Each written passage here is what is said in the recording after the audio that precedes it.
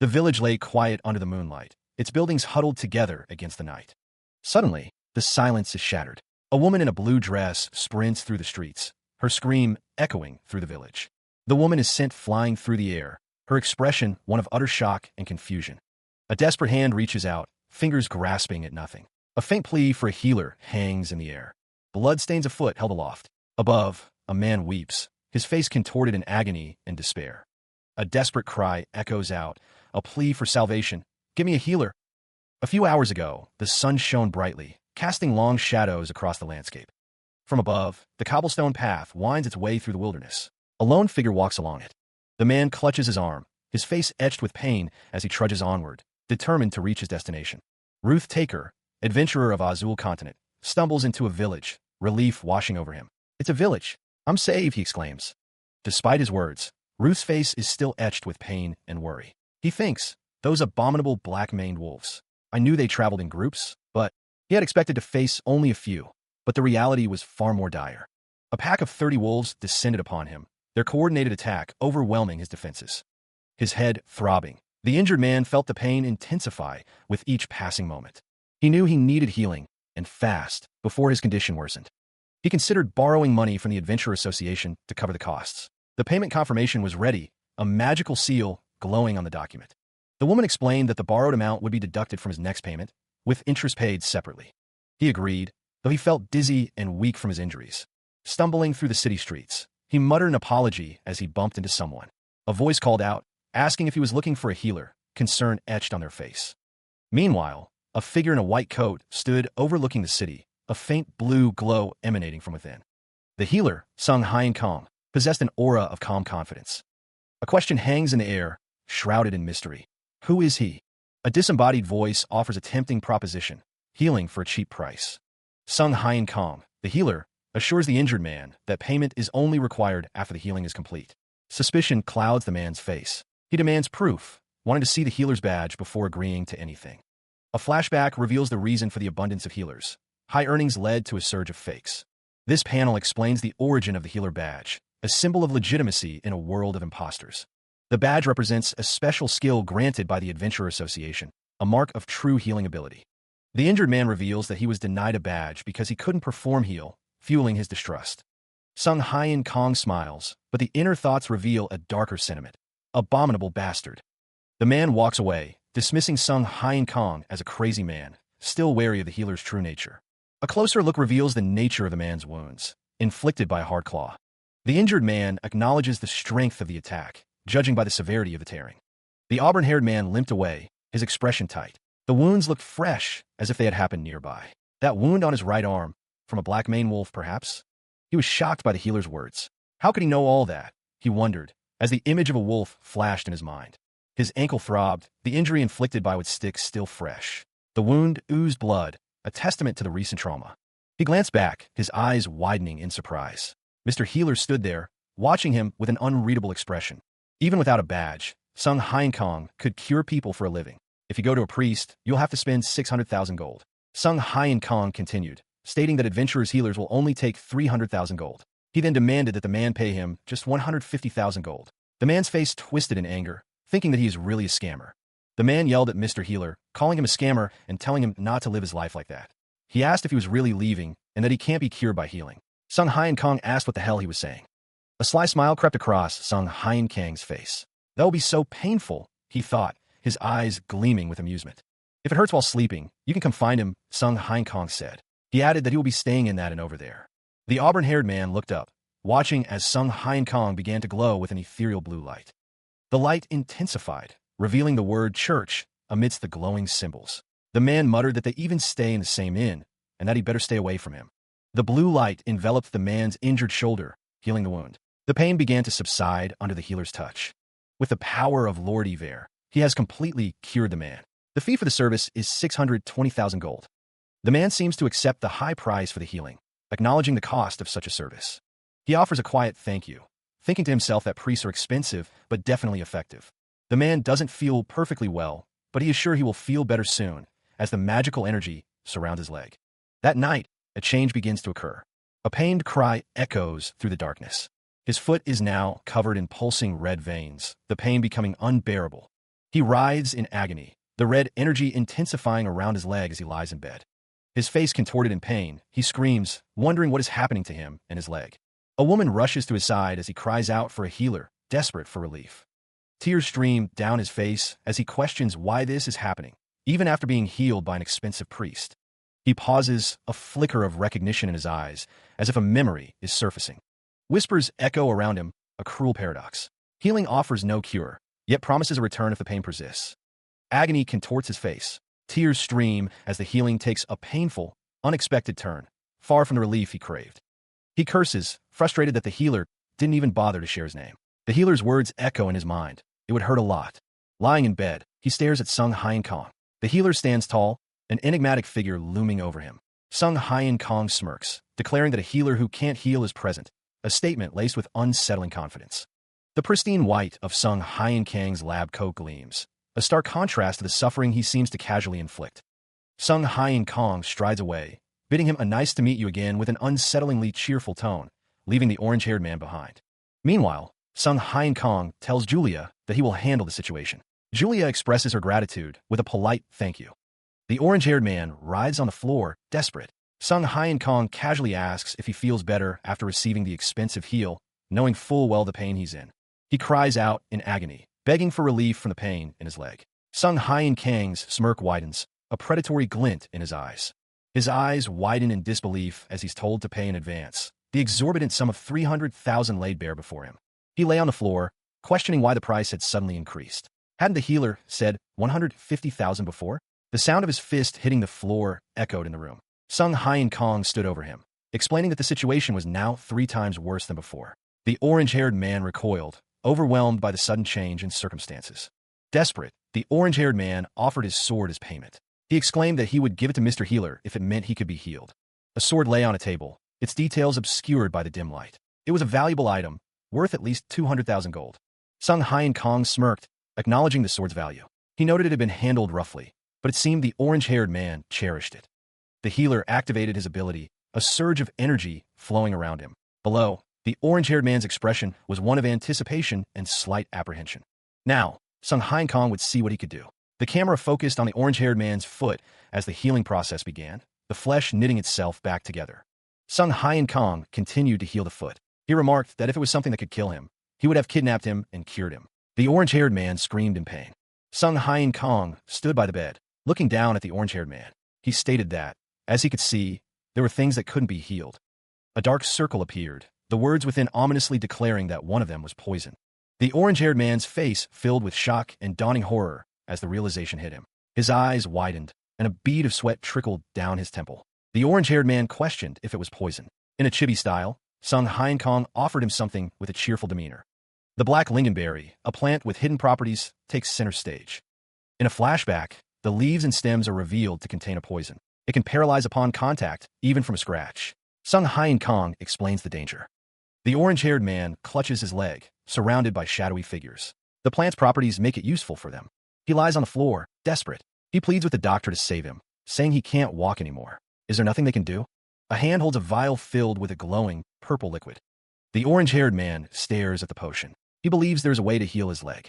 Sung Hyen Kong holds the man's leg, a purple glow emanating around it. The orange-haired man asks if he is planning to use that. The antidote, derived from the black lingonberry, should be applied directly to the wound. The poison manifests visibly on his leg.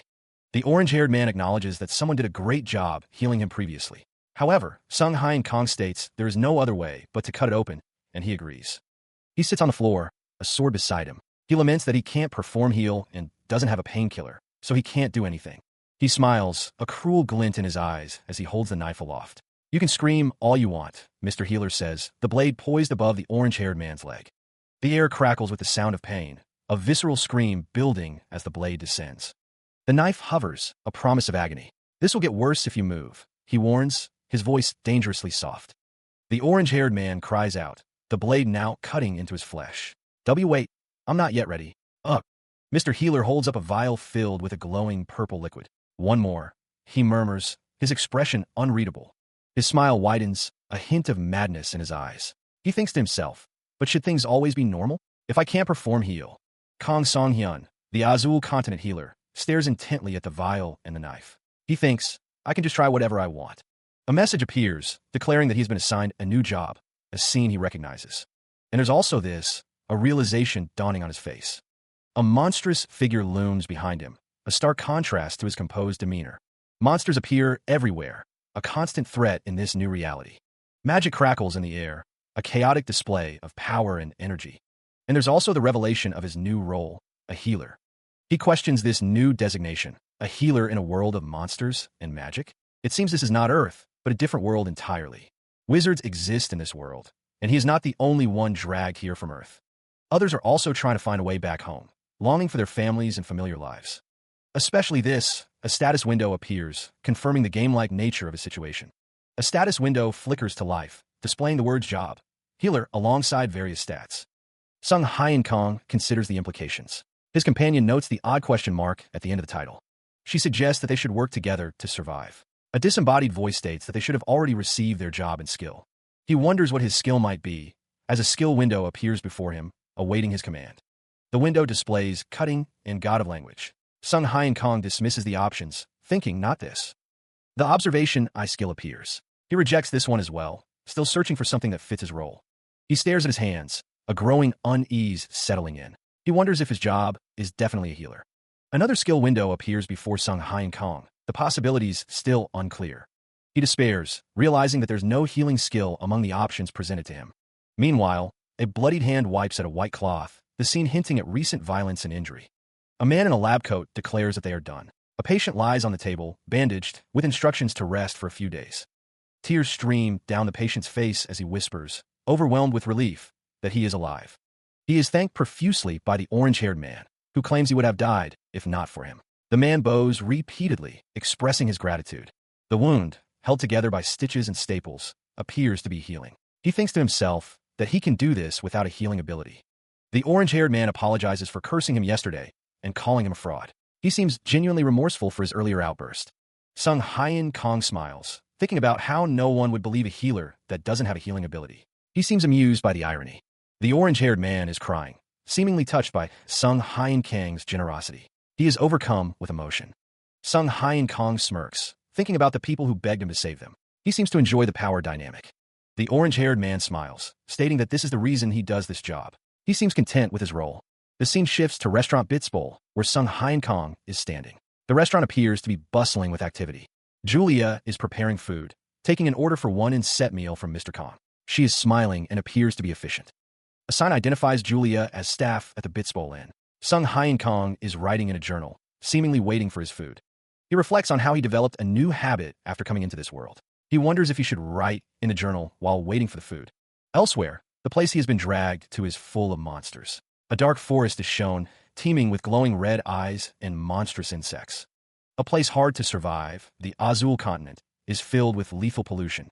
The city sits in the distance, surrounded by the strange, purple-tinged waters. Elsewhere, a large, armored creature stands in a snowy landscape. Back at the restaurant, Sung Hyen Kong winces slightly, reacting to something. Julia, nearby, expresses surprise, her eyes widening. She exclaims that he startled her, her expression a mix of shock and amusement. Mr. Healer asks to see her wound, but Julia insists it's nothing serious. He thinks to himself that he is tired of such arguments. Activating his eye of observation, he prepares to examine her. The injuries and physical condition of Julia are displayed through the interface. The scan detects an abnormal condition, bleeding from a knife cut on her left index finger. Sung Hyen Kong assures her it's not serious, but points out she won't be able to prepare the dishes if she hurts her hand. He uses the bleeding control skill, apologizing for the trouble as a golden light surrounds Julia's hand. The bleeding stops.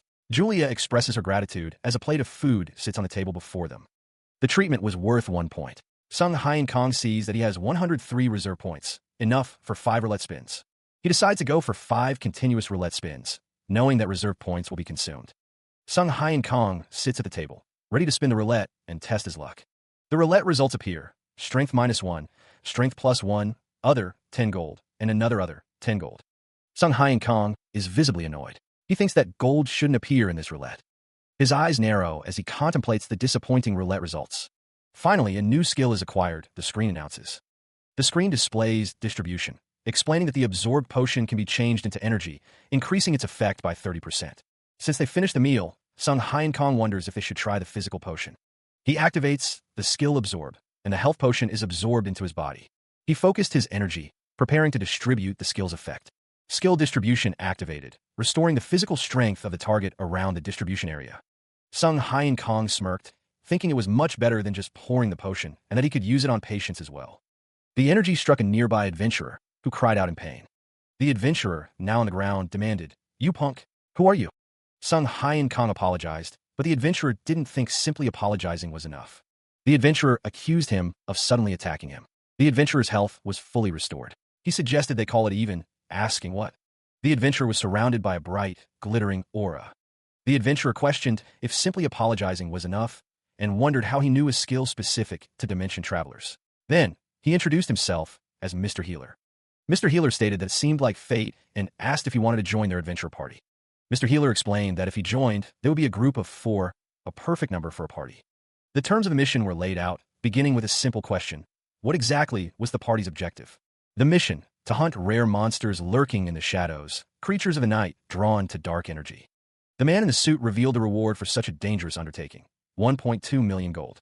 The man emphasized the value of the reward, holding up a finger to punctuate his point. The man considered the party's composition, noting a critical absence. There wasn't any healer among them. Meanwhile, at the Adventurers Association, a different conversation was unfolding.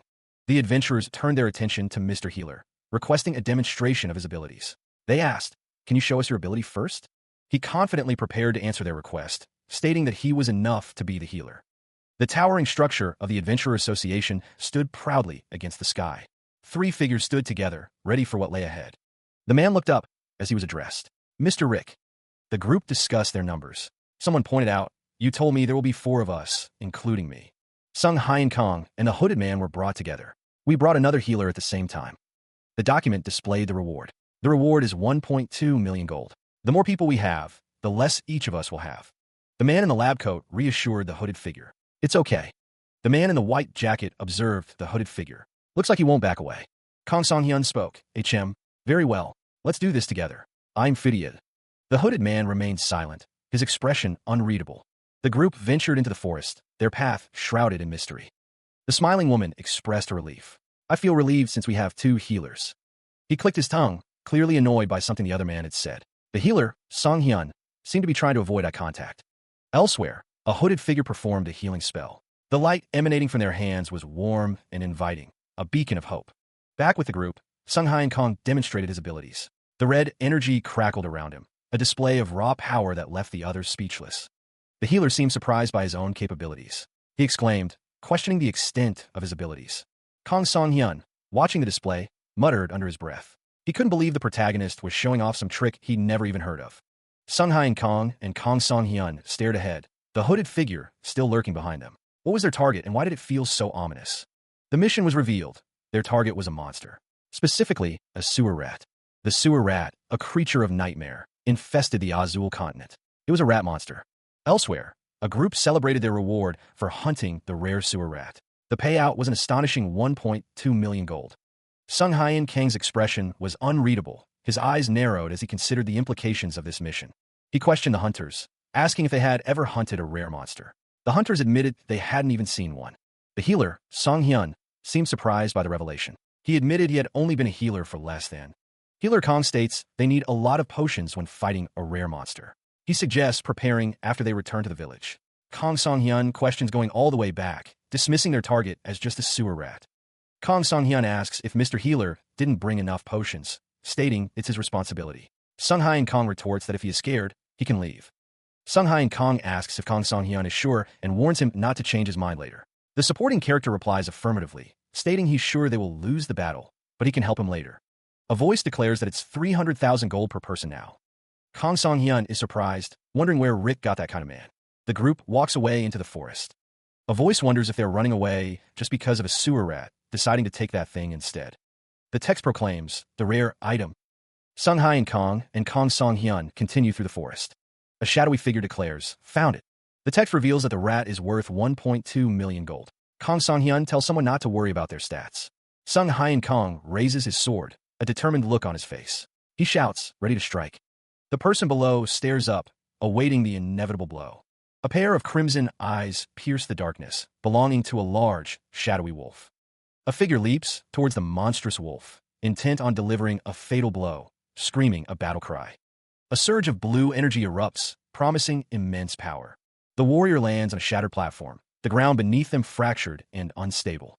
Mr. Healer glances around, searching for something that has vanished from sight. He wonders where it went. The wolf-like creature is now surrounded by a swirling vortex of purple energy as the warrior faces it, questioning what is happening. Mr. Healer is asked if he is all right, as he grits his teeth. He insists that he is fine and urges them to hurry. Kong Song-hyun prepares to cast a spell, declaring that he will give them an attack buff. Kong Song-hyun's eyes widen with concern as he focuses his power. The two companions look up, sensing a tremor in the earth. One wonders if it is an earthquake, while the other questions what it could be. A towering figure of shadow descends, its presence radiating palpable dread. The dark entity unleashes a horrifying shriek, the sound laced with pure agony. A figure is sent flying as another, wielding a blade, stands their ground against the encroaching darkness. Damn it, Henry thinks, reeling from the blow. This doesn't make any sense, he realizes. The bleeding figure cries out, wondering how they could have lost so quickly. Another figure flees, prompting Henry to curse their cowardice for running away alone.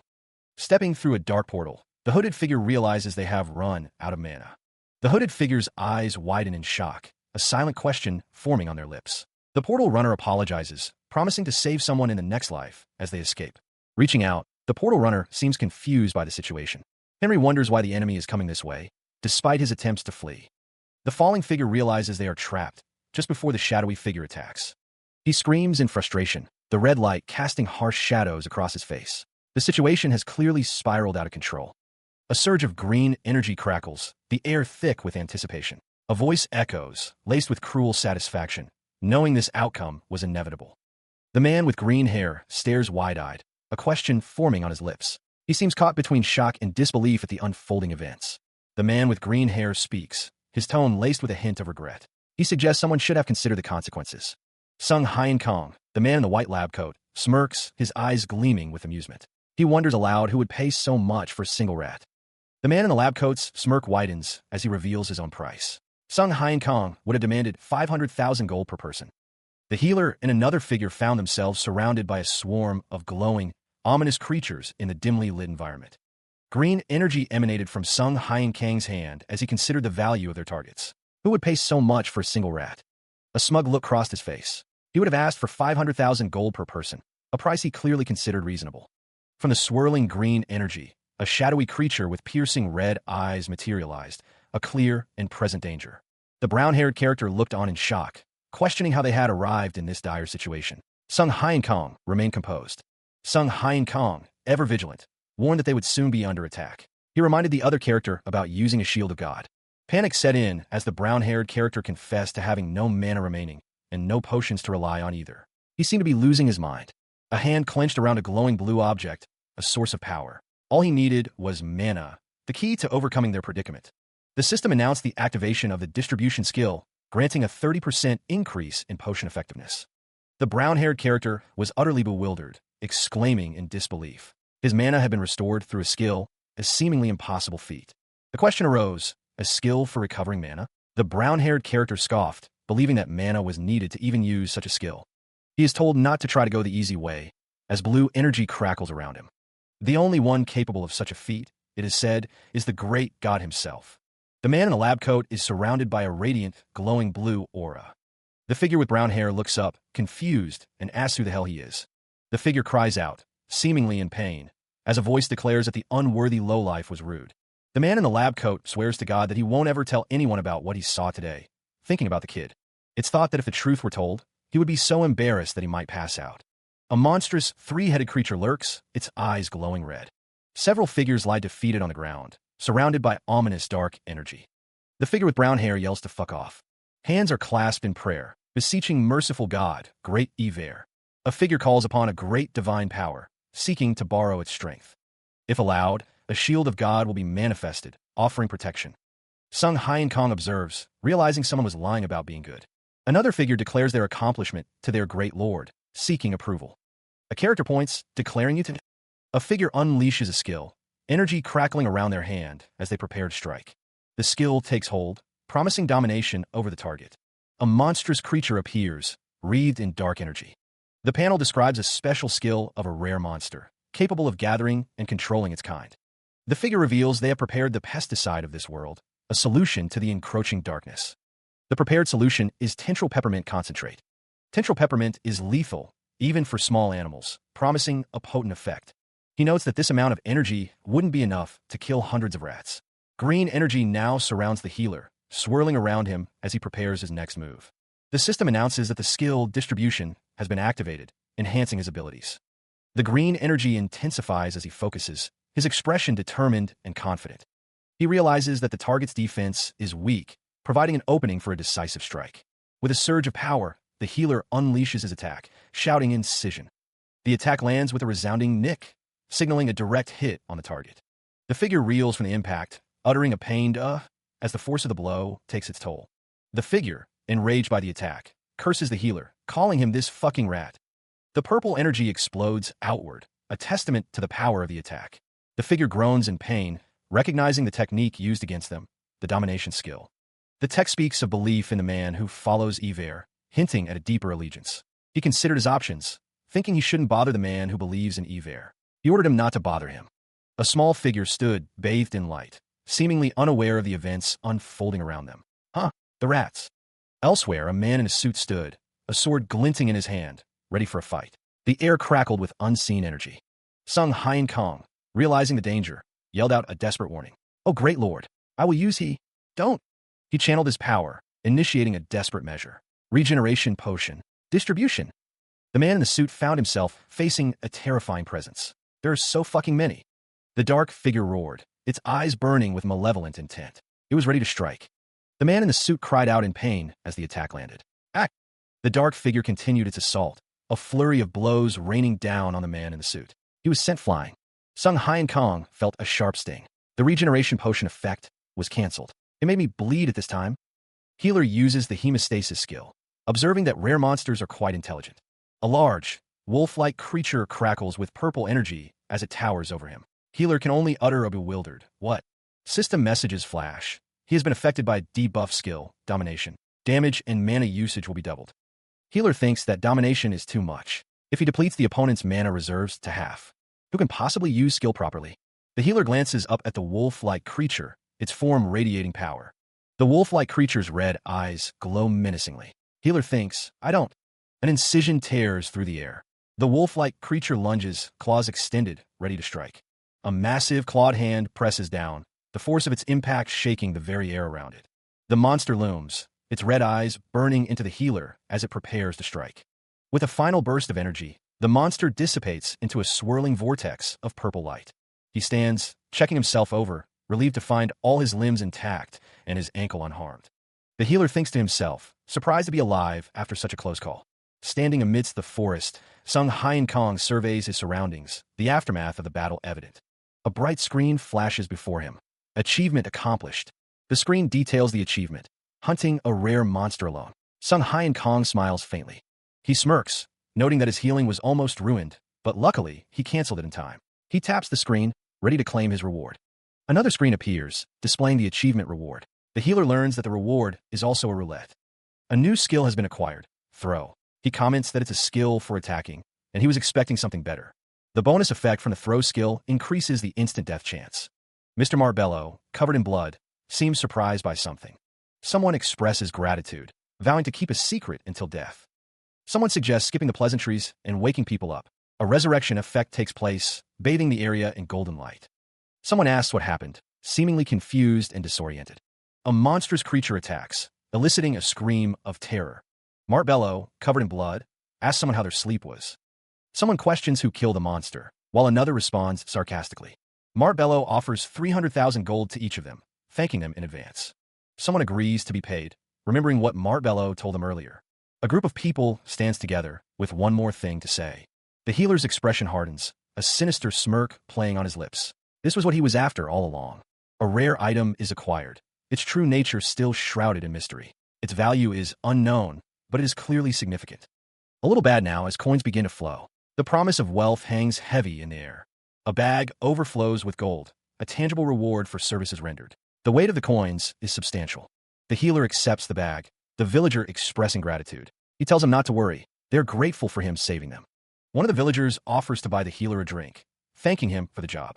Another villager says they are leaving for their hometown tomorrow, so drinking would be difficult. The villagers explain that all three of them came from the same village. They almost had a group funeral while trying to earn some money, so they will quit being an adventurer. The healer reflects on the risks and rewards of adventuring. An adventurer can earn a lot of money quickly, but the villagers stand together, the speaker warning that it comes with an equally big risk. The faces of the villagers show a mix of relief and apprehension. The healer asks one of the villagers what about him, but the villager says he doesn't drink. The healer seems surprised. The healer suggests that they pretend they don't know each other from now on. He will do that too, a bit surprised. He stares, bewildered, as a woman seems to radiate light. The healer wonders if he accidentally turned someone into a fanatic. The healer reflects on the situation. Had he somehow transformed an ordinary person into a lunatic? Sung Hai and Kong sighs, deciding there's nothing he can do about it now. He resolves to get the item he holds graded. Meanwhile, the healer approaches the artifact appraisal store, ready to learn the value of his recent acquisition. Inside, a man with an eye patch stands ready to assist. He welcomes Sung Hai and Kong to the artifact appraisal store of the Adventure Association. Items acquired for monster hunts are sealed in crystal shapes. The text explains that the item can be used once unsealed. Sung Hai and Kong approaches the counter. He states that he came to appraise the purple orb. The appraiser says, "Let's see." The appraiser peers at the orb. He wonders if the item is better than he expected upon first glance. The appraiser prepares to examine the item more closely. He states that he will start now, his hand glowing. The appraiser's eyes magnified as he intensely studies the purple orb, searching for any imperfections. The purple orb rests on a glowing appraisal table. The item is classified as C-class. The appraiser explains that the artifact is a charm with a small life. He offers 120,000 gold if Sung Hai and Kong sells it to their store. He holds up the vial, the green liquid swirling within its glass confines as he examines it closely. A purple orb sits nearby. A voice wonders what he is doing with the Latasia potion. The vial contains a substance that reacts violently with blood. The knife, it's said, was used to kill a rare monster.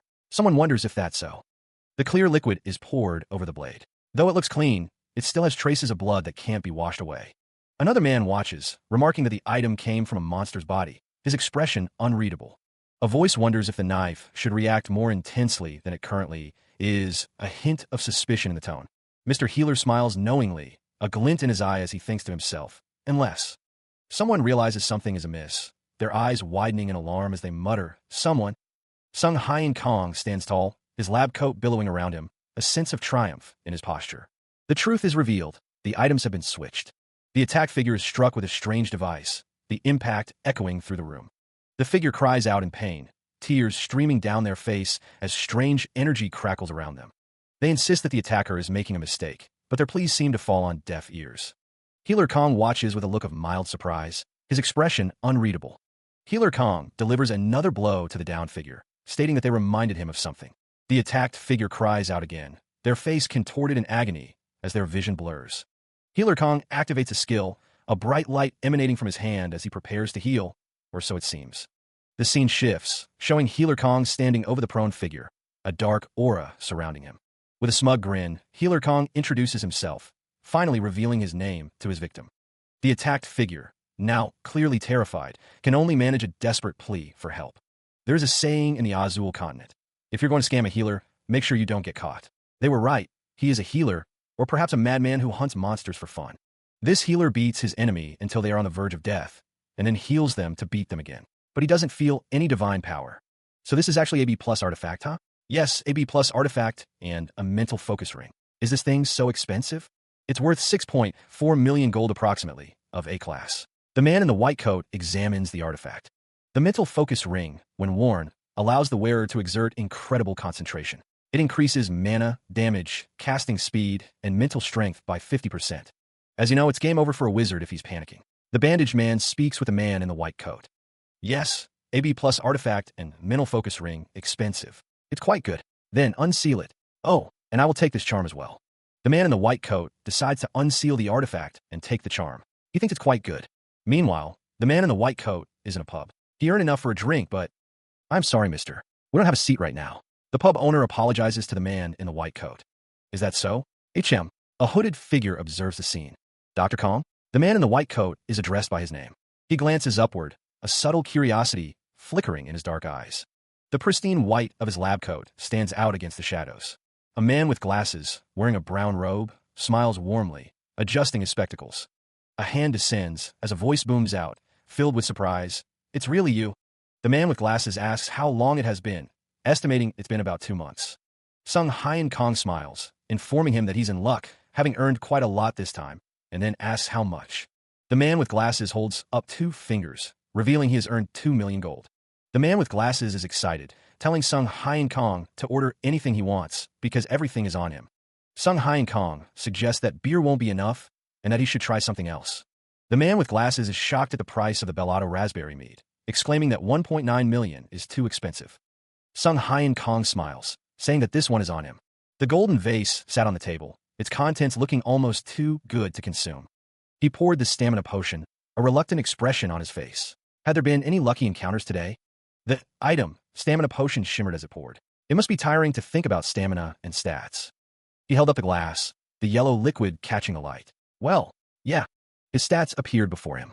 Stamina was a stat that's different from strength. He didn't have to use a potion since it could recover through rest, but he knew he couldn't use the skills without it. Since the beginning, he only didn't have mana. He thought maybe it was because he was not from the Azul continent, but Kim Ho-jung, the other dimension traveler, had it. Kim Ho-jung asked if it wasn't still better than how he did it. Sung Hyen Kong thought it wasn't uncomfortable to use skill. It had the advantages. The mana potions were really expensive. Kim Ho-jung raised his glass, suggesting they drink as the crazy concept buddies. He toasted to the people like them who live in the Azul continent. The glasses clinked together with shitty ability. Kim Ho-jung held up his glass, stating there was a reason it's so expensive. Kim Ho-jung asked what it was and if it was something important as they sat at the table. Healer sighs, noting the crowd. He asked to turn off the communication of God skill. The skill is cancelled. Murmurs can be heard about stolen money and excessive drinking. Kim Ho-jung wonders if he's found a way back home, but Sung Hyen Kong says he's expecting too much. Kim Ho-jung sips his drink, thinking he got a new skill, but there is something weird about it. The skill is described as a skill with a black star, called Throw, with increased accuracy and damage. Kim Ho-jung thinks it's the first time he's seen something like this, and it's way better than a normal skill. He wonders if he should try killing a rare monster alone. Kim Ho-jung exclaims, remembering someone who was in a party with him mentioning a black star skill. Healer asks who he is talking about. Kim Ho-jung thinks his name was Kim Ji-hyung, or Kim Jaeong, or Kim Jin-hyung. Kim Ho-jung suggests calling him Kim Ji-hyung, but the healer says he can't decide on someone else's name like that. Kim Ho-jung recalls that the guy was really strong. Blue energy crackles as someone is attacked. He killed everything by himself. Kim Ho-jung remembers asking him what he ate to grow that strong.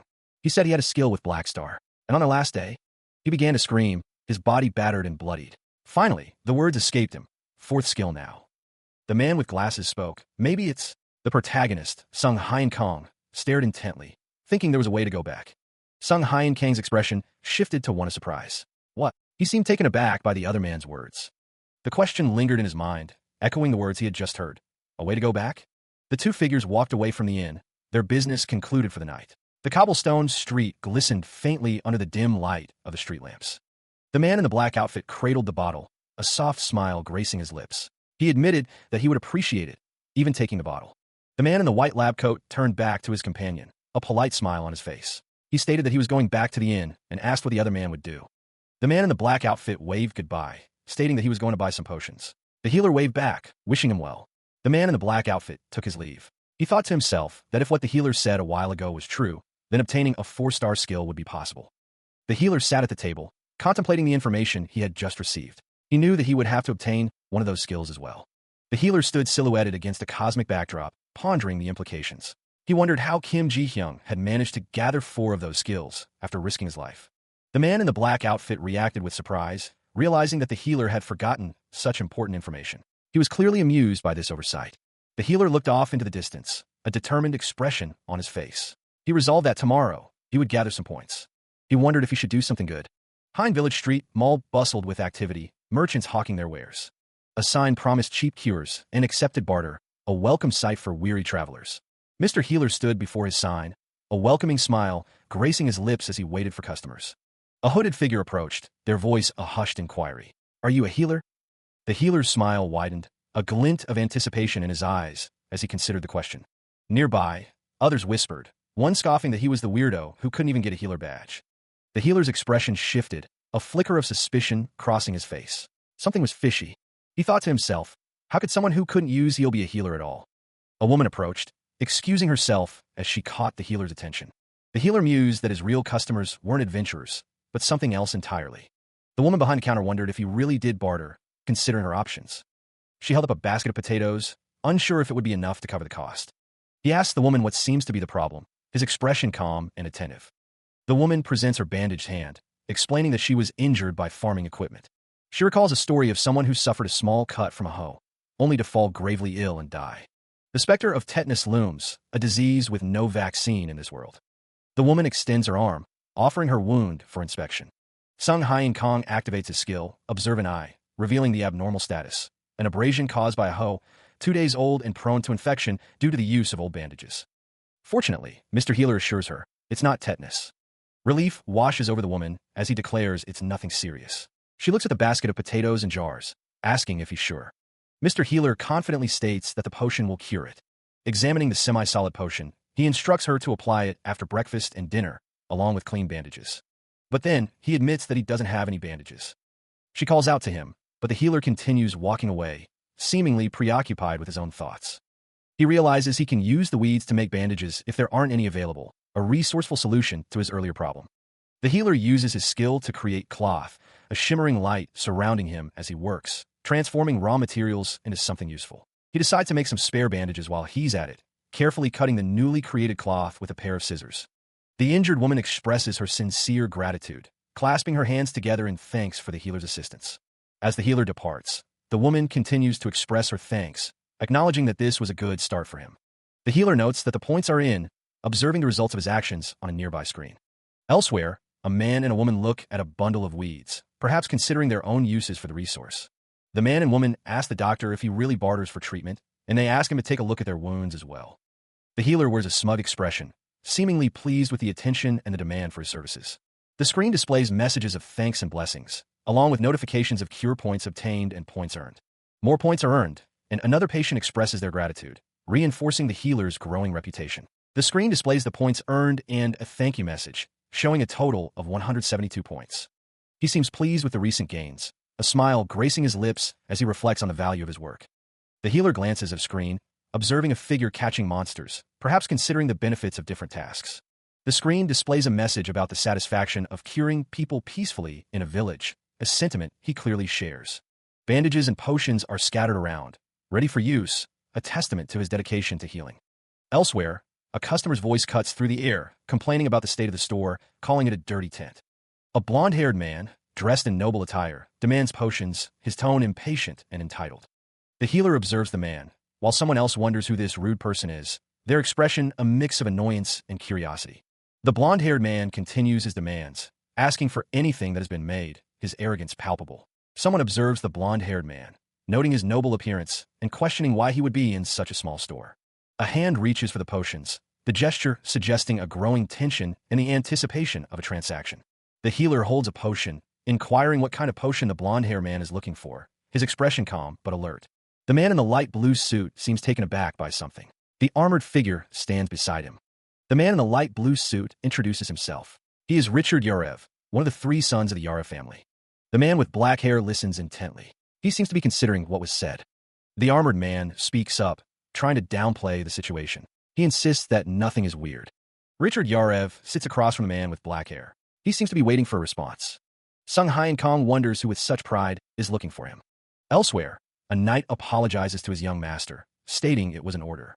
Mr. Healer hands over a bag, the contents unseen.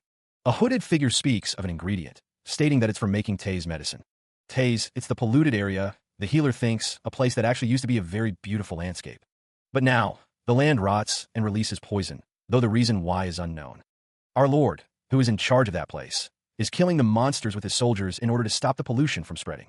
The healer wonders if he was exposed to the pollution during the process. The knight explains that one of the servants from a mansion told them that he had received a potion from his place. Currently, the cure for the poison is being supplied from a place far away from here, but it's not going well, the blonde man thinks. So that's why the precious young master came here personally. Sung Hyen Kong realizes, for exposure to pollution, a semi-fluid potion is better than a liquid potion. He sits, a bottle clutched in his hands, power swirling around him. A voice echoes, declaring that only he can accomplish the task at hand. The man in the suit makes sure the blonde-haired man understands the situation. The blonde-haired man promises a better store if Sung Hyen Kong impresses his father. Sung Hyen Kong smiles, explaining that this means receiving a debt that can never be repaid. The blonde-haired man insists it's an honor and orders him to make the potion, but he refuses. Sung Hyun Kang's smile remains, even as the blonde-haired man's frustration grows. The blonde-haired man, enraged, demands to know what he just said.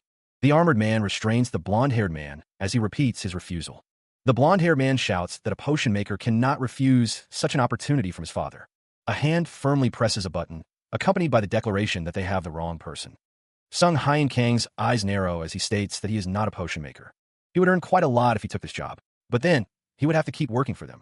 The screen displays 172 accumulated points, and the blonde-haired man watches from the background. Sung Hyun Kang looks on with a slight smile, seemingly unconcerned by the other man's presence. The blonde-haired man's expression shifts to anger. He shouts, calling him a fucking rude punk, his face contorted with rage. Sung Hyun Kang walks away, seemingly unfazed by the outburst. The blonde-haired man yells after him, questioning if he is a healer and calling it bullshit. A desperate cry pierces the air. Someone is holding another, pleading.com. Help me. The held person seems to be losing consciousness. The injured person is cradled in someone's arms, blood staining their clothes. They weakly cry out for a doctor for their sister.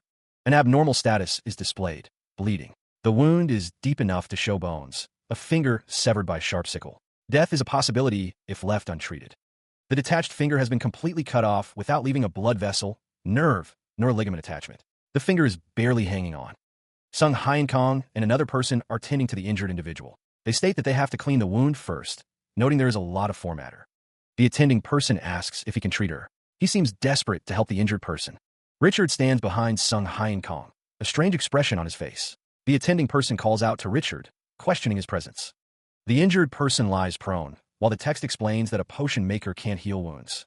Sung Hyun Kang raises his hand, a bright light emanating from his palm, declaring light of cure. Sung Hyun Kang states that only a healer like him can heal the wound, as the light intensifies. He wonders to himself if Sung Hyun Kang was a healer. The attendant asks Sung Hyun Kang to reattach the finger, but Sung Hyun Kang questions why he would do that. The attendant wonders if a lowly commoner like him has enough money to pay Sung Hyun Kang. Sung Hyun Kang states that if they ask him for forgiveness for being arrogant, he might consider it. He watches as the attendant is told to follow orders, and that mercy will be shown to the commoner. The attendant questions if Sung Hyun Kang will really heal a commoner, thinking a noble wouldn't do that unless he's insane. Richard thinks to himself that Sung Hyun Kang seems like he really needs the potion. Sung Hyun Kang tells the injured person that they don't have to do that, and he will do it himself. Richard asks how Sung Hyun Kang is going to do that. He prepares his tools, focusing intently on the task at hand. The process involves stitching, cleaning, and stopping the bleeding. Sung Hyun Kang is glad he prepared the saline solution in advance, blowing air from his mouth. Richard, in a flashback, questions the method. He tells the others to stop distracting the healer. Richard bets his lucky necklace that Sung Hyun Kang can't do it. Richard proposes a deal. If he succeeds, Sung Hyun Kang will heal commoners for free for 3 days and provide free meals. The words, "Young Master Richard," appear as Richard smiles with a sinister expression. Richard warns that if he fails, he must make the potion they want and never claim to be a healer again. Sung Hyun Kang simply replies that he said he would stitch it, but it's quite a difficult situation. If he was using ordinary thread, it would be a problem, but he is using skill, thread making. Sung Hyun Kang prepares the mana potion and the thread making skill. With this, he can make a thread that's almost suitable for surgery. Now using skill, observe an eye. He scowls, wondering how a potion maker dares waste his valuable time like this.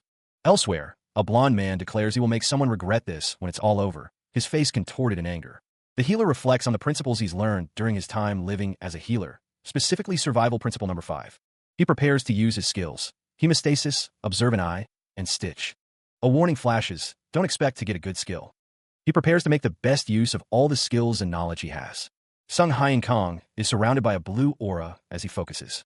His hands move with precision, utilizing his skills. The surgery is incredibly complex, but the healer is confident that with the right skill, he can accomplish anything. It would take a lot of mental strength to connect the severed nerves one by one, but he is determined to succeed. It's worth the rare items, he thinks, as a notification appears, indicating his mental strength has greatly increased due to the mental focus ring. The healer focuses intently, his brow furrowed in concentration. Okay, now if I stitch the skin. He grits his teeth, realizing his stamina is draining rapidly. He can see his health and stamina bars decreasing. He continues to work, focusing intently on the task at hand. Just a little more. Just a little more, he thinks, as he continues to manipulate the energy around the hand. The healer smiles slightly, a bead of sweat trickling down his temple. Okay.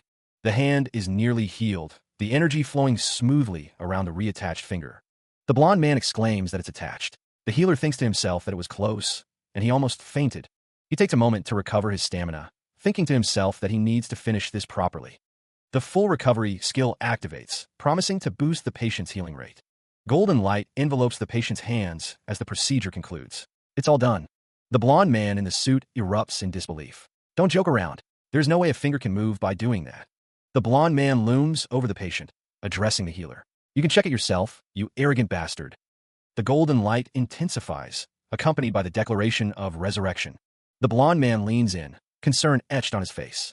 Can you hear me well? He urges the patient to test their restored limb. Can you clench your hand and open it? The blond man's expression shifts to relief. The healer, however, looks stunned. Good. That's enough. Impossible. In a chibi style, the blond man confronts the healer. Still remember what you said a while ago. The blond man declares, to keep the promise you made in the name of Great Yorev. Two armored figures express their outrage. How dare potion maker? Enraged, the blond man destroys something. Damn it. He examines a necklace of luck, its description promising increased luck when equipped. Nearby, an armored figure stands guard. A boy with gray hair expresses his gratitude. He wonders if Dr. Kong will keep his promise. The boy's companion playfully pinches his cheek. He asks if the doctor will keep his promise. Sung Hyen Kong smirks, clasping his hands together. He instructs someone to spread the rumors around. Elsewhere, the armored figure walks alongside a man in a suit, seemingly guarding him. Meanwhile, a woman in a maid outfit leans forward, asking Dr. Kong if he has heard about the rumor. Sung Hyen Kong reacts to the mention of a rumor, looking somewhat tired. Elsewhere, the text explains that the young master of the Yarev family opened a free clinic in the city square, providing free meals and attracting many people. Sung Hyen Kong states that he'll be fine, as it's good enough that numerous people can get free treatment. The woman in the maid outfit happily announces that she got some potatoes, offering them to someone named Ms. Julia. The woman states she will cook something delicious to help someone regain their energy, expressing her gratitude. He initiated the roulette 10 times, costing him 200 points. The roulette results appeared: miscellaneous gold, a health potion, and stat increases. He mused that it was strange to get skills so many times, unlike the last time he used the roulette. But still, a crystal of vitality and an inventory extension appeared before him. He obtained another space in his inventory by using the inventory extension, thinking the stamina ingredient was useful. Someone off-panel asked if that was a crystal, and Mr. Hojung noted that he was also staying here, adding that the place had delicious food. The man with black hair was told he was lucky to get the crystal, and he asked if it was for strengthening a crystal. Mr. Hojung, the benevolent man, offered the crystal to him, saying he didn't need it. Mr. Hojung stated that he would earn a lot if he sold the crystal, asking if he wouldn't take it, but he thanked him. The man with black hair stared intently. Mr. Hojung asked if he hadn't sold that ring yet, and if he was going to keep using it, but he just stuttered a response. Mr. Hojung noted that it was quite expensive, so it was hard to sell anyway, and he responded with, "Oh." He wondered aloud if he should suggest a store to visit. The sign above the door read, "Weapon Store." He entered the store, noting that it wasn't a bad suggestion for Mr. Kim Hojung. Mr. Hojung looked up from behind the counter. He announced that he was there to sell some items. He examined the necklace, noticing the crystal of luck had a crack. The protagonist considered that he could sell the necklace for 3 million gold. Mr. Hojung held up a ring. He remarked that it was quite a rare item. Mr. Hojung said he would check the recent transaction history. He decided he would just take a look around the store. Mr. Hojung told him to please feel free to do so. He wondered if there were any useful weapons around. He considered appraising the crossbow's performance, thinking it would be nice to have a ranged weapon. Arcane energy began to crackle around him. He was surprised as blue energy emanated from his hand. He stares, a surge of blue energy swirling around him. What is this? Mr. Healer wonders, his expression a mix of confusion and concern. A command flashes before him, stark and unavoidable. The message is clear: get that, no matter what. The screen displays an advertisement, but a prompt appears, urging him to get that. No matter what, the system seems determined to give him something, a crossbow materializing on the screen. He wonders aloud if he should get the crossbow. He reflects on the countless messages he has received until now. The roulette used 200 points, resulting in miscellaneous items and 10 gold. He absorbed a health potion, but the message feels different, not human-like. He notes that this one feels different. He feels as though something is keeping an eye on him. His eyes narrow, a sense of unease washing over him. The man with the apron asks if there is a problem, apologizing for his interruption. He is thinking about something, his expression thoughtful as he glances at the man with the apron. He wonders if the crossbow is some kind of special weapon, realizing it must be Freika's crossbow. A precious weapon, recently found in the relics, is placed inside Freika's pocket. If an item is put inside this pocket, It will transform into an arrow. The man with gray hair holds the crossbow, ready to fire. The crossbow fires, releasing a golden arrow with a resounding swoosh.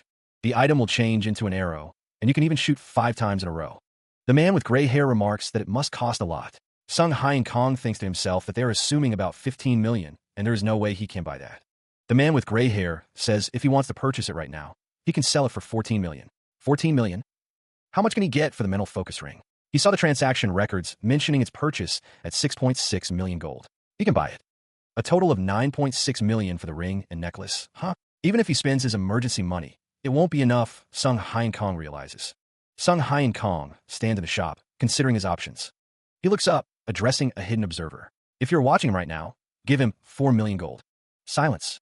He retorts, suggesting that if a shopkeeper wants him to buy something, he should at least give him money. The shopkeeper is asked if he has enough money to register the item as reserved. He wonders if the shopkeeper can do that for him. The shopkeeper chuckles, saying that judging by the items he's brought, he's sure he can earn that much money real quick. Sung Hyun Kong thinks to himself that he now understands why Mr. Kim Jung-go recommended this store, and thanks him. He asks if there is anything else he needs, and then asks for a brooch like a buffing ornament. Elsewhere, the Adventure Association building stands tall, promising opportunities for those seeking to make a living through quests. Back at the shop, he examines a brooch of vitality, a stamina-increasing item with a strengthened option. A mission board is plastered with notices, one of which tells readers to just fuck off if they are done reading. A crowd gathers, seeking a job for the adventurers, their faces filled with determination and hope. A character with glasses states that they only have 5,000 golds. He realizes he was poorer than he imagined, and wonders if they might never be able to return home. He considers the clues he's gathered, wondering who brought them to this place.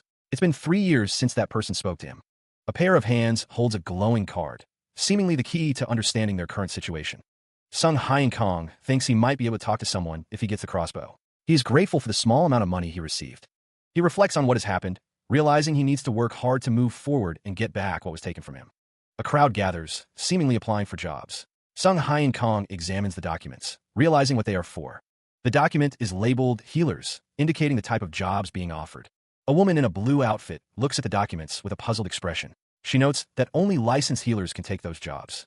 Someone is told that even though they have done so much, they can't be registered. The woman assures them she is just looking through the documents. The woman is surprised, realizing that everything is already in progress. She looks at the documents with a worried expression. Sung Hyun Kong has an epiphany, realizing something important. The document reads, "Urgent need of a healer," specifying that the bleeding on the patient's leg won't stop. It details the requirements for the job. The woman asks Dr. Kong if he left something behind. He replies that he was just looking for the address. He spots his target down the hall, a thought forming in his mind. Nearby, the priest offers a blessing, his words echoing with solemnity. Sung Hyun Kong observes the priest, questioning the nature of his profession and wondering if he is a wandering priest. Elsewhere, a man asks the priest to hurry and remove a bandage, as Ms. Lena is tired. Sung Hyun Kong activates his observant eye skill, preparing to analyze the situation. The system reveals the patient's abnormal status, bleeding due to infection caused by a cut from something sharp, with fine teeth marks detected on the wound. The priest assures someone that they can be relieved, his form radiating a soft light. A hand is shown, perhaps the one that was injured. Sung Hyun Kong confronts the priest, questioning his identity.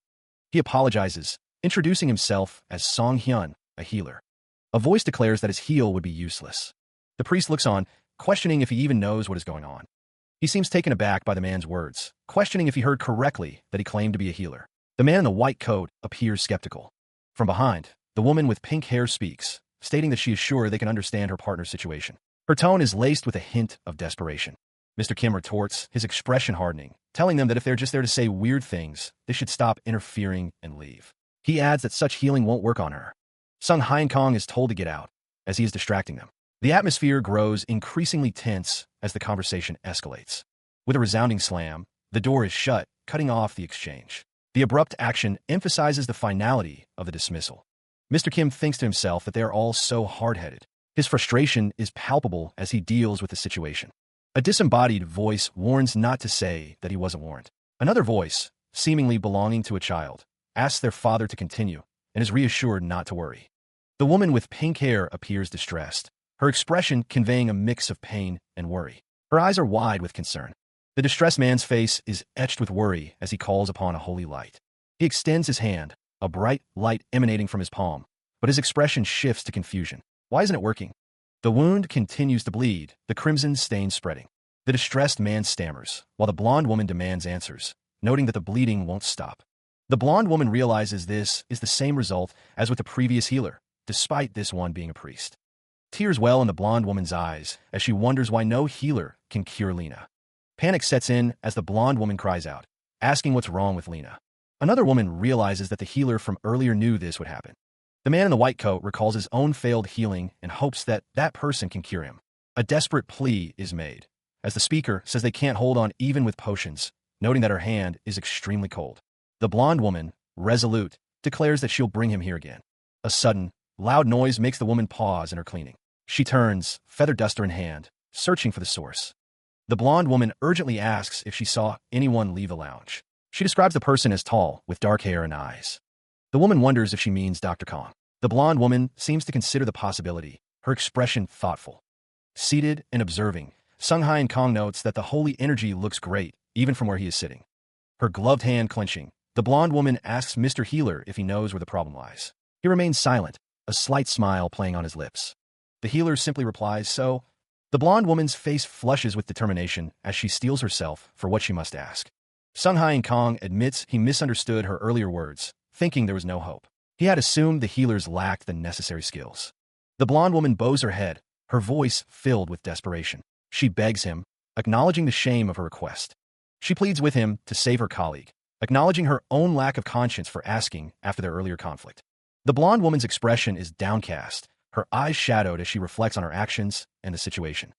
The blonde woman, looking up, asks what Sunghai and Kong is doing, her tone a mix of curiosity and concern. Sunghai and Kong states that he must see the patient quickly, his expression suggesting a newfound urgency. A memory surfaces, depicting a blonde woman speaking to another, suggesting the other was acting as if they were going to help. Hughes Finn believes one should figure out the cause before blindly resorting to heal. The wandering priest strokes his chin, lost in thought. Heavy Finn, wundering Brust. Hughes Finn declares that healing won't work, implying the woman is poisoned. Hughes Finn boasts that he not only heals, but has also researched around 100 poisons to master his detoxification skill. The wandering priest prides himself on being proficient in poison, guaranteeing that the patient isn't poisoned. He's slyly bragging about himself, a specific trait of healers, but Mr. Healer didn't say it was because of poison either. The healer asks the woman her name, and she responds, Lena. Mr. Healer tells Ms. Lena he's going to take a look at her wound, asking how she got it, showing the bloody wound. A week prior, it wasn't a really strong monster. In fact, it was just an insignificant wound in the beginning. She reveals that she was also attacked. Sunghai and Kong listens intently, while Hughes Finn stands by, observing the situation. The events leading up to her arrival at the village are shown. First, an attack by rock moles, then chased by a group of goblins in the jungle. The flashback continues, showing a group of crocodiles in Mica Swamp. They went through all kinds of hardships, barely reaching the village before her state worsened. Sunghai and Kong looks on with a knowing expression. The older man looks on with concern. Lena asks if she feels pain due to the wound, stating that this is her last question. She says no, and that come to think of it, it doesn't hurt at all. Hughes Finn is in the background. Sunghai and Kong exclaims, questioning why she is only now revealing such an important fact. He adds that she didn't notice that it didn't hurt. Hughes Finn thinks something was strange, but the panel shows an image of black magic. The text describes a skill dealing with black mana that is opposite to holy power. It's obvious that healing doesn't work if it's cursed. Sunghai and Kong tells Hughes Finn to calm down, stating that it's not black magic. Sunghai and Kong continues, saying that if it were a curse, healing it would have actually dealt more damage, but everything was in vain. Sunghai and Kong declares that there's the answer, holding up a vial. Distribution and absorption skills are being applied consecutively, a surge of power flowing through the air. Green energy surrounds Lena, focusing on the wound on her leg. The bleeding is stopping. Hughes Finn looks on, surprised by the sudden change. Sunghai and Kong concentrates, focusing control mint. There's nothing better but a homemade potion to catch bugs, he thinks. Lena looks worried, her expression conveying a deep concern. It may not be obvious due to the blood, but there are fine teeth marks. It was mentioned earlier that they passed by Mica Swamp. Due to its traits, the swamp is a habitat of numerous bug monsters. Lena's wound was neglected while passing the swamp. Yes, it wasn't immediately treated, but the same went for Lizzie, Lena thinks. Where did the two of you get injured from the rock mole's attack? Hughes Finn asks, showing his palm. It was the back of my palm and my cheeks, while for Lena, other than her leg, nowhere else. Lena was the only one whose wounds got in the water. That's right. The route of infection is inside the swamp, Sunghai and Kong explains. So only Lena's wounds that came into contact with the water were infected by. He realizes that there's a foreign object in her leg. Healing will obviously not stop the bleeding, as he finally understands the situation. Nearby, the blonde-haired woman wonders if it is over now. The woman with pink hair responds that this is just a temporary measure. The man with black hair thinks that the fact that it doesn't hurt at all means that the bug possesses anesthetic skill. He believes it's a pretty high-level skill for a bug. And among such bugs, Lena is sent flying backwards, blood spraying around her as she falls. A hand grips a blade tightly, ready to strike. There's no weak species that will die just because of taking medicine once. The blade finds its mark, impacting with a sickening thud. Blood erupts from the wound. A grotesque, worm-like creature with rows of sharp teeth is revealed, the source of the infection. The woman's sword glistened with fresh blood, a testament to the battle she had just endured. The monster scoffed, declaring that no weak monster would die simply from taking medicine. Her eyes widened, a silent scream trapped in her throat as she witnessed the impossible. A surge of purple energy erupted, engulfing the woman in its destructive embrace. The purple energy intensified, a swirling vortex of raw power and destruction. Sung Hyen Kong stared in disbelief, questioning what he was witnessing. The healer gripped his knife, his expression hardening as he prepared for what was to come. The black swamp leech dismissed the attack as a mere nuisance, unfazed by the chaos around it. The woman cried out as the energy grew, the attack intensifying with each passing moment. The woman was thrown back by the blast as Sung Hyen Kong watched, his face a mask of concern. He and another figure plummet through the air, surrounded by ominous purple energy. That bastard, someone thinks, as the sewer grate looms below. It's planning to escape through the sewer. A voice booms from somewhere. Sung Hyen Kong shouts, demanding someone get a weapon and hurry. He skids across the ground, lab coat billowing behind him. The protagonist grips a knife, preparing to strike the monster's form. The monster's maw gapes open, a horrifying array of teeth on display. Sung Hyen Kong slashes at the creature with his knife, a burst of energy erupting. He cries out, clutching his fist, the effort taking its toll. Since it's been sucking human blood for one whole week, it is expected to be strong, a voice narrates. He stands, energy crackling around him, ready to continue the fight. Even taking all those factors into account, isn't this still too fast, someone thinks as the tentacle whips through the air. He swings the blade of light, the energy arcing through the air. A foot comes down hard, impacting the ground with a resounding crash. The blonde-haired woman struggles against an unseen force, her expression determined. She grits her teeth, declaring she won't give in. Her face contorted with rage, she vows that she won't let the enemy escape. Despite her resolve, she plummets downwards, seemingly unable to stop her fall. The spotted, fleshy monster recoils violently, as if struck by a powerful blow. Scrambling to her hands and knees, the blonde-haired woman's eyes burn with defiance. She vows that she won't let go. Ms. Lizzie shouts, recognizing the monster as the one who tried to kill Lena. The woman covers her ears, a pain scream escaping her lips as the monster looms. The monster is stomped on, the force of the impact shaking the room. Sung Hyen Kong brings his blade down upon the monster, the energy crackling around him. The narration explains that this monster uses the blood it has sucked as its energy source. He grips the sword tightly, knowing if he attacks a little longer, it will lose all its blood and dry out. The monster visibly deteriorates. The creature is already much smaller than it was a while ago, its form shrinking. The monster recoils, its body continuing to shrink and lose mass. The scene shifts to a view of the building where the battle is taking place. Inside, the view looks out toward the window, the monster's presence felt. The monster is hit by an attack, and Sung Hyen Kong looks on with determination. Sung Hyen Kong apologizes to Miss Julia, who is cleaning nearby. The monster is near the town's canal.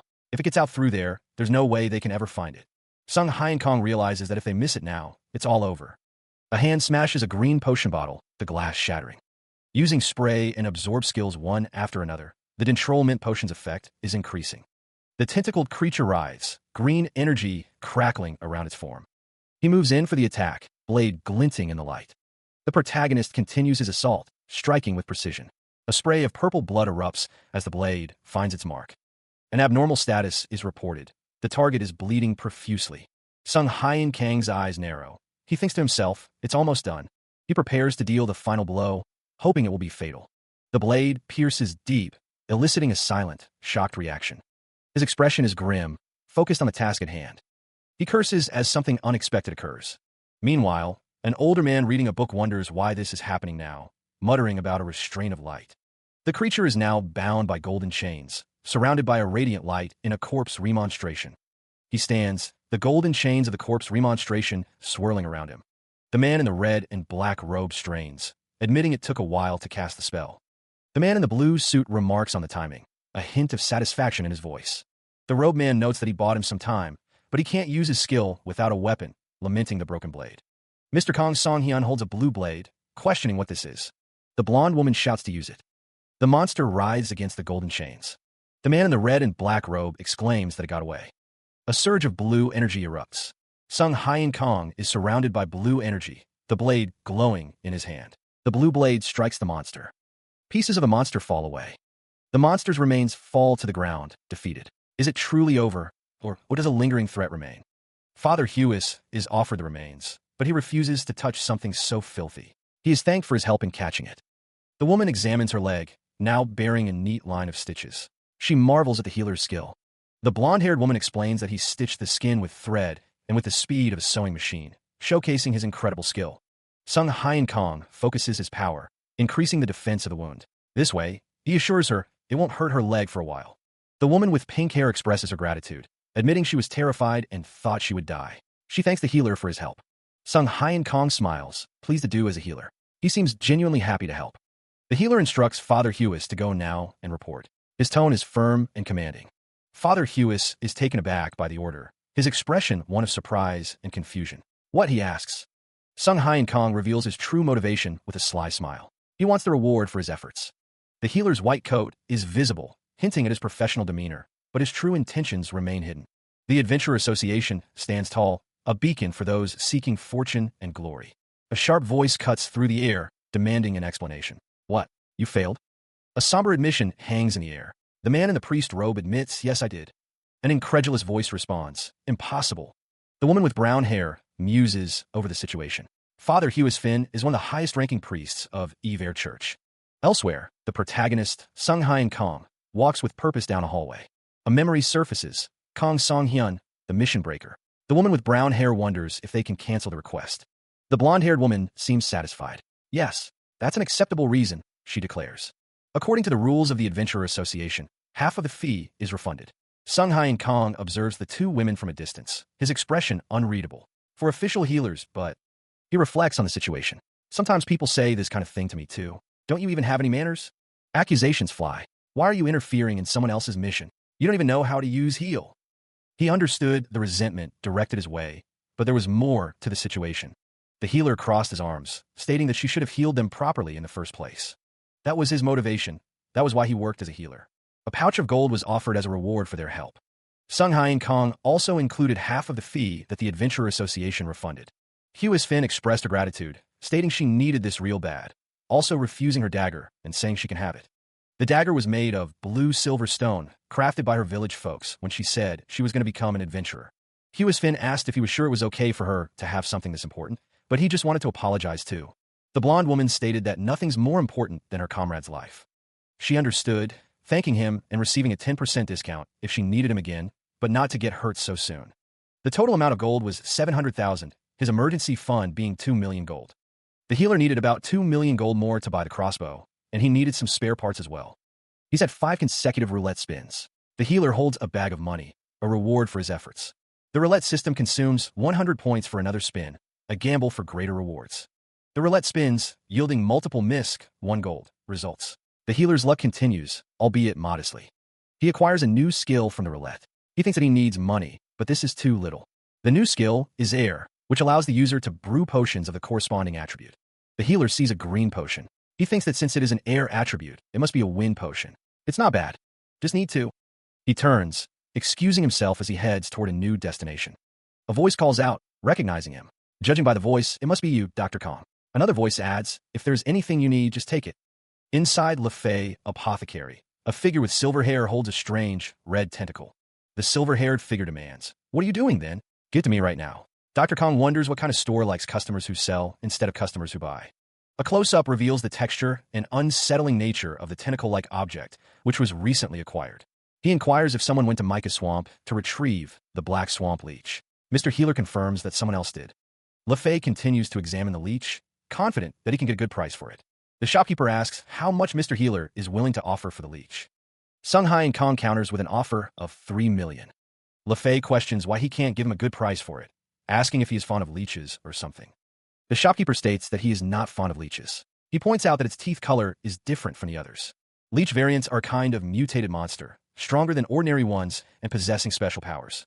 LeFay asks if it is just a rare monster. The text explains that there is an important difference, as the remains of a rare monster without a relic are useless as ingredients. On the other hand, the remains of a variant can be used to craft artifacts.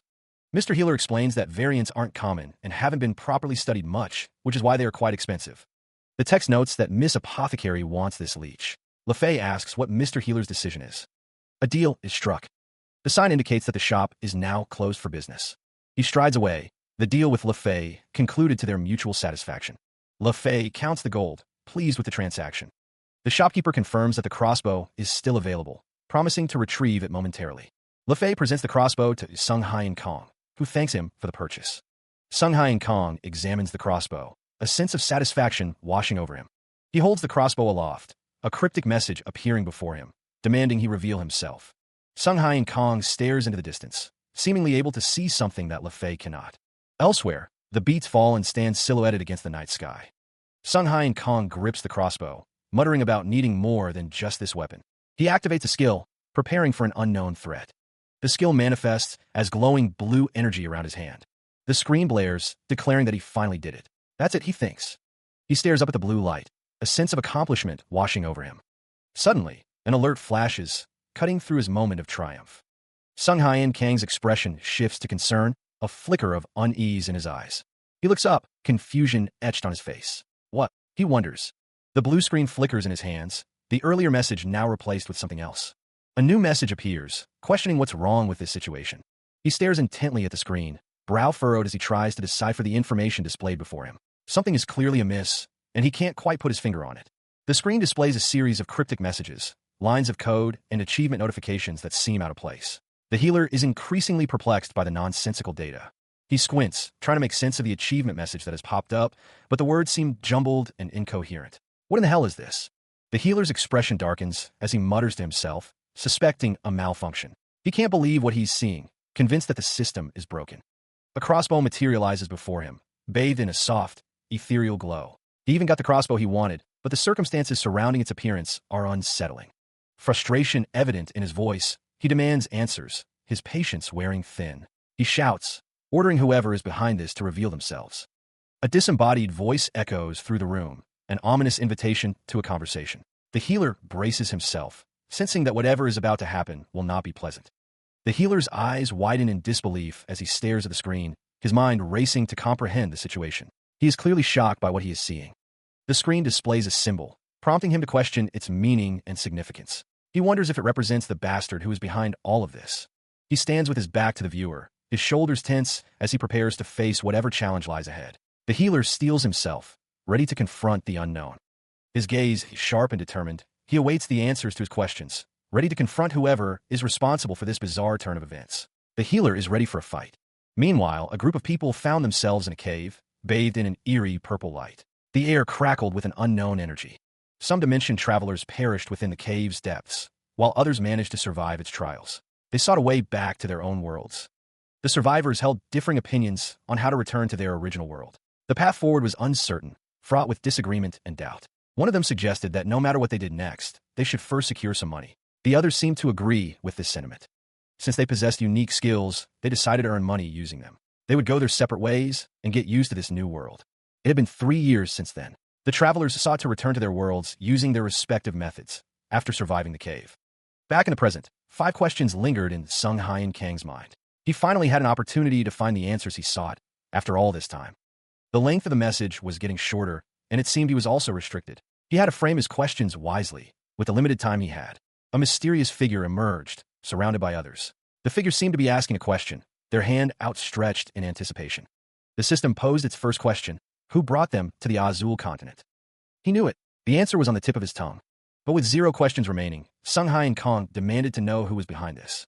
The system only allowed yes or no questions, it seemed. The questions continued. Was there a way to return to their world? Had anyone already returned? Not even one of them. Sung Hyun Kong wondered, a shadowy figure looming behind him. It appeared that Kim Jae-hyung hadn't succeeded yet. To find out as much information as possible, the system would use a yes or no type questionnaire. He was sure there was a reason why they had been brought here, Sung Hyun Kong thought as he wrote in his notebook. What do they want from them? It must be a purpose, even though no one seemed satisfied with their skill so far. What was closer to the answer? Gather points and items, or use skill and get stronger. The rules were simple. Say O if the answer is the first choice, say X otherwise. If neither or both are the answer, say nothing. With only one question left, Sung Hai and Kong prepare to answer. He faces the holographic screen, the words "no questions left" glowing ominously. The system has presented its final challenge. The healer runs a hand over his face, a wave of exhaustion washing over him. He mutters, trying to understand the situation. A sinister smile creeps across Sung Hai and Kang's face. He realizes he's been used as a point-farming slave. The protagonist stands alone in the darkness, contemplating the implications. If he's the only one who knows, what can he do? Sung Hai and Kong points a finger upwards, demanding to know what you are. He needs to find a way to return home. A figure bathed in light holds a staff, seemingly responding to the healer's unspoken question. Are they the answer? The words "God of the Azul continent" appear behind Sung Hai and Kong. He stares intently, processing the information. A disembodied voice declares that there are no questions left. It suggests that if he wants their help, he needs to display sincerity. The holographic display shows consuming point. Sung Hai and Kang's accumulated points are decreasing, now at 52. Sung Hai and Kong look surprised as his points continue to decrease. The accumulated points are now at 32. He watches in disbelief as the system consumes more points. The accumulated points drop to 12, and he demands them back. The display shows current point, 0 point. Sung Hai and Kong is utterly confused by the sudden loss of his points. He is consumed by rage, declaring he will kill the one responsible, even if they are God. A quest appears. Gather 5,000 points, with a star as a reward. The reward is a star skill, something Sung Hai and Kong has never seen in a quest message before, making him suspicious. Judging by how the system took his points to give him a quest, he narrows his eyes. He wonders if someone is managing the system itself. The system urges him to take his time, but Sung Hai and Kong realizes it would be hard to talk to the system for a while. He decides to do as the system says, but expects a good reward. He thinks of many nicknames he wants to give the system. Since he manages the status window, Sung Hai and Kong decides to call the system manager from now on. Elsewhere, Sung Hai and Kong sits at a table in what appears to be a tavern. He eats a grilled rabbit meat sandwich, noting it doesn't smell good, and recalls earning quite a lot yesterday. Sung Hai and Kong obtains a new skill, Priya's crossbow, which can be summoned or dismissed and transformed into a bracelet. He considered the reward skill, realizing it was related to the crossbow. The healer figured he should try using this skill in combination with the others. System messages appeared, indicating that Priya's roulette had been added to the status window. 50 points would be consumed upon each usage, and he had received 5 free roulette trials. Sung Hai and Kong decided to use one of the free roulette trials first. A glowing, ornate frame appeared before him, ready to spin. The roulette blurred into motion, a cascade of lights and symbols swirling within the frame, promising a reward. The roulette result appeared: additional damage, attack speed, and Priya's pocket, along with a soul crystal points booster. He seemed pleased with the outcome. While eating a sandwich, he mused that the crossbow wasn't limited to just functions, but also gave him stats and skills. And there was no annoying gold either. He knew that soul crystals were items that gave extra points whenever you earned points. The healer hoped he would keep getting these kinds of items. Elsewhere, a man in a hoodie, looking tired, walked up the stairs, passing posters that read "Wanted." The man in the lab coat stood with another man wearing glasses. The bespectacled man greeted him, calling him Dr. The man in glasses, looking thoughtful, said there was something important he would like to discuss with him. The man with glasses stands before the healer, listening intently to what he has to say. The man with glasses asks if they were brought here to be used as point farming slaves. The healer confirms his summary. The man with glasses emphasizes that they aren't some kind of slave. The man with glasses is overjoyed at the prospect of returning to his hometown. The healer tells him to listen, explaining that he has to gather points. The man with glasses acknowledges that it was quite hard for him to earn points. The healer states that all he has to do is cure people, but self-healing isn't counted. He demonstrates inflicting wounds on someone. The healer heals an ally, surrounded by a radiant aura. The man with glasses realizes that he can earn points quickly if he heals an ally right away every time they are injured. The healer asks the man with glasses to be his helper. The healer needs a temporary team for this experiment. The best person suited for this is another dimension traveler who knows about the status window system. He considered who he could rely on, realizing there was only one option. For now, he needed a helper, someone to assist him in his endeavors. The protagonist was pleased, stating that he would do a favor for the person asking. He knew that he would accept right away, a smug smile on his face. The protagonist was investing on his coin, stabbing it with a knife. Someone was bleeding, needing to be healed quickly to earn points. The protagonist was bleeding from his hand, realizing that self-harm wasn't counted. The protagonist was going to grab some monsters like the ordinary adventurers. They should be diligent, welcoming the protagonist to the Adventurer Association. Someone was frustrated, realizing it was the deal breaker again. The protagonist was excited about the thought of breaking another deal. He listens to the other man, who seems to be telling a long story. The protagonist wonders if there is anything useful they can take. Mr. Kim Jung-go asks the protagonist to take a look at something. He presents documents related to the Velodo mountain range. The protagonist and Mr. Kim Jung-go stand in what appears to be an office. There are a lot of Velodo mountain range missions, and the number of monsters has increased. It's the monster surge period in the Velodo mountain range. The woman with blonde hair seems surprised by this information. The woman explains that they can also use the base camp that the Adventurer Association installs during these seasons, if they are interested. The protagonist thinks about the base camp. There must be a lot of adventurers there, so it's the perfect place to farm points. This is great, he thinks. The chibi-style woman with blonde hair is excited about the prospect of going to the base camp. The application has been registered. All the best for your endeavors. The document is stamped with approval. A man with a vest introduces himself as Barcelo. He welcomes them to the Velodo mountain range base camp. Barcelo explains that at the base camp, they will be rewarded according to the number of monsters they catch. The west road they took to reach here must have been safe. The other places are full of monsters, so make sure you are prepared. Mr. Kim Jung-go is warned to be careful. He asks Jung-go if he is ready, preparing for what's to come. The man in the black robe responds with confidence. Suddenly, the ground erupts as a swarm of iron moles bursts forth. The creatures advance with alarming speed. The swarm of iron moles descends upon them, their metallic bodies glinting menacingly in the light. Sung Hyeon-kong notes the sheer number of monsters outside the camp. He activates Priya's pocket skill, preparing for a ranged attack. The system confirms the crossbow inventory, creating stone arrows. It's gold harvesting time. The stone arrows are launched, striking the iron moles with explosive force. The creatures are momentarily stunned by the impact. Sung Hyeon-kong observes the damage inflicted, a smug expression on his face. The damage is better than he expected. An iron mole lunges at the man in the black robe, claws extended. The attack catches him off guard. Caught in the fray, Dr. Kong cries out as the iron mole's attack connects. The iron mole's claws tear through Dr. Kang's defenses, leaving a bloody gash. The attack is brutal and swift. Dr. Kong recoils in pain, blood splattering as he curses his misfortune. The situation has taken a turn for the worse. Seeing his ally in danger, Sung Hyeon-kong rushes forward, determined to protect Dr. Kong from further harm. Healer prepares a small health potion arrow, focused on aiding his ally in the ongoing battle. Sung Hyeon-kong fires the arrow, striking Dr. Kong. The doctor exclaims in surprise, questioning the healer's actions. The small health potion arrow impacts one of the iron moles, creating a burst of energy. Sung Hyeon-kong continues to fire arrows, each shot surrounded by a swirling blue aura, striking down the iron moles. The arrows streak through the air, leaving trails of purple energy in their wake. The iron moles, with their metallic bodies and sharp claws, are proving to be formidable opponents. Meanwhile, inside a room, figures stand around a table covered with the corpses of iron moles. They discuss how Mr. Kim was somehow beaten by them. A man writes in a book, telling someone to take their time. Two men observe Sung Hyeon-kong and Dr. Kong from afar, commenting on the speed of the monsters and noting that they don't seem like ordinary adventurers. A close-up reveals two armored figures, their expressions hidden behind their helmets, hinting at their own skills. A man with a bandage on his face expresses his frustration, noting that they don't have enough money to hire a healer. Someone stirs a pot, angrily calling others blind bastards. He sits with another figure, acknowledging a compliment with a hint of amusement. The man in the dark robe wonders if he is even mad, hoping others can see what he can do. The healer smirks, thinking there's no need to waste energy on people like them. And the figure in the dark robe notes that it's almost time for them to arrive, wondering who is coming. Armored figures approach the tents. Healer. The man in the dark robe looks towards Sung Hyeon-kong. Someone is looking for a healer.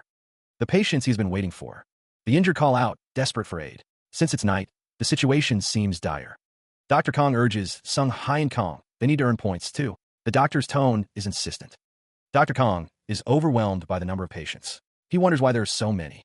The healer's target patients are different. The injured man is chained and bloodied. Since it's night, it seems like that patient needs a look. The healer approaches the injured man. One of the men calls out to the healer. He seems surprised to see him. The man recognizes them as the same guys who were laughing at them earlier. It seems they can't afford a healer. The healer is thanked, but he insists he's not so inept that he would require someone else's help. He stands among the injured.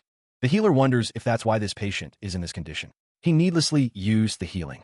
Sung Hyeon-kong activates his observant eye skill. His gaze intensifies. The observant eye skill is being used. The abnormal status reveals corrupting poison paralysis and bite marks from wild animals around the body. He asks if anything was discovered, as the patient was bleeding but recovered a little while ago. The injury is judged to be caused by bites from a wild animal. The healer notes the stiffness in the arm and signs of paralysis, speculating it's from a bite by a Velodo Mountains hound. Under the right conditions, Dr. Kong prepares to administer treatment. The patient's arm continues to decay, eliciting a reaction of disgust. His flesh has started rotting, as the corrupting poison has just been activated. Dr. Kong prepares a new method of treatment. Dr. Kong thinks it's better this way, as he prepares to use a bow. The patient's arm continues to decay, as onlookers yell, questioning what he is doing and demanding that he stop. Ignoring the pleas, Dr. Kong prepares to quickly administer the potion in different parts of the body. This method is the best, he thinks, as he prepares the arrow. He is using Priya's pocket skill, which allows the user to brew potions of the corresponding attribute, air. Healer Sunghain Kong is creating a wind potion arrow, believing that 5 consecutive arrows should be enough for the task at hand. Nearby onlookers express their shock, one stating they can't even look, while another questions if he is crazy for trying to kill someone with a crossbow. The crossbow is held steady. The question of whether to kill hangs in the air, a silent consideration of the act about to be committed. A surge of green energy emanates, a visual manifestation of the power being harnessed for the impending shot.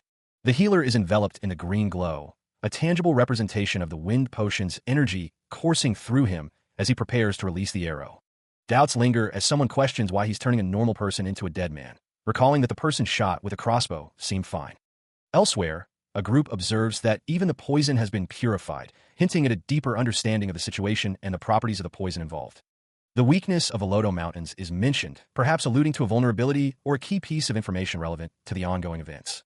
Hound, an entity associated with the air attribute, is mentioned, clarifying that the poison it uses is also affected by air, a crucial detail for understanding the treatment. The paralysis poison will naturally go away if air reaches the area of injury, explaining the mechanism behind the healer's approach. Someone ponders what, then? Suggesting a realization or a new understanding based on the information presented about the poison and its weakness to air. A sudden realization dawns as someone exclaims, WF, possibly connecting the dots and understanding the implications of the air's effect on the poison. He smirks, thinking the other person should have been a little wiser before acting. The concerned character states that none of this would have happened if things were different. The protagonist tilts his head, a smug look on his face as he asks, right? Whispers spread about Mr. Healer, noting he used heal without even looking properly, and someone expresses frustration. A cloaked figure stands over someone who has fallen, as Sunghain Kong watches from a distance. The cloaked figure laughs, saying it serves them right. The healed character thanks Mr. Healer, but notes that something feels strange about the situation. Someone wonders why the protagonist is here by himself and where his fellow members are. They recall that he would never have gone hunting alone at this time of night. The cloaked figure asks the fallen person where their fellow members are, implying their party was attacked. The fallen person says they were attacked and separated from their party, wondering if they're the only survivor. The concerned character realizes that they weren't the only person running away at the time of the attack. The character with glasses realizes that dozens of Velodo Mountains hounds appeared out of nowhere, explaining the situation. He stood with another figure, observing the city below. The protagonist, Sunghain Kong, questioned the bizarre presence of Velodo Mountains hounds in this location. Something felt deeply amiss. Sunghain Kang's expression hardened as he considered the situation. The number of monsters was rapidly increasing.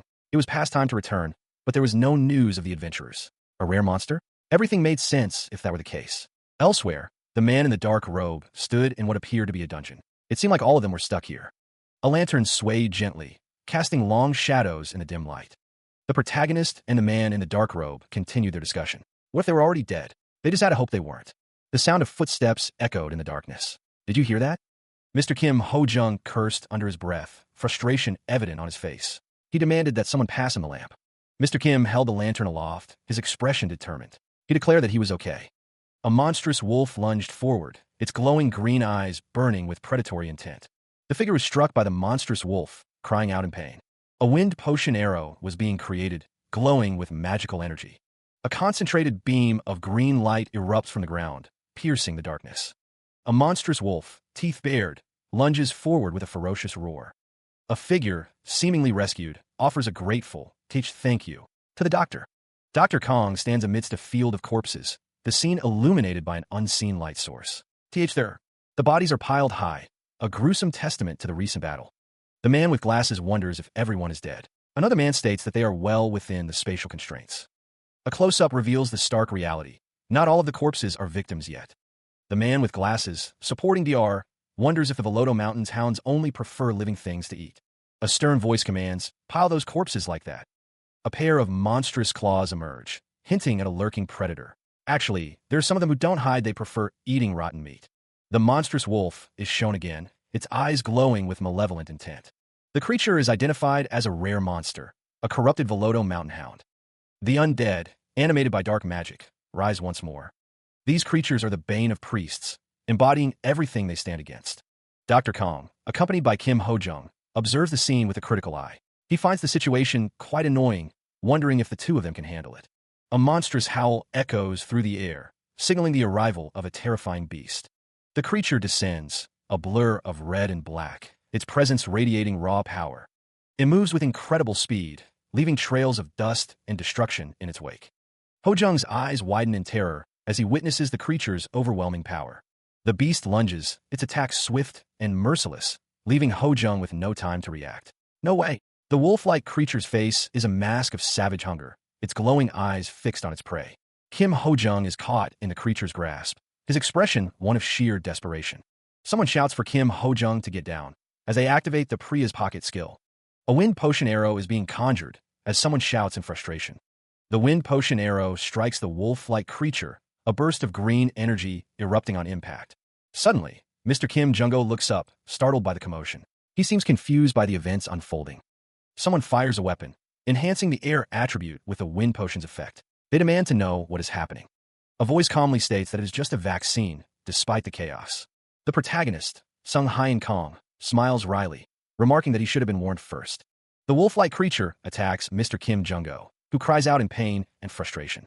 The wolf-like creature bites down, green energy crackling around its jaws. Sung Hyun Kong stands surrounded by the wolf-like creatures, his expression unreadable.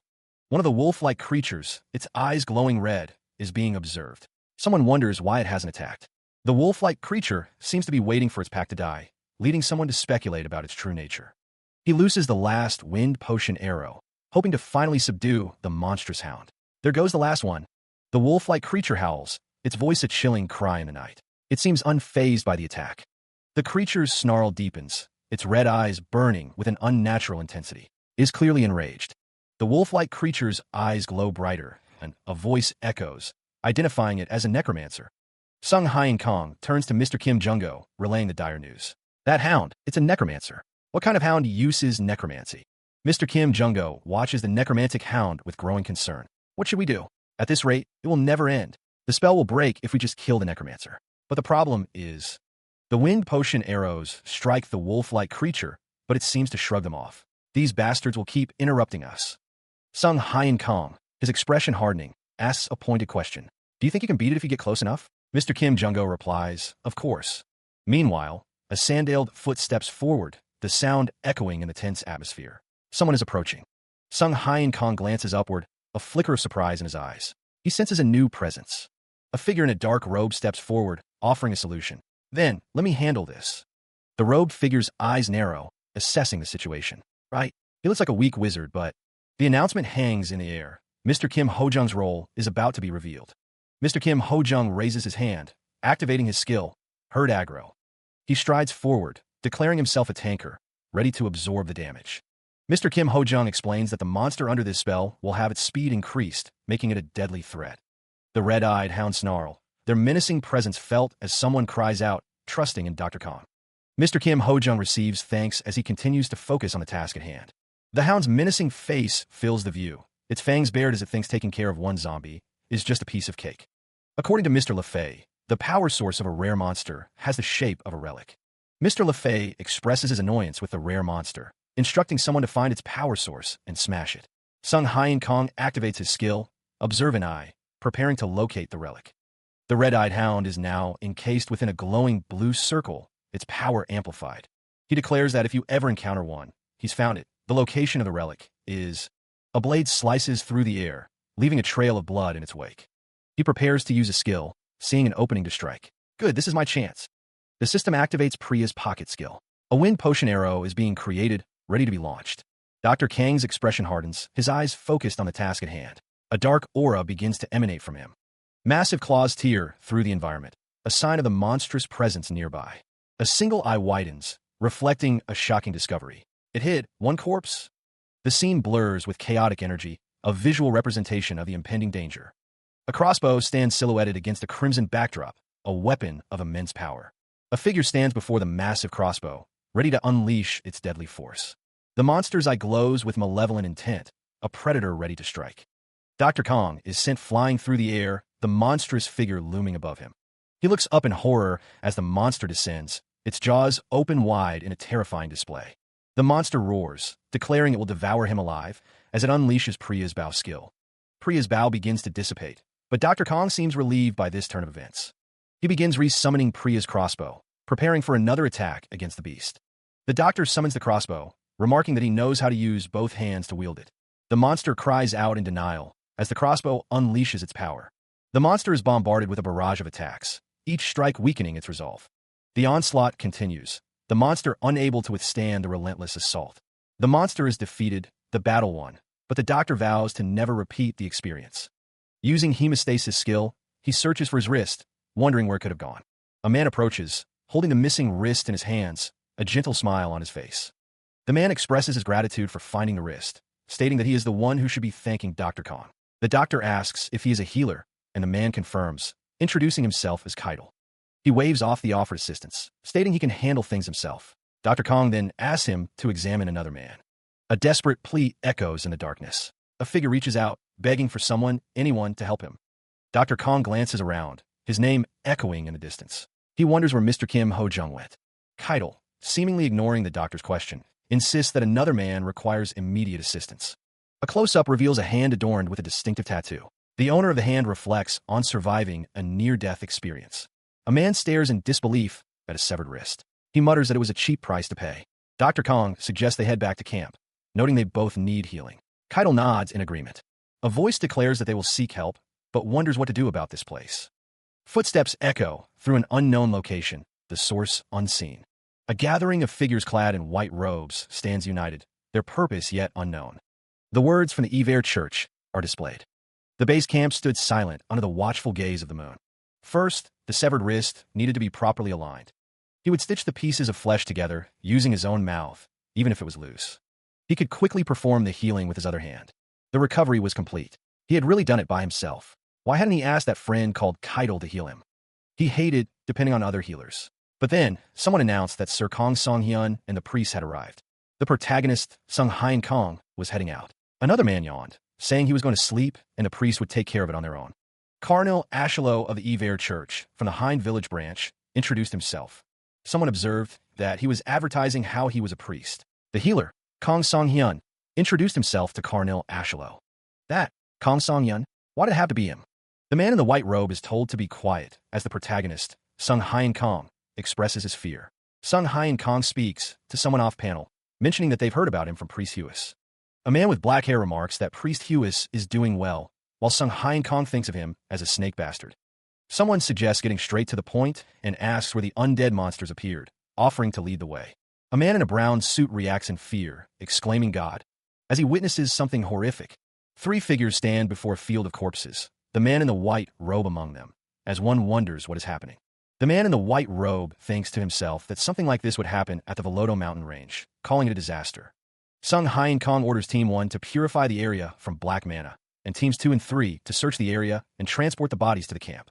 Lastly, Team 4 is ordered to collect and incinerate the contaminated bodies, and the wolf-like creature acknowledges the order. The words sacred flame appear, hinting at the method of incineration.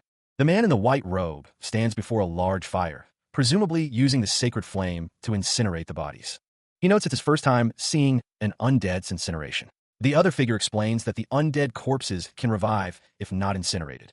The man is addressed as Sir Kong Song-hyun. Kong Song-hyun is asked if he would take a look at the rare undead monster.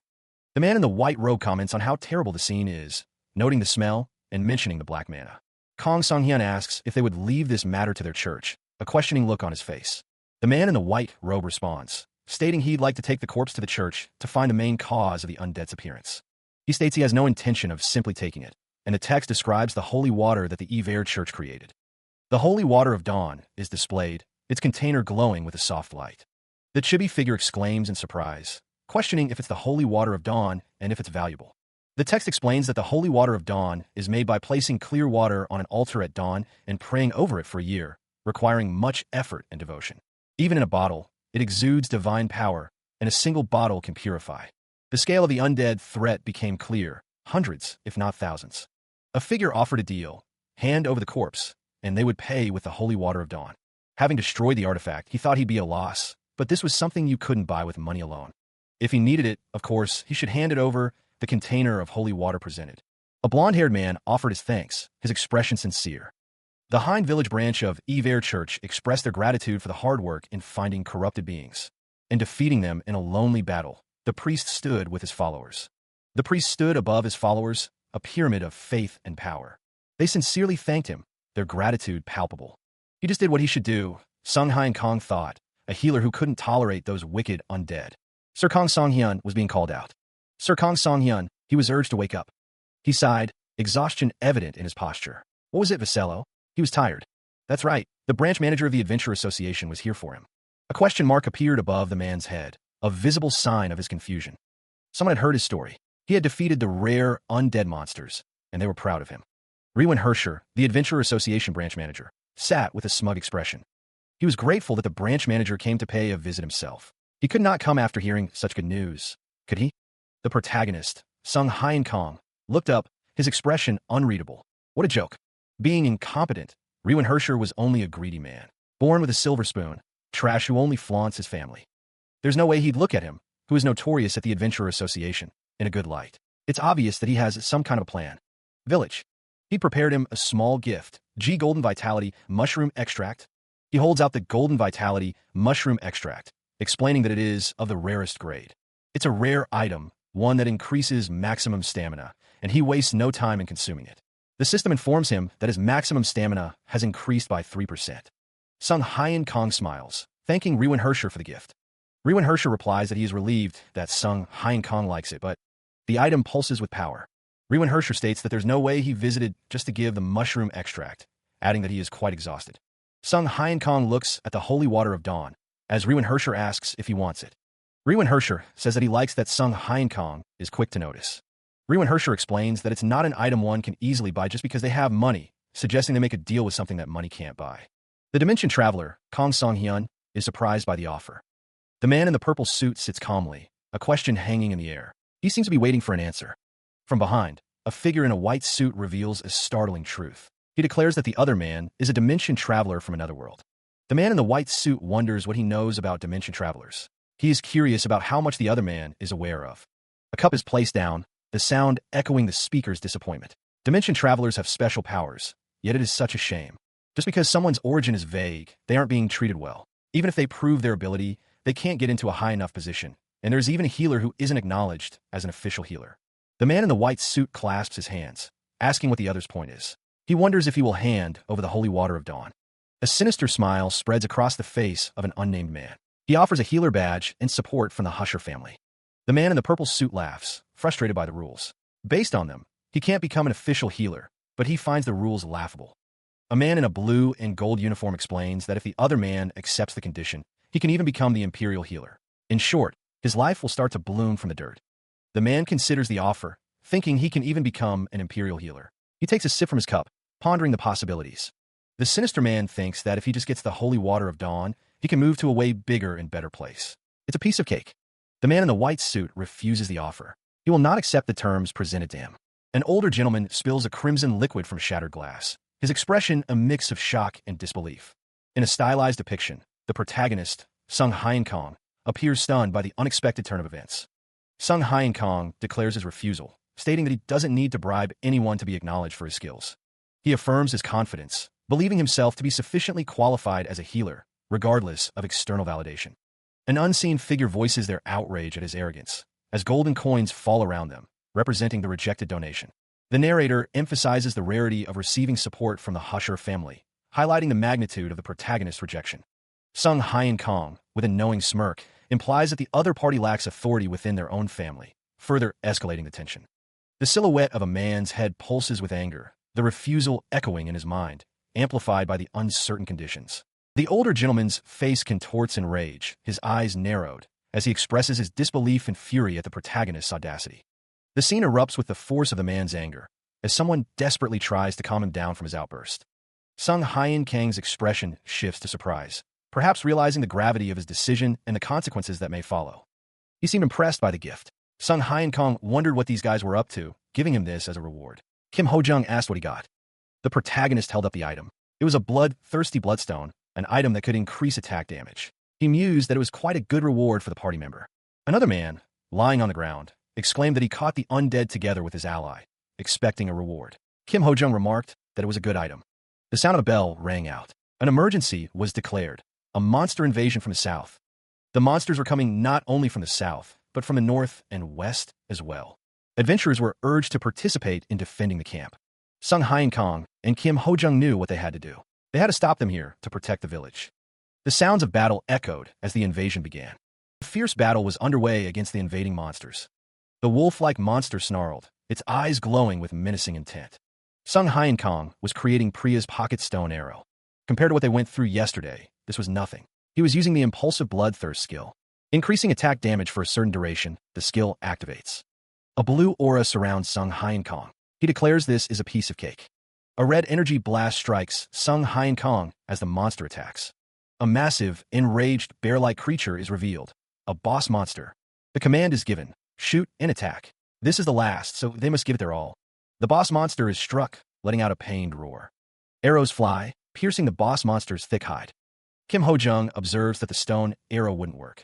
That's why he prepared something else. Activating Priya's pocket, metal mole claw arrows are created. A blinding light erupts as the new attack is launched. The boss monster howls in pain as the attack lands with devastating force. The attack punctured its skin. The order is given to aim for that spot. He shouts a warning as the monstrous beast looms, its eyes glowing red with fury. They descend from above, a streak of light against the darkened sky, ready to strike. Mr. Healer watches, his expression grim as he prepares for the final blow. His hand tightens around the weapon, ready to unleash its power. The monster reels, taking critical damage as the attack lands with devastating force. The beast plummets, defeated and crashing to the earth below. Mr. Healer surveys the fallen monster, the battle finally over. He lands gracefully, the fight concluded, victory secured.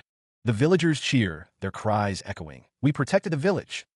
The townsfolk celebrate, praising the adventurers for their great job and powerful attack. A man beams with satisfaction, declaring that they have become heroes. The doctor is notified that he gathered quite a lot of points, 301 in total. He refused to give the man in black what he wanted, stating firmly, I said no.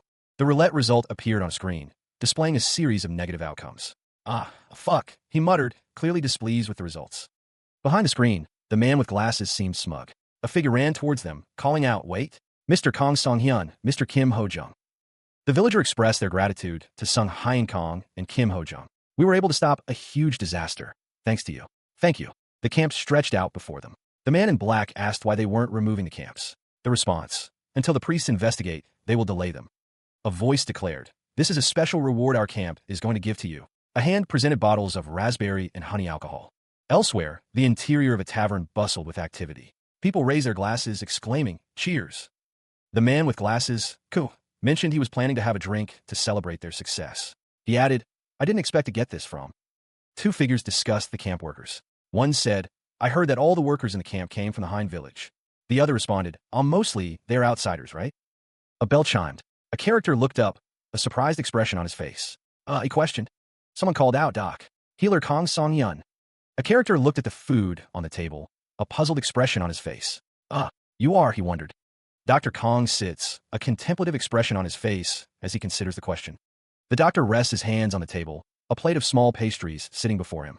A man with orange hair grins, clearly happy to see Dr. Kong again. Kim Ho-jung asks if Dr. Kong knows the man, clarifying that he is a patient. The orange-haired man thanks the doctor for his help a few days ago. The man explains that he couldn't give the treatment fee at that time, but he hasn't forgotten about it. The man presents a sword, offering to return it to Dr. Kong. The orange-haired man, Series, expresses how much he missed his partner. You two must have just come back from the base camp.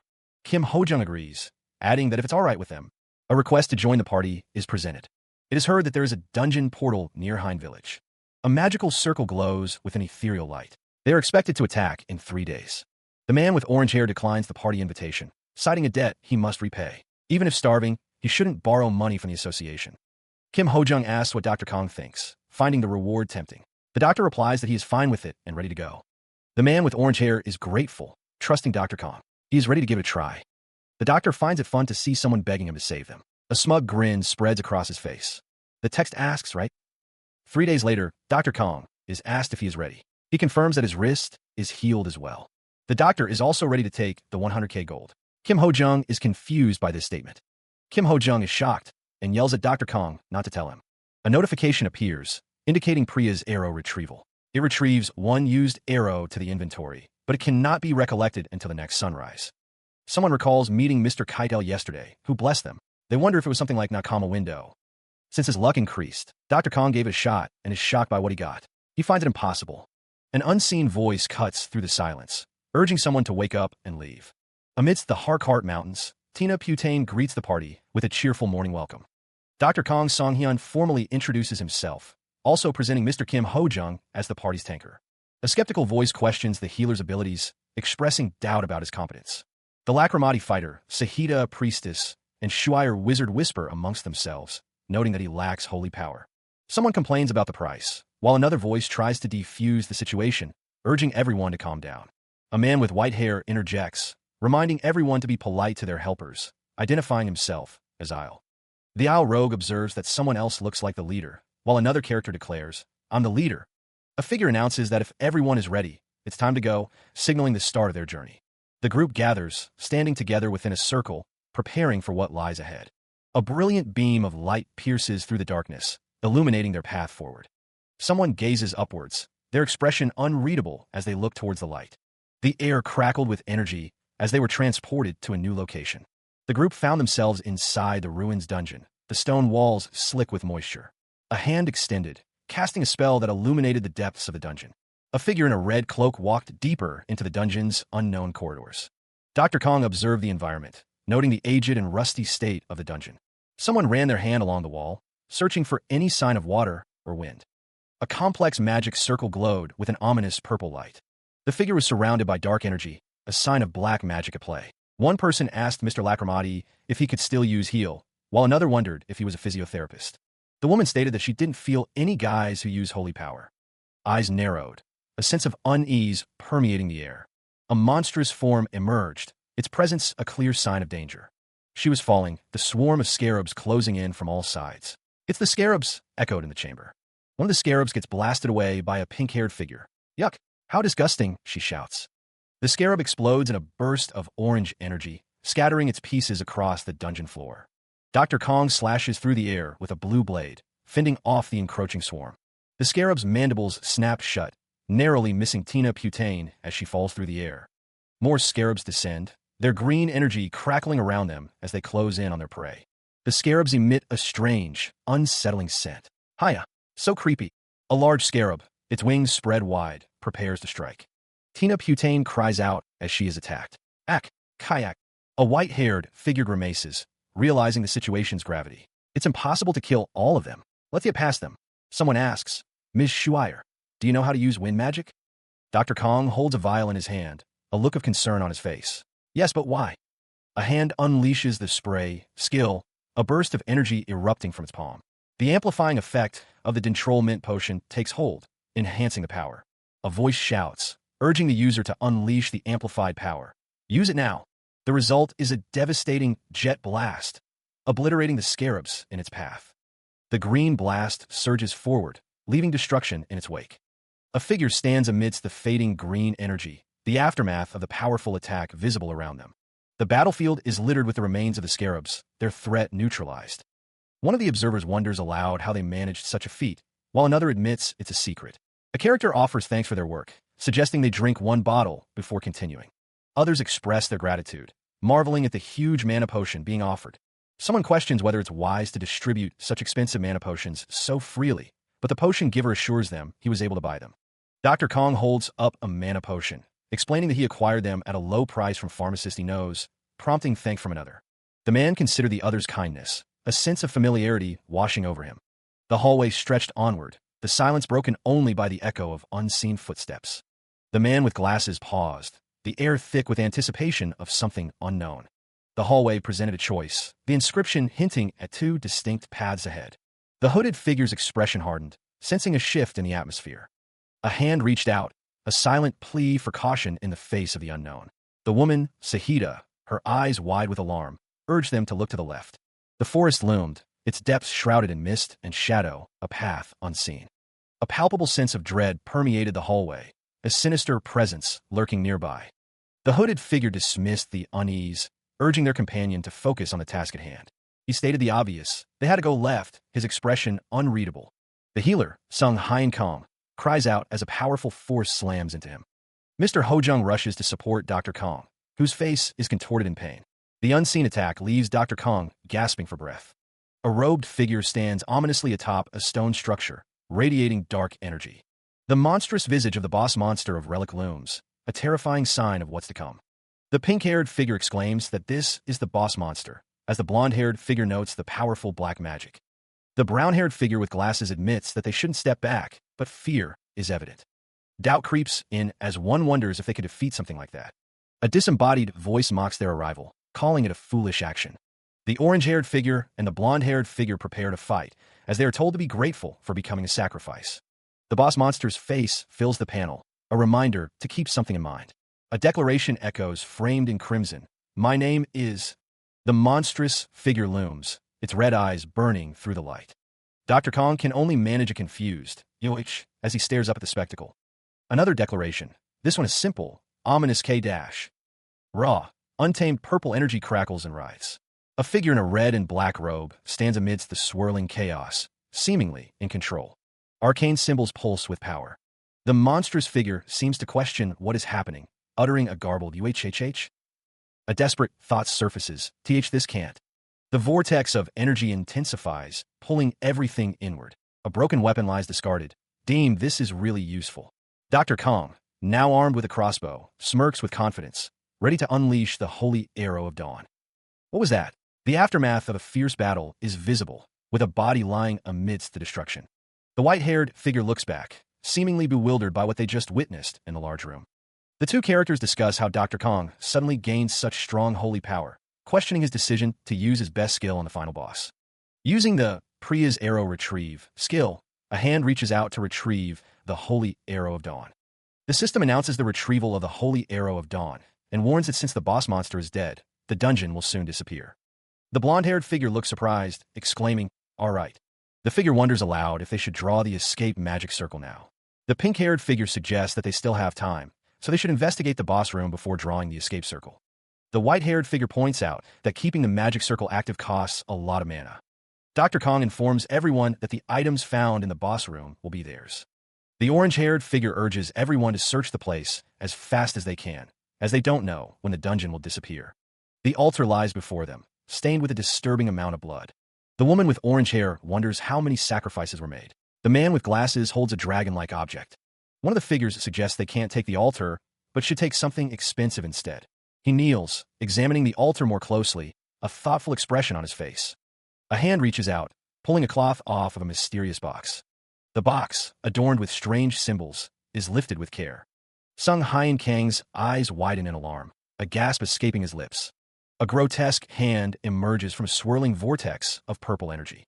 A zombie-like figure appears, its eyes glowing with malevolent intent. The figure in the white hood shouts for everyone to get ready, as the figure with pink hair prepares to fight.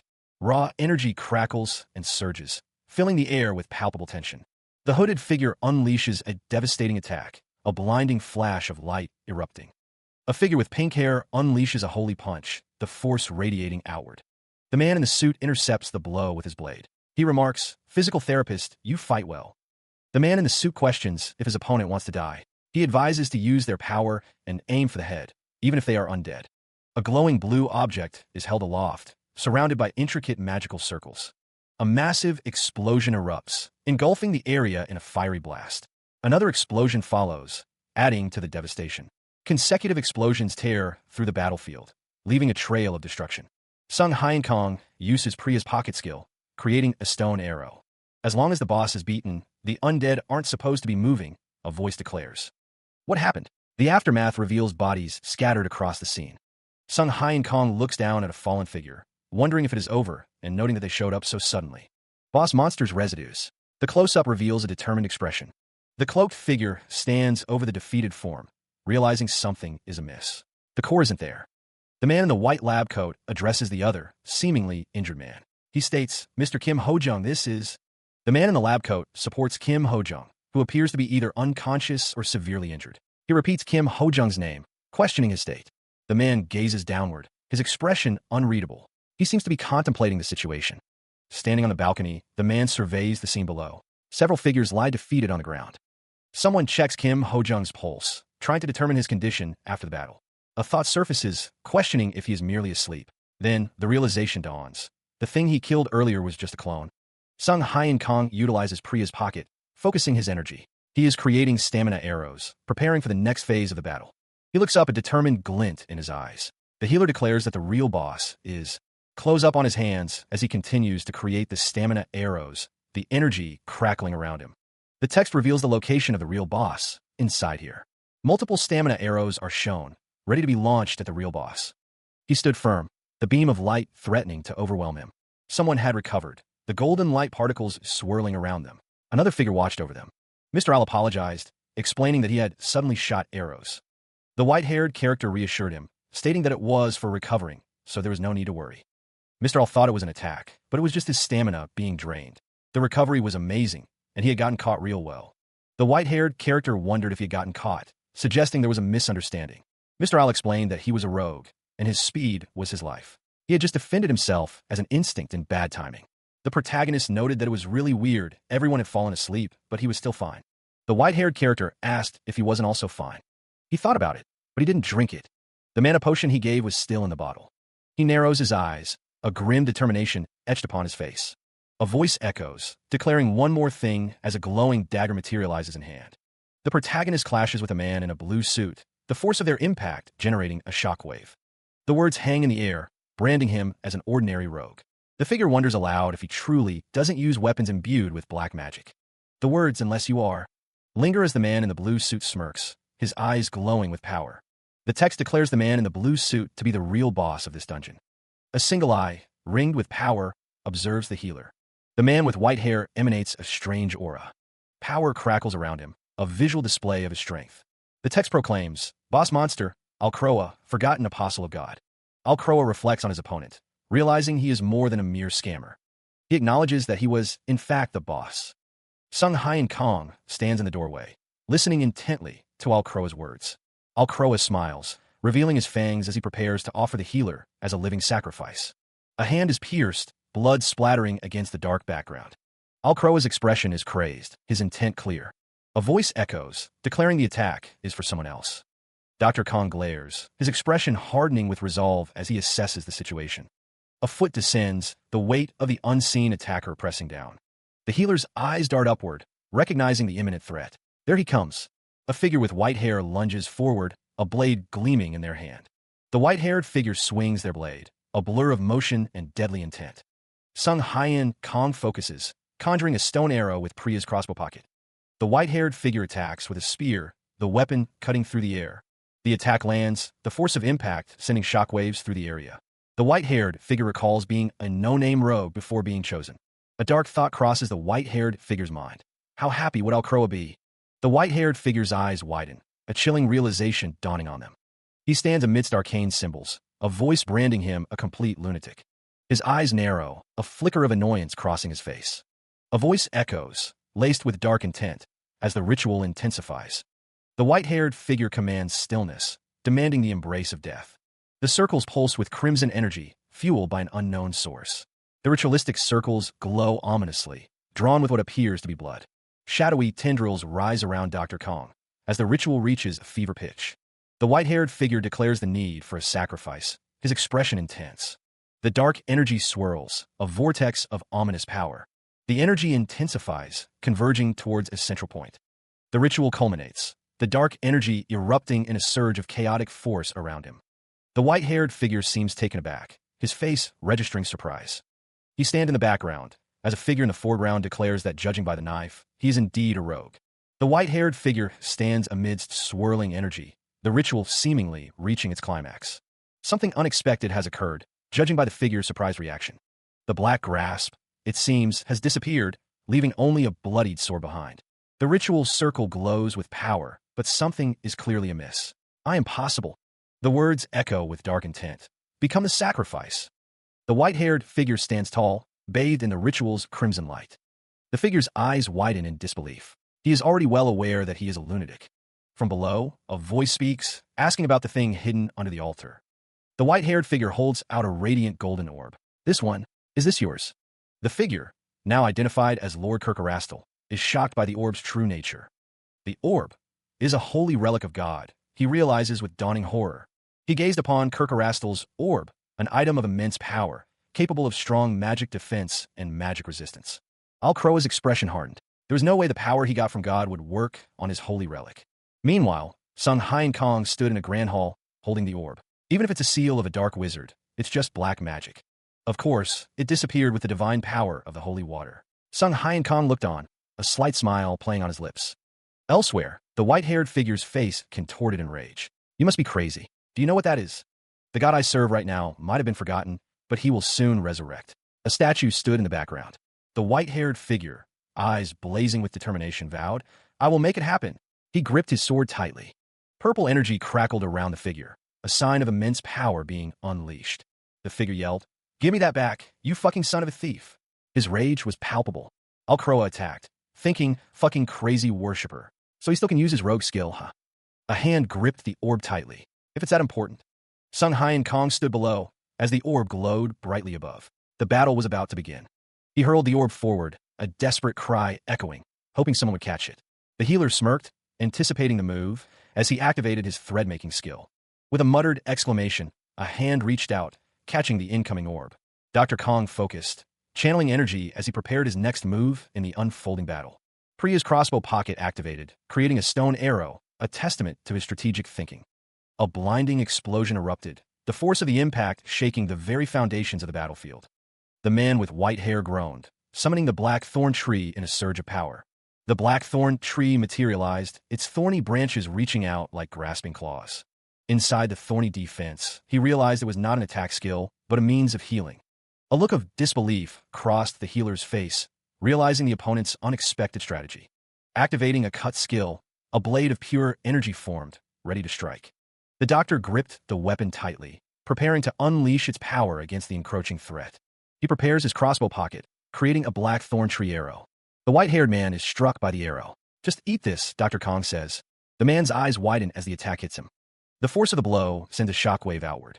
The ground trembles as the white-haired man struggles to maintain his footing. He says no. Clutching at his chest, the man thinks about the orb. He is still talking about the orb. Dr. Kong holds a glowing orb in his hand. He thinks that mad worshippers have no such thing as moderation. The white-haired man smiles, his expression unsettling. A woman with a veil senses an indescribable presence watching over them.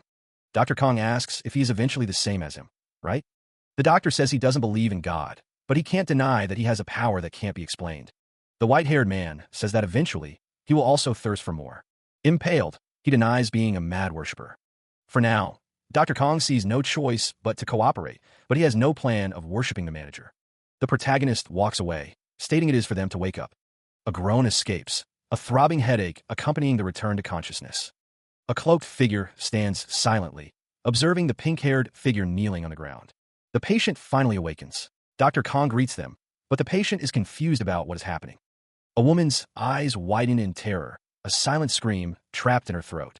A scene of carnage unfolds, the words Mr. I'll echoing amidst the chaos. A group gathers around a fallen figure, the air thick with tension and disbelief. That bastard was the real boss monster, someone says. Dr. Kong smiles, taking credit for saving everyone. The aftermath of a brutal attack is visible, the scene stained with blood and disbelief. Someone asks Dr. Kong how he discovered Al's deception. He replies that he doesn't trust people who pretend to be nice. He stands with his arms crossed, a faint smile playing on his lips. Acting kind without any reason, even using honorifics, is his way. That just describes Dr. Kong. Ho Jung thinks, recognizing his own race. Now then, Miss Shuire says she'll leave the magic circle for their escape. She hopes a big one is possible. That high-ranking priest-level divine power and that judgment. Sahita thinks she has no idea why he's hiding his divine power. But she's sure that he's an unorthodox investigator from a church. He must look good in front of him. The healer's eyes narrow. He's being watched. Priestess Sahita asks if they can talk for a bit. She seems hesitant, but agrees. Dead people in a continent of Azul aren't surprising, but something feels off. But it doesn't feel right leaving these corpses just like this, does it? Huh? Ho Jung wonders if these are the summon monsters.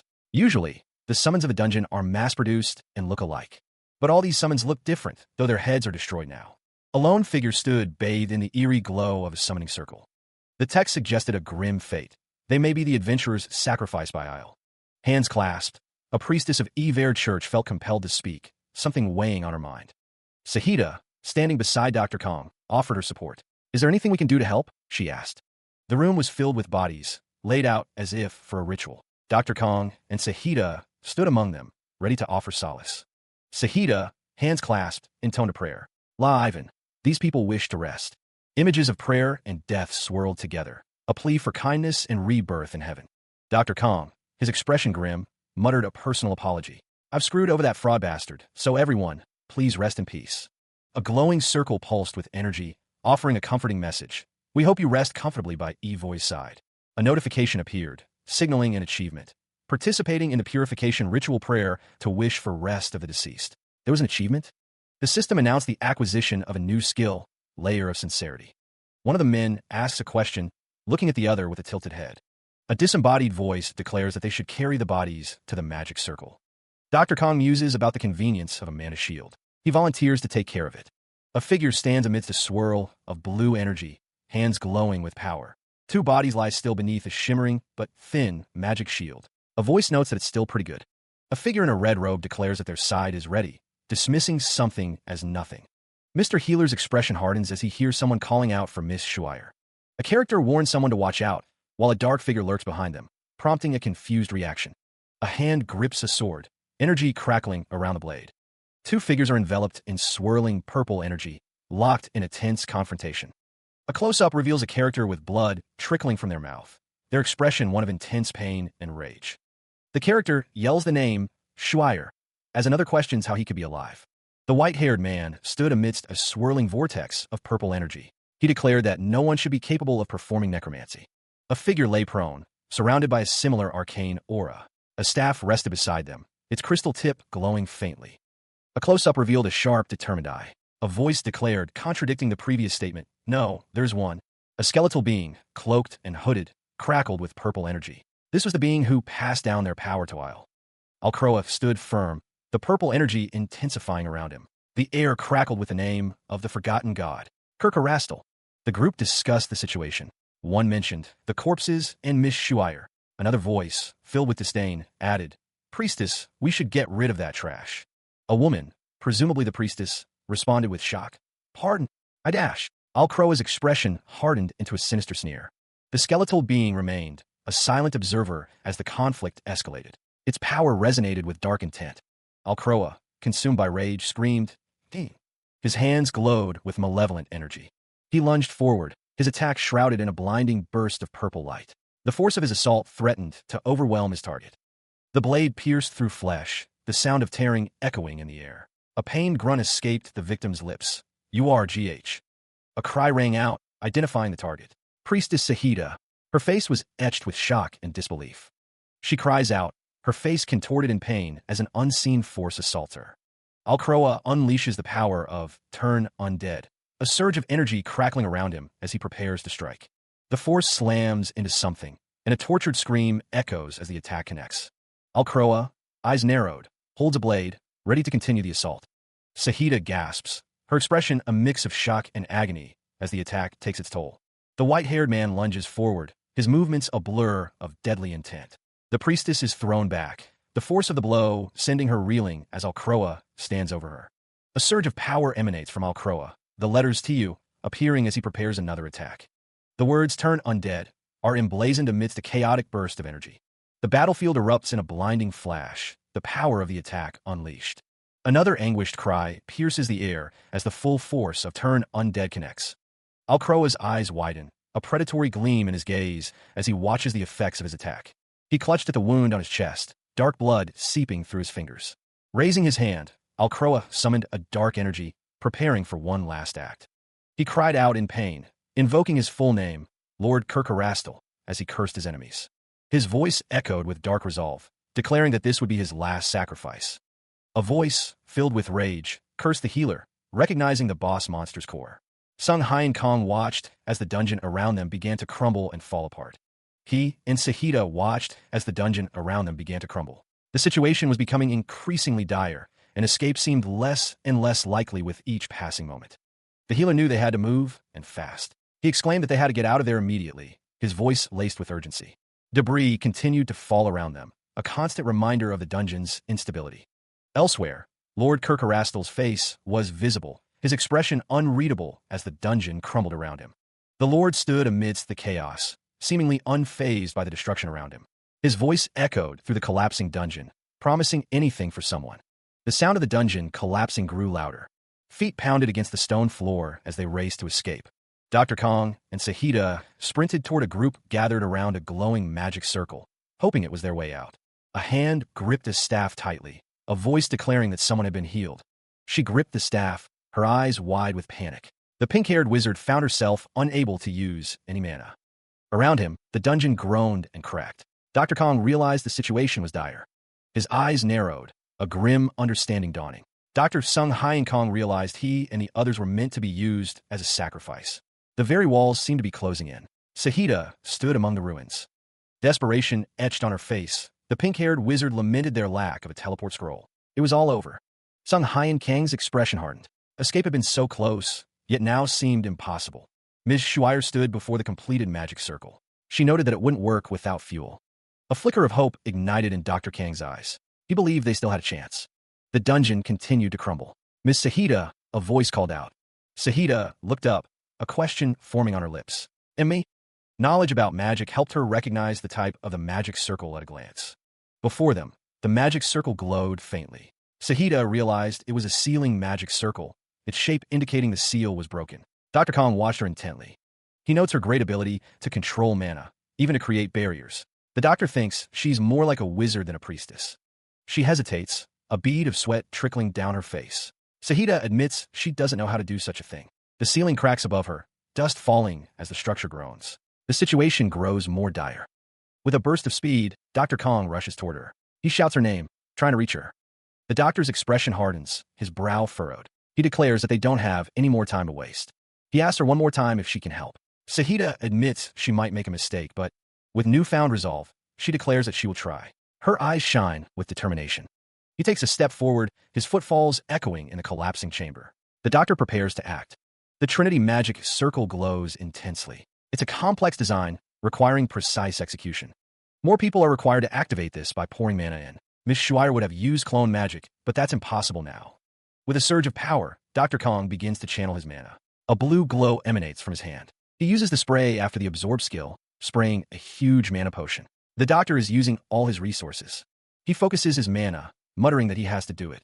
The Trinity magic circle glows with an intense, ethereal light.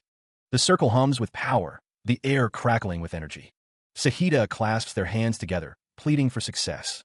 The healer grits his teeth, pushing his mana to its limit. The magic circle flares, engulfing the room in blinding light as the ritual reaches its climax. The air shimmers, distorting reality itself. The healer's eyes widen in shock. The magic circle pulses, its energy resonating with the room as the teleportation takes hold.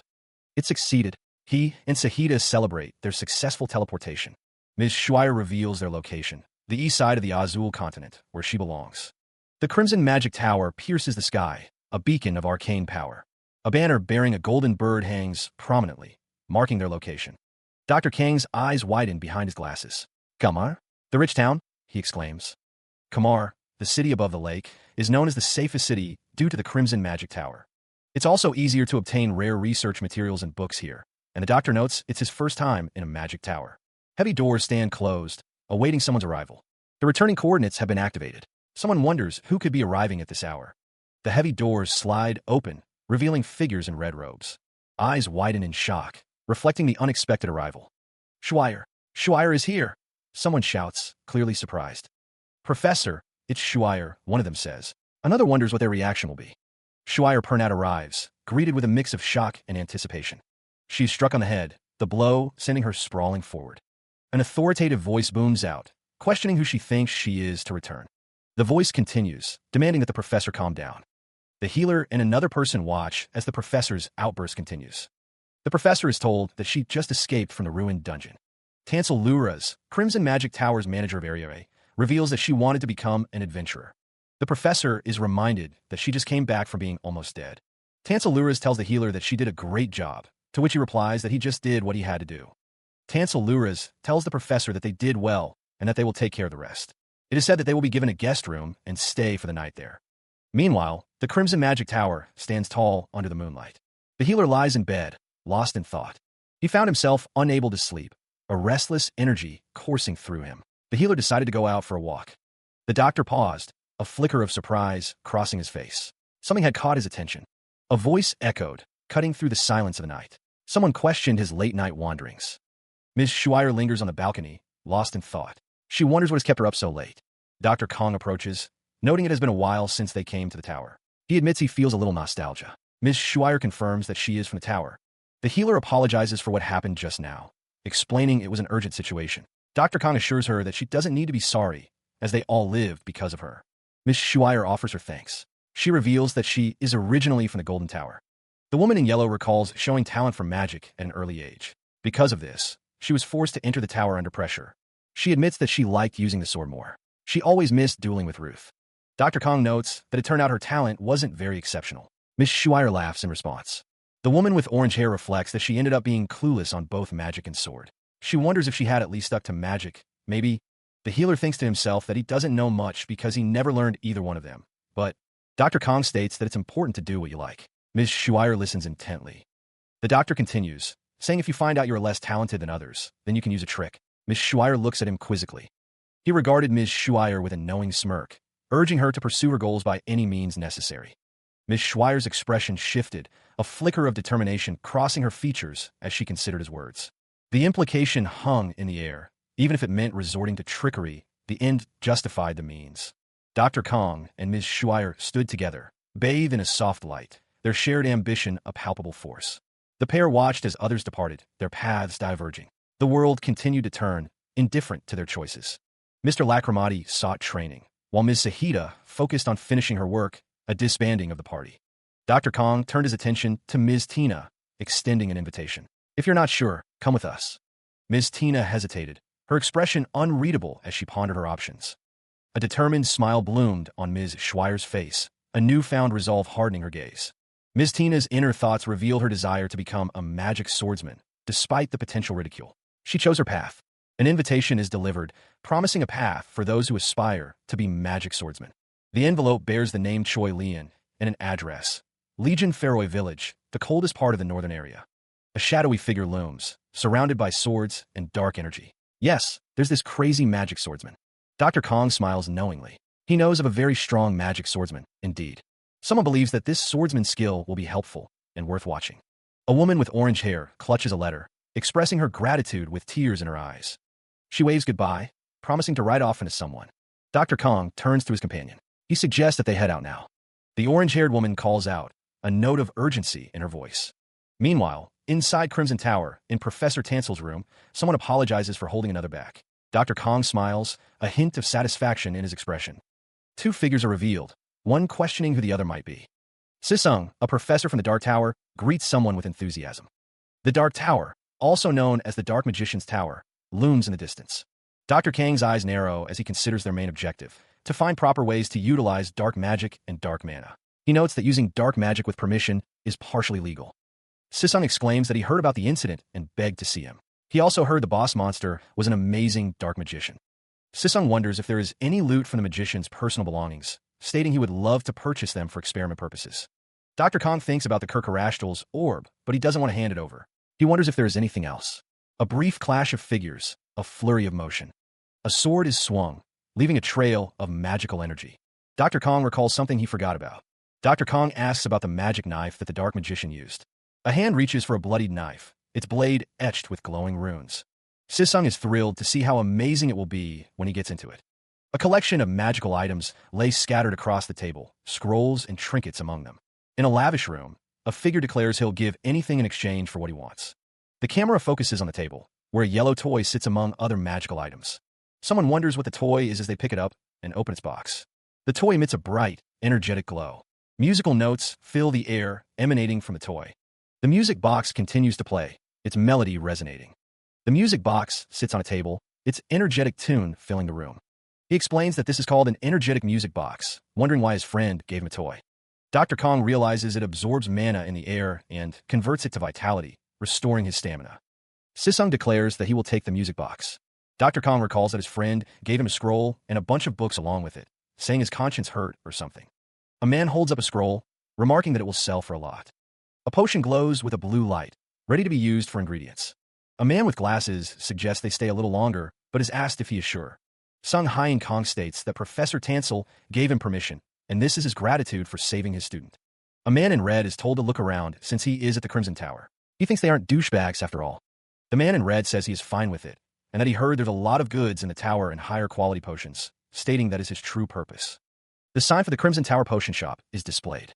Sung Hyen Kong is making a potion. The man in red wonders what that is. A potion bubbles in a cauldron.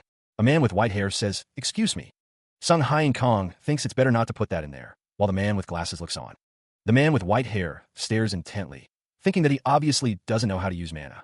He watched as the man in the red cloak stood before the counter. A hand, adorned with intricate patterns, dropped leaves into a waiting cauldron. The man with glasses remarked that he thought they were all douches, questioning their attitude. The bell above the door chimed, announcing a new arrival. The man with glasses questioned Dr. Kang's decision to tell him not to put that in there. He responded, "Oh, about that."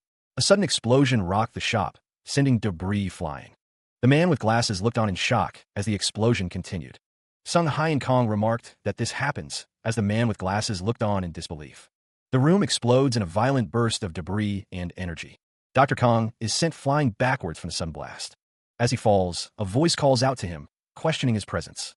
Meanwhile, inside the potion shop, a noxious cloud begins to fill the room. The smoke billows, obscuring the room as those inside cough and choke. The man wonders what is happening, realizing it might be poisonous smoke. He quickly casts a magic shield to protect himself. The man stands firm, the glowing blue shield radiating power around him. But something is wrong. The shield begins to crackle and weaken. The magic shield is melting, its protective energy failing. The man cries out, realizing the shield is failing him against the intense heat. The blond man in the red robe struggled against the lingering effects of the blast. He knew he had to escape, prioritizing his own safety above all else. Sung Hyen Kong watched the chaos unfold, a sinister smile playing on his lips. The blond man's companion looked on in distress, realizing the gravity of their situation. The protagonist mused that no one was allowed to leave, not even for a single step. An unseen figure reprimanded someone for placing the scented candle. Footsteps echoed through the room, a deliberate and measured pace. The blond man demanded to know what was happening, ordering everyone to step aside. The silver-haired woman insisted that the scented candle wasn't poisonous, so there was no need to be afraid. The smoke itself was harmless, or so they claimed, as the scented candle burned. Sung Hyen Kong remarked that it was okay then, but warned of the consequences of inhaling it. The mana inside their bodies would melt. The blond man was warned, his face contorted in fear. A wave of disbelief washes over the man as he struggles to comprehend the situation.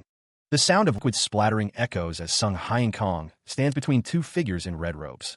A puddle spreads across the floor, the source of the liquid still unknown. Panic sets in as the figures realize their mana is melting, rendering their magic useless. One of the figures desperately cries out, wanting to escape the dire situation they are in. Sung Hyen Kang's gaze hardens, his expression unreadable as he commands them to stay put. The figures are engulfed in a torrent of blue energy, the air crackling with unseen power. A crossbow materializes, glowing with an ethereal light, ready for use. A disembodied voice reminds them that they are in the middle of the Crimson Tower. One of the figures looks back, fear etched on their face as they realize the gravity of their situation. Sung Hyen Kong holds the crossbow, a slight smirk playing on his lips as he asks if they can handle what's coming. The magic tower stands tall, a beacon of arcane energy. This place is an agency built for wizards, designed to research and strengthen magic. Magic samples are carefully studied, but the wizards worry about the smoke escaping. The wizards lament that they are doomed, but there are ways even if you are affected by the smoke. A disembodied voice promises that they will soon be cured if they take the medicine in time, and that he knows how to make those. The healer, Dr. Kong, acknowledges that he is a healer after all. The wizards urge each other to hurry, but something is amiss. One of the wizards says he is busy containing the smoke right now. It is explained that they won't die just because their mana disappears, but not being able to use mana for wizards is like a death penalty. The healer is relieved that they are saved, but it's not his problem. The wizards plead with the healer, Dr. Kong, to make the cure, promising to do anything. The wizards offer to remove the smoke even by inhaling all of it, begging the healer for help. He seemed displeased with the current situation, judging by his expression. Dr. Kong smirked, finding a silver lining in the plight of the afflicted wizards. Someone questioned, wondering if the wizards truly needed to inhale all of the smoke. He mused that a more direct approach would take too long, thankful they were in the potion store. Dr. Kong commanded someone to find the ingredients he needed, immediately. The wizards responded affirmatively to the doctor's demands. Silica powder was added to the mixture, one of the ingredients Dr. Kong requested. Dried sand and vine root were added to the cauldron, as the smoke should be taken care of in the store. Then, Dr. Kong prepared to change the potion's state. Another wizard was shown to be affected by the mana-draining smoke.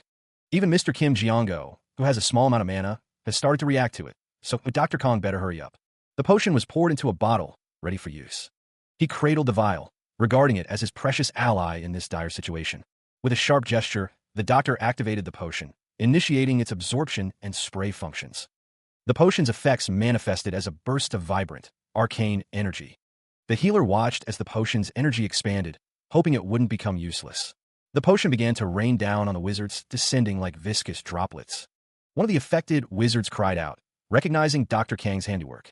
The potion, designed to transform smoke and gases into a jelly-like substance, dripped from his hand. The doctor, observing the scene, questioned what everyone was doing. One wizard grimaced, finding the texture of the potion disgusting. Another wizard, kneeling on the floor, was told to shut up and clean up the mess before the healer got angry. The scene shifted to another location, where someone remarked that the mess was not a surprise. One person apologized, while another pointed out that as the owner of the store, they should be the one cleaning up.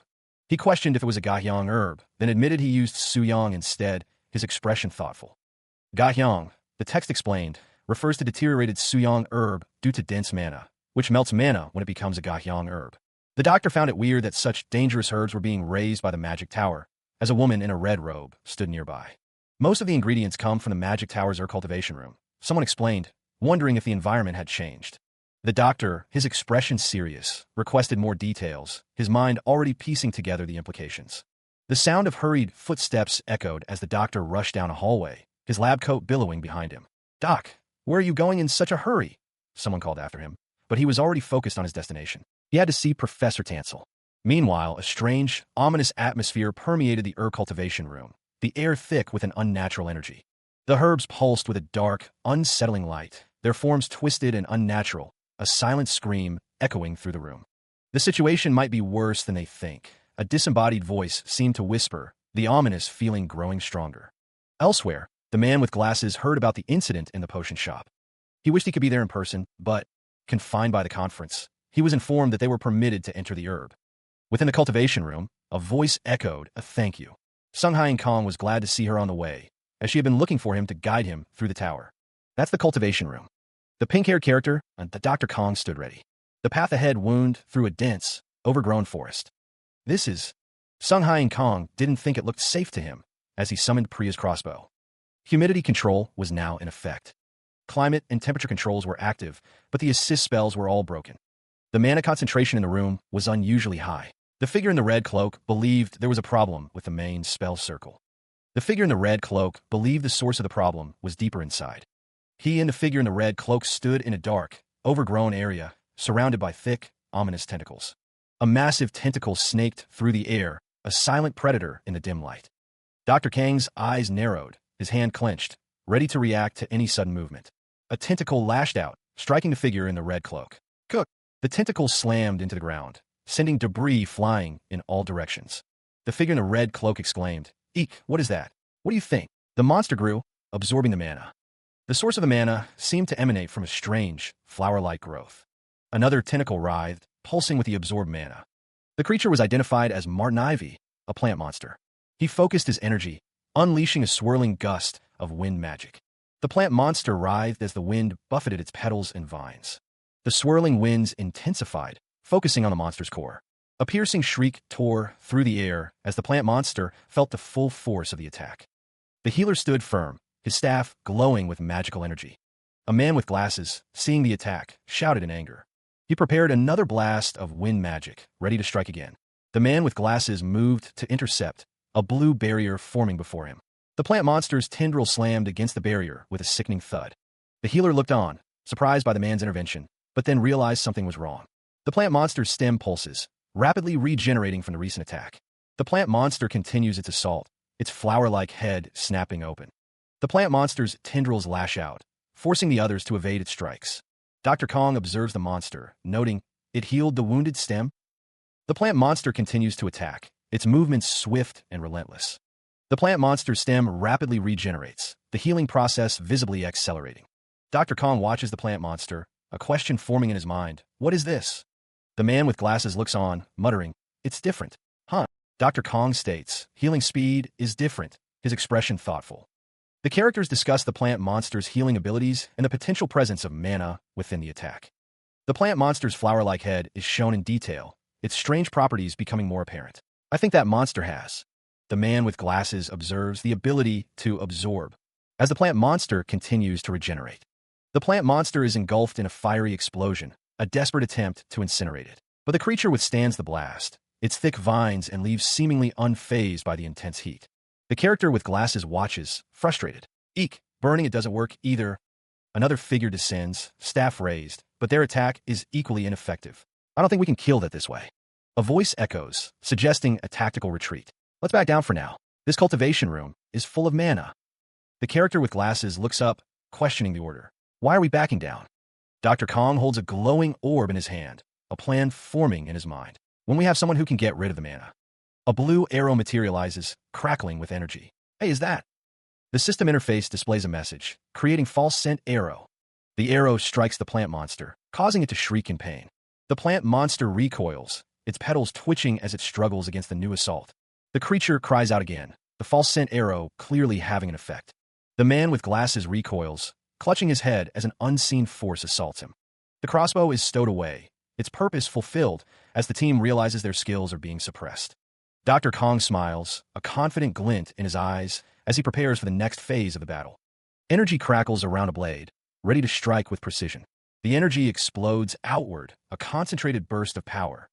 The attack streaks through the air, a beam of focused light. Dr. Kong slashes at the plant monster's tendrils, the energy blade cutting through them with ease. The energy blade slams into the ground, impacting with tremendous force. The plant monster's core is exposed, writhing in agony from the attack. "It's working. Its healing got slower." Jungo shouts, hope rising in his voice. Jungo realizes what they must do. "It's the root," he exclaims. The blade pierces the root, a final strike against the plant monster. He swung his sword, the blade a blur against the monstrous plant. His grip tightened on the hilt, knuckles white with effort. Sung Hyen Kong, glasses glinting, thought to himself that he was the only person who doesn't rely. The plant monster shuddered, its petals scattering like crimson rain. Jungo, bathed in the monster's lifeblood, heard Dr. Kang's command. "You get the last hit." He lunged forward, sword aimed at the monster's core. The blade met its mark, cleaving through flesh and vine. Sung Hyen Kong focused his energy, preparing for the final incision. The doctor's eyes narrowed, a cold determination hardening his gaze as he muttered, "Incision." A surge of blue energy erupted from the doctor's hand. The plant monster writhed, its form dissolving into shimmering particles. The light faded, leaving only silence in its wake. The defeated plant monster lay still, its grotesque form a testament to the recent battle. Dr. Kong, his expression grim, requested that they be taken to the main spell circle, addressing someone named Ms. Shuire. The spell's circle crackled with unstable energy, a dangerous sight that prompted a worried exclamation. The healer observed the broken circle. He asked Jungo if he could determine the cause of the damage. Mana overflowed, arcing wildly around the damaged circle, a sign of impending disaster. It would soon cause a... The air crackled with magical energy, the sound a warning of the volatile forces at play. Both Dr. Kong and Jungo reacted with alarm, sensing the imminent danger of the situation. The healer stood amidst the chaos, a grim determination etched on his face as he prepared for what was to come. A mana explosion erupted, a cataclysmic release of energy about to engulf everything. The healer and Jungo stood, observing the scene before them, a palpable tension hanging in the air as the situation escalated. The air crackled with energy. Someone shouted, warning that it was about to explode, the urgency clear in their voice. Desperation colored the pink-haired character's tone as she declared that there was no way to stop the mana from getting in. A voice echoed, filled with disdain, scoffing at the idea that a mere wizard could even perceive the path of the mana. The healer was warned that even a small shock could trigger an explosion. Another voice urged them to flee immediately. It was useless, a voice declared, as a powerful explosion erupted, promising widespread destruction. Even those outside would be affected, it was said. Dr. Kong activated his observant eyes skill, his gaze intense. Determination burned in Dr. Kang's eyes. He had to find a mana circuit, no matter the cost. The mana circuit pulsed with dangerous energy, its intricate patterns glowing ominously. A sudden realization. Someone exclaimed that they could see it, followed by a confused exclamation. Jungo stepped forward, his footfalls echoing softly as the pink-haired character looked on in surprise. He stands before the swirling mana circuit, its energy crackling ominously around him. The healer advances, each step deliberate despite the obvious danger it presents. A warning cry rings out, but it's too late. This is a mana bomb, ready to explode. Sung Hai Kong knows that normal attacks are useless against such concentrated power. He raises his hand, revealing a glowing orb of concentrated energy. The Orb of Kurkarashtal, a powerful artifact, is his only hope against the mana's high magic resistance. The mana circuit begins to fracture, its structure unable to contain the immense energy. Surrounded by the circuit's raw power, Dr. Kong prepares to make his move. Jungo watches, unable to bear the sight of his friend's potential demise. The healer focuses, aiming the orb at a trace line on the circuit, a critical point of weakness. But the risk is immense. The slightest miscalculation could spell disaster. With a surge of power, Sung Hai Kong hurls the Orb of Kurkarashtal. He used the throw skill, White Star, as the orb hurtled forward. The orb streaked through the air, a blazing trail of light in its wake. The orb approached the core of the mana circuit, its energy building. He watched as the orb collided, a surge of power erupting around it. Energy crackled from his hand, a visible manifestation of the skill's effect. The mana circuit was being blocked, its chaotic energy contained by the orb's power. The explosion stopped, the destructive force neutralized by the White Star skill. The orb now rested on the ground, its glow illuminating the surrounding area as he looked on. Meanwhile, the pink-haired character looked on, her expression a mix of shock and disbelief. She muttered in disbelief, trying to process what had just occurred. Dr. Kong wondered how this was possible, his brow furrowed in thought. A smug grin spread across his face, a hint of satisfaction in his eyes. He is praised as the best, but the identity of the pink-haired admirer remains a mystery. The healer reflects on his foresight, pleased he looked into the orb's ability. The character with glasses wonders how such a thing could have happened, concern etched on his face. The pink-haired character states that if such incidents keep happening, even the magic tower won't be able to handle it. She explains that if the magic tower goes down, the barrier protecting the city will disappear, requesting to investigate the center of mana. The character with glasses says it's out of his authority, implying even the professor can't intervene easily. He then wonders who the manager of the Mana Center is, revealing it's one of the vice masters of the Crimson Magic Tower.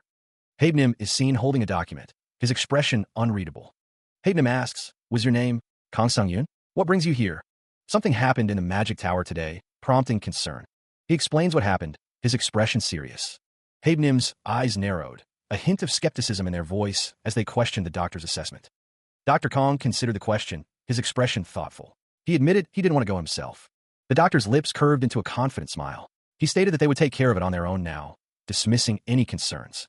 Elsewhere, a figure in red robes erupted in fury, denouncing the current situation as utter nonsense.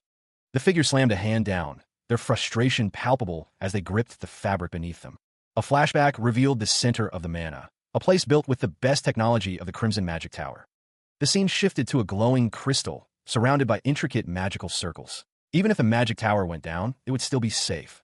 Back in the present, Dr. Kong tilted his head, a puzzled expression on his face. What the heck was this crap now? Habenim confronted the figure in red robes, questioning their knowledge of the herbal medicine room situation.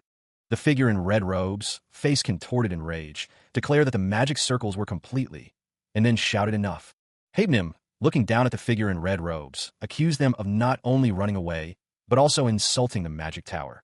Dr. Kang's expression hardened, his eyes shadowed. He vowed to never let them get to the center of mana.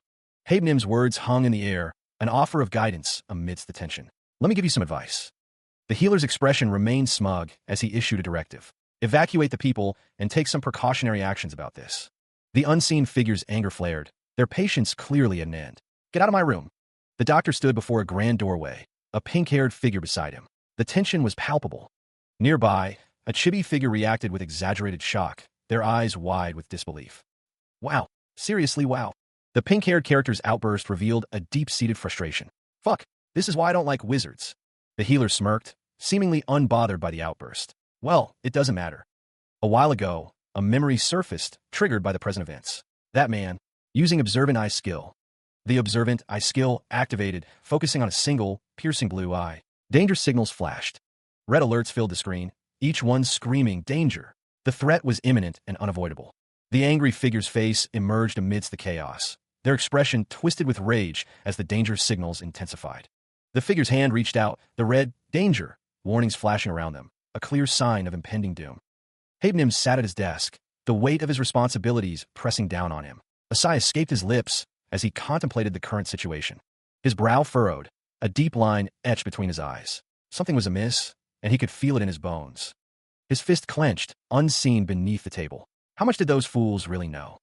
The elder's face contorted with worry. Did they know the mana power system was broken? He had been slacking on taking care of the mana center. The consequences of that negligence were now looming over him. Habenim gritted his teeth, his expression hardening. He had been preparing for the next master's ceremony. Taken off the candidates list. If others found out, he had to hide it, at least until the ceremony. Habenim could take care of it quietly. After he became the master. Habenim paused, sensing something. What was that? His eyes narrowed, a sense of unease washing over him. Something was definitely wrong. Blasts of energy ripped through the area, tearing apart the surroundings. The force of the explosion sent debris flying in all directions. Chunks of stone and metal were pulverized by the intense power. The remnants of the structure rained down, a testament to the devastation. Even the sturdy foundations of the building began to crumble and crack. Lightning crackled through the air, illuminating the scene of destruction. He struggled to move, a bead of sweat trickling down his brow. I can't move. Gathering mana in his hand, he focused intently. I have to move these first. Habenim's face contorted in pain as the energy surged within him. The mana began to backfire, causing him immense agony. Quack! His eyes widened in horror as he realized what was happening. Mana reflux. Habenim gasped, sensing a presence. Keek, is someone out there? A desperate cry echoes through the collapsing structure. Come and help me. The plea for aid rings out again, lost amidst the destruction. A voice cuts through the chaos, laced with a chilling satisfaction. Do you get it now? He stands amidst the devastation, a grim expression hardening his features. I warned you. Dust and debris rain down as the building groans under immense strain. Blue energy crackles around him as he surveys the scene, a fallen figure visible in the distance.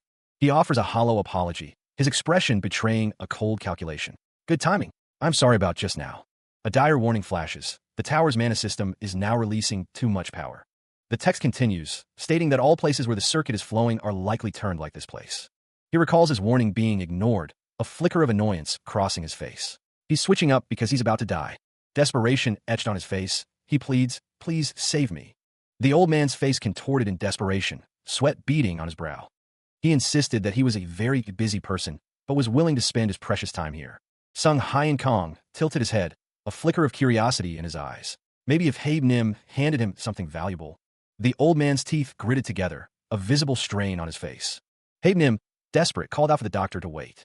The old man declared that he had something that the doctor might want, holding up a key. The key shimmered, the key to the mana center. He offered it, saying if the doctor saved him, he'd give him this. Habenim insisted that the berserk mana at the center needed to be controlled to save the people. Sung Hyen Kong questioned if he was holding other people hostage, telling him to think about it. The doctor smirked, thinking that a piece of trash like this was a strong candidate for master, and that the Crimson Tower was really over now. A sinister smile crept across his face as he considered the offer. Sung Hyen Kong casually mentioned that he forgot to tell him the explosion just now broke all the seals at the center. He regarded Habenim, a sinister smile playing on his lips as he considered the offer.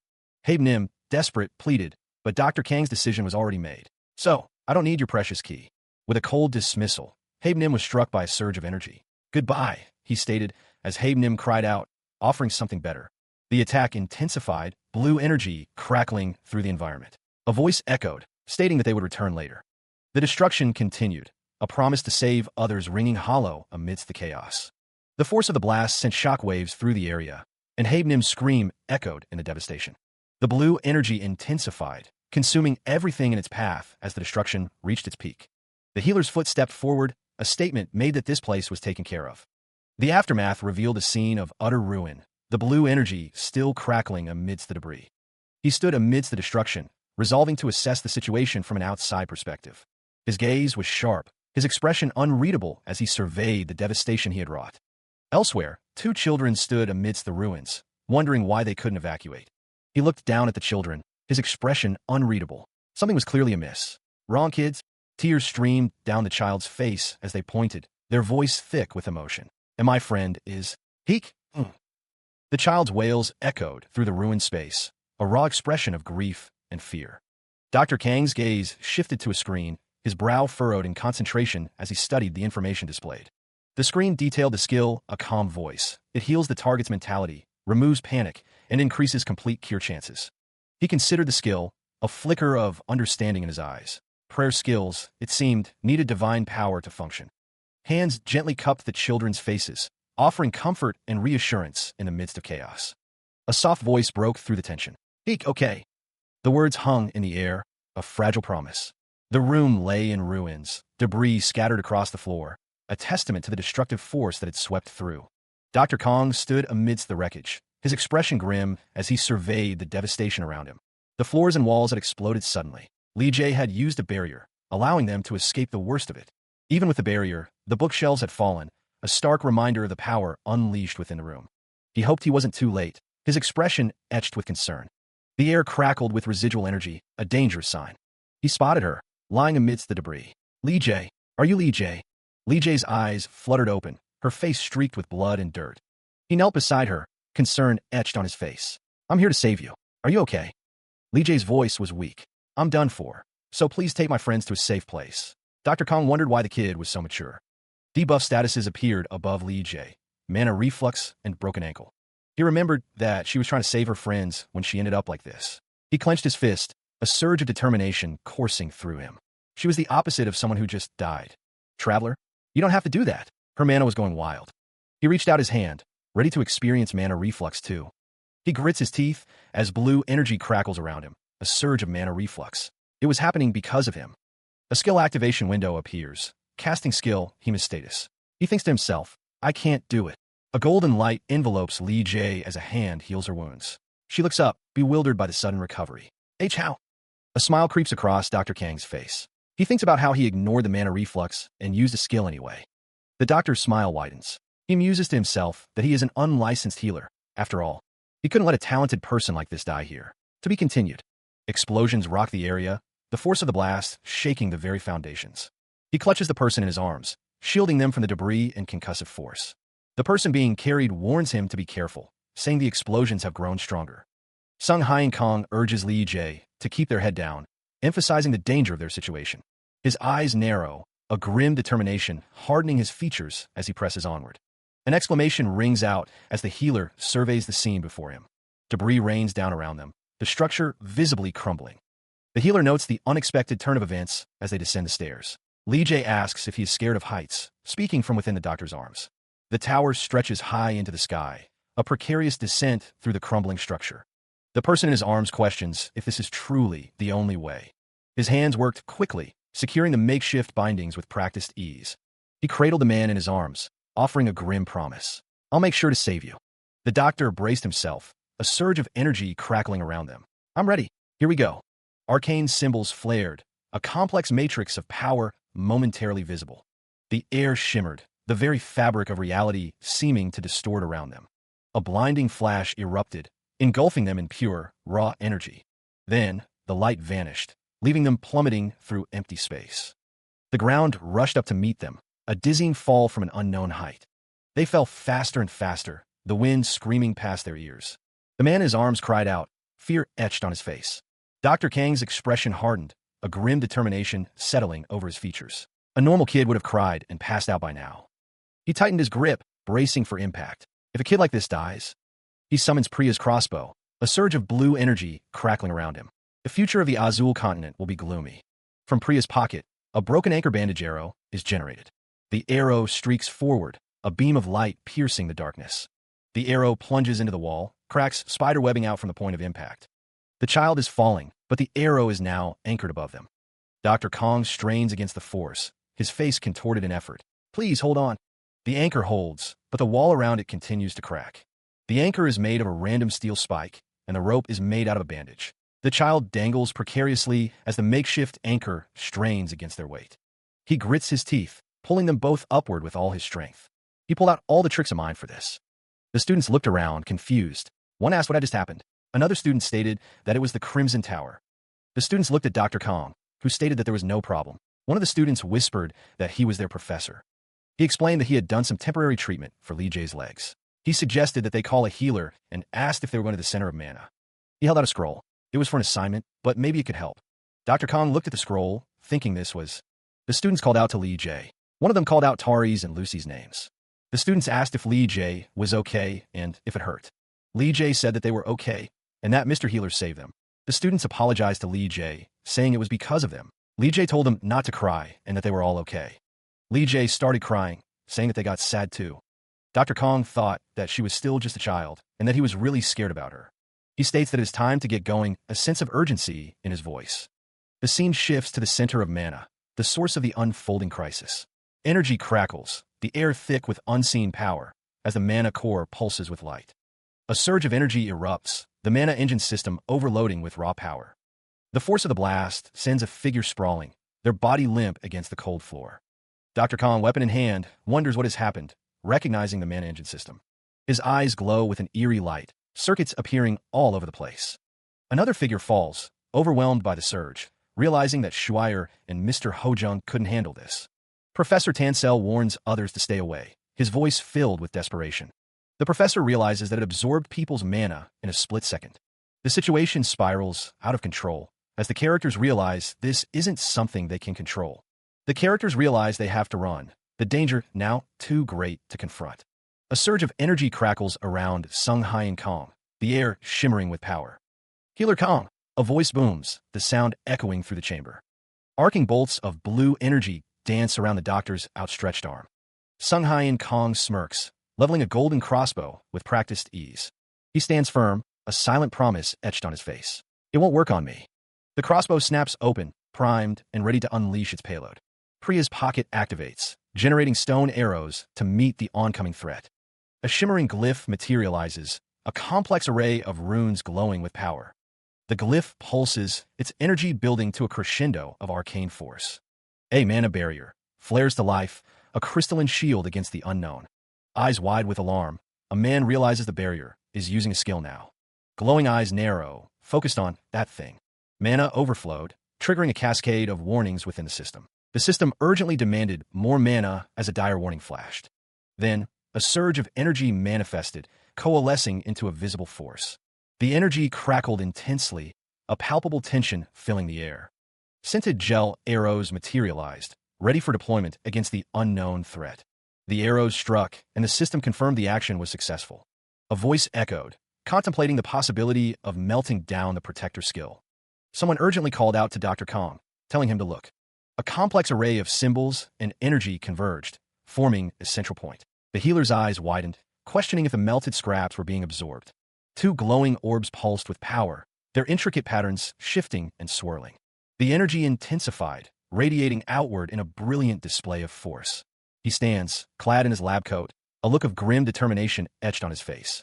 A voice cries out in alarm as a mana bullet hurtles forward, trailing streaks of crimson energy.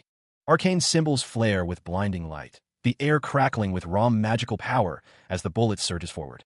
A shimmering, crystalline projectile hurtles through the air, trailing motes of crimson light. The mana bullet detonates in a blinding flash, sending shockwaves rippling outwards. The force of the blast throws debris and dust into the air, obscuring everything. A gaping hole appears in someone's chest, blood blooming around the edges. A man cries out, concern etched on his face, asking if the injured person is okay. Sung Hyen Kong, the healer, focuses a sphere of golden light forming in his outstretched hand. A voice, laced with irritation, admits that the attack nearly found its mark. The healer's expression is grim as he holds the orb, remembering the near-fatal attack. A surge of blue mana erupts, hinting at the immense power contained within. The mana bullet, now glowing with a faint blue light, floats within a complex magical circle. A complex magical circle hummed with potent energy, ready to be unleashed. Dr. Kong considered the situation, knowing that a scented gel arrow wouldn't work on the melted mana. Fortunately, a figure stood ready, bow drawn, preparing to fire a mana bullet. The figure thought it was still within the scope of their plan. The mana bullet crackled with intense power, ready to be launched. The arrow shot forward, a streak of pure energy aimed with deadly precision. The figure remained poised, watching as the mana bullet hurtled toward its target. The mana bullet accelerated, leaving a trail of shimmering energy in its wake. Dr. Kong stood firm, seemingly unaware of the impending danger. The air crackled as the mana bullet approached, distorting the space around it. The mana bullet exploded forward, a blinding flash of pure magical force. Multiple beams of mana shot out in every direction. The mana bullet strikes, its raw energy exploding outward in a burst. The magical force disperses, sending ripples through the surrounding space. The impact leaves behind a shattered residue, evidence of the mana bullet's power. Professor Tansel realizes the melted mana from the mana bullet will be absorbed into its mana circuit. A voice declares that this will only upgrade the mana crystal's body, while another questions what Dr. Kong is trying to do. He leaps back, narrowly avoiding the lingering energy of the attack. The mass forming the crystal's body is the leftover mana, which means he propels himself upwards, a determined look etched on his face as he prepares his counterattack. A voice declares that this will work against it, as a hand firmly grips a glowing orb. Dr. Kong holds the Kerkerastal's orb, an item known for its strong magic defense and mana resistance. The Kerkerastal's orb begins to glow intensely, radiating a powerful energy.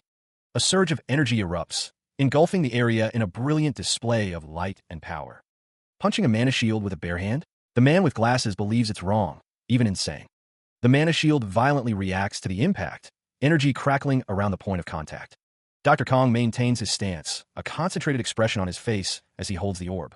The energy surges and expands, the mana shield beginning to take on a new form. The transformation intensifies, the mana shield glowing with an ethereal blue light. The mana shield pulses, its form becoming increasingly defined and complex. What is happening? The energy coalesces, solidifying into a massive, dragon-like form around Dr. Kong. The transformation continues, the dragon's form becoming more distinct and powerful. Dr. Kong stands amidst the transformed mana, the man with glasses lying prone in the background. Body transformation. The man with glasses thinks that the monster is going crazy and can't believe the tower created this monster. The dragon-like form solidifies further, its massive claws now fully formed. The transformed mana shield takes its final form, a colossal dragon of pure energy. He unleashes the dragon-shaped mana shield, the force of it shaking the surroundings. The mana dragon slams into the ground, creating a shockwave that reverberates through the area. Dr. Kong grits his teeth, realizing that the enemy is trying to prevent anyone from approaching. He almost had him. He knows he has to create an opening, a gap in the enemy's defenses. Meanwhile, the character in the brown robe clenches their fist, determined to act. The doctor's eyes narrow, understanding that if the monster goes crazy over mana, it won't avoid this attack. Dr. Kong begins to resummon Priya's crossbow, preparing for a ranged assault. The crossbow materializes in his hands, glowing with ethereal energy. Priya's pocket is generating large mana potion arrows, ready to be fired. A blinding light erupts as the mana arrows are prepared, the doctor confident that it won't avoid this. The mana arrows are launched, streaking towards their target with incredible speed. The arrows strike, a voice echoing that the target fell for it. He prepared the crossbow, muttering a phrase to activate its power. Mana coalesced into solid forms, taking the shape of sharp projectiles. The air crackled with energy as the constructs materialized. The arrows pulsed with an ominous light, ready to be unleashed. Dr. Kong smirked, confident in the weapon's capabilities. This thing works damn well, huh? The power originated from Li Jie's corrupted mana scroll, now fully activated. The healer aimed the crossbow, his expression focused and determined. The crossbow began generating stone arrows, each one imbued with dark energy. The arrows shot forth, streaks of golden light piercing the darkness. The corrupted mana arrows struck their target, a monstrous figure engulfed in blue energy. The impact released a surge of power, illuminating the area with an eerie glow. The creature reeled from the attack, its form flickering in and out of existence. A surge of raw mana crackles, energy arcing across a complex network. The system shatters, the delicate balance of power disrupted. Dr. Kong stands amidst the chaos, observing the fallout of the mana surge. A voice declares that the moment has arrived, the plans set in motion. The voice continues, explaining that they faced great danger due to an error in their mana system. The Crimson Tower looms, its spires piercing the night sky, a beacon of power and mystery. Meanwhile, Master Rokier expresses his deep gratitude, surrounded by figures in crimson robes. The people praise the Crimson Tower and Dr. Kong for saving them all, their voices filled with reverence. Dr. Kong smiles, offering his assistance. If there's anything they want, they should tell him. A scroll radiates power, the crowd murmuring with anticipation at the sight of the precious item. Master Rokier speaks of a precious thing, something one can only obtain by achieving greatness as an archwizard. The item is only awarded to members of the Crimson Tower, and Dr. Kong cannot give it to an outsider, even if they achieve something great. It was worth a try, a voice mused as a master of the Crimson Tower. The healer extended his hand, a faint red glow emanating from his palm. Even if they didn't follow the path of magic, the man stated, his companion looking shocked. The children cried out, remembering the battles they had fought. For the Crimson Tower, with their life on the line, the old man thought. If they didn't accept him as one of them, who would help them in the future? Dr. Kong wondered if he would be an honorary member. Now he was a magician who didn't know how to use magic. He mused. The white-haired man responded, I guess. Thank you, Master Rokier. As long as it helped with healing, it didn't matter, Dr. Kong thought, surrounded by the others. Stretching languidly, he admits to himself that he is tired. Being an honorary member has its perks, Dr. Kong thinks, as Li Jie lies sprawled on the floor. He wishes this place had some furniture. The doctor decides to use this place as storage, so he will organize their inventory and head out. He decides to take care of his status first. He notes that he has accumulated 6,841 points and one unaccepted achievement reward. He gained a lot of points from treating the wounded in the tower. A quest to collect 5,000 points remains. A figure shrouded in shadow declares that he cannot deny that he has an unnatural power and that he will eventually end up craving more. He thinks that there's nothing good about involving himself with gods. The doctor decides to avoid direct trade until he finds out more about the admin. He'll do this later next. He receives an achievement. He wonders what the item slot is. An item slot became available, ready to be used in the system status. He examined the new item slot, finding it wasn't bad at all. The brooch and the orb would be perfect here, he mused, if they weren't getting in the way.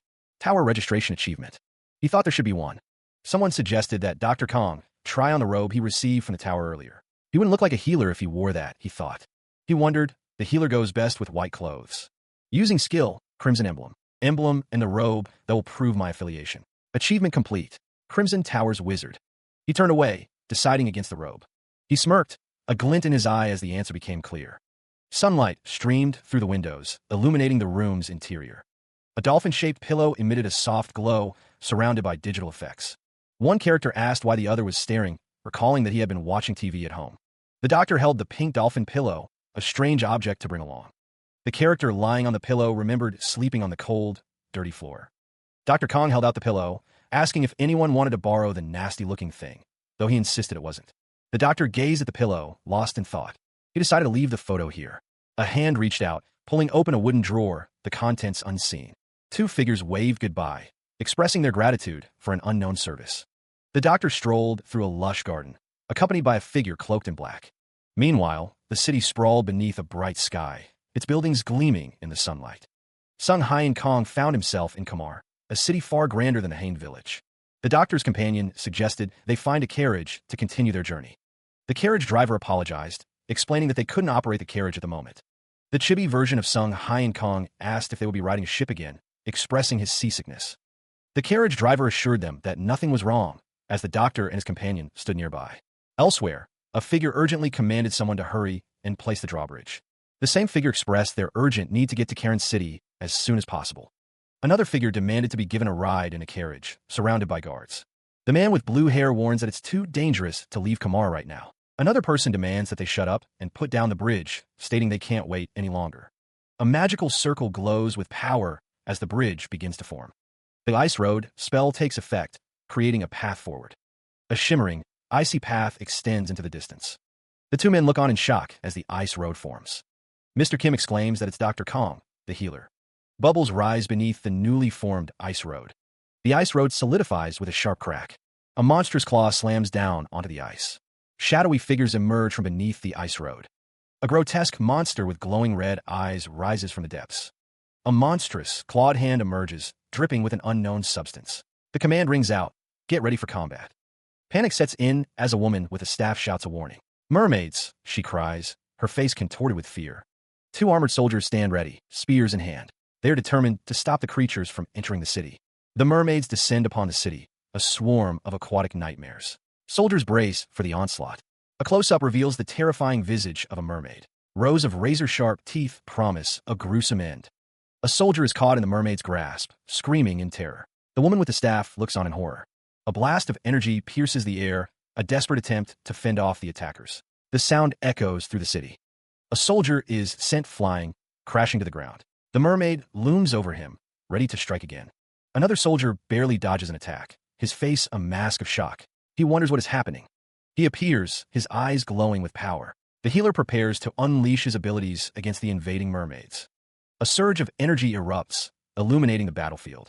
The healer's power clashes against the mermaid's onslaught. The mermaids scream as they are struck by the energy. The battle intensifies, the fate of the city hanging in the balance. Mr. Kim, holding a red gem, is told to stop them from getting up. He activates his skill, Vampiric Impulse, increasing his attack power for a time. The power surges through him, ready to be unleashed against the remaining foes. The enhanced attack is swift and devastating, leaving a trail of destruction in its wake. The force of the blow shatters the ground, a testament to the amplified power. Energy crackles in the air, the aftermath of the skill's activation still lingering. The mermaids lie defeated, their bodies scattered across the pavement. One of the characters sighs in relief, believing the situation is under control. Another character, however, senses a shift, realizing that the real problem is only just beginning. A figure with blue hair is asked if they are okay, noticing blood from their wound. He insists that he is fine, despite the visible injury on his arm. The blue-haired figure expresses confusion, sensing that something is amiss. The armored arm bore the brunt of the attack, the metal scarred and rent. A piercing scream echoed through the chamber, a testament to the pain inflicted. Dr. Kong watched with concern. The man beside him, spectacles perched on his nose, wore a grave expression. Agony rips through him as the mermaid mutation visibly spreads up his arm. He stands on the shore, his arm now almost entirely covered in crystalline blue growths. Panic sets in as the realization dawns. Mermaid mutation. Mermaid mutation causes the human body to mutate into mermen when a human is infected with mermaid's blood. Mermaids that were once human now look for different prey and multiply. The text urges someone to wipe the blood off of him and heal him. But the grim truth settles in. Heal won't work. Dr. Kong states that the infection through his wound won't go away by healing. Dr. Kong approaches the mutated man, who is revealed to be the one who helped them with the mermaids. The text suggests cutting his arm off, but the infection range is too big, and the mutation is spreading quickly. He apologizes, admitting he can't think of anything. He felt the change taking hold, the mermaid's curse twisting his very being. The healer gripped his sword, a desperate resolve hardening his gaze. If he couldn't stop it, he would die a human. One of the hooded figures gasped, unable to bear witness to the transformation. Wait! The wound continued to bleed, the infection spreading with terrifying speed. Desperate, the healer tried to staunch the flow, but the mermaid's blood resisted all efforts. He took a breath, trying to calm his racing heart. He had to focus to find a way out of this nightmare. The healer knew he couldn't think of anything, but that didn't mean there was no cure. Even if there wasn't, they could simply make one. Dr. Kong smirked, a glint of something unsettling in his eyes. It is what it is. He plunged into the water, seeking answers in the depths. The hooded figures watched as he disappeared beneath the surface. The cure for mermaid infection is the mermaids. Liver. Mermaids that died outside rot too quickly. He had to find one underwater and cover it with mana. The wind potion was in effect, granting him the ability to breathe. He didn't have to worry about breathing, thanks to the wind potion's effects. Underwater combat with his current skills was too hard, he thought. And lastly, he wanted to save this for later. But the situation demanded it. Water cannon? A dark silhouette of a mermaid appeared in the depths. The mutated merfolk, with their glowing red eyes, lurked in the murky depths. They were all gathered, ready to strike at a moment's notice. Dr. Kong, floating in the water, muttered that he was too lazy to get to them. The merfolk snarled, their eyes fixed on the protagonist as they prepared to attack. He activated his skill, preparing to use the hook shot. One of the merfolk lunged forward, teeth bared, shouting that he should come there. The hook shot skill hurtled through the water, aimed directly at the attacking merfolk. The healer was sent flying backwards from the force of the skill. The hook shot connected, ensnaring the merfolk in a glowing blue chain. The protagonist had a great catch. The ensnared merfolk screamed in pain and frustration. The protagonist, surrounded by the remaining merfolk, prepared for the next attack. A surge of power erupted in the murky depths. The surrounding merfolk reacted to the sudden burst. More of the creatures swam into view, their forms serpentine. One of the merfolk snarled, its red eyes glowing menacingly. The doctor held his crossbow, confident in his abilities. It was too easy, he thought. The merfolk swarmed around him, their numbers seemingly endless. One thing was bothering him. He wondered why there were so many of them, his expression shifting to concern. The doctor stood firm, feet planted on the ocean floor. His eyes widened as he braced himself for an attack. A merfolk raised its staff, energy crackling around it. The doctor realized it was a rare pizza mermaid. The pizza mermaid unleashed a pulse shockwave. He was caught in a swirling vortex, the pressure mounting around him. A beam of pure energy shot through the water, aimed directly at him. The energy slammed into him, the force of the impact reverberating through his body. He coughed, clutching his chest. Damn, I almost died, Sung Hein Kong thought, his face contorted in pain. He knew he was running out of time. The wind potion effect was fading, only 5 minutes remaining. The merfolk prepared another attack, focusing their energy into a water cannon. The water cannon fired, a concentrated blast of water hurtling towards him once more. Sung Hyen Kong steeled himself, preparing to unleash his own power. The merfolk sneered, confident in their assault. It's only using water cannon and pulse shockwave. Sung Hyen Kong thought, they're all annoying but dodgeable. Is this bastard delaying for time? He glanced at the timer. The wind potion effect had dwindled to 1 minute and 48 seconds. Sung Hyen Kong focused his energy, a determined glint in his eyes. I have a way. A surge of pure blue energy erupted, illuminating the underwater cavern. From above, a merfolk descended, its trident poised to strike. The merfolk's face contorted in a savage snarl, its red eyes burning with malice. The trident slashed through the water, aimed with deadly precision. His eyes narrowed. Dr. Kong steeled himself, preparing for what was to come. He muttered a single word, a signal to himself. Bingo! A holographic screen flashed, declaring that the failed mermaid mutation cure had been destroyed. The merfolk's expression shifted to one of shock and disbelief. A guttural roar of rage echoed through the water as the merfolk's fury reached its peak. The force of the attack sent him flying backward, struggling to regain his footing. The merfolk raged, furious that poison had been used against it, while Dr. Kong looked up, seemingly unfazed. The camera focused on the bottle, revealing its contents, a failed cure made with rotten mermaid liver. He aimed the bow, declaring it wouldn't kill, but it would hurt. Now, with the quest to collect 5,000 points complete, the bow glowed with power. A new skill was activated, the energy crackling around the arrow. The arrow surged forward, a streak of pure, focused energy. The harpoon arrow skill manifested as a swirling vortex of blue energy. The harpoon arrow shot through the water, leaving trails of distorted light. The arrow continued its descent, the doctor demanding a rare artifact. Elsewhere, at the Lake Kamar South Gate, 2 guards waited, one remarking on the delay. Below the surface, bubbles rose as the guards wondered if something had gone wrong. The guards exclaimed as they saw someone emerge from the water. He burst from the water, gasping for air, as someone shouted, "Dr. Kong!" Water dripped from his clothes as he approached the gate, muttering to himself.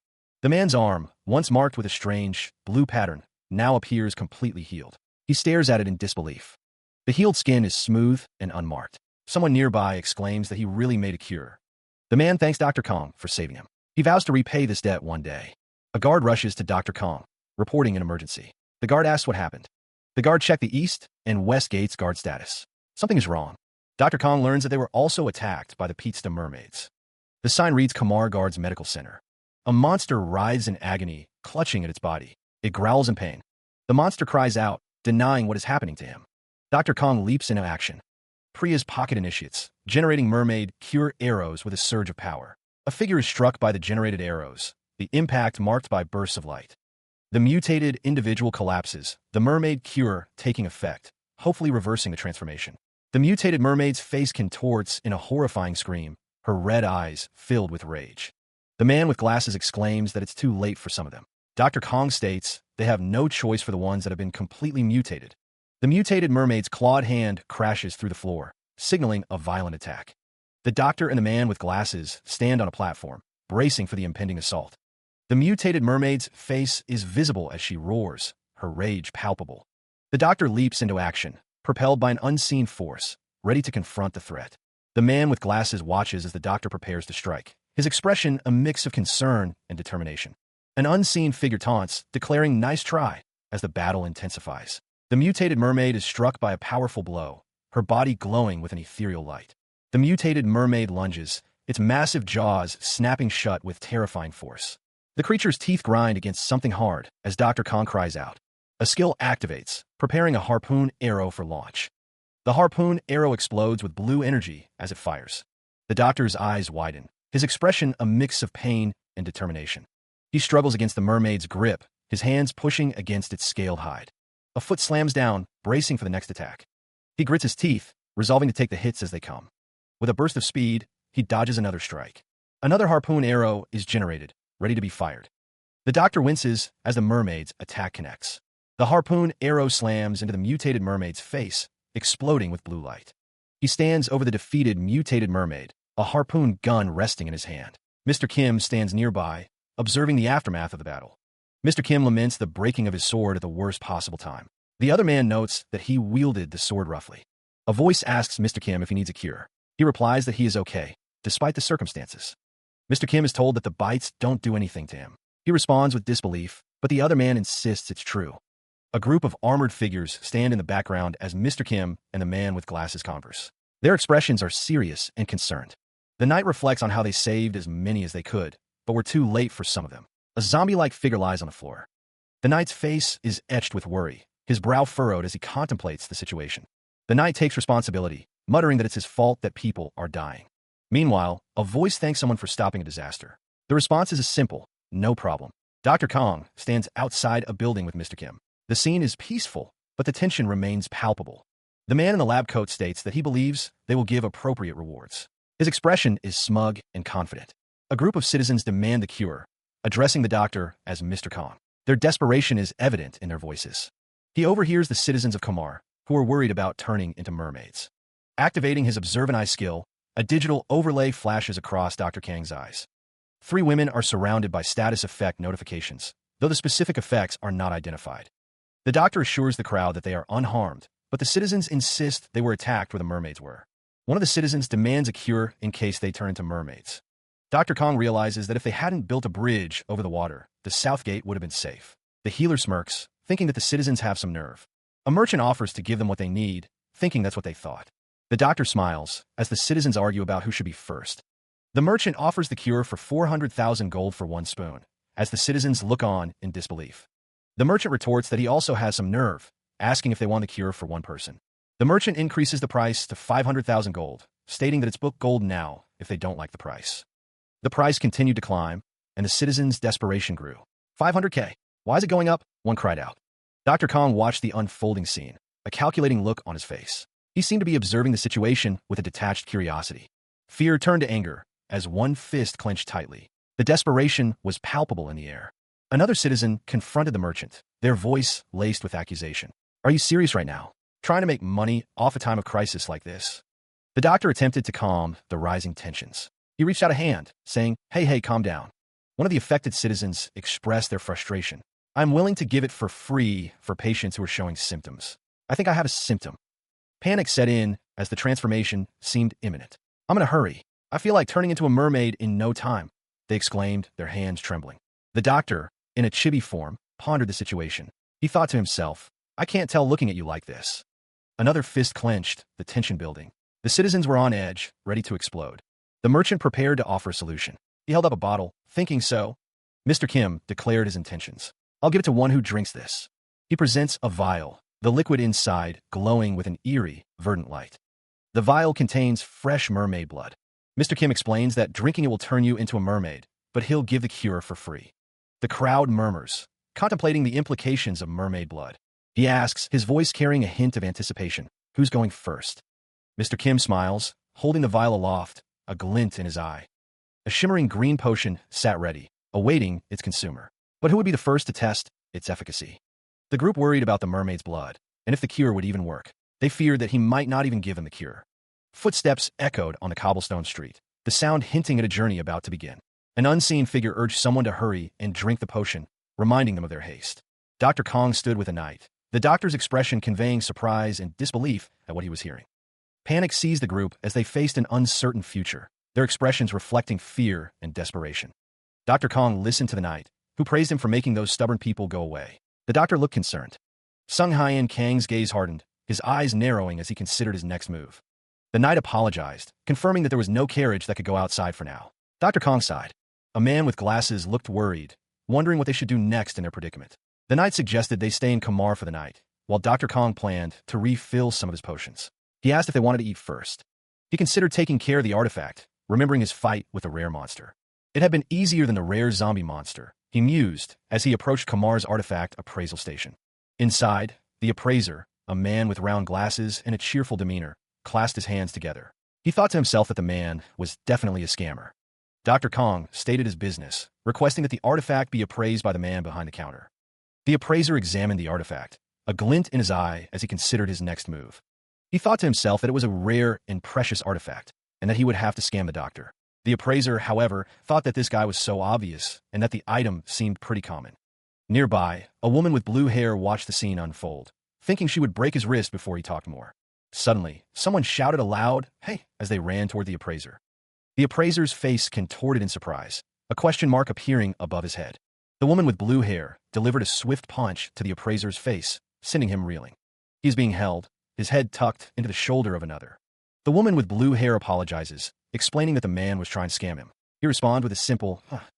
The woman states that he is there to grade an artifact and asks to see it. She leans in close. The artifact glows with a golden light in the woman's hands.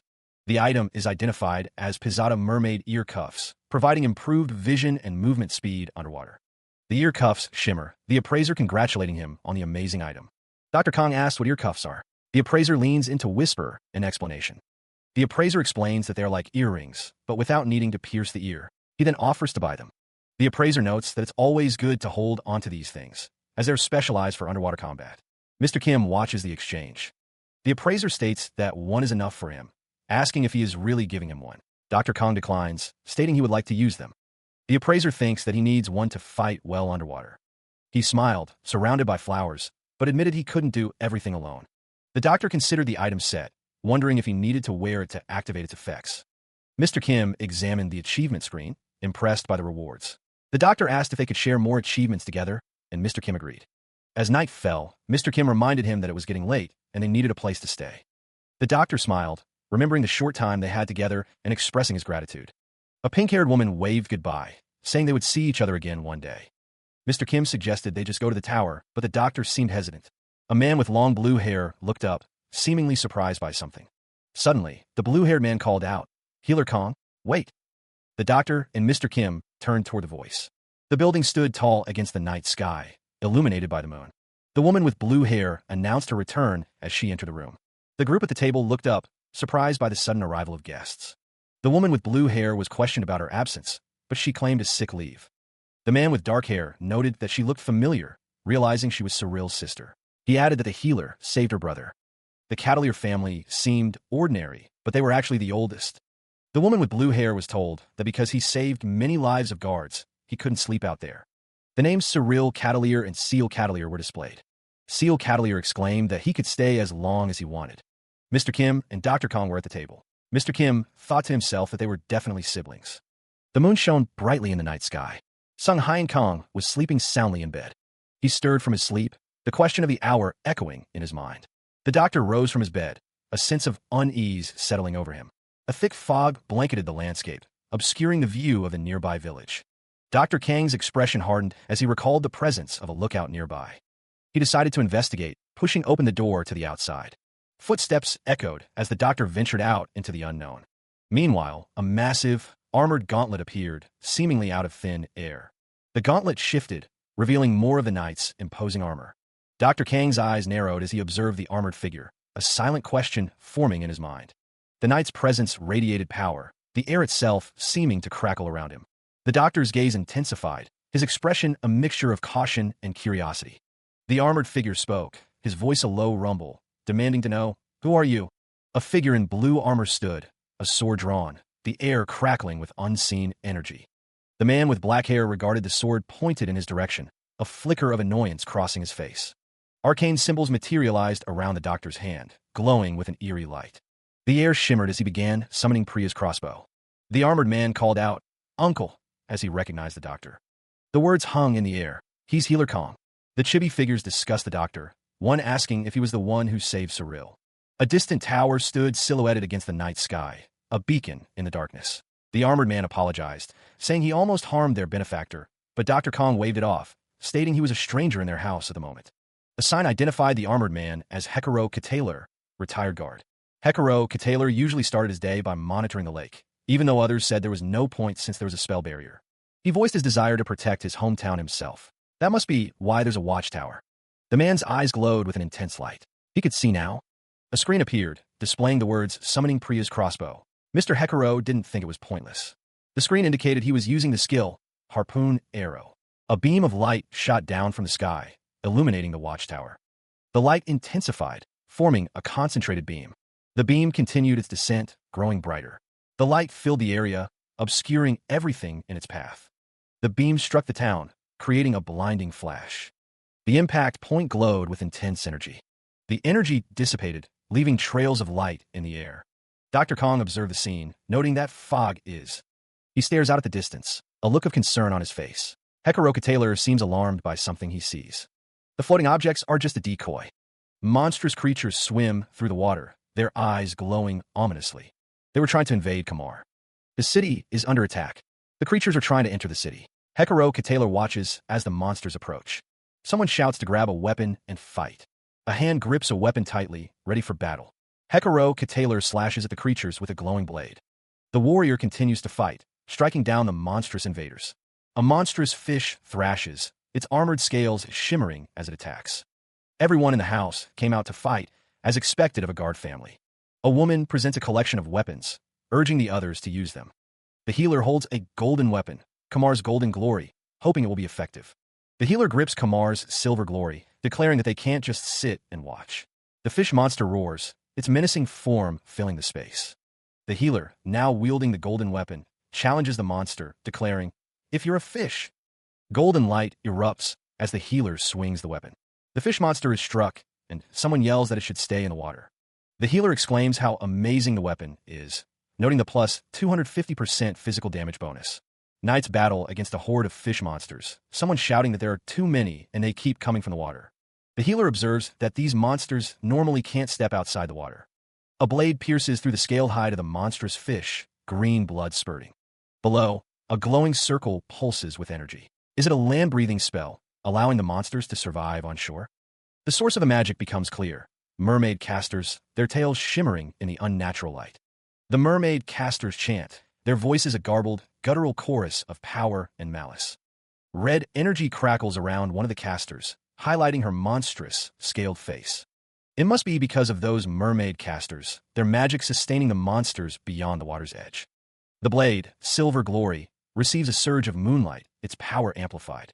A surge of energy courses through the defender as the moonlight buff is applied. The ambush is sprung, the defender now empowered by the celestial light. The power surges, reaching its peak at 100%. Dr. Kang's eyes gleam with renewed determination, the extra moonlight buff ready for deployment. If he can get rid of them, the other mobs will go away, the doctor realizes. A monstrous crab, wreathed in arcane energy, screeches its fury to the heavens. The crab monster continues its assault, its form a grotesque fusion of flesh and magic. The creature roars, its rage echoing as it prepares another devastating attack. Arcane energy crackles as the crab monster unleashes its power. The magical assault rains down, a torrent of destruction aimed at the city. The crab monster's magic surges, a wave of purple energy threatening to overwhelm everything. The monstrous crab is identified as a giant pizzata crab. One man muses about the crab's meat, while the blue-haired man questions if that's really important right now. The giant pizzata crab continues its advance, its massive claws poised to strike. The creature draws closer to the buildings, prompting alarm from the observers. The giant pizzata crab unleashes a beam of pure energy, obliterating everything in its path. Dr. Kong grits his teeth, determined to stop the muddy crab. He activates a skill, observant eyes, and extraordinary crimson exoskeleton for powerful body protection. The giant pizzata crab attacks with immense force, its strike creating a shockwave. The crab's massive claws crash down as a voice cries out. They have to find its weak spot. Cyril's eyes widen in terror as they are thrown through the air. Cyril, get out of there! The crab continues its assault, its massive claws bearing down on Cyril. She vows not to let it enter Kamar. Cyril screams as the crab's claw strikes, sending her flying through the air. The crab's claw descends again, poised to strike the downed Cyril. Cyril gasps, struggling to regain her breath after the brutal attack. The crab's massive claws crash into the ground, pulverizing the earth beneath. Debris rains down as the crab continues its relentless assault, its claws tearing through the environment. He narrowly dodges the crab's attack, the massive claw narrowly missing him as it slams into the ground. Mr. Kim, observing the battle, exclaims that he has found the crab's weak point. He shouts for everyone to aim for its legs, as the crab emits a final, desperate shriek. The giant pizzata crab roars, declaring that they won't get past, as they are the guards of Kamar. The crab's exoskeleton begins to crack and shatter under the barrage of attacks. The creature's crimson shell splinters, sending shards flying in all directions. More pieces of the crab's armor break away, revealing the vulnerable flesh beneath. The giant pizzata crab collapses onto the beach, defeated, as the sun sets on the horizon. Cyril, relieved, expresses his exhaustion after the intense battle. The team cheers, celebrating their hard-fought victory against the formidable foe. Cyril declares that they did it. They protected Kamar as he stands with Mr. Kim and Dr. Kong. Mr. Kim looks pleased, knowing that it was all for this moment. Dr. Kong asks if they are okay, as Mr. Kim explains that they were sleeping, so they're kind of short on stamina. The chibi versions of the team confirm that they're sleepy and short on stamina after the battle. A feast awaits, with promises of high-end crab meat to celebrate their victory. A faint sound echoes, a soft HM, hanging in the air, a sign of stirring. He slowly opens his eyes, the events of the battle still lingering in his mind. Cyril notices his awakening. "Ah, you're awake," she exclaims, relieved. She adds that it is still morning, indicating he slept a long time. Cyril smiles warmly, happy to see him awake and seemingly recovered. He looks up, a hint of confusion in his eyes as he processes Cyril's words. She tells him that he slept for the entire day. Later that night, Kang Sung-yoon woke up 25 hours after the lake battle, his first thought being about the crab meat. Sung-hai and Kang sat quietly, observing the festivities around him. The sounds of celebration filled the air as people toasted to the Catalier family. The nobles enjoyed the feast, savoring the exotic flavors of the monstrous delicacy. The party was in full swing, with guests mingling and enjoying the atmosphere. "Both of you enjoy. You're the VIPs of this battle." The blue-haired character seemed pleased with the golden shovel, as the character with glasses looked on. Sung-hai and Kong held a plate of food, as a chibi character looked up at him. "Just take it. We have 11 of these in the family." A fragment of a defeated monster pulsed with an unnatural light. He approached the fragment, wondering why only a specific part shone so brightly. The fragment was identified as an extraordinary piece of a dark red shell, an accessory item. It was indeed an accessory item, ready to be claimed. Dr. Kong held the rare memento, achieved after defeating a powerful monster of A-class or higher. He felt an achievement unlocking, granting him the skill Memento Collecting Hands, increasing the probability of acquiring monster mementos. The doctor decided to take the fragment for now, its power resonating within him. Hekaro approached, informing Dr. Kong that he had some news. The doctor turned his gaze towards the armored figure. The guard greeted him, his expression polite but firm. The guard greeted Mr. Healer again, before asking what brought a guard to this location. The guard explained that he was ordered by a superior as a token of gratitude for what happened. The doctor stands tall, a small figure presenting him with a meal. Meanwhile, a horse-drawn carriage approaches Kamar Lordship Castle, its towers piercing the sky. Guards urge someone to hurry closer. The man in red robes wonders if they're the ones who saved their Kamar. One guard remarks that it's an honor to be invited by the Lord himself. Another wonders what kind of person Kamar's Lord is. The man in red robes is theoretically the strongest genius magician from the Crimson Magic Tower. Even with such amazing talent, he isn't arrogant like the other magicians and works hard. The man with glasses thinks he's an incredible person, but wonders why theoretically. The man with red robes trembles. The man in red robes cries, having heard the monsters almost destroyed the castle. The situation was dire, and someone pleaded with their lord to calm down.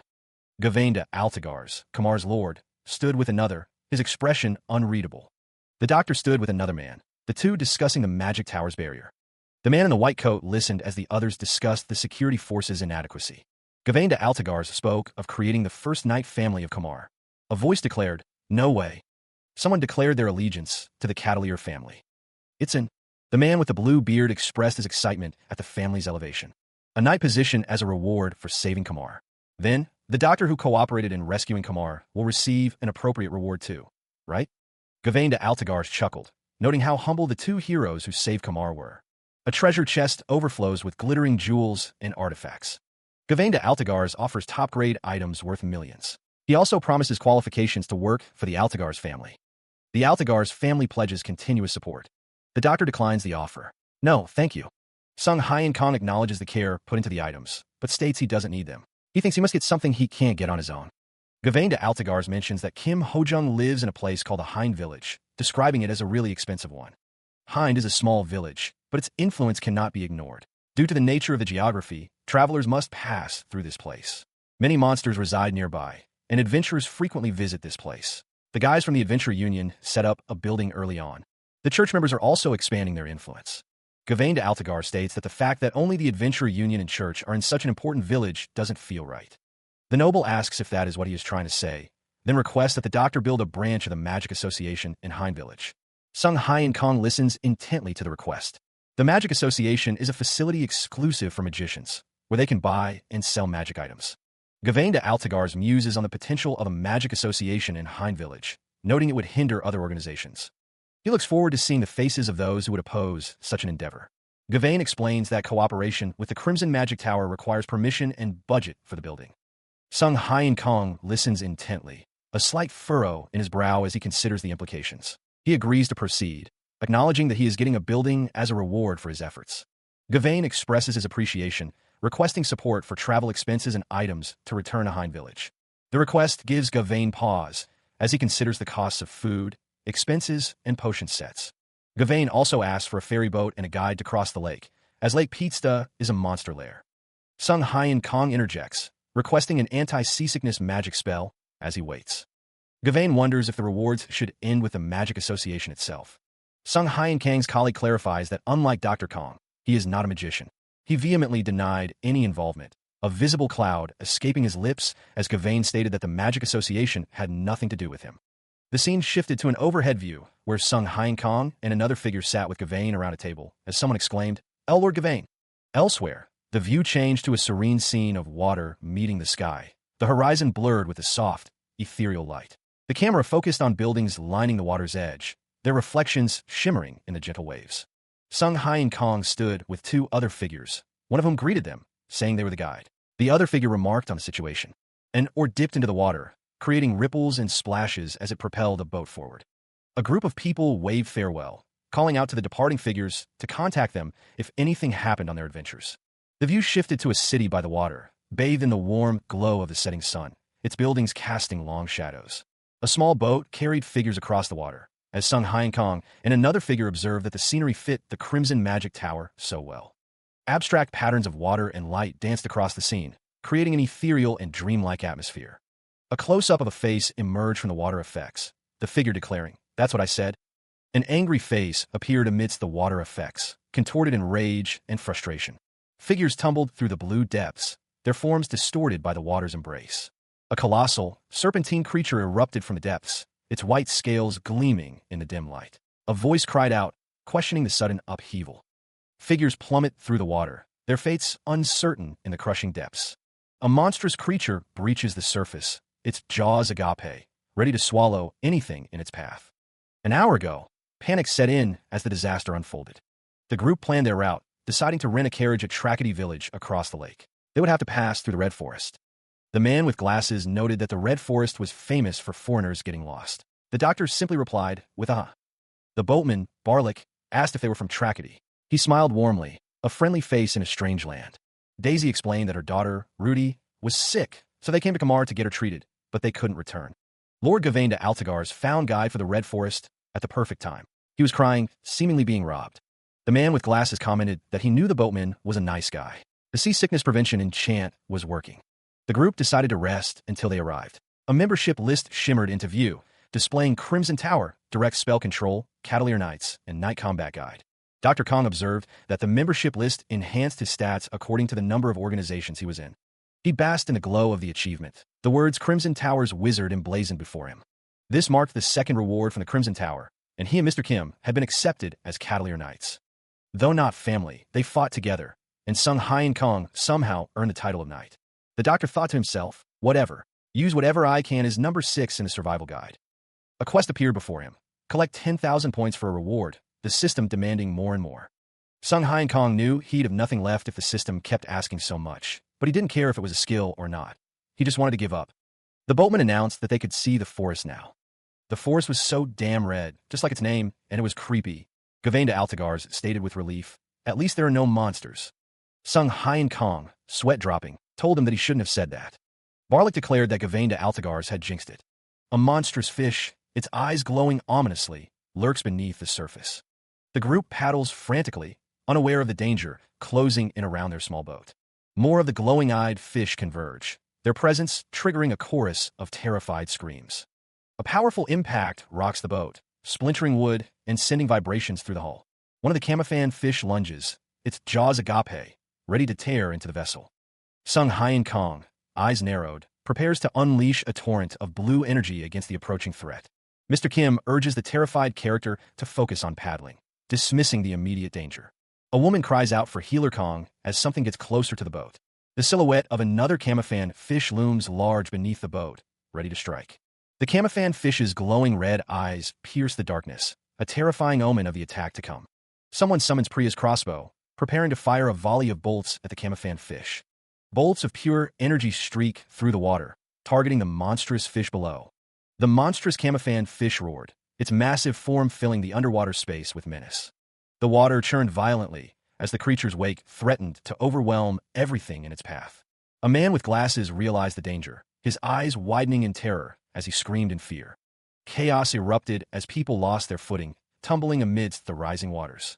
The camoufan fish struck with brutal force, flipping a boat with ease as its victims cried out. The massive fish continued its relentless assault, churning the water into a frenzy. The man with glasses screamed, his terror reaching a fever pitch as the fish approached. The camoufan fish hurtled forward, poised to strike whatever lay in its path with devastating force.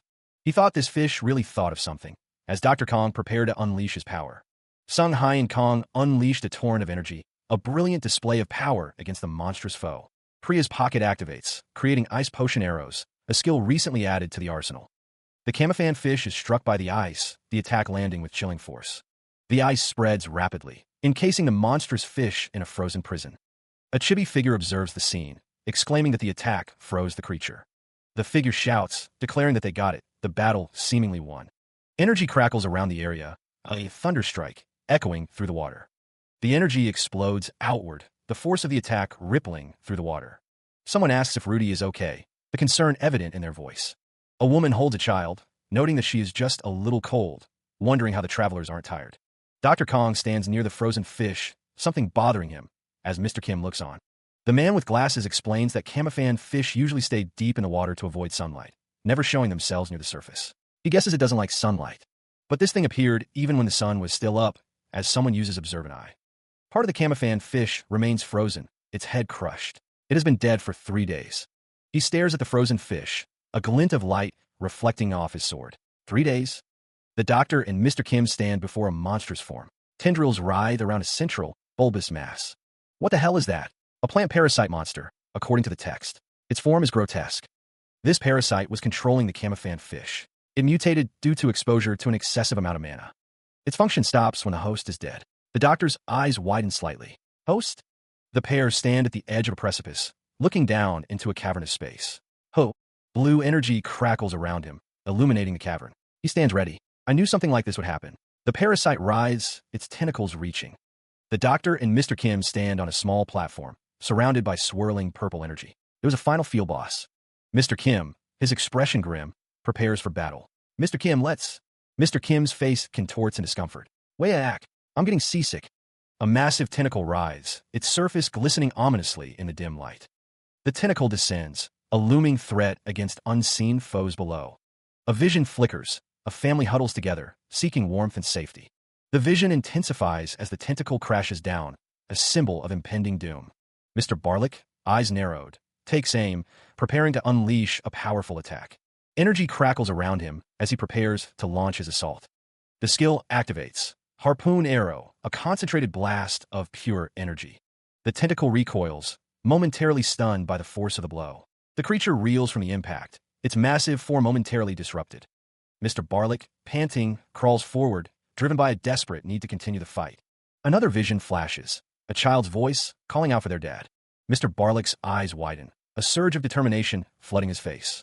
A figure clutches another, desperately crying out in anguish. A blinding light erupts, streaking downwards with immense power. A lone figure stands amidst the radiant explosion. Dr. Kong looks up, a flicker of recognition in his eyes. He mutters Rudy's name. Rudy's name echoes with desperate urgency. A desperate cry echoes across the frozen landscape. Rudy's name called out in anguish. The woman thrashes in the water, calling out for Rudy, her baby, as a man tries to calm her. A voice urges calm, trying to soothe the rising panic. The skill, soothing voice, has been activated, a gentle hand attempting to quell the woman's distress. The man, holding the distraught woman, vows to save her daughter, his expression grim. Mr. Kim reflects, surprised that he would go down with her, resolving not to leave him alone any longer. The thought hangs in the air as a tentacle descends, perhaps to save her, perhaps to end it all. A figure plummets through the water, surrounded by swirling currents and the encroaching darkness. The figure is ensnared, trapped within the grasp of monstrous tentacles that writhe and constrict. A voice cries out in defiance, acknowledging the toughness of the foe as a sword is readied. The tentacle strikes, a swift and brutal assault in the murky depths. The massive tentacle pulsed with an eerie light, regenerating endlessly. Mr. Kim, his brow furrowed with concern, knew he could escape alone. But with Rudy limp in his arms, Mr. Kim wondered how he could possibly manage an escape. The tentacles lashed out, closing in on Mr. Kim and the unconscious Rudy. His lungs burning, Mr. Kim realized he was running out of air, his strength fading. A screen flickered to life, displaying the words Priya's pocket, creating wind arrows. The air crackled with energy as the wind arrows began to materialize. A surge of green energy enveloped Mr. Kim and Rudy, a protective aura forming around them. Diving through the water, Dr. Kong raced towards the imperiled pair, his lab coat billowing behind him. More wind arrows materialized, glowing with a sharp cyan light. Dr. Kong closed the distance, the tentacles writhing around Mr. Kim and Rudy as he approached. He gripped a wind arrow, its energy crackling in his hand, ready to strike. He is called out as the healer stands, a confident smirk on his face. The doctor's consistency draws awe, but the situation remains dire. The monstrous tentacle regenerates, a testament to its resilience. With a sickening squelch, the tentacle reforms, ready to strike again. The healer is sent flying backwards, surrounded by the monstrous appendages. Mr. Kim clutches a pink-haired person tightly, his expression a mix of fear and determination. The endless regeneration of the tentacles continues, an insurmountable obstacle. Sung Hyen Kong brandishes his glowing blade, ready to face the regenerating horror. The healer notes that the blade isn't a normal sashimi knife, but one he made from ice. Mr. Kim urges Sung Hyen Kong to save the pink-haired person, telling him not to worry about him. Random enchantments are bestowed, granting 2 random enhancements to an item. The power surges, ready to be unleashed. Dr. Kong activates the freeze enchantment, encasing the enemy in ice. The frozen foe hangs suspended, vulnerable to the coming attack. The ice crackles, a sign of the immense power contained within. The doctor, unfazed, hears the taunt. Is the enemy trying to use the surroundings? Summoning Priya's crossbow, he prepares to create ice potion arrows. The crossbow materializes, glowing with icy energy. The second enchantment is about to be revealed. He declares his intent, ready to unleash the next attack. The doctor prepares to strike, the enchantment promising 400% bonus damage to frozen enemies. Mr. Kim watches intently, a silent observer of the unfolding battle. He stood before the massive sequoia squid, its form radiating a menacing aura. The sequoia squid, host of the water hyacinth, loomed large. Dr. Kong smirked, his eyes narrowed as he assessed the situation. The creature's eye glowed with an eerie, purple light. The sequoia squid emitted a guttural growl, its tentacles writhing. Its tentacles pulsed with dark energy, ready to strike. He watched the creature's movements, calculating his next move. The squid's tentacles shifted, revealing a glimpse of its power. The sequoia squid prepared to attack, its form shimmering with energy. Dr. Kong realized they're all infected. He thought, this thing is trying to use them as a shield. Then, a confident smile spread across his face. This is easy. The sequoia squid unleashes a blast of frigid energy. The attack streaks forward, a concentrated beam of ice. The squid seems to question its own strategy, a low growl rumbling. The blast intensifies, a blinding flash of cold power. A system message appears. The holy water of dawn arrows have vanished. Dr. Kong, thinking straight because of the parasite, trusts his instincts. The sequoia squid's trait is about to be revealed. The squid's attack continues to intensify. The sequoia squid seems confused by the situation. The ice attack continues to spread. Priya's pocket is creating ice potion arrows. He can now see the sequoia squid clearly. He gives a final farewell before ascending to collect the arrows. The sequoia squid's tentacles drift in the water. The massive squid looms in the depths. Its tentacles writhe, stirring the water. Bubbles rise through the water. Dr. Kong states his intention to retrieve the holy water arrows. He wonders why he is suddenly gaining points. Multiple notifications appear, showing points being acquired. The notifications continue to pop up. He wonders what is happening, realizing he can't make points off killing. He observes that all the parasites are running away because their hosts are dead, and wonders if they're all gone. Achievement notifications appear. Successful removal of foreign substances, amazing healer, and great healer. He watches as the achievement notification appears before him. Incarnation of greed. A man cries out, waist deep in water, his face contorted in anguish. Mr. Kim, also in the water, asks, how's the Barlick family?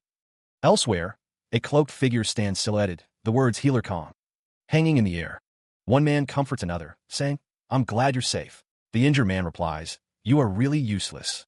A man on the shore is greeted by 2 people running towards him. Mr. Healer, you are back, one of them exclaims. He asks, are you all okay? A woman cries out, help Rudy, as she clutches a child. A man stands beside her, looking concerned. Dr. Kang's face is shown in a close-up, sweat beading on his brow as he looks off to the side. A red-haired girl looks down, her expression filled with dread. "Oh no," she whispers. A close-up shows a baby's hands, as a voice wonders, "Was I too late?" The forest was silent, save for the rustling of leaves. The woman shivered, her eyes closed as a hand gently touched her face. They knew she was suffering from hypothermia, and they had to warm her first. Sung Hyun Kong said he would start the fire, asking that she be kept warm with a blanket and change out of her wet clothes. Mr. Kim looked up at the sky, a question forming in his mind. The wind picked up, rustling the leaves. It sounded like it was about to rain. Shit. The man in the cap asked Healer Kong how far Trackety was from their location. Mr. Kim knew that even the fastest route would take around 2 hours, and they couldn't make it there in time. Sung Hyun Kong stood, his lab coat billowing slightly in the wind. He decided they should avoid the rain in the forest for now. The group continued their trek through the forest, the crunch of leaves underfoot the only sound. He paused, taking in the strange scenery. This was the red forest. The woman with red hair noted that everything was red, even the dirt. Mr. Kim added that the animals and people living around the forest were affected. The man in the lab coat listened intently, his expression thoughtful as he considered their words. Mr. Kim made sure they kept up with him, as foreigners always get lost in the forest. The woman with red hair explained that they had tried putting signs and straight trails to the village, but none worked. Magician said it was because of the strange power the red forest had. The man in the lab coat's eyes narrowed, a silent command passing his lips. "Everyone, don't move." A voice called out to the man in the lab coat, calling him Mr. Healer. He summoned a silver azure dagger from his inventory. He demanded that whoever was hiding should stop hiding and come out. He heard a voice, a realization hanging in the air. Someone had noticed them. The doctor moved quickly, his white coat a stark contrast against the dark foliage. A rustling sound echoed through the trees, a sign of hurried movement. The figure continued to advance, their footsteps barely audible on the forest floor. The man with the hat spoke, his voice tinged with urgency, as he held the red-haired woman. He explained that they were a gang that steals from travelers in the forest, and all the members have red hair. The man continued, adding that they only steal from those who don't have red hair. The man with the hat further clarified that they also accept dyed red hair, as the woman looked concerned. Sung Hyun Kong gripped the dagger, his expression hardening as he spoke of his true objective. The doctor declared he didn't care about the red-haired ones. He just wanted the healer, assuming there was an injured member. The woman with red hair was told to shut up and do as she was told, the command echoing with force. Mr. Kim stated that they were short on time and that the current situation was not helping, so he wanted to get rid of them fast and look for a safe place. The doctor paused, considering his options. What would be a safe place? The red-haired gang member stepped forward, addressing someone out of view. They claimed one of them was sick. Dr. Kong offered a proposal with a calm smile. He requested to use their hideout for the night. An enraged voice boomed in response. The unseen person demanded, "What are you saying?" The doctor gestured to the darkening sky. He warned that it was about to rain. The red-haired gang member questioned their appearance. The black-haired gang member suggested they stay away from the doctor. The doctor's smile widened slightly. He pressed his case. "If you let us stay." The two gang members glared, their expressions hardening with suspicion and anger. A figure lunged forward, brandishing a knife. He demanded to know what they had said. The doctor stood above the gang members, his expression unreadable as the situation escalated. A hand gripped a knife tightly, knuckles white with rage. The unseen assailant cursed their arrogance. The red-haired gang member brandished 2 curved blades. She dared them to try and turn them over. He is knocked to the ground, a red energy blade arcing towards him. The protagonist scrambles back, narrowly avoiding the crimson strike. The red-haired attacker screams, his fist connecting with the doctor's face. The attacker shouts, pressing his advantage against the downed healer. The doctor cries out as the attacker continues his relentless assault. The attacker is surprised by the doctor's speed, questioning how he is so fast. The red-haired figure, now at a distance, declares that the doctor is using a skill. The attacker prepares to use their own skill, a glowing sigil appearing on their arm. Purple energy erupts around Dr. Kong, a protective barrier forming around him. The doctor is surrounded by chains of purple energy, his expression determined. The chains tighten around him, the doctor's power reaching its peak. A corrupted mana restricting chain is being perfected. He lunged forward, blade raised high, declaring that the doctor was nothing without his skills. Suddenly, chains of corrupted mana materialized, crisscrossing in the air with a sinister glow. Dr. Kong stared at the chains, surprised. He thought to himself that he doesn't use mana, though. The red-haired man's fist connected, sending the doctor reeling from the force of the blow. The man stood over the fallen doctor, a small figure watching from nearby. The man and the small figure stood together, observing something in the distance. The man muttered in confusion. Meanwhile, Sung Hyun Kong smiled, a glint in his eyes as he prepared to retaliate. Elsewhere, a dark and ominous scene unfolded, with figures moving through a desolate landscape. Two characters apologized, offering to take someone safely to their hideout. A voice declared, "That's what I thought." A group of characters stood in a rocky landscape, seemingly on a journey. A hand reached out to touch a glowing symbol etched into a stone surface. He ventured deeper into the cavern, the air growing heavy with an unknown energy. A woman with braided red hair followed close behind. Sung Hyun Kong paused, his expression unreadable. The woman watched him, her gaze questioning. Elsewhere, a wave of agony spread. A disembodied voice cried out, clutching an unseen wound. The cavern floor was littered with bodies, each writhing in pain. Something had clearly gone wrong. One of the injured clutched their head, the pain overwhelming. Their vision blurred as they struggled to remain conscious. Meanwhile, another man watched the scene with concern. Hyuk, it looked painful, he thought. Was this why they needed a healer? A man with a bandage on his head looked around, confused. He didn't know why this was happening. Someone thought a healer would be able to heal them, but it seems that was not the case. Sung Hyun Kong turned to the woman with red hair, his expression hardening. "Who are you guys?" she asked, her voice laced with suspicion. Sung Hyun Kong faced Ms. Rosent, his back to the injured. "Ms. Rosent," a voice called out. The healer's expression shifted, a flicker of something unreadable in his eyes. He seemed to be contemplating something. Dr. Kang's expression is unreadable as he considers something, a slight furrow in his brow the only indication of thought. In the past, a group discussed their need for a healer. They had hoped to find someone capable, someone who could aid them in their struggles.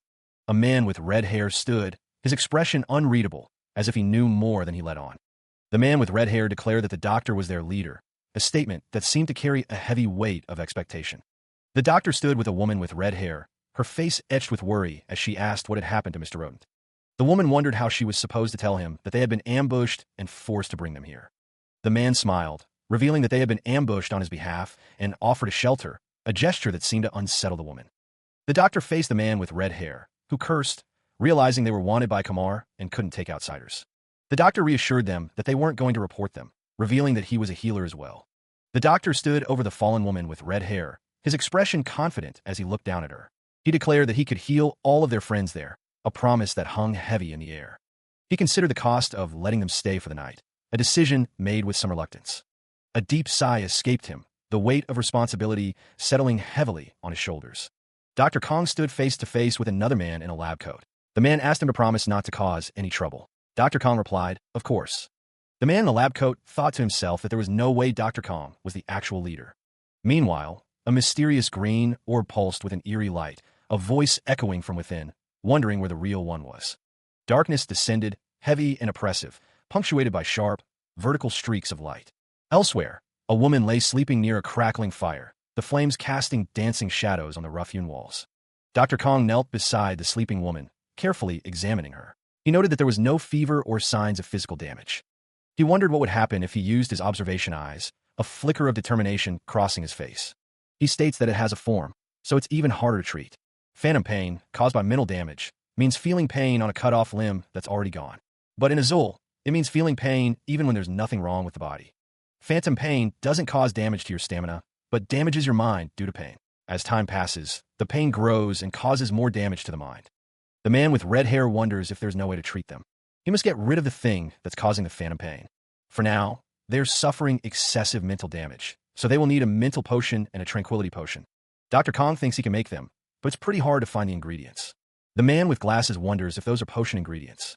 The woman with red hair stands with her arms crossed as Dr. Kong and the man with red hair look at the ingredients. Whitetail horseweed, Hellebris, anato, and twisted quartz moss are among the ingredients. Dr. Kong holds dry kamatari roots and hibiki tree fruit. He states that he can use them all for mental potions, then asks Ms. Rosent how many of her men can move right now. The response comes back that there are 25, including her, but maybe only 17 are actually available. That's enough, he thinks. A hand rests on a shoulder, a gesture of either comfort or command. Mr. Kim is told to take his men and find as many of these as he can in the forest. He smiles. In the forest, a man looks around, seemingly confused by his surroundings. Someone declares that they will let him be since he is a healer, while another angrily asks how he dares to tell him what to do. The sound of something breaking echoes. The doctor thinks that they talk too much. Meanwhile, the man in the forest continues to look around, the rain falling heavily. A question hangs in the air. How does he know so much? Dr. Kong explains that it all comes from experience, keeping records of treated patients and new facts he finds. He is so diligent. Mr. Kim is asked to hand over the ones he is holding. He offered the requested item, a small jar containing what appeared to be preserved flora. The doctor and Mr. Kim stood in the dimly lit room, two jars already placed on a nearby table. A close-up revealed the contents of a jar, delicate leaves and small, round berries, suspended in a clear liquid. The doctor noticed Mr. Kim's trembling hands. He exclaimed that it was a mistake.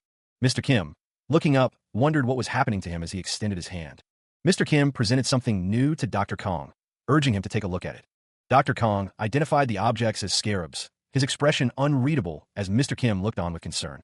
The doctor recalled encountering these beetles in the ancient dungeon, remembering the awful experience. Meanwhile, two figures stood amidst a field of scarab sculptures, commenting on how they were precisely made to appear as mere sculptures. Activating his skill, observation eyes, the doctor focused his attention on the scarabs. The scan revealed the scarab to be a Tavalus scarabaei, deep asleep and petrified, but capable of awakening under certain conditions. The doctor, looking shocked, realized that there was a petrified monster right in front of him. A desperate cry echoes as something unseen struggles against an unknown force. Antagonist, Mr. Kim, considers the discarded scarabs. If someone collected these, why would they leave them behind? Antagonist, Mr. Kim doubts that scarabaeis could naturally live in this area. He is instructed to dig deeper. Protagonist, Sung Hyen Kong, visibly disturbed, questions the situation. The sound of digging echoes through the cavern. A specialized tool breaks through the earth, revealing something beneath. Protagonist Sung Hyen Kong, kneeling beside the excavation, expresses his shock at the number of scarabaeis. A scarabaei is carefully lifted from the earth. Perhaps the entire cave is made of them. Antagonist Mr. Kim, his expression serious, states that he has questions. The scarabaei is examined closely, its dark shell gleaming in the dim light. Elsewhere, rain falls outside the cave entrance, obscuring the world beyond. Bottles filled with a strange liquid are shown. These are good, fresh ingredients. He emphasized that consistent use of the potion was the most important thing. The injured person remained prone as the doctor spoke. Mr. Kim apologized, admitting he'd misjudged the doctor. He had assumed that healing with a potion meant he was a fake. The woman with red hair declared that they would ensure the injured person drank the potion every day. She seemed determined to help. The woman with red hair suggested that they take care of the injured until they were fully cured. She looked down at the injured person with concern. The woman with red hair embraced the injured person, offering comfort. She seemed genuinely concerned for their well-being. Dr. Kong observed that even heartless rogues who exploit others for money seemed to value their own comrades. He mused that they were like family. The doctor crossed his arms, stating that he had a question. He seemed thoughtful and serious. Dr. Kong noted that phantom pain wasn't a common status effect. He seemed puzzled by this information. The text described that it is at the highest level within a mental domain, but it's only possible to be affected by it. The text described that it is inside the most dangerous dungeon or the most polluted area in Azul. The monster lurked in the shadows. But then, it happened to multiple people at a simple rogue hideout. Mr. Kim looked concerned and confused. He stated that this didn't make sense. He seemed deeply troubled by the implications. He looked down, a smug expression playing on his lips. Unless you guys are hiding something. The doctor and a man with red hair stood in the cave, the air thick with unspoken questions. It was suspicious from the beginning, the man thought. The man with red hair had an advanced scroll, like a corrupted mana chain. The scroll glowed with an eerie light. Dr. Kong looked on, his expression unreadable. He thought to himself, and he used it like it's nothing. It was not something a money-hungry rogue would do, the doctor considered, his gaze narrowing. The man with red hair noticed the doctor's scrutiny. He realized that the dirt forming this hideout's floor was unusual. Red Forest dirt is known for its moisture and softness, a stark contrast to their current location. But this place is full of sand and sandstones, a completely different environment than a red forest. Almost like this cave is moved from a different place, the man with red hair thought. A voice demanded, "Tell me the truth." The doctor pressed the man with red hair, his gaze intense. "Who are you guys?" he asked, demanding answers. The man with red hair hesitated, sweat beading on his brow. Finally, he relented. "Okay, I'll tell you." The man with red hair looked down, his expression somber. "Could you do me a favor after hearing my story?" he asked. He paused, considering Dr. Kang's request. A favor was expected in return for his tale. The man's story began with the cave's sudden appearance 3 months prior. Before that, the area was barren. Monsters, unseen before, infested the cave's depths. The creatures were unlike anything encountered before. Giant, grotesque spiders lurked within, guarding the treasures that lay ahead for any brave enough to venture in. The man with red hair explained that the cave was full of precious items. Dr. Kong listened intently, absorbing the details of this strange place. The man confirmed the nature of the cave, hinting at something significant about its existence. The cave pulsed with an ominous energy, its red veins hinting at a deeper, more sinister purpose. The man with red hair continued his explanation. Dr. Kong recalled hearing about such places before. It was a type of dungeon, a transition dungeon, he thought. The man with red hair's eyes narrowed as the memories flooded back. He remembered something important about the dungeon. Normal dungeons existed in different dimensions, and one couldn't enter without a portal. The knowledge resurfaced in his mind. There was one exception to that rule, a detail that could prove crucial to understanding the cave's nature. For an unknown reason, an entire dungeon had appeared in the middle of the continent. It was a transition dungeon, Dr. Kong recalled, the last sighting having been a few hundred years prior. The man with red hair suggested that the scrolls must be among the items he had found there. Dr. Kong confirmed, adding that he had never seen anything like those items before. But things worsened when their youngest found the anti-magic scroll. Why were these peasants here at Kamar? He got in a fight with magicians in Kamar. The memory continued to unfold. They usually stayed down, knowing they stood no chance against magicians. But that day was different. The clash between the peasants and the magicians erupted, magic clashing against the mundane. The faces of the peasants were filled with a mix of fear and determination as they fought against the magicians. The silhouettes of the peasants and magicians locked in combat, their struggle a desperate fight for survival. The man with red hair stated that they destroyed them. Dr. Kong listened intently. You can't use magic if you're affected by anti-magic. It was a historical day for us. We had grudges against. Tears welled in the eyes of the man with red hair as he recalled the events. The problem, he thought, was that they sought better items in the cave. In the distance, 3 figures walked away, while below, 2 others smiled menacingly. They believed that if they used this, those magicians were done for. The man with glasses stood beside Dr. Kong, the tension palpable. We can even blow up the entirety of Kamar, the man with glasses exclaimed. The man with red hair covered his face, overwhelmed by the memory. He thought, I don't know what they found, but they weren't sane. A desperate plea echoed. Red Road is trying to terrorize Kamar. Please stop them. The man with red hair lay on the ground, seemingly defeated, the weight of the past crushing him. The man with glasses and Dr. Kong stood side by side, a stark contrast in their expressions. The man with glasses looked concerned, while Dr. Kong remained stoic. The man with glasses looked up at Dr. Kong, asking what they should do. Dr. Kong responded, I don't like magicians either. Cards depicting various figures were scattered about, hinting at the complex relationships and alliances at play. A voice declared, but I don't want to see the city I just saved fall. Another voice responded simply, understood. Dr. Kang's expression hardened as he considered the situation. He wondered, where's the real Red Road captain? A distant voice echoed. He said we have to defeat the hidden executives and the captain first, right? He moved forward, deeper into the cavern, as the man with glasses led the way. The man with glasses wondered where the hidden room was, noting that the tunnels all looked the same. The protagonist replied that it wasn't that hard to find. Sung Hyen Kong gasped, activating his skill, Observant Eye. The skill took effect, his eyes glowing as he focused his power. Energy surged, illuminating the area with a bright blue light. A complex magical circle appeared, revealing the hidden entrance. The man with glasses exclaimed that there was the entrance. Sung Hyen Kong confirmed that they had found it. The entrance was a narrow opening in the rock face. The man with glasses shouted that the enemies were there too, noting that the wall was sturdy. The man with glasses looked at the wall, thinking he knew the way. Sung Hyen Kong held up an item, stating that he knew a way. The item was Kirkarastal's orb, which granted strong magic resistance. Inside the Red Road's hideout, 2 figures relax. One sits by the fire, while the other rests with crossed arms. Suddenly, a tremor shakes the room. HM? What is that noise? Dust and debris rain down as cracks, spiderweb, across the wall. Huh, what's wrong with the wall? The wall explodes inward, sending an intruder tumbling through the opening. The intruder screams as they crash through, announcing their presence. The man in the black suit stands calmly amidst the chaos. Nice to meet you all. Why are you greeting us like it's nothing? Sung Hyen Kong, now standing, draws his sword, his expression hardening. How the fuck did he find us? The man in the black suit takes a step forward, his polished shoe crunching on the debris-strewn floor. The intruder is sent flying backwards from an unseen blow. Sung Hyen Kong stares intently, his eyes narrowed at the newcomers. Huh. The man with red hair is struck, staggering back from the force of the attack. The man in the black suit stands his ground. Please cooperate with us. A figure demands answers, seeking the whereabouts of the captain in this dimly lit space. Sung Hyen Kang's gaze is intense, his expression unreadable as he listens to the unseen speaker.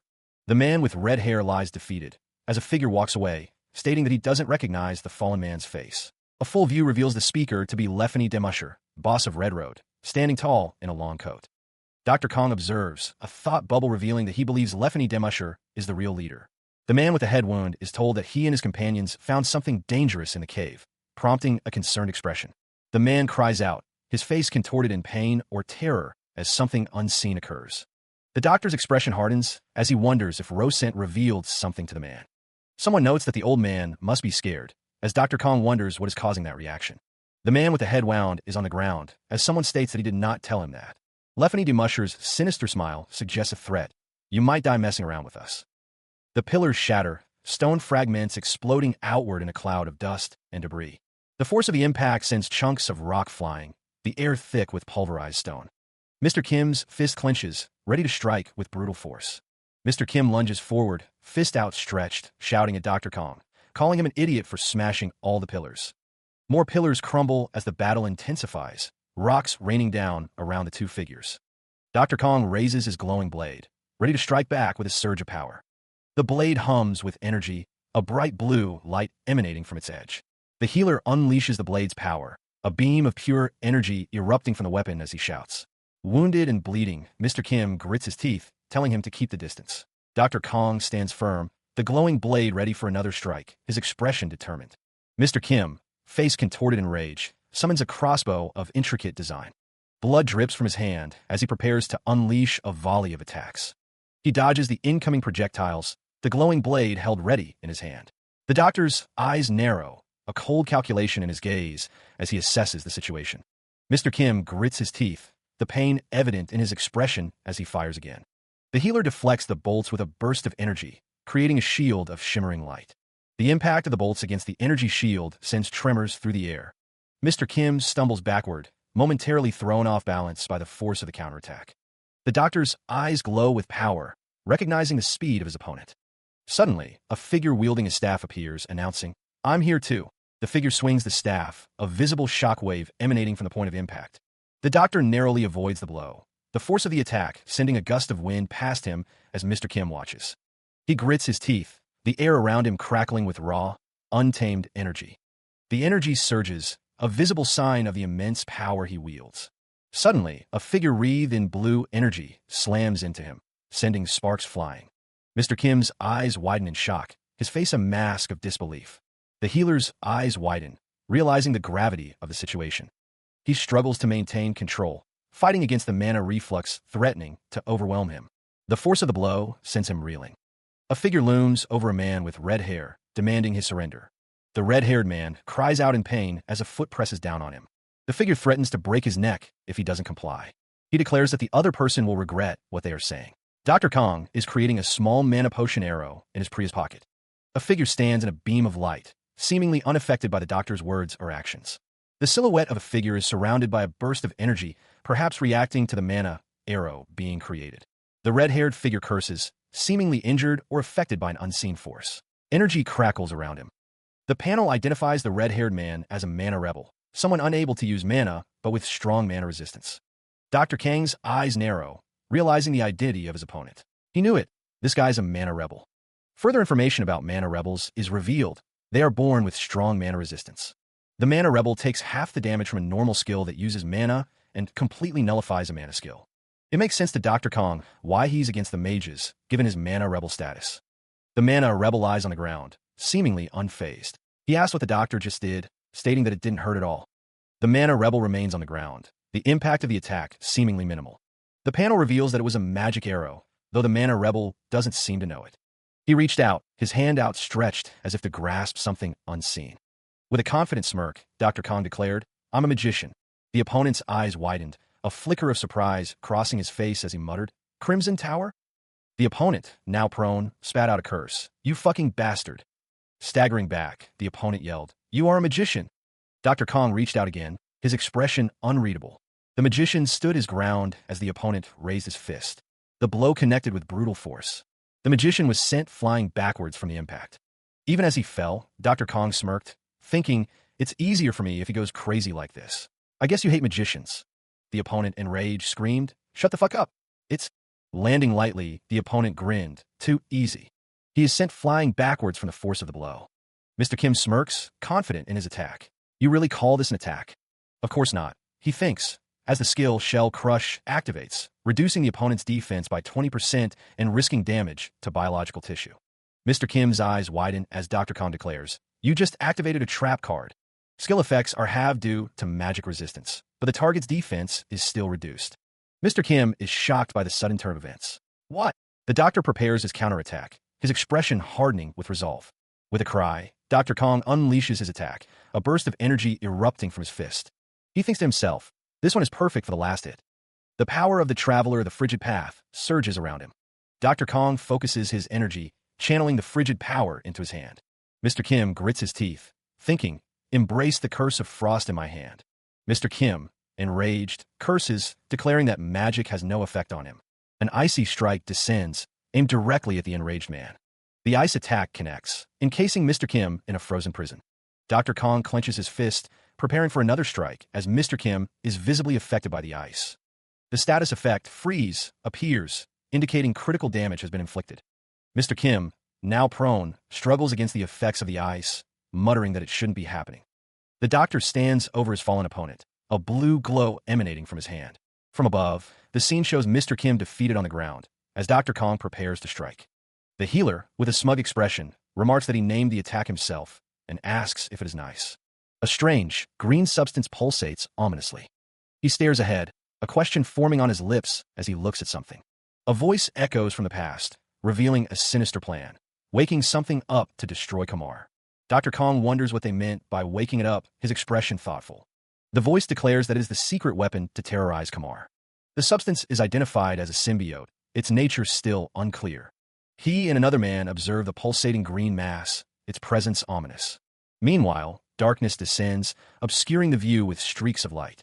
A pulsating, bioluminescent green organism sits suspended above the floor. Two figures stand before it, observing the strange entity. One voice identifies it as a symbiote, specifying that it is a type of parasitic monster. Dr. Kong listens intently as the symbiote is described. Anyone can get stronger if this thing attaches itself to them, it is said. Another man, his head wrapped in bandages, believes this symbiote can definitely help them terrorize the city. Eyes narrow, and the decision is made. It's about to hatch. The Gordius larva's cocoon is about to hatch, promising strong mind control ability. One of the men questions why they don't use it, but Dr. Kong states that he won't stop him, but the man with glasses warns that it eats away at health, life energy, memory, and more. Symbiotes can take whatever they want, so he urges caution. Someone shouts that it's fucked, demanding to be stopped next time, cursing in frustration. Dr. Kong stands calmly, seemingly unfazed by the outburst. Another unseen person shouts, calling them bastards in anger. The man with the head bandage is knocked back by an unseen force. A figure stands amidst swirling energy, their form indistinct. The battle intensifies as multiple figures clash, energy crackling around them. One of the figures swings a shovel-like weapon, moving with surprising speed. This bastard. The man with the head bandage looks up, startled. He's up already? The figure's feet are planted firmly on the ground, ready for the next attack. Dr. Kong observes the scene, his expression thoughtful. With that power, a hand grips a dark, ornate weapon, ready to strike. I can beat mages like you without even lease. So, the hand tightens its grip on the weapon. Purple energy crackles and explodes, filling the space with raw power. The man with the head bandage is engulfed in the purple energy, screaming in pain. Quit trying to stop us. The figures stand within a magical circle, their forms radiating power as the man with the head bandage is attacked. The figure with the shovel-like weapon watches as the man with the head bandage begins to disappear. I'm disappearing.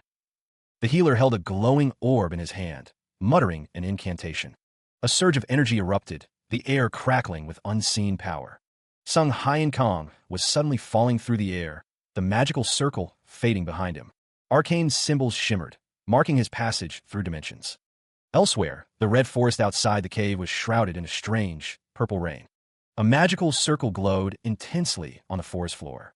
A figure screamed as they were enveloped by the teleportation magic. A foot landed firmly within the circle, the teleportation complete. He was trying to stall until the symbiote is fully hatched, Mr. Kim explained. What do we do? Once it's on him, it'll be hard, Sung Hyen Kong thought, but we can just kill. No. He scratched his head, conflicted. Killing felt excessive, but was there another way? The doctor's expression was unreadable, his thoughts hidden behind a mask of stoicism. Mr. Kim recalled that Sung Hyen Kong avoided unnecessary killing. He decided to wait. Soon enough, the doctor thought, a sinister smile playing on his lips. The green creature pulsed with an inner light, a promise that all would be done peacefully. The man in the green coat cursed, frustrated that someone was butting in. A mana potion lay on the ground. Why was it here? The man in the green coat realized he could speed up the hatching process by giving it some mana. He needed to wake it up as soon as possible, the creature pulsing with energy. The man in the green coat was determined to destroy Kamar. The green creature was being attacked, the energy around it crackling. The creature screamed as the man in the green coat fell. The man with the head bandage screamed, his face contorted in agony. He heard the screams of his men, a cruel satisfaction washing over him. Outside the secret room, the man in the coat fell, the sound of his impact echoing in the chamber. Sung Hyen Kong shouted, his voice filled with a cold fury. The man with the head bandage plummeted towards the ground, his body twisting in the air. He crashed into the floor, the impact sending tremors through his body. The man lay broken on the ground, blood pooling around him. His eyes narrowed. The man with the head bandage spat out the insult, rodent. The man with the head bandage demanded to know what had been done to them, his voice laced with fury. Sung Hyen Kang's hand clenched, his expression unreadable. His hands tightened into fists, a display of control power. Dr. Kong smirked, a chilling question forming in his mind. Me? He is accused of being responsible. The man with the red hair and bandage looks up, questioning the accusation. The symbiote's mind control ability was amplified. It seems even a mana rebel would be affected. The man with the red hair and bandage sees the others disabled. He hears that everyone else will become disabled or die soon. The man with the red hair and bandage wonders if he caused this. His expression is filled with anguish. His hand clenches tightly, a sign of building tension and inner turmoil. Dr. Kong admits to leaving the mana potion there, but with a smug expression. He seems to know more than he lets on. The man with the red hair and bandage reaches out, grasping Dr. Kang's hand. A silent plea hangs in the air. A thought bubble appears, revealing the man with the red hair and bandage's inner resolve. He can heal everyone. The man with the red hair and bandage is confronted by Dr. Kong, who urges him to give up on terrorizing Kamar. The man with the red hair and bandage is in distress, realizing that Dr. Kong knew this was going to happen. Dr. Kong asks the man with the red hair and bandage to listen to him, implying he has a guess about what is happening. The symbiote is shown again, its presence looming over the events. It is the key to understanding what is happening. A looming, grotesque figure dominated the dungeon's depths, a boss monster of immense power. The text warned that if the monster controlling a body were to break free, not just Kamar, but the entire Azul continent would perish. The doctor adjusted his glasses, his expression unreadable as he stated that it wasn't worth the lives of their men. The injured man, his head wrapped in bandages, seemed to be shouting in frustration. The injured man clicked his tongue, his expression a mix of pain and annoyance. He stated that he understood and asked the doctor to please heal them, his tone urgent. The injured man and a woman lay prone, groaning in pain, their bodies battered and bruised. An unseen figure questioned if he was done, accusing him of blackmailing someone. A man peeked out from behind a rock, his expression a mix of relief and disbelief, stating that no one died. The man from behind the rock asked if they didn't have to take care of the symbiote first, as the dungeon might disappear if they got rid of it. Rain poured down outside, and someone wished they could destroy it right now, but there were patients who couldn't move. The man from behind the rock asked what if it hatched before that, his expression worried as the doctor looked on. He carefully wrapped the bandage around the injured arm, securing it tightly. The doctor's brow furrowed with concern as he worked. A barrier shimmered into existence, a translucent shield against unseen threats. Lefany had erected the protection, hoping it would be enough. A figure emerged, wreathed in vibrant green energy. Glowing eyes pierced the shadows, a sinister smile stretched across its face. A disembodied voice echoed, a warning hanging in the air.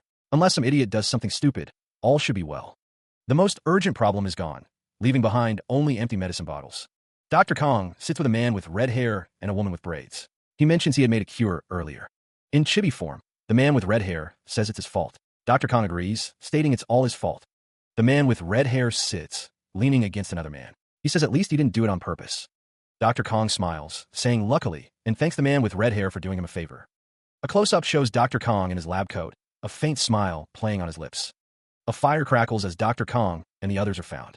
Someone exclaims, "There you are," and another says they were getting worried. Someone asks, walking towards a group, "How's Rudy doing?" A girl sleeps peacefully in bed, having stopped shivering and fallen asleep. He clasped his hands, a faint smile gracing his lips as he looked ahead. Mr. Kim approached, a proposition hanging in the air. "Mr. Kim, I have something for you." Mr. Kim presented a shard, its crimson glow hinting at its unique origins. "I got this after killing the pizza crab." Mr. Kim seemed touched by the gesture. He asked, "Wow, are you sure you don't want it?" "Yeah, it's for a person on the front lines." The healer smiled, a soft light illuminating his face. He thought, "I want you to take more hits from me." The two men shared a moment, the air thick with unspoken gratitude. Mr. Kim thought, "You bitch." He settled down, preparing to manage his inventory. "Let's organize my stuff now." Dr. Kang's expression was focused as he reviewed his accomplishments. "I completed a few achievements at Pizza Lake." Seated in a meditative pose, the doctor examined a holographic display. The most important one is the screen highlighted a specific achievement. Oh, greed incarnate, completed upon earning more than 10,000 points in a single day. A hand reached out, ready to claim the reward. This one, the system interface displayed a new option, a point vending machine. It costs 1,000 points to acquire a new item. He felt a surge of power, something new awakening within him. The doctor clenched his fist, a grin spreading across his face as he felt the skill activate. The woman with red hair stared intently at the screen, while a man slept soundly beside her. Sung Hai and Kong considered the points he had, deciding that investing in good skills was worth it. He received a few more rewards from the achievements, including a skill extract and inventory expansion. The sleeping man mumbled in his sleep, unaware of the events unfolding around him. Suddenly, Sung Hai and Kong stopped, sensing something was amiss. He looked down, his eyes widening in surprise at what he saw. The doctor stumbled backward, a look of disbelief on his face. The woman with red hair remained, watching the scene unfold.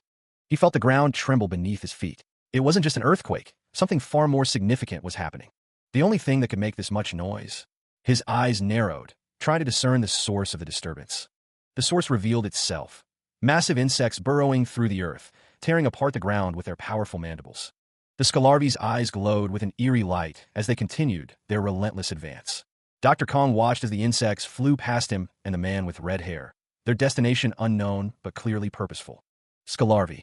The name echoed in his mind, a chilling reminder of the creature's destructive potential. The insects tunneled deeper inside, their movements causing further tremors and unsettling the already unstable environment.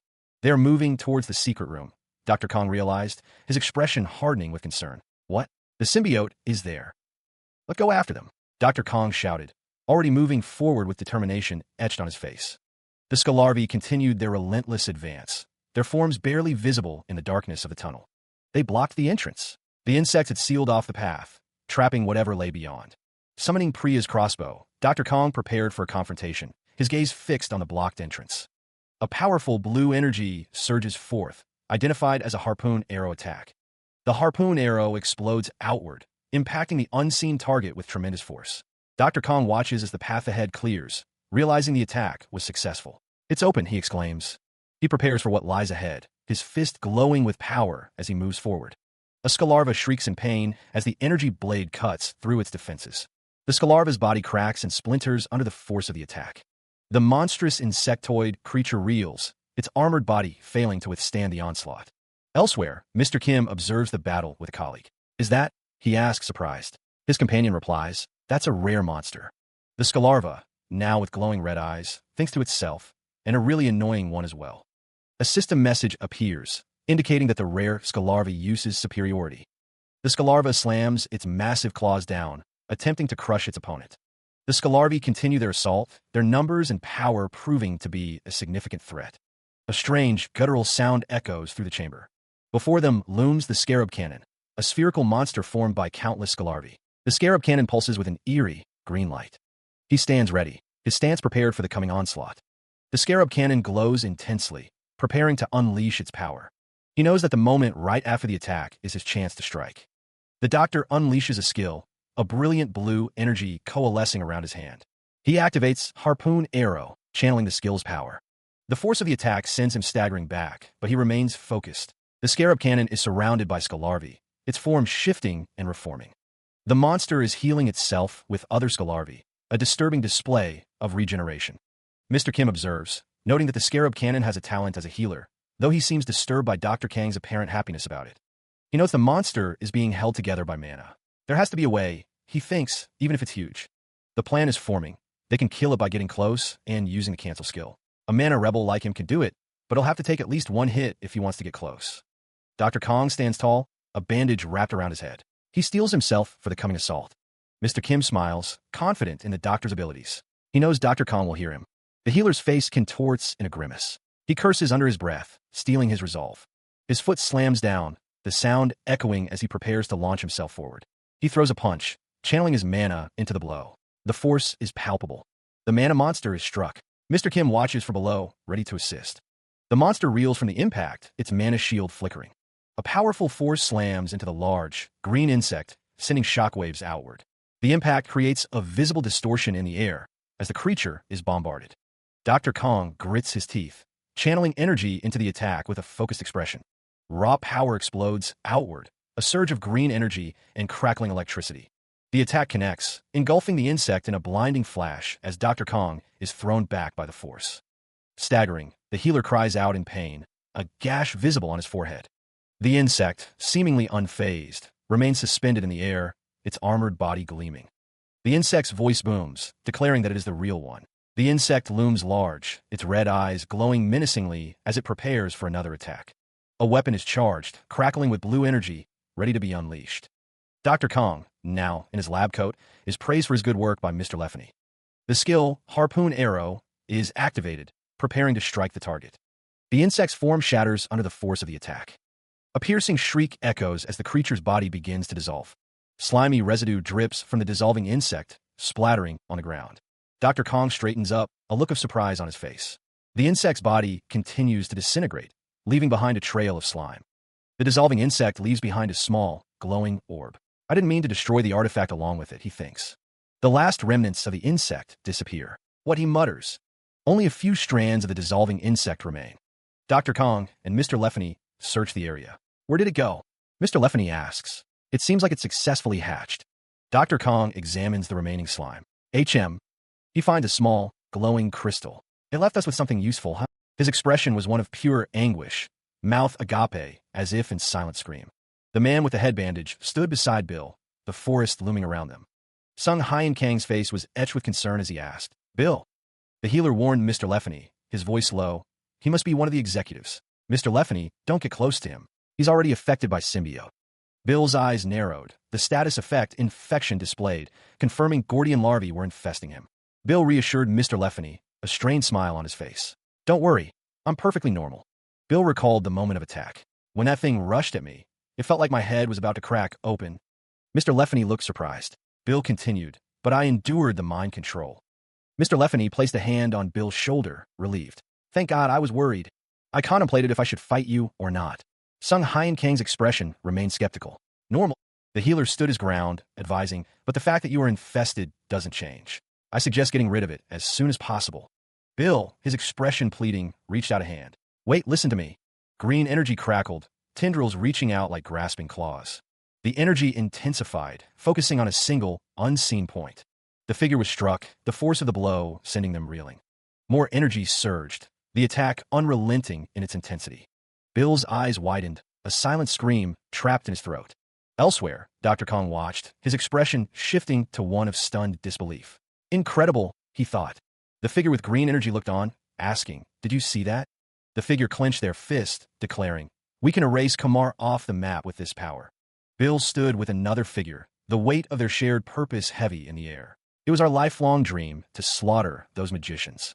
The figure with red hair questioned, Why are you hesitating? We were going to do it anyway, no? The figure with red hair grimaced, thinking, This is our chance since Gordian isn't in control of me. Before the thought could fully form, the figure was struck by a blast of energy. That's it. Bill is struck by a powerful blow, the force of the impact sending shockwaves through the air.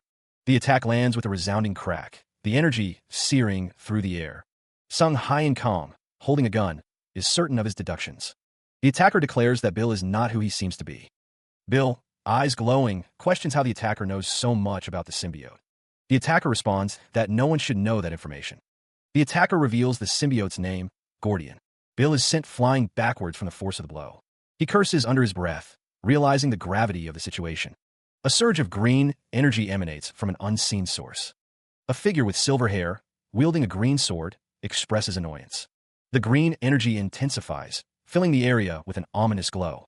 A figure with silver hair, eyes glowing with power, declares a murderous intent. Green energy crackles around Dr. Kong, a sign of the impending attack. The silver-haired figure lunges, a torrent of green energy aimed at the doctor. The glow of full power intensifies, a visual testament to the attacker's strength. The silver-haired figure continues the assault, the green energy leaving trails in its wake. The air vibrates with the force of the ongoing battle, a silent scream of power. Dr. Kong is engulfed in a blinding explosion of green energy, the attack reaching its peak. Bill, face contorted with rage, demands the release of himself from Gordian. The silver-haired figure remains focused, green energy swirling around their hand. Bill throws a punch, his desperation fueling the attack against the silver-haired figure. The silver-haired figure is sent flying backward, the force of the blow evident. The impact reverberates, a cacophony of sound marking the end of the exchange. The figure with the head bandage lay prone, defeated amidst the rubble. Dr. Kong grimaced, clutching his side as he leveled his weapon, the pain searing through him. He knew Lefany was a mana rebel, and that he canceled his skill right before touching him. The silver-haired figure descended, a blade of pure energy extended toward Dr. Kong. The silver-haired figure declared the attack to be pointless. The figure with the head bandage struggled to rise, his expression a mix of pain and determination. He collapsed once more, the weight of the attack too much to bear. Debris rained down as the battle intensified, the air thick with dust and the scent of ozone. A surge of green energy erupted from the ground, a sign of the silver-haired figure's power. The silver-haired figure stood amidst the energy, his form radiating power. The ground cracked and shattered under the force of the energy release. The silver-haired figure cursed, referring to someone as fucking rats. He stood over Mr. Lefany, who was kneeling on the ground. The doctor needed a plan, and fast. "What's the plan?" Mr. Lefany asked, his voice strained. The man with the head bandage looked up, his expression pained. "Shall we praise some and hope for the best?" he asked, before muttering, "The fuck?" Mr. Lefany's tone shifted, a hint of dark humor in his voice. "Just kidding." Dr. Kong held up a syringe, his expression unreadable as he prepared to administer the injection. The air crackled with unseen energy, a silent prelude to conflict. Footsteps echoed through the cavernous space, each stride measured and deliberate. The figure's glowing eyes narrowed, a venomous thought escaping their lips. "Fucking rats." The glowing eyes scanned the surroundings, their owner's voice dripping with malice. "Where'd you hide?" The standing character loomed over Mr. Lefany, who lay prone on the ground, defeated. The man in the suit remained hidden, his presence masked by the shadows. The man in the suit crouched low, thinking, "Nice, he didn't notice me yet." The glowing eyes character's face appeared close to the man in the suit, as they said, "Found you." Mr. Lefany's eyes widened in shock, his face contorted in a grimace of pain. A devastating blow struck Mr. Lefany, sending shockwaves through the immediate area. The standing character delivered a swift, brutal attack, their movements a blur of deadly precision. Mr. Lefany coughed up blood, the force of the impact sending him reeling. He gripped the vial tightly, his knuckles white as he prepared to use it. With a shout, the injured man hurled the potion with all his remaining strength. The red liquid soared through the air, a desperate attempt to turn the tide. Mr. Lefany gasped, his eyes widening as he saw the approaching figure. The wound on his arm throbbed, a painful reminder of the earlier attack. The winged attacker, surrounded by green energy, declared that the blood was of a mana rebel. The attacker moved with unnatural speed, a blur of motion and malice. The winged figure struck, the force of the blow sending splinters flying. Mr. Lefany, his face contorted in pain and rage, cursed the bugs. The smiling man mocked his opponent, asking if he thought he could seal his skills. Surrounded by swirling green energy, the smiling man declared Mr. Lefany's plan a failure. The green energy intensified, crackling with power as the attacker prepared his next move. He plummets through the air, the winged figure looming above him. The attacker remarks on what a shame it is. Dr. Kang's eyes narrow, a smirk playing on his lips. He wonders if the attack has truly failed. The winged figure unleashes a barrage of energy blades, aimed directly at the falling man. The attacker's glowing purple eyes focus intently on his target, ensuring the attack's precision. With a flick of his wrist, the attacker sends a green energy blade hurtling downwards. The attacker's expression hardens, his purple eyes glowing with malicious intent as he watches the blades descend. Dr. Kong, observing the unfolding attack, realizes the blood used was just an unlicensed healer's. He prepares to intervene. The doctor realizes the real thing containing his blood was that arrow. Red energy crackles around the doctor, a sign of his power surging to the surface. Mr. Lefany screams as the energy blades close in, the attack imminent. Dr. Kong stands ready, his lab coat billowing around him, a dark energy emanating from his form. The winged figure reels from the blow, blue energy dissipating around them. A burst of raw power explodes outward, illuminating the immediate area. The winged figure screams as the energy intensifies, a blinding light emanating from their form. There's nothing better than this, he thinks, as he holds a vial of blue liquid. Dr. Kong stands over the prone figure, contemplating his next move. To a guy like you who absorbed the mana rebel's blood. He considers the risks. If he squeezes his neck to get the symbiote out, he will die. Should he try using? A screen displays the word extraction, along with instructions. If you sense the substance in a body, you can extract the substance. An idea sparks in Dr. Kang's mind. He focuses his energy. The doctor extends his hand, a surge of blue energy flowing towards the injured figure. He sees how it works now. Then, The winged figure writhes in agony as the blue energy begins to coalesce around their hands. A final burst of energy erupts, the extraction process reaching its climax. The winged creature writhes, crackling with blue energy. The energy surges around the creature, its body contorted. The winged creature emits a shriek as Dr. Kong looms over it. The doctor's expression is grim as he towers over the creature. The creature telepathically pleads for its life. The winged creature attempts to bargain, promising to make him stronger if he spares it, using telepathy. He scoffs, declaring that he doesn't need the creature's power since he is a healer. The creature emits a garbled sound, seemingly revealing information about the transition dungeon.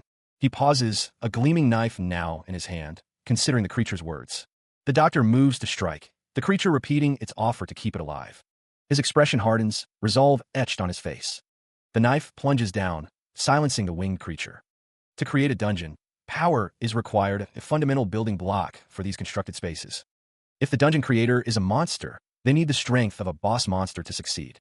If the dungeon creator is human, they need the skill of swordmaster or archwizard to have any hope of success. In other words, with enough mana, anyone can create a dungeon, regardless of their origin or species. But a transition dungeon is different, operating under a separate set of rules and conditions. The power of a transition dungeon transcends dimensions, allowing it to exist outside the normal constraints of space. The only being that can transfer an entire space is a divine being, a powerful entity beyond mortal comprehension. A divine being, a source of immense power and the key to manipulating entire realities. Dr. Kong looks up, a question forming on his face as he wonders if gods are involved. They were quiet for the past hundreds of years, so why now? What has changed to awaken them? Transferring from one dimension to another like this causes some damage to the dimensions themselves. The dragon-like creature admits it doesn't know which god did this, but it is clearly a significant event. He stands in the cavern, the air thick with the scent of ozone and decay. The doctor surveys the fallen creature beneath him, realizing they're definitely not a good one. If the transition dungeons keep showing up, Azul won't be able to stand the dimension crash, and it will vanish. This means there's an evil god that wants Azul gone. Why did important information like this disappear? Whatever. He didn't expect much, but this is valuable info as he steps on a monster. The monster utters a faint, thank why. Suddenly, the monster lashes out, jaws agape, lunging toward Sung Hyen Kong. The air crackles with energy as a voice commands, let your guard down. The monster's attack intensifies, green energy swirling around its claws as it aims for the doctor. Elsewhere, a man with a bloody bandage around his head looks up, his expression a mix of pain and shock. Kong Sung Hyen stands ready, a knife glinting in his hand, his gaze fixed on the unseen threat. A disembodied voice echoes, commanding obedience from an unseen subject. The protagonist, Dr. Kong, stands with his head bowed, the command hanging in the air. The unseen force continues to exert its influence, the words, obey me, emblazoned in green. Elsewhere, a man with red hair is jolted awake, someone calling out Kong Sung Yoon's name. The man curses, demanding that someone wake up immediately, his eyes wide with urgency. Dr. Kong remains still, the green energy enveloping him, his expression unreadable. The voice expresses its satisfaction, admiring the protagonist's strong body and declaring its desire. The protagonist stands, now surrounded by spectral, dragon-like aura, his eyes glowing faintly. A figure shrouded in darkness declares their intention to destroy this world with their own hands. The declaration is punctuated by a burst of energy, the intent to destroy palpable. The protagonist's hand glows with blue energy, power coalescing in his palm. The spectral dragon roars, the protagonist's power taking a monstrous form. He unleashes a skill, the energy crackling around him as he is being controlled. A surge of power emanates, forming skeletal hands of pure energy. He cries out, the monstrous energy taking hold. WH, what did you do? His eyes narrow, the controlling force asserting itself. You should have been under my control. A command flashes before him, an order to be obeyed. Dr. Kong extends his hand, a defiant look on his face. I really don't like listening to commands. The monstrous hand slams down, creating a shockwave of energy. He gives a cold farewell, the power surging around him. Bye-bye. The monstrous form roars again, the skill extraction continuing. He prepares to strike, the energy blade glowing intensely. The monstrous figure curses, the situation spiraling out of control. It. Meanwhile, Mr. Leffany is injured, a bandage wrapped around his head. Mr. Leffany, are you all right? He stood over the injured man, a question hanging in the air. The healer thought to himself, lamenting his change of profession. Fucking fraud, he muttered. The injured man suffered from excessive bleeding and blood loss. Dr. Kong considered the situation. The status screen showed contusions all over the body. The healer knew he needed blood for the injured man. He wondered where he could get Mana Rebel's blood right now. There was only one way, he realized as a quest screen appeared. He needed to collect 10,000 points. Dr. Kong knew someone was watching him. He addressed the mysterious Mr. Admin. He demanded that the admin hand him the skill he needed. The quest was complete. The healer's eyes narrowed. He exclaimed that this was it, as a dismantle skill appeared. With this dismantle skill, Dr. Kong could turn these arrows back to blood. A hand clenches, the sound of something brittle being crushed echoes. The skill Dismantle is activated, and Mana Rebel's blood is acquired into the inventory. A woman with red hair exclaims that he's awake, while a child asks if he is okay. The red-haired man lies on the ground, a look of confusion etched on his face. The man, surrounded by concerned faces, wonders aloud why he is lying down here. The doctor, ever composed, tells him not to move just yet, his expression serious. A voice echoes, reminding him that he almost died back there, the gravity of the situation hanging heavy. The doctor looks down, a hint of concern in his eyes, as the man acknowledges that he owes him now. The woman with red hair holds the man, concern etched on her face, noting that he will be a patient for a while. The red-haired man thanks Dr. Kong, who replies that he did do a lot, a slight smile playing on his lips. The doctor reflects on the day's events, acknowledging that too many things happened today, his expression thoughtful. The doctor stands in a digital space, contemplating the events after meeting that admin guy. He stood on the platform, feeling the dungeon shift beneath his feet. Incidents kept happening around him. Lightning crackled around Dr. Kong, but his expression remained determined. The dungeon was vanishing. The dungeon walls crumbled as the entire cave began to vanish. The supporting doctor stood firm amidst the chaos. Screams echoed as the adventurers panicked. "What is it? Another earthquake?" One shouted. The adventurers thought killing the boss would remove the cave as a dungeon, but they were wrong. The dungeon was vanishing, and Dr. Kong knew they had to act fast. The dungeon is vanishing. Dimension cracks appeared, terrifying the already panicked adventurers. They screamed in terror. "That's a place we can never escape, right?" One of the adventurers asked, fear evident in his voice. Healer Kong was covered in green slime. "Healer Kong, what are you doing?" someone asked. A hand, covered in green slime, held a glowing pink orb. They could make an escape portal with this boss monster's core. Mr. Rosen was asked to pour his mana into the core. "And me?" "Okay," he stammered, looking nervous. Mr. Rosen focused, channeling his mana into the boss monster's core. A surge of blue energy emanated from his hand. A surge of pink energy crackles in the air, the dungeon's instability growing. Elsewhere, the escape portal shimmers with a pink glow, figures silhouetted around its edges. Mr. Rosen counts down, shoving someone toward the portal. He jokes that he was just kidding. Two kids watch the scene unfold, seemingly enjoying the chaos. They claim to be having a lot of fun. Dr. Kong speaks to another person, asking a question just in case, his expression unreadable. Mr. Rosen states that he will stay if he has to, wondering if the portal will break if a mana rebel like him uses it. The doctor stands near the portal, hearing Mr. Rosen's words. He tells him not to worry. A voice explains that the mana was poured in to break the core, so there's no mana in this portal. The response is a simple, "Okay." Dr. Kong stands before the portal, a strange feeling washing over him. He feels like he's missing something. A moment of realization dawns, his eyes widening as the truth hits him. The doctor's lab coat is visible as someone falls to the ground, the sound of impact echoing. The fallen figure curses, shouting Mr. Kim's name in anger and frustration. Healer Kang's eyes widened, his face contorted in disbelief. The situation had clearly taken an unexpected turn. The air crackled with energy, a visual testament to the unstable magic at play. A figure berated another for falling asleep, while Dr. Kong stood nearby, seemingly having forgotten the others in his focus. Dr. Kong poured a potion directly onto someone's face, muttering about waking them up. The situation was dire enough to warrant drastic measures. One of the figures blamed another for falling asleep, while another wondered why they were going further inside instead of towards the entrance. Escape was proving difficult. Despite the chaos, one of the figures pointed out that the portal was still open, offering a glimmer of hope. A voice called out, directing everyone's attention towards the portal. It was their only chance. The magical energy intensified around the portal, a sign that time was running out.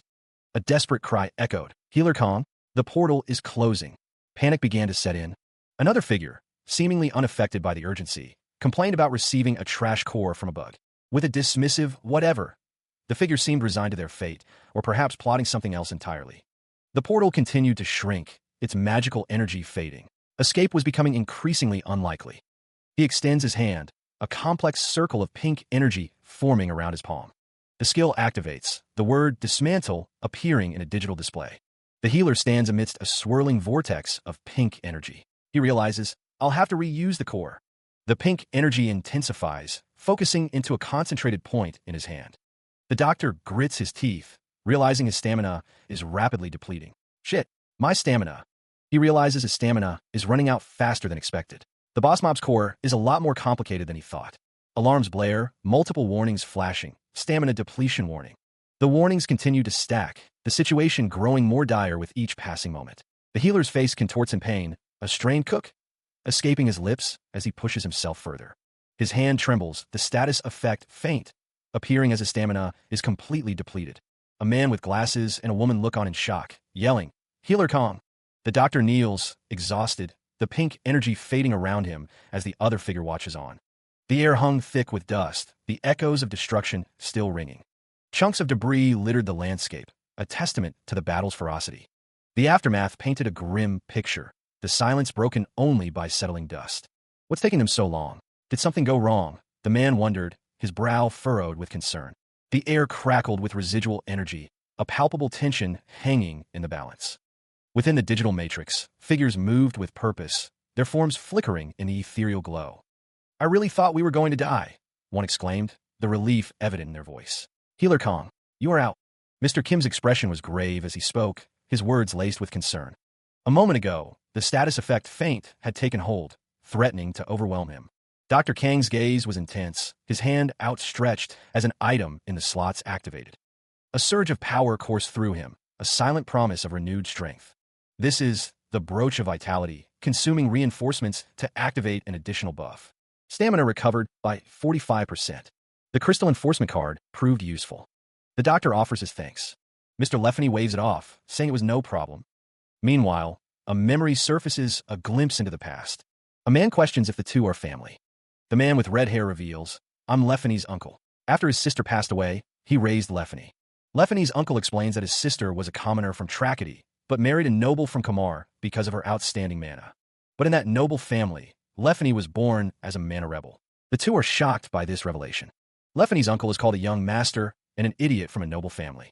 Healer Kong observes that Mr. Leffany's personality must have been affected by being bullied by his family. The doctor apologizes for his blunt assessment. Mr. Leffany recalls that there was a rumor after he was born. If you have Tracadie blood, a mana rebel will be born, he remembers. That's why Tracadie is explicitly discriminated against, he thinks. He wanted to fix their mindset, but failed. One man sighs, saying that now the plan is all messed up and the hideout is gone too. The other man listens intently. Leffany thinks to himself that whatever happens, there's no point in fighting it. He declares that he's going to get executed anyway, resigned to his fate. A group of people are gathered, their expressions grim as they sit in what appears to be a courtroom.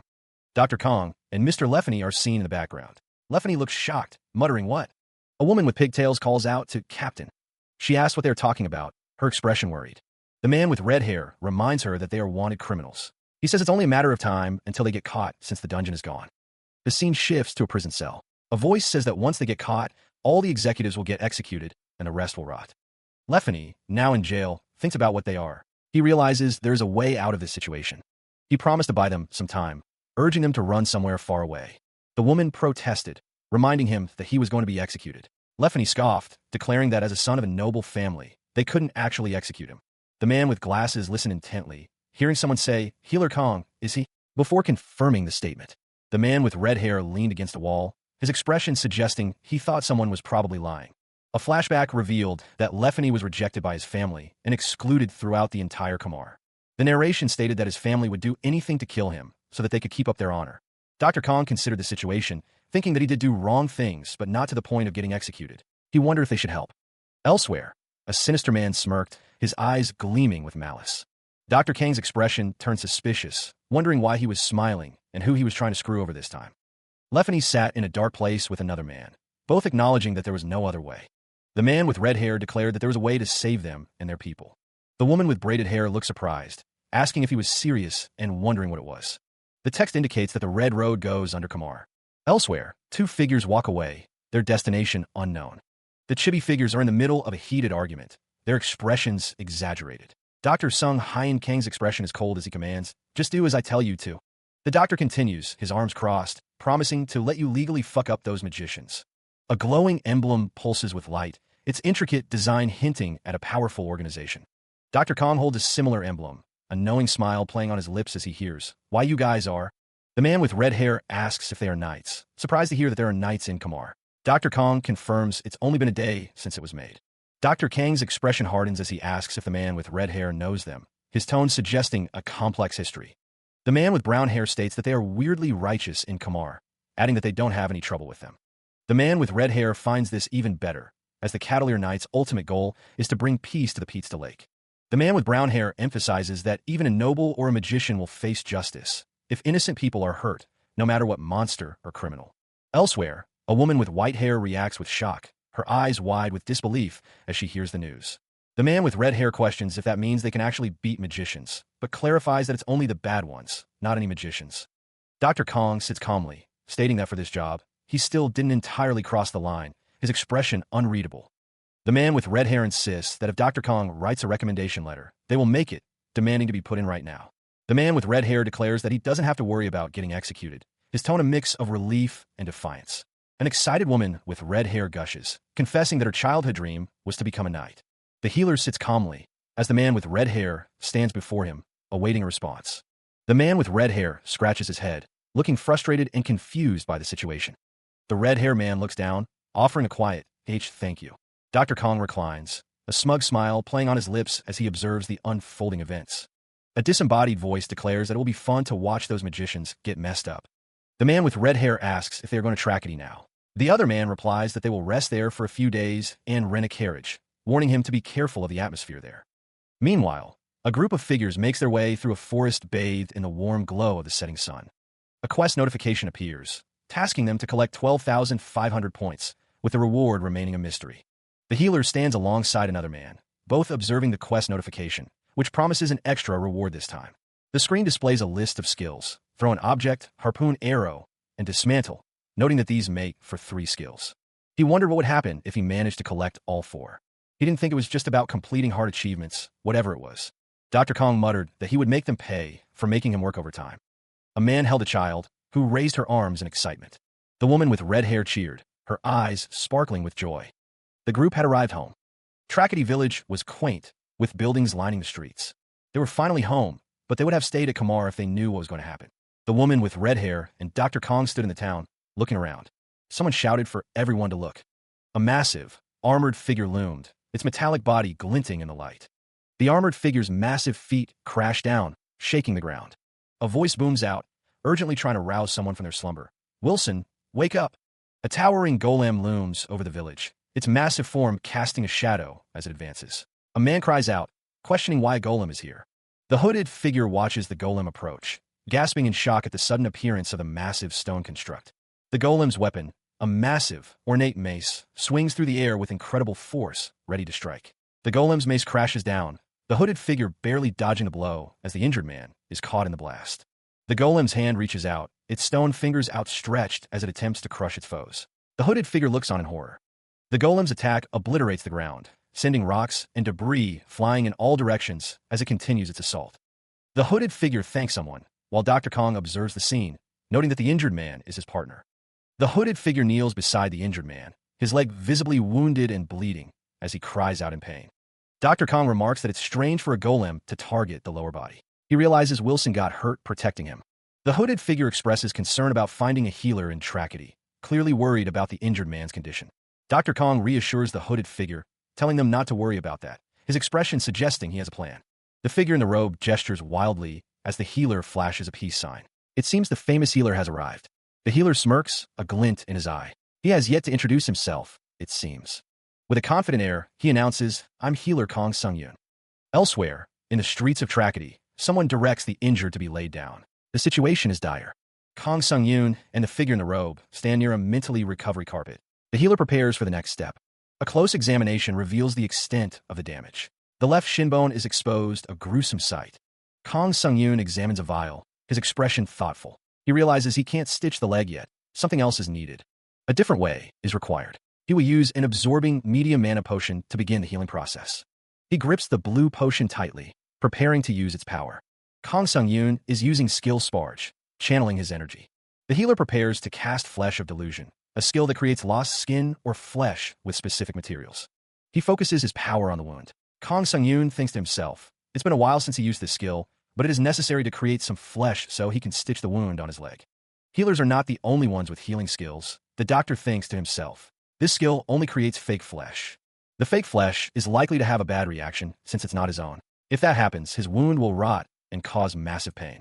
It seems painful, but Kang Sung-yoon is using skill thread extraction. He will use the saddle stitch method. If he uses a debuff potion to lower the patient's stats, the chance of him having a bad reaction drastically decreases. The skill activates, promising that they will safely stitch up the wound. The saddle stitch method is now in effect, but the doctor doesn't know what's going on. The hooded woman watches, wondering what is going on with the stitching. But he surely seems amazing, the hooded woman thinks as she watches Kang Sung-yoon work. What's up with that guy? The man holding the child wonders. That should do it, the doctor thinks to himself. Thank you so much. How can I repay this favor? The patient asks. If you have any potions left, that'll do it, Kang Sung-yoon replies. Really? But, the hooded woman thinks, still watching the scene unfold. The red-haired woman's eyes widened, a gasp escaping her lips as she recoiled. Elsewhere, Dr. Kang paused, his gaze drawn to something outside his immediate view. He mused internally, wondering about the significance of red hair. The red-haired woman gasped, clutching at her chest, as if struck by a sudden pain. Elsewhere, Dr. Kang regarded the world with a serious, contemplative gaze. A close-up revealed the pristine fabric of his lab coat, a stark contrast to the implied chaos elsewhere. The doctor spoke to a hooded figure, who seemed to be fidgeting. Is she from Tracadie? I thought she was an adventurer. The hooded figure held a yellow cylinder, its purpose yet unknown. Dr. Kang and the hooded figure stood together. Are there not many healers in Tracadie? The doctor asked. The hooded figure responded. You know how the tower and church don't like each other. A holy man stood in a grand cathedral. The text read, the church prioritizes following the will of God. An old man with a long white beard held a staff. The text read, and the tower prioritizes in researching mana. Two groups with completely different mindsets are hostile towards each other. The scene showed a town. The text read, this area is influenced by Kamar and the tower, so the church can't do much. The hooded figure stood over a man lying on a bed. The hooded figure thought, there is no reason for them to come here instead of a big city like Kamar. We were so lucky to have found you here. Dr. Kang smiled, thinking, I will repay this grace. A woman and child bid farewell to a man, sending him on his way through the town square. A hand twitches, fingers splayed slightly. Two figures walk down a street, one wondering when they can return home. The other asks if there's a reason to go back.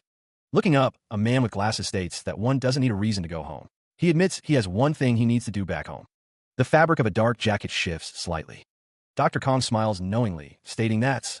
A voice says it's the same for them too, suggesting they stop being sad and find a place to stay. The view pans over a quaint town, but someone insists they are not sad at all. A voice declares that they don't have a room right now. A woman crosses her arms, a clear sign of refusal. The innkeeper tells the customers they are full and suggests they can stay in the baths if they like. The door is marked with a large red X. A speech bubble confirms that they are full, and another apologizes. The man with glasses looks shocked, realizing that everyone is here because the road to Kamar is blocked. He seems unbothered, stating that if that's how it is, then that's how it is. He wonders if they're going to sleep outside again. The doctor raises his hand, declaring that this place is their last resort, as they stand outside the building. The Adventurer Association reception desk is staffed by 2 people, ready to assist adventurers with their needs. A sign welcomes them to the Tracadie Adventurer Association, promising assistance and guidance to those who seek adventure. He states that they would like to rent a room, approaching the counter with a hopeful expression. A book details the accommodation rating system, but warns that there's a crucial downside to it. The accommodation commission system is detailed, outlining the Azul Continent accommodation rating, from S-class for esteemed individuals to D-class, a trash room. The book explains that E-class can sleep outside for all they care, except for the S-class rooms, which are for VIPs. You can take on a commission same rank as the room to rent the room. He realizes it's a cheap trick for them to use adventurers, thinking that they are bastards. A man with a sinister smile seems to be plotting something, his expression suggesting a hidden agenda. He watches as another man wonders if they're trying to rent a room. The man with purple hair sits nearby, a knowing smirk on his face. Elsewhere, the woman with green hair expresses her delight. She believes there are more slaves for the Adventurer Association. Why are they talking? The man with glasses exclaims that they can't rent A and B class rooms right now. The man with purple hair leans back, explaining that they're using those rooms as storage. The man in black observes that they did a commission just to use the rooms as storage. He thinks it's not a bad idea and wants to do the same. A man walks into the Adventurer Association. He is told that there are still some C-class rooms left, so let's get those. Another man asks if he can rent a D-class room. The woman at the front desk replies that he can't rent A and B class rooms right now. The man with purple hair is told that D-class rooms are full right now. He seems surprised. The man in black finds it weird that D-class rooms rarely run out because there are so many of them. That's because the woman with green hair exclaims that they have all the D-class rooms as well. She says they needed a lot of space. They seem surprised, wondering if such a thing is even possible.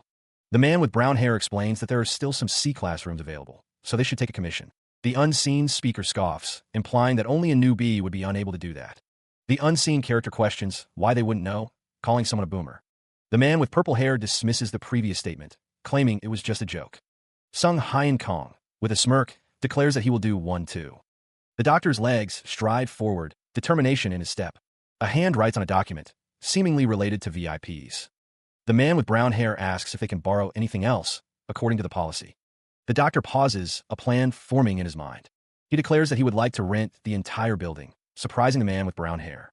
The woman with green hair confirms that every facility is available except the S-class rooms, shocking the man with purple hair. He calmly states that he would like them to leave. A woman with long green hair explodes in anger, questioning if he is crazy. Dr. Kong is asked if he intends to take the commission board as well, and how they will make money. The doctor smirks, wondering why they are taking it so seriously. He admits he is just messing around a bit.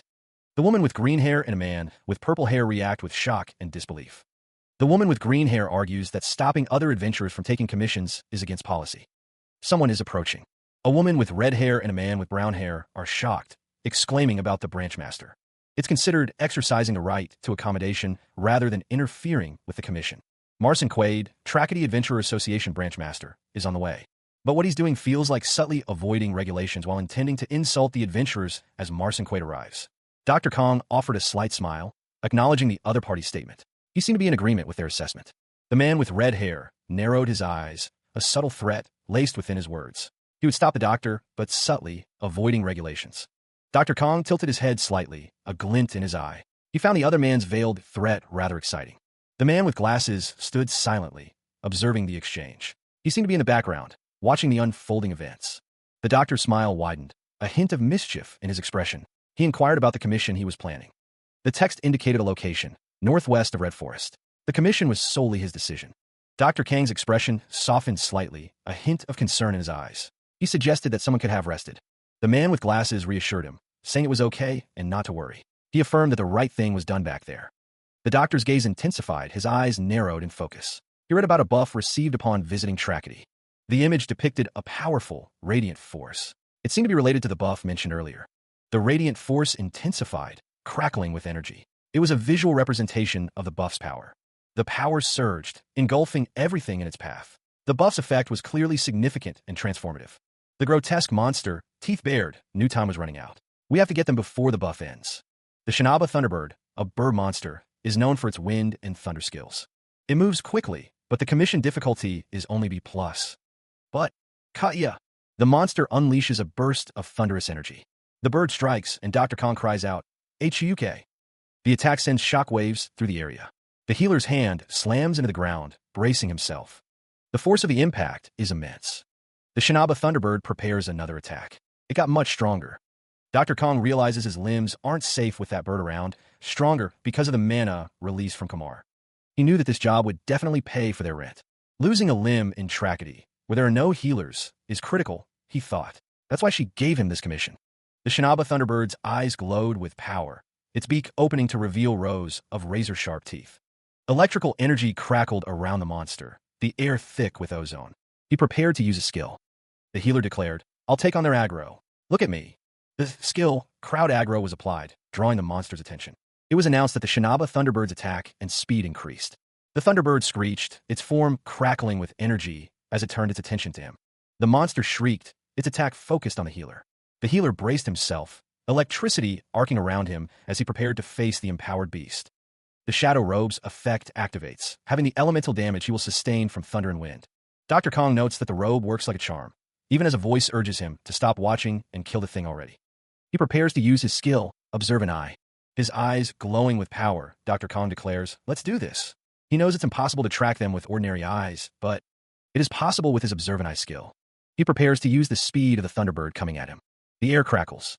A blast of energy hurtles toward the Thunderbird. The Thunderbird uses the skill Throw. The Thunderbird's shadow looms large as it attacks. The Thunderbird squawks, KRRR. He senses the impending danger, a primal scream echoing in his mind. A flurry of feathers and golden energy explodes outward, a devastating attack. The healer is caught in the maelstrom, bracing himself against the onslaught. His expression hardens, a grim determination settling over his features as he prepares to retaliate. The crowd's desperate cries pierce the air, begging him to evade the attack. The Thunderbird's massive form looms, its voice booming with a challenge. The beast unleashes another earth-shattering shriek, intensifying its assault. The Thunderbird descends, a feathered missile aimed directly at the healer. Its beak, a weapon of immense power, closes in for the kill. The air crackles with energy as the Thunderbird's attack reaches its apex. But the doctor stands firm, ready to meet the challenge head-on. He prepares his counterattack, a confident smirk playing on his lips. A flash of blue energy cuts through the air with incredible force. The figure in black robes cries out, struck by the unseen attack. Wiping blood from his lip, Dr. Kong steels himself. One left. The massive white bird lies lifeless on the ground, its wings still spread. Its once majestic tail feathers are now still. The Thunderbird's eyes glow with desperate resolve. It thinks, have to get him fast. Golden energy begins to crackle around the creature. The Thunderbird unleashes its power, engulfed in a blinding golden aura. Watching from afar, the man with glasses observes, it's trying to use all its power at once. This one could have been hard. Dr. Kong holds a glowing blue crystal, a confident smirk playing on his lips. If I came unprepared. The energy intensifies, building to a crescendo. A blinding explosion of golden energy erupts. He prepares a Priya's pocket, creating a large insulated potion arrow. The potion arrow transforms into a devastating electric cannon.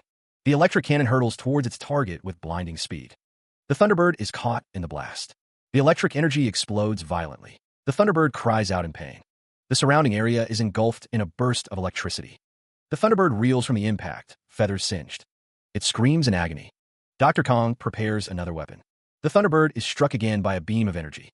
The Thunderbird realizes something, its beak agape in shock. He stands amidst the aftermath, a faint smirk playing on his lips. There's no point in rushing to use his ultimate move, he thinks. The battle is over. A cloaked figure stands over the fallen Thunderbird, asking if they are okay. The doctor takes a moment to drink, acknowledging that they were pretty dangerous. He admits that he could take their attacks, but it still hurts. The cloaked figure chuckles, stating that they get it. This would have been much harder without him, someone thinks. Holy shit, they actually did it, someone exclaims. One of the figures admits they were iffy about it too. Another figure states that they didn't expect them to be this strong. He is asked what he and the other man are doing there, and if they are the trashy party. A figure stands amidst the aftermath, issuing a warning about returning to the association. A purple-haired man demands the Thunderbird corpses, his expression menacing. A gloved hand reaches out, as if preparing for a fight. The man's face is partially obscured, but his expression suggests displeasure with the commission. Dr. Kong states that he knew they would do something, but not like this. The purple-haired man observes that they are wounded, his tone suggesting a predatory advantage. The figure in black descends, sword drawn, as the purple-haired man prepares to engage. A command rings out. Get them, signaling the start of a full-scale assault. The punch lands with brutal force, the sound echoing in the confined space. The impact sends shockwaves through the air, a silent question hanging in the balance. A merciless stomp follows, crushing the fallen opponent beneath a relentless assault. The woman with green hair stares in disbelief, her expression a mix of shock and anger. Dr. Kong stands over the fallen figure, his lab coat stained with blood. The woman with green hair questions what he is, her voice laced with disbelief. She declares that they are being annoying as she gathers energy in her hands. The energy coalesces into a potent force, crackling with destructive potential. She wonders aloud what she should do about them, her tone menacing. With a swift kick, the woman sends Dr. Kong flying, her power evident. The woman prepares to kill them, while another man looks on, stating he is not a killer. Dr. Kong smirks, stating that they will get caught if they kill someone here. The silver-haired man sits defeated, wondering what they did to deserve this. The green-haired woman stands over him, while Dr. Kong observes the scene. A voice echoes, declaring that the debt has to be repaid. The green-haired woman states that she will let them go. The green-haired woman is seen on the ground, having been knocked back. She states that she is a nice and innocent healer. The green-haired woman, looking exhausted, offers her thanks. Her expression is strained. A close-up reveals Dr. Kang's face, his expression unreadable. He observes that it seems like the two are. The silver-haired man is described as wounded, being supported by the green-haired woman. She looks shocked. The green-haired woman expresses her gratitude. She says, yeah, thanks to you. Unfortunately, there's no healer in town, someone says. Dr. Kong stands nearby, a vial in his hand. He declares that he will personally heal them. Yellow energy emanates from the vial in his hand. The green-haired woman supports the silver-haired man, both looking surprised. He exclaims, "Eek!" He is using the skill Flesh of Illusion. His hand glows with golden energy. Flesh of Illusion is a skill that uses a mana potion to create flesh, but you can also use a stamina potion. He recoiled, a look of confusion etched on his face as a bright light emanated nearby. What was happening? A voice explained that the reason why it's recommended to use mana potion is... The injured man groaned, his face contorted in pain as he screamed out in agony. The woman with green hair screamed in pain, her body writhing on the ground. Dr. Kong, observing the scene, casually remarked that he forgot to mention it would hurt a bit. The injured man was assured that it still heals them, so they shouldn't worry. Dr. Kong then stated he'd take their house keys as repayment. Tears streamed down the woman's face as she weakly protested, barely able to speak. Another man, standing beside Dr. Kong, watched with a nervous expression as someone called Dr. Kong a fucking devil. Dr. Kong was told that someone was always thankful that he wasn't their enemy. The ability to freely walk around the Red Forest was fading away, with only 11 minutes left. Time was running out, and it was decided that they should go back. He paused, glancing at his bloodied hand, trying to recall where he had thrown the weapons. The forest seemed to swallow them whole. Activating his observant eye, a shimmering blue screen highlighted a point in the distance. Something was there, hidden from normal sight. Dr. Kong called out, wondering where he was going. He muttered that he was looking for his knives, pushing deeper into the Red Forest. A figure emerged, holding the very knives he sought. The man in the black robe asked if these were what he was looking for. Then, meanwhile, a hand reached out towards a box resting on the forest floor. What could it be? Elsewhere, the Trackety Adventure Association building stood tall, a beacon of opportunity and adventure. Inside, a Thunderbird's head rested, a symbol of power and prestige within the association. The heads were Thunderbirds, a man stated, adding that he expected them to fail. He apologized for not meeting their expectations. The red-haired man relented, admitting that they had won. Dr. Kong declared that he would allow them to rent the entire Trackety Adventure Association building. The Adventure Association Master Key gleamed, signifying that Adventurer Kong Sung-hyun had the same privileges as the branch master. He hadn't anticipated receiving the master key so easily. A man with glasses looks on, seemingly impressed. A flashback reveals a man with red hair, smirking. He states that this exchange was the deal. The man with red hair hands over the key. Dr. Kong states that he will thankfully take it. The text explains that the scumbags were thrown away, and the D-class rooms were given to beginners. He is basically a branch master. A shot of room labeled A-class room shows a figure lying on a bed. The text says, "What a productive day." A mysterious, glowing blue box appears, surrounded by digital-like effects. It seems to be of great importance. A hand reaches out to touch the box. The text says, "This box. It feels very familiar for some reason." Dr. Kong holds a wooden box, his expression thoughtful. He seems to recognize it. The man with glasses, presumably Mr. Kim, is mentioned as probably sleeping next door. The man with glasses thinks he has to go see an artifact appraiser by himself. The wooden box is emitting a red glow, and someone is screaming in pain. The artifact appraiser stands in a room as the wooden box glows intensely, suggesting something significant is happening. He and another look on with concern. "What are you doing?" A voice cries out, apologizing for failing to unseal the artifact. The Adventure Association appraiser failed? He thinks their skills are usually trustworthy. Dr. Kong stands in the room, wondering what the reason could be for the appraiser's failure. The box is very complicatedly sealed. They call it the Skane seal. It gets even more complicated if they try to unseal it incorrectly. The seal seems to have been done hundreds of years ago. He is even more curious now. Is there no other way to open the box? Using the skill Observant Eye, the box's first seal is broken. There is a hidden second seal. There is a hidden hint at the bottom of the box. He is told to use his appraisal skill at the bottom of the box. The woman with pink hair asks, "Huh, at the bottom?" A hand touches the box, which begins to glow with golden light. The woman with pink hair exclaims, "This is the Order of the Seals." He focused his energy, channeling it into the box before him, preparing to unlock its secrets. The seals glowed with an intense, fiery light, responding to his touch. With a resounding crack, the lock disengaged, the ancient mechanism finally giving way. The box opened, revealing its contents in a burst of light and anticipation. A woman with pink hair watched with bated breath as Dr. Kong stared into the box. Inside, nestled amongst fallen leaves, lay a dark hand, glowing with strange energy. The pink-haired woman leaned in, her brow furrowed. "It doesn't look like a human's head," she muttered. Dr. Kang's eyes widened, a flicker of recognition crossing his face. "Adventurer," he thought, the word laced with a haunting familiarity. A holographic display flickered to life, showing a countdown. 10,000s remain. Acquiring the remains accomplishes it. The healer's expression hardened, a grim understanding settling over him as he stared at the display. The hand pulsed with light, as Dr. Kong realized. It's the same as when I got Priya's bow. A mysterious box sits amidst a digital display, its contents obscured. Dr. Kong peers intently at the screen, his expression unreadable as he analyzes the box.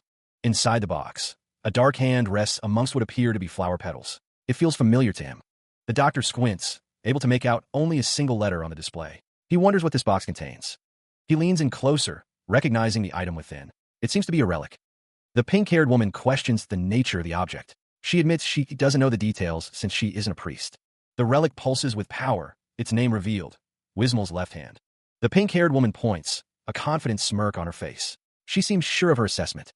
The text emphasizes the relic's divine power, noting that relics are hard to find nowadays. The pink-haired woman offers to buy it for a high price if it's okay with him. She wonders why it was thrown away in the forest. Dr. Kong holds the box, lost in thought as the pink-haired woman gestures emphatically.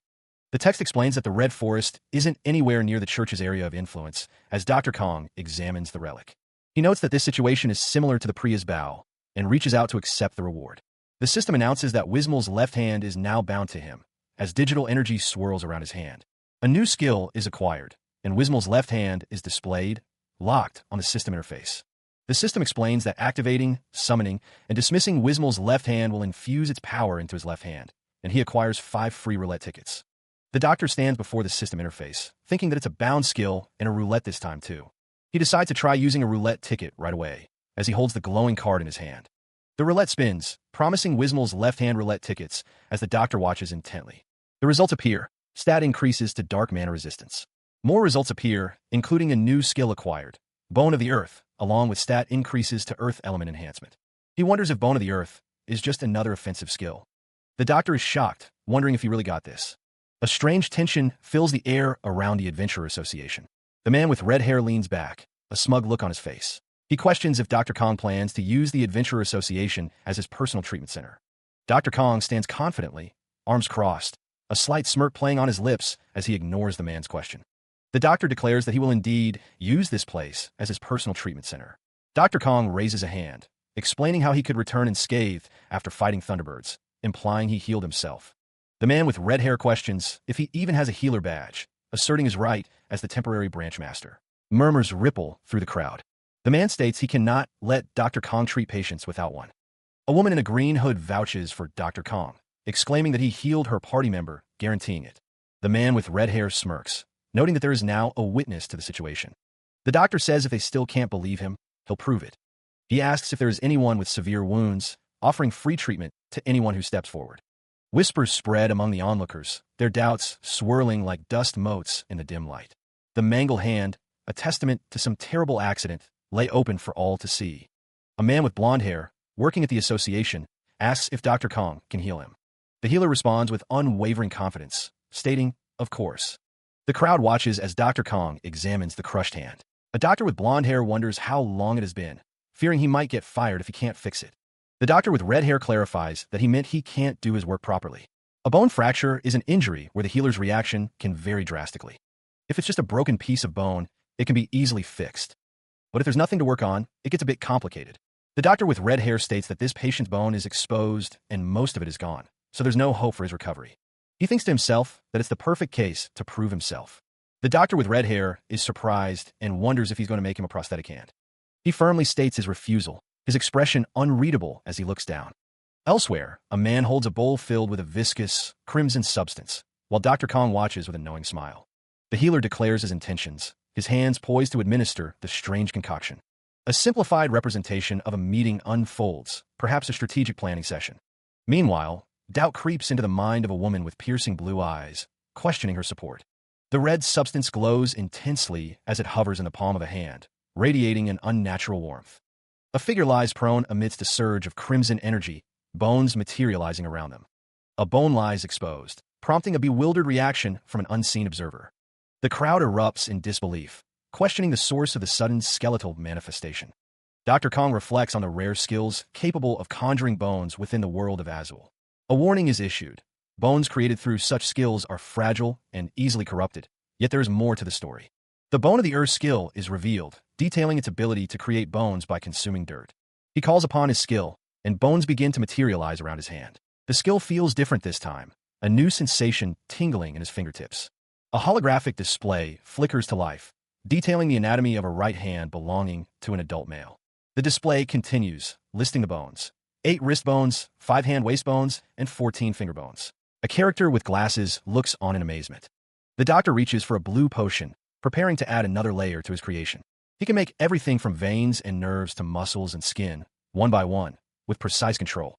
Dr. Kong knows the hand's entire structure, every detail imprinted in his mind. The character with glasses examines their own hand, marveling, "That looks pretty good for my first time." Sitting back, the character admires the handiwork, a satisfied smile gracing their face. A crowd gathers, their eyes wide with awe as they gaze upon the newly formed hand. 2 eager onlookers plead, "Me too. Please treat me too." He sat across from another man. The two of them engaged in what seemed to be a serious discussion. Branch Master Marson stood tall, a smirk playing on his lips as he was addressed. Dr. Kang's expression hardened, his thoughts betraying a sense of calculation. He had no choice but to allow it at this point, he thought. The doctor held up 2 vials, a sinister smile spreading across his face. He ordered everyone to stand in a single line. A voice echoed from within a building, filled with anticipation. The speaker believed they would get so many points from this. Dr. Kong sat back, a tired expression on his face. He had accumulated 10,562 points, but this was way more tiring than he imagined. Another man leaned in, asking if he was okay and if he did some crazy stuff while he was asleep. Dr. Kong confirmed that he was crazy. He waved his hand dismissively, suggesting that Mr. Kim go somewhere else. A voice questioned where they were going, and another voice responded that they would find out. The hooded figure stood with a confident smile. The boots of the hooded figure were shown, with the text, "We have a guide this time." The doctor and the hooded figure approached the building, a question hanging in the air. The woman beneath the hood beamed, stars practically bursting from her expression. The hooded woman apologized for the late introduction, stating that her name is Rebecca. Dr. Kong seemed surprised by Rebecca's red hair, while she seemed to be trying to hide it. He cautioned her to be quiet, wondering if she was hiding something about the village. Rebecca confirmed she was from Trackety, but her family disapproved of her being an adventurer. Rebecca explained that she only hid her identity in the village to avoid her family, and Dr. Kong seemed to understand. Rebecca added that Trackety itself was a nice village, despite her family's bothersome nature. The village was indeed a pleasant sight, with nice people, views, and food. Rebecca seemed pleased with her explanation.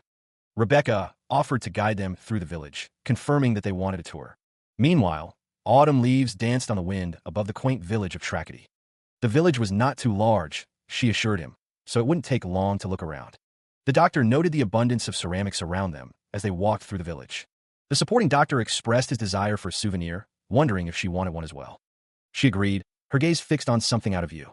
Sung Hein Kong asked Rebecca if she had ever heard of a name called Wismel. Rebecca paused, considering the question. She claimed she had never heard of it.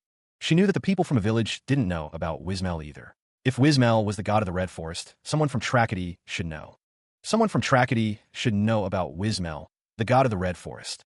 Dr. Kong inquired about the History Museum, asking if there were any historical data or relics. The librarian responded that there was nothing like that in this countryside village. Damn, Dr. Kong thought Hein Village had a museum. Rebecca wondered if it was something important, a place that would store old data. The clock tower stood tall against the sky. The building's entrance was framed by trees with reddish leaves. The librarian considered the request for historical data. The librarian asked if they were there because of a commission, but Dr. Kong replied that it was personal. The librarian, resting his head on his hand, simply said, "Then no." A sudden outburst of frustration filled the air. A chibi version of Rebecca confronted someone, exclaiming if they even looked for it, stating that it was important. She suggested that they get some paperwork from the Adventure Association. Elsewhere, Dr. Kong seemed unbothered by the librarian's suggestion. The librarian thought to himself that Dr. Kong was annoying him. The librarian offered to write a paper for them right then and there. The librarian's eyes narrowed as he stared at a golden object. Dr. Kong held a key as the librarian suggested he should also make up a notice for them. The librarian stuttered, addressing someone as Branch Master. Dr. Kong stood over the librarian, who begged to be killed. Someone demanded the key to the data room, referencing the town hall archive. Dr. Kong stood over the librarian, thinking something would come out if they kept looking for it. Someone wondered why so many books were worn out, their hand resting on a large tome. Dr. Kong and Rebecca looked at a book as he stated, "Look at this one." The book looked quite old, at least 1,000 years, he thought. The pages rustled as he carefully turned them, revealing more of the book's secrets. A new page revealed a crude drawing of a landscape, rendered in faded colors. The drawings were accompanied by scribbles, not words, covering the aged parchment. Rebecca wondered aloud what the drawings represented as Dr. Kong continued to examine the book intently. The page felt strangely thick, almost as if 2 pages were stuck together. He flipped the page again, his expression unreadable as he continued his search. Dr. Kang's eyes narrowed, a flicker of recognition crossing his face. The page displayed a symbol surrounded by stick figures. Rebecca noted that the red-headed stickmen seemed like trackety people, wondering what they were doing. The symbol was the same as the one on Wismel's left hand, he realized. This orb is Wismel, the book seemed to say. He examined the text, a strange aura surrounding the open book. It spoke of a god worshipped by people from Trackety. Rebecca peered over his shoulder, brows furrowed in confusion. She admitted that she had never heard of such a deity. The pages were filled with messy scribbles. It seemed they were intentionally made to avoid unwanted attention. A figure meticulously inscribed the information into the book. They sought to pass it down to future generations. Ancient books, many ripped and damaged, filled the archive. Their secrets were slowly being revealed.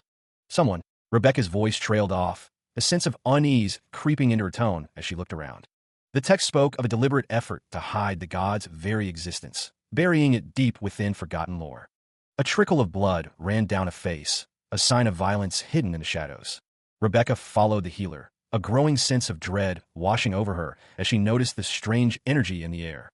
Outside, she exclaimed, bursting through the heavy wooden doors, her eyes wide with alarm. Her hands flew to her mouth, stifling a scream. Rebecca's eyes were wide with terror. She stood over him, a dark figure looming over the fallen Dr. Kong. He lay motionless on the floor.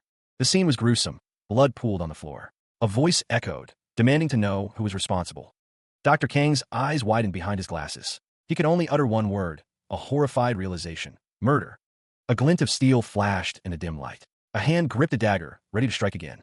The blade descended with lethal speed, a silver arc cutting through the air. The sword gleamed, reflecting the harsh light as it continued its deadly trajectory.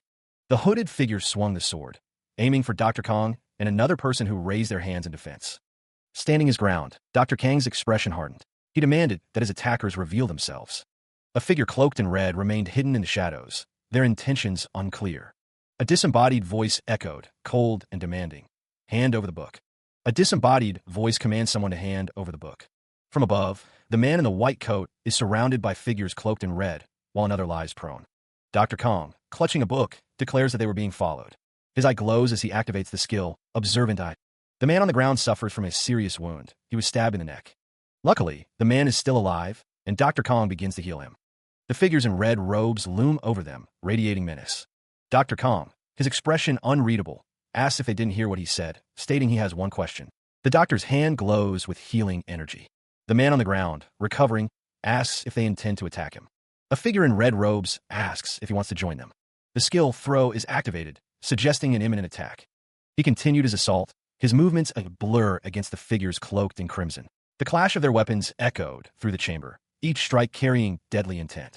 A blade pierced through, the sound of tearing flesh and shattering bone filling the air.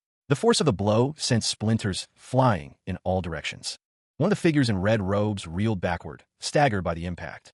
The force of the blow was enough to send him crashing to the ground. The figure in red robes clutched a book, his expression hidden behind a mask. I didn't expect you to answer my question so kindly like an idiot. Dr. Kong held a similar book, his gaze unwavering.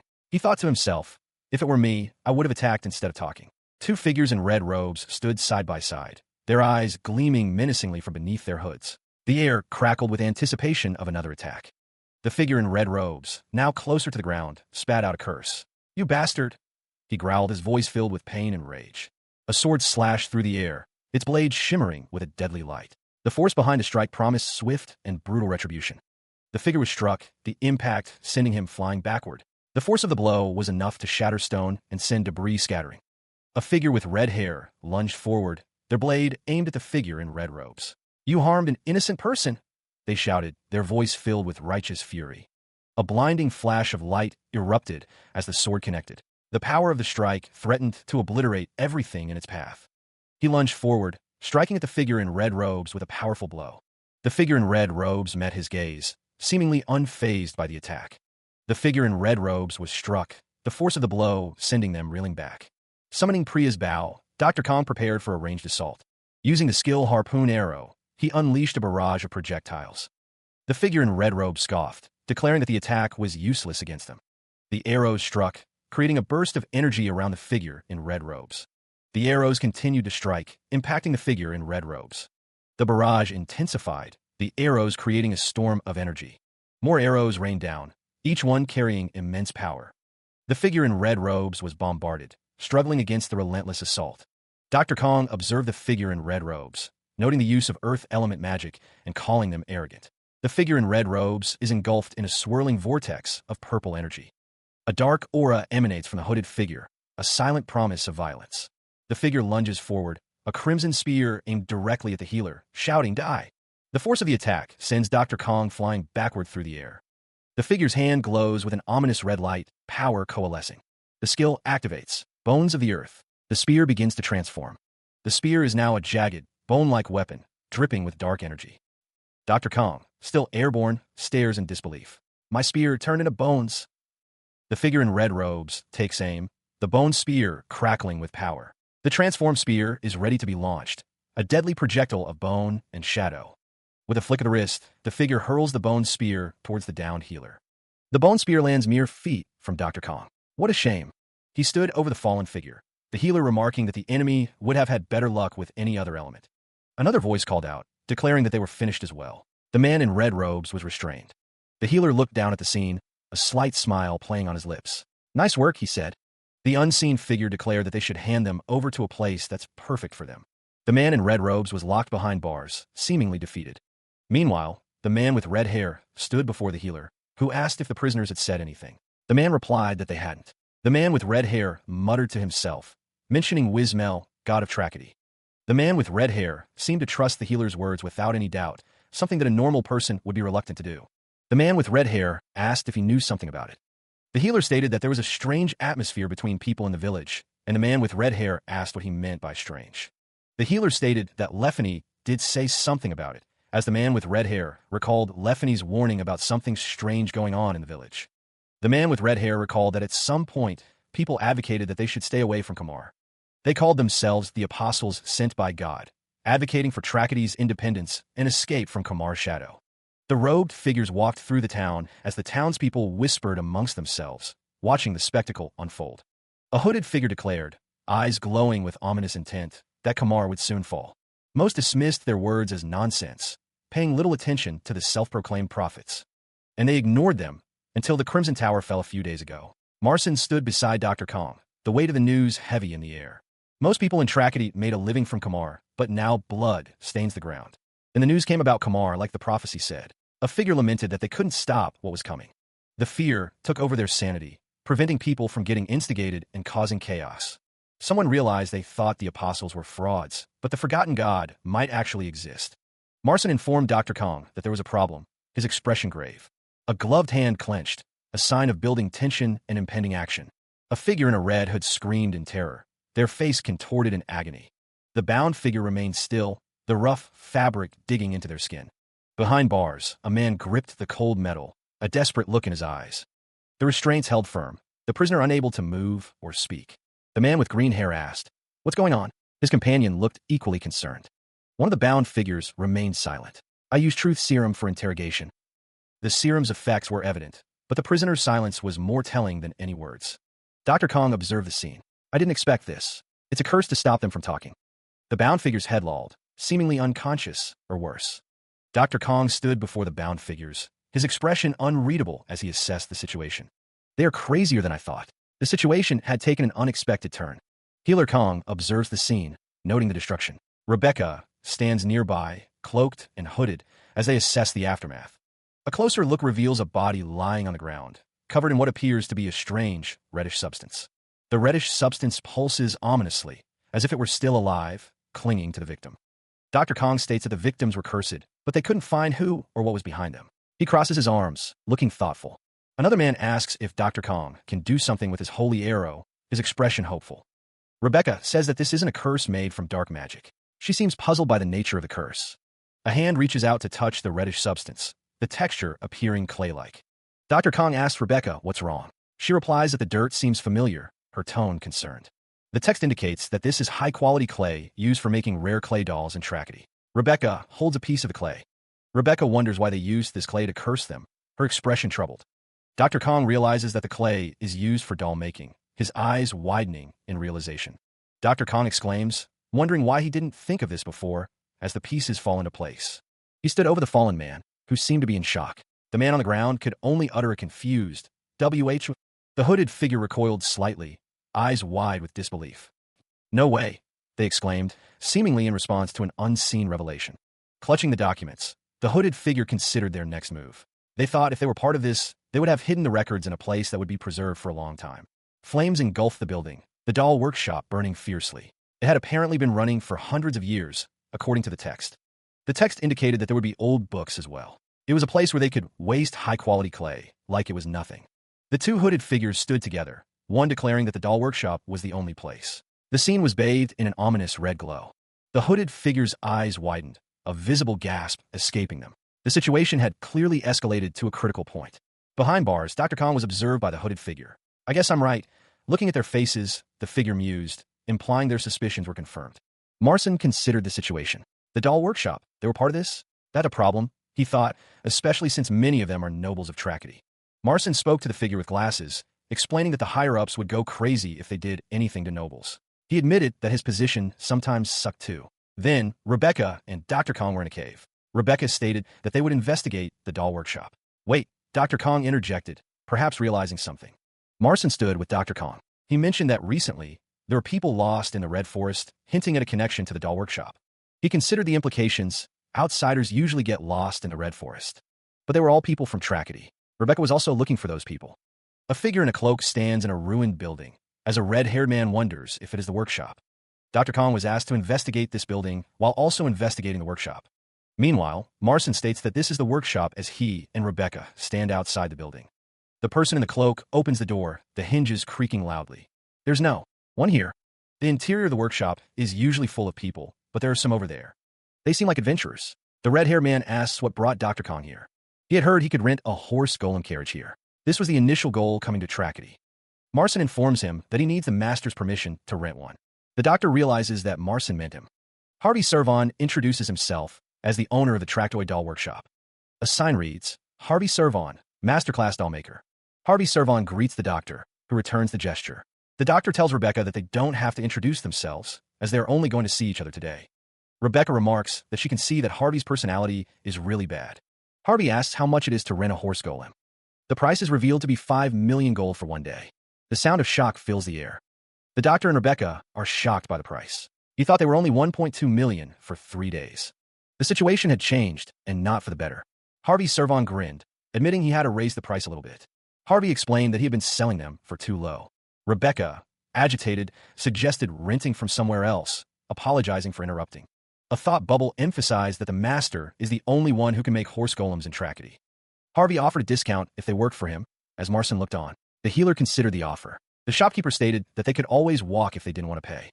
The healer knew the Red Forest was dangerous, thinking a master of a workshop should have money stacked up. He thought that Harvey was just a scumbag who enjoyed messing with people, wondering what he should do. Harvey looked at him expectantly, waiting for an answer. The shopkeeper's expression hardened, a sinister glint in his eyes. The healer activated his observant eye skill. He seemed to have noticed something, his eyes glowing with newfound awareness. Marson's expression shifted to confusion, unsure of what was happening around him. An unknown figure grabbed Marson by the collar, their face inches apart in a threatening manner. The unknown assailant's rage erupted, and he struck Marson with a resounding slap. Harvey Servon, with a sinister grin, declared his mastery in the art of doll making. The unknown figure's lips curled into a cruel smile, hinting at the torment to come. The figure taunted, suggesting Marson might soon be begging for mercy. Harvey Servon's eyes burned with fury, his expression promising retribution. He gripped a shovel tightly, ready to unleash his anger. Harvey Servon swung the shovel with violent intent, warning his target to get out of his way. He reacted with surprise, caught off guard by the sudden attack. Sung Hyen Kong, with Rebecca beside him, heard the threat, the situation escalating rapidly. Marson's face contorted in rage, declaring that they were all banned from his place. His body began to convulse, a pained gasp escaping his lips as he realized something was terribly wrong. Sung Hyen Kong watched as Marson collapsed, prompting Rebecca to call out in alarm, wondering what was wrong. The doctor mused that this was why one should be nicer to people. The situation was escalating quickly. Marson was poisoned with larcotishin, a status effect, now taking hold. The poison only accelerates its spread within him, showing symptoms of the final stage. Rebecca rushed to Marson's side, asking if he was okay. Marson, struggling, insisted that he was not okay and demanded a healer. He was told that there were no healers in Tracady right now, and was asked if he needed help. Rebecca supported the poison man, concern etched on her face. Sung Hyun Kong prepared to finally introduce himself. He introduces himself as Kong Sung Yoon, a slight smile playing on his lips. The poison man faces away, unaware that he is speaking to the one and only healer in tragedy. The doctor introduces himself, a confident smirk playing on his lips. I'm Kang Seung-gyun. The doctor stands over a man lying on the ground, his expression unreadable. The text states that Dr. Kong is the only healer in tragedy right now. The injured man coughs up blood, his face contorted in pain as another man looks on. Dr. Kang's eyes widen, a flicker of surprise crossing his face. You're a healer? A man demands a different healer, stating he doesn't trust Dr. Kong enough to treat him. Another man says there is no other healer in the village. The injured man, clutching his chest, declares he will go to a different village, Larkadishan. The injured man's face is shown in close-up, his eyes wide with pain and desperation. The panel describes a deadly poison known as relaxed assassin, affecting the lungs and other respiratory systems. A figure coughs up blood, their face obscured by shadow, as the effects of the poison take hold. The man clutches at his chest, blood seeping through his fingers. The insidious poison, relaxed assassin, promises a symptom-free beginning. But as the end nears, the victim will start to feel so much pain. The clock ticks down to his final moments. Harvey Servan coughs up blood, his companion observing that he is experiencing the same symptoms as their master. The poison is taking hold. Dr. Kong smiles serenely, his expression unreadable. He asks Harvey what he is trying to say, his tone laced with amusement. The doctor stands in his office, waiting. He knows the poison's effects all too well, and time is running out for Harvey. Coughing, Harvey leans against the wall, his strength failing. He realizes that Dr. Kong is likely the last healer he will ever meet. The healer's words echo in the air. He will not heal without a cost. The price for life is about to be extracted. Harvey's vision blurs as he struggles to breathe. He wonders what is happening, his body racked with pain and weakness. Desperate, Harvey shouts at Ziggs to get the gold, his voice strained. He needs to pay the doctor's price now. With a final burst of strength, Harvey throws the bag of gold.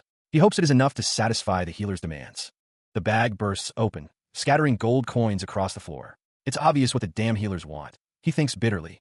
Dr. Kong smiles, his eyes gleaming with amusement. He asks Mr. Harvey if he does not remember what he said. The gold coins scatter across the floor, a desperate offering. One day, Harvey Servan's gamble would be revealed. He stumbles backward, his breath hitching in his throat. A wet, ragged sound escapes him. Dr. Kong watches, his expression unreadable. He states that Harvey will have to kneel and beg like a dog. Harvey lies prone, surrounded by the scattered gold. He is told to pick up the coins and clean them, as Dr. Kong doesn't want to touch them since they're dirty. Blood trickles from Harvey's mouth as he gasps for air. He can only manage a strangled W. He clutches at his chest, his hand now slick with crimson. A strangled cry is all he can manage. A fresh wave of coughing racks his body, each spasm expelling more blood. The poison takes hold. The healer kneels, observing Harvey's suffering with detached interest. He says that Harvey doesn't have to do it if he doesn't want to. Harvey's face is contorted in pain, his hands stained crimson. He thinks that if he dies right now, this workshop is done for. Dr. Kong tilts his head, a hint of amusement in his eyes. He states, okay. Harvey's eyes widen in terror, blood dripping from his chin. It sounds like a personal problem, though. His mouth opens in a desperate plea, blood coating his teeth. He cries, okay, my bad. A memory surfaces, one where adventurers are being exploited for their hard-earned coin. The man clutches at the coins, his face a mask of fury. This will never happen again. Back in the present, Dr. Kong stands alone, a sinister plan brewing in his mind. Harvey, kneeling before the doctor, desperately pleads, I'll do anything, please. The injured man can only manage a pained, Dr. Kang's expression hardens, though he muses, I guess I have to. I have such a soft heart. He prepares a syringe, the contents unknown, but clearly potent. Harvey, desperate, believes he will be cured. Yes, with that cure, I'll make you pay for this later. The doctor prepares the syringe, a glint of malice in his eyes. Dr. Kong reveals, oh, by the way, this isn't a cure. The needle plunges forward, carrying its deadly secret. The injection is administered, and Harvey cries out in agony, A.K. He spat blood, his face contorted in rage. You scammer, Harvey roared, his voice hoarse with pain and fury. Dr. Kong, syringe in hand, gazed down at Harvey. I can't make a cure for Larkadishan right now, he muttered, his expression unreadable. The syringe contained a clear liquid, labeled as a respiratory protection and stability potion. Its purpose, at least, was clear. He gasped, a wave of relief washing over him. I can breathe. Harvey managed, his voice still weak. Dr. Kong stood over him, watching as Harvey struggled to sit up. The doctor's expression remained inscrutable. A subtle smile played on Dr. Kang's lips, a hint of something hidden beneath the surface. The doctor's thoughts drifted, a conflict raging within. I might mess around with patients' lives. His internal monologue continued, a justification forming, but I don't scam them for it. Meanwhile, someone observing from afar muttered, "Damn, I never seen anyone treat Harvey like that before." Two figures stood before the Adventurer Association, their conversation unheard, their intentions unknown. He thought it was nice, even though he shouldn't say that about a patient. She seemed to have some problems with him too. The unseen character stated that they couldn't really investigate the workshop, but they always have it next time. The unseen character said they'd head back now and see him tomorrow. Dr. Kong watched them leave. The unseen character stated that they should go back now. Now, Dr. Kong sat on the edge of the bed, lost in thought. Dr. Kong sat across from the unseen character. He stated that he had 3 things on his mind right now. The unseen character questioned if it was 3 things. One of the things on his mind was the Trackety Doll workshop, the shop. Dr. Kong considered that the workshop itself was pretty empty. He thought that maybe it was because the master of that place is a piece of shit. He considered that Harvey's probably always been like that, so there must be something else. The unseen character asked what about her. She seemed to have some kind of connection to the workshop. She was trying to hide in the workshop, like someone who can't show their face. They also found out that the clay from the curse was intended to make dolls because of her. Dr. Kong thinks Rebecca was part of the workshop before. The last one is about Harvey's poisoning. Never mind. Huh, you can't do that. It's not fun if I tell you everything at once. I'll tell you later. I can't sleep like this. Meanwhile, Harvey Servon's eyes widened in disbelief. He demanded to know why he was back, his voice laced with a mix of anger and fear. Sung Hai and Kong stood in the doorway, accompanied by another man. Harvey, realizing the doctor was the one who came, wondered if he didn't have enough. The doctor smiled, his expression radiating false innocence. He asked why Harvey was back, reminding him that he had told him yesterday. Harvey knew he didn't have the ingredients to make a cure for Larcotishan right now, so he had to stall. The timer showed 3 o'clock. He had to constantly give him Erstian potion to stall until the poison in his body was entirely gone. Harvey, in a chibi form, looked annoyed. He wondered what the doctor wanted. Sung Hai and Kong smiled widely, declaring that he personally came to see how Harvey was doing. Harvey's face contorted in anger, calling him a scammer. He was clearly frustrated by the doctor's presence. Harvey remembered that the doctor said he would give more every time he begged. He wondered, let's be nice, yeah? Harvey realized that the doctor came instead of waiting for him, which meant he wanted something. He stood across the table, a question hanging in the air as the doctor approached. A hand rested on several images as Harvey was asked if he knew these people. Harvey scoffed, leaning back in his chair. Why would he know such people, especially in those strange costumes? Dr. Kong considered the response. They were related to an unknown religion spreading in Trackety, he thought. Harvey dismissed the question, stating he didn't know them and didn't care what those peasants were doing. The doctor pressed further, asking about Wismel. Harvey seemed taken aback by the name. Had he heard that before? He denied it, claiming he had never heard of that name before. Dr. Kong stared intently, declaring that he never said Wismel was a name. Harvey's expression shifted, a bead of sweat forming on his brow as he realized the trap. The doctor held up a small vial, a knowing smirk playing on his lips. Every single thing. The name echoes, reverberating with an unknown significance. Wismel is a name erased from history, every trace of it meticulously disposed of. A hand traces along a wall, the touch light, almost reverent. A figure walks through a grand library, surrounded by towering shelves. But very few of them were kept here. All the elite people have access to this place. The doctor remarks, finding the information cool. This is a diary of a person from Trackety, thanking Wismel for a rich harvest. Thanks to Wismel, they had a rich harvest this year, the generous earth god, guarding the village. Tomorrow, they'll visit Wismel's shrine in Red Forest. Thanks to Wismel's strength, they were able to defeat the thieves who raided their village. She loves Trackety, and we love her too. As expected, Wismel was the guardian of Red Forest. The text describes Wismel passing down the method of making dolls out of clay to Trackety. Harvey Servon demands to know how they could do this, his expression a mix of anger and disbelief. The cloaked figure responds that it may not matter for other people, but the doll workshop cannot do this to Wismel. A figure descends, urging everyone to calm down, their tone attempting to de-escalate the situation. Harvey Servon is told that they have their reasons, but when pressed for details, the other man admits he doesn't know for sure either. The hooded figure states that Wismel's existence vanished for reasons unknown, the information delivered with a sense of finality. Harvey Servon questions the vanishing of existence, realizing that a god's vanishing means death. Meanwhile, around 700 years ago, a cataclysmic event unfolded, forever altering the course of history. Trackety was in chaos because of its god's sudden death. Priests were unable to use their power, and the barrier protecting Trackety disappeared. The cloaked figures lament that Wismel is gone, their grief palpable in the air. The figures in red ask what they should do, their desperation evident in their words and posture. Tragedy appeared to be on the verge of collapse, as if its end was imminent. Everything that sustained the village's existence was dependent on Wismal's presence and influence. At that time, the wizards from Kamar possessed a unique jewel, radiating with arcane energy. The wizards came to Tragedy, offering their assistance to the struggling village. The wizards vowed to protect Tragedy and provide everything the village needed to thrive. Harvey Servon questioned whether the wizards from Kamar were truly responsible for the jewel's power. The jewel, bestowed by the god, was known as Wismal's benevolence, a source of divine power. The wizards sought the mana and divine power stored within that very jewel, coveting its energy. Wismal's followers must have been reluctant to accept the wizard's help, sensing a hidden agenda. The man with red hair agreed, stating that the doll makers easily took care of Wismal's followers. Sung Hyen Kong revealed that they erased Wismal's name from Tragedy's history. Wismal's name was erased from Tragedy, and in its place, they praised Kamar. The hooded figures stood amidst towering shelves, a question hanging in the air. Why? They were scared, the text implied, of what might happen if Wismal returned. The abstract image conveyed a sense of retribution, a promise to punish them for what they've done. Beings can arise again once they are forgotten, but the doll workshop's secrets have been passed down through generations. Even if others didn't know, the truth had to be known, a lone figure seemed to think as they walked down the hallway. Harvey Servon questioned how they knew about Wismel, given the utmost secrecy surrounding the matter. Sung Hyen Kong thought the doll workshop was trying to revive Wismel. Harvey Servon, looking surprised, asked why he would do that.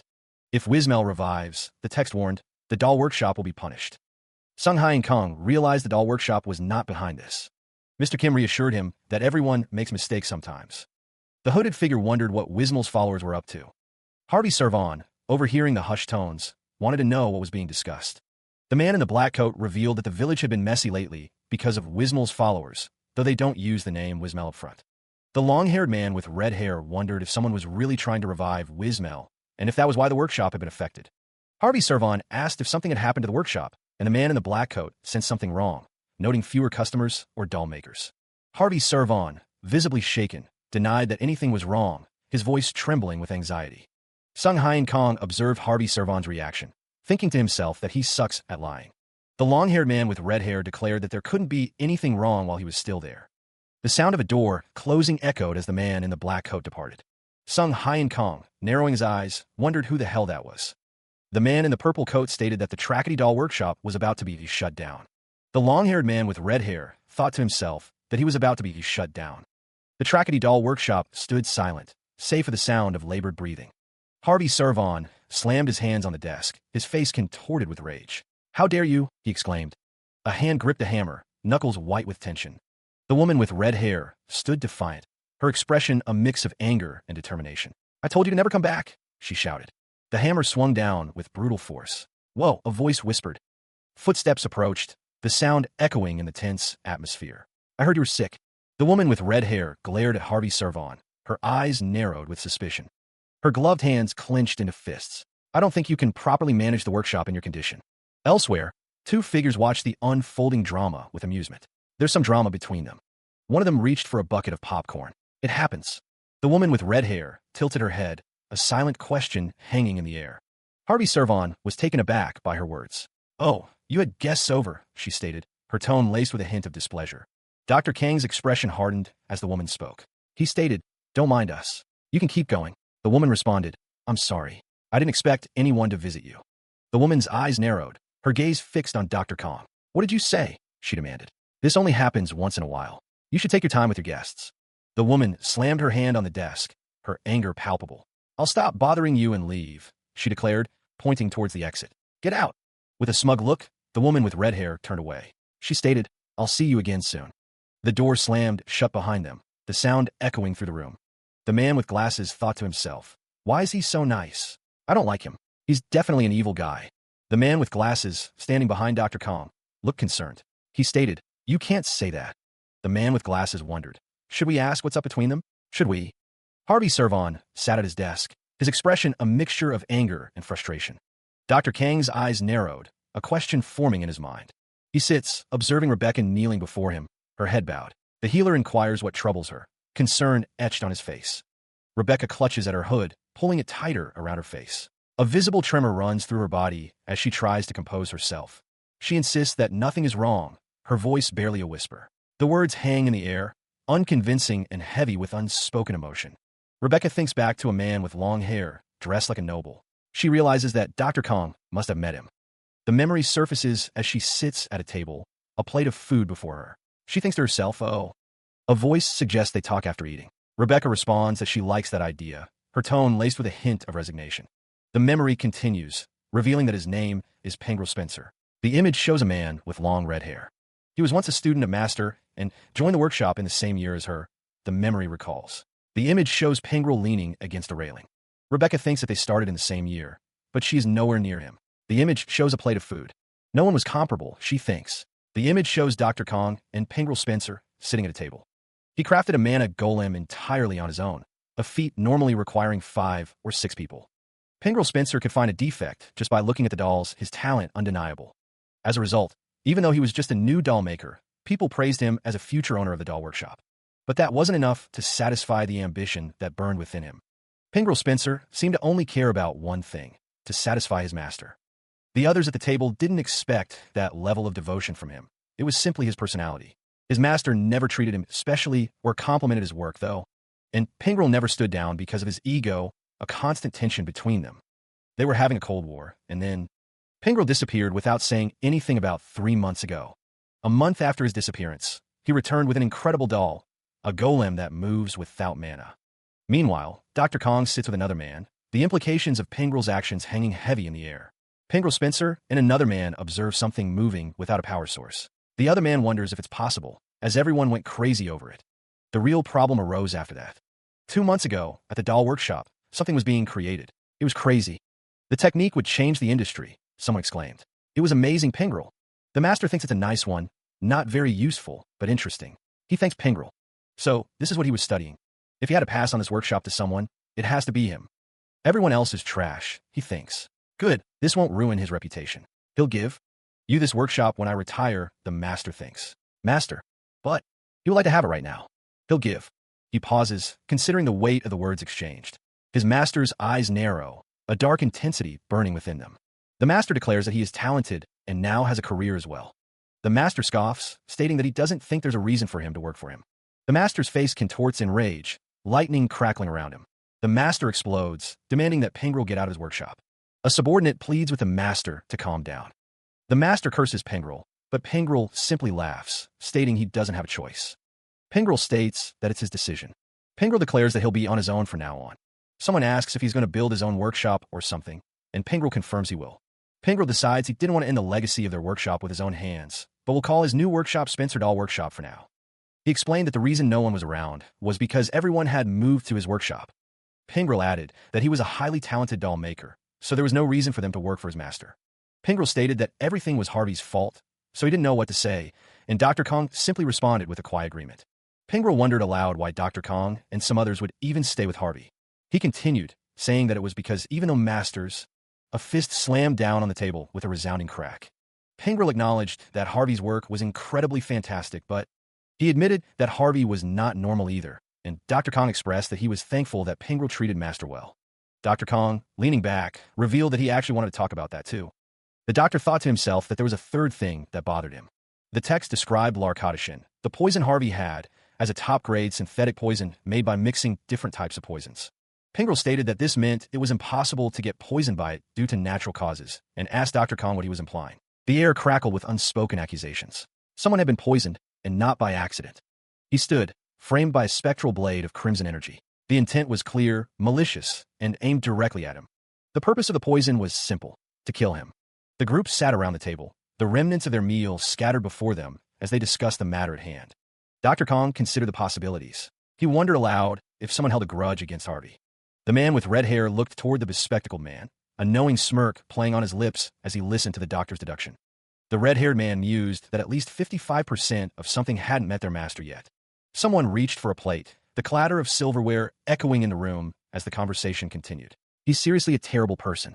The man with red hair was told to stop bothering him and go away. He never left the workshop after the doll makers moved to a different workshop, working the entire time because he was anxious. Dr. Kong considered the information. He realized that Harvey never left the workshop for 2 months, meaning he didn't get poisoned from outside. Hey, The man with glasses suggested it could be one of the people left at the shop with him, but the chances are low. They took turns giving Harvey the medication to keep him alive. Harvey Servon glanced at the dishes, thinking he would wash them later. He mused that Harvey would already be dead if they wanted him to be. A hand reached out, perhaps charmed by Harvey's work, but ultimately dead. The hooded figure considered the possibilities. Maybe it was Pengrel Spencer? Dr. Kong stated that Pengrel was the most suspicious person, of course, but there was an uncertain point to that. Harvey seemed like he was poisoned by a large amount of poison in a short period of time. It was almost like someone gave him poison every day. The chance of Pengrel being able to do that when Harvey is cautious of him is low. Maybe he hired someone to poison Harvey. Harvey asked Ziggs if any other guests came to the shop.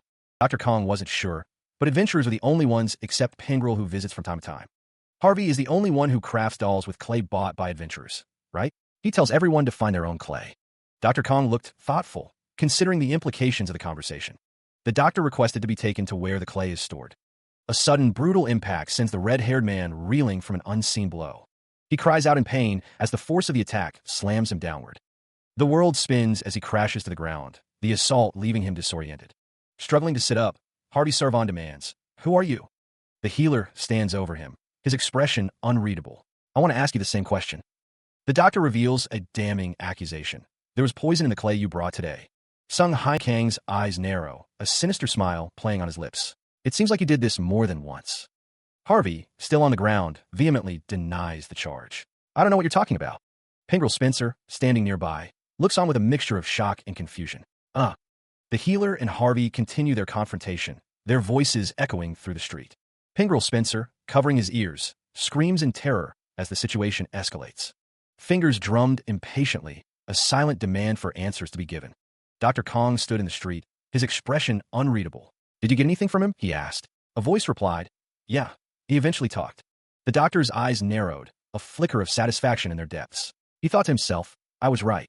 The man in the lab coat stood tall, his gaze fixed on the distance. This was Spencer Workshop's territory. Meanwhile, a pair of legs stuck out from a barrel, unmoving. The storage area was silent. The sign read, "Spencer Workshop." Two figures approached the storage area, their forms cloaked in shadow. "This must be the storage," one said. A hand fumbled with a match, the flickering light revealing a determined expression. The view from inside the storage room showed bags and barrels. The air was thick with dust. A figure stood amidst the clutter, their gaze sweeping across the room. "Do you see anything?" they asked. A skill activated, observant eye. The display highlights the clay, contaminated by poison, causing poisoning on contact. The man with glasses asks if they know for sure now. Dr. Kong confirms they have the evidence. The red-haired man stands in the doorway. Dr. Kong didn't expect him to come all the way here. The man with glasses compliments his eyes. Dr. Kang's expression is unreadable as he looks off to the side. The red-haired man's eyes are narrowed, a slight smile playing on his lips as he thinks about what he wants. The man with glasses laughs, stating that he knew this was going to happen. The red-haired man asks if they're going to try to kill him, pausing before he speaks. "It's almost tea time," Dr. Kong says, asking if the red-haired man would like some tea. The red-haired man is surprised. The red-haired man says that he thinks they are misunderstanding. The red-haired man says he doesn't want to kill Master. The red-haired man says they have the evidence and that he was going to give him the cure at the right time. He states that the other should already know why he caused all of this. A gloved hand hovers over an ornate, circular design etched into a stone tablet. Sung Hai Kong states the name, Wismel. The doctor's goal is to resurrect Wismel. Harvey Servon takes a sip of tea, his expression unreadable. The red-haired man's gaze is intense, focused on acquiring all the data. Harvey explains that everything related to Wismel is stored in the workshop, so he had to get it all. He was going to wait until Master gave him the shop. He had to change his plan because Wismel seemed too healthy. Harvey thought Wismel would give up his spot once he got sick, calling Sung Hai Kong one crazy guy. Sung Hai Kong questions why Harvey is trying so hard to resurrect Wismel, even going as far as to backstab his own master. A sinister laugh escapes the red-haired man. Harvey asks if the doctor ever served someone as his master or faced a wall that he can never surpass.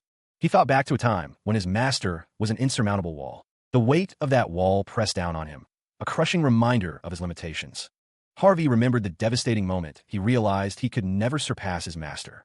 He didn't care about feelings. He just needed to figure out how to surpass his master.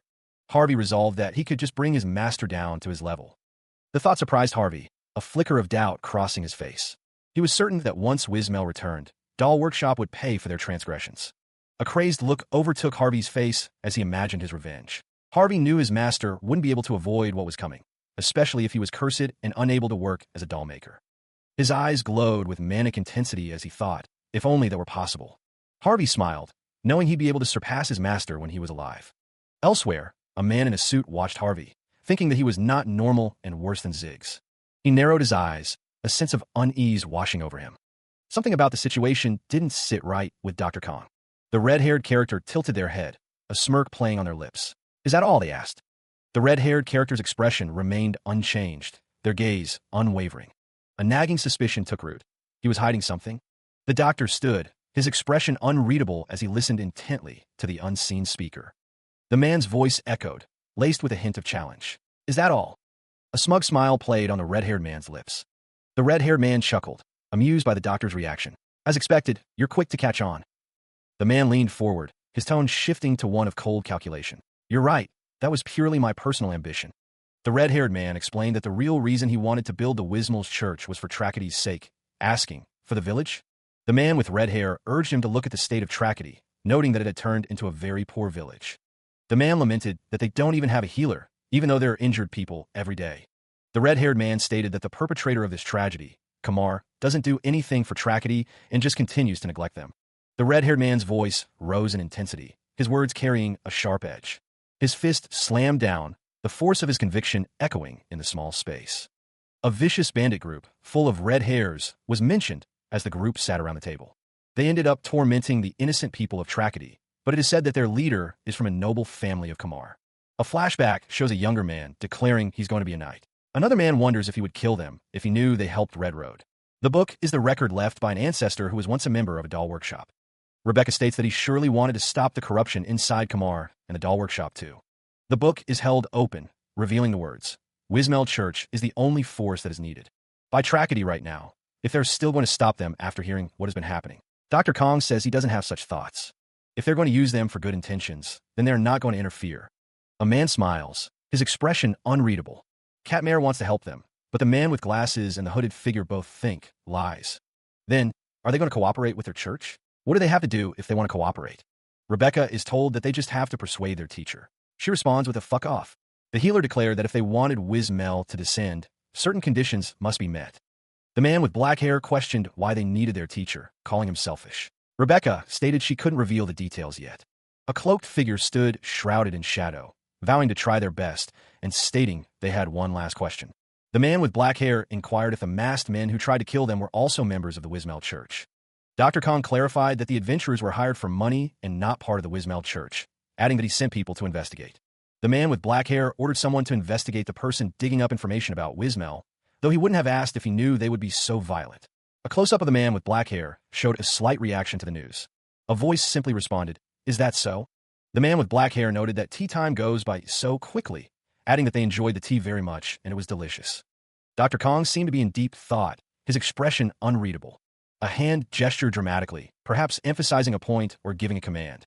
The red-haired man held Lowena close, his expression unreadable. Lowena gasped, seemingly caught off guard by the sudden embrace. The man, revealed to be Lowena's brother, spoke with a knowing smirk. "You're leaving, you still have to greet me." Brother continued, reminding her of their familial bond. Meanwhile, a man in glasses watched from a doorway, seemingly surprised. Lowena seemed taken aback by his words. "Brother?" she exclaimed, a mix of surprise and disbelief in her voice.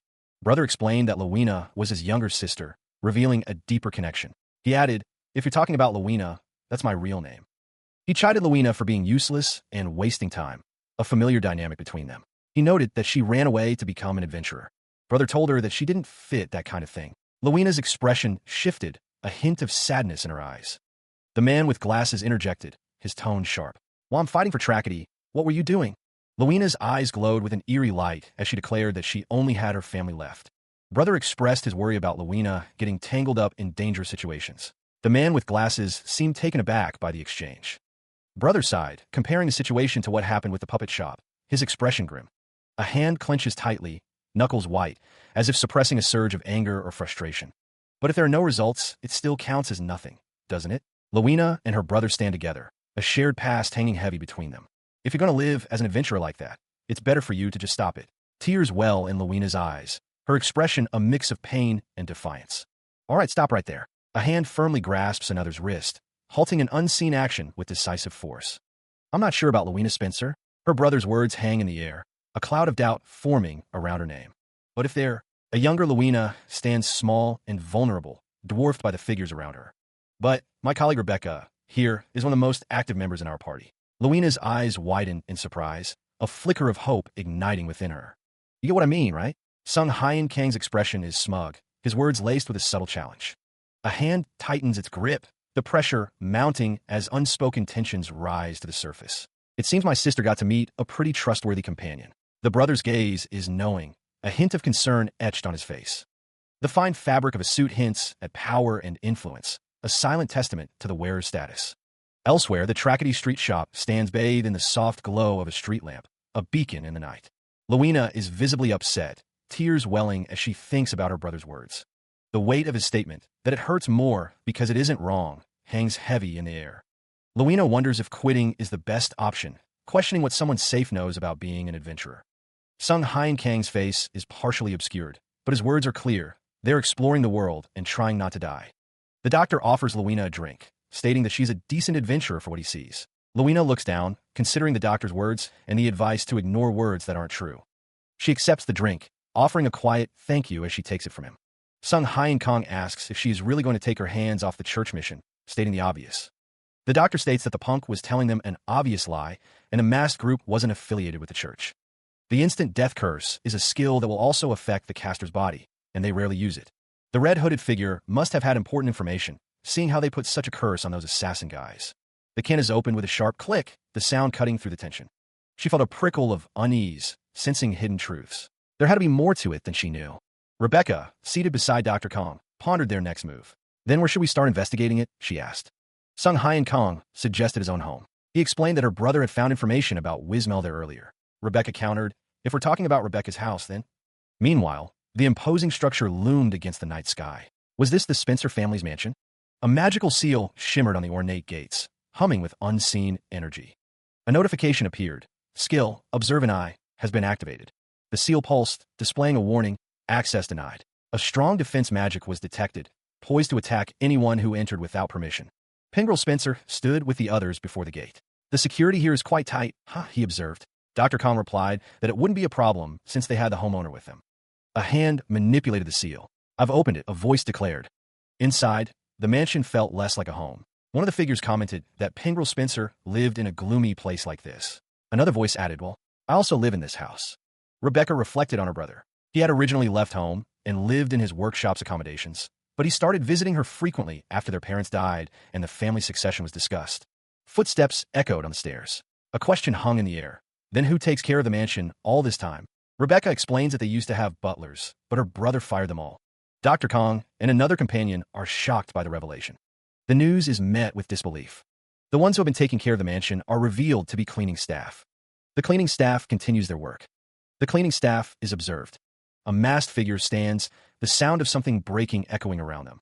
The masked figure is joined by Dr. Kong, a man in a black coat, and a woman with long, red hair, all standing in a grand, yet dimly lit room. The masked figure's hand is shown in a close-up. Pingrel Spencer's eyes widen behind his glasses, his mouth agape as he exclaims about monsters. Elsewhere, the woman with red hair smirks, standing near a bonsai tree and another masked figure. Dr. Kong strokes his chin, contemplating the cost of maintaining the dolls in the house. Pingrel Spencer believes the butlers were fired, not long after Pingrel found out about Wismel's information. Is it to prevent the information from being leaked? The masked figure is seen again, the narration stating that the dolls won't talk about what they see or hear. A close-up of the masked figure's torso. Dr. Kong is still using the dolls, and the information that he needs to hide is still here. Meanwhile, a grand room, illuminated by a chandelier, hinted at the opulence within the household. A hooded figure stood within, correcting himself. This is my brother's, the head of the household's room. Elsewhere, Dr. Kong stood with another person, the doctor's companion remarking, it seems there's nothing special here. Sung Hyen Kang asked, Mr. Kim, do you remember what I said in the basement of the doll workshop? Two people discussed the situation. One wondered how rich people are. The other responded, rude, incompetent. They like taking advantage of ordinary people. The first agreed, well, that's true. Sung Hyen Kang's eyes glowed with an inner power, a faint smile playing on his lips as he prepared to activate his skill. The observant eye skill activated, focusing on a hidden mechanism. The interface revealed a sealed switch, indicating that the seal had been opened by someone. The UI element displayed a message. You can open the door that leads to the basement, suggesting it will definitely have a secret room. A hand reached out, pressing the switch with a decisive click. The sound of the mechanism echoed as the hidden door unlocked. He plummets downward, a surprised exclamation escaping his lips as Rebecca falls alongside him. The descent continues, the sounds of their fall echoing in the darkness below. The fall ends abruptly, a pained grunt escaping as he hits the ground. A shout rings out, the source unseen in the darkness. He sits up, brushing himself off as he asks, "I was right, didn't I?" Footsteps echo through the room. Rebecca observes the surroundings, noting this place is so messy. The doctor examines the room, commenting on the all sorts of junk here. An inscription is visible on the wall. Rebecca stands beside him as he states, it's an item left by the ancestor of Spencer's household. The inscription reads of Wismi, worshipped as the guardian deity of tragedy. He notes that the inscription is the same as the one found at the doll workshop, suggesting it was secretly copied. The support notices something new, exclaiming that there's new information written on the wall. The inscription speaks of the tragedy myth, stating that the goddess loves the forest and all the creatures within, wanting to protect them. Taking care of the forest was a burden even for the goddess. The inscription continues. The pondering goddess then split up her power, making clones as her own children. The clones that split from her built a village deep in the forest to hide the goddess. And that village was later called Tragedy. In other words, Wismel's clones are the progenitors of Tragedy, a speech bubble explains. Rebecca, shocked by this revelation, asks if all the residents in Tragedy are Wismel's descendants. Meanwhile, a man with glasses stands with a wolf, thinking that all the puppeteers of the workshop must have also been her children. The wolf's eyes glow red. An unseen entity growls menacingly. Dr. Kong reacts in surprise to the unseen entity's presence. The red, wolf-like creature pinned the man in the black suit. The man with glasses cried out in pain. The wolf-like creature stood over the fallen man as Dr. Kong watched. The creature was named Kim Ho-jong. Kim Ho-jong growled menacingly. The golem stood tall, its red eyes glowing with malevolence. The woman with red hair looked on in disbelief. "The fox is a golem," she exclaimed.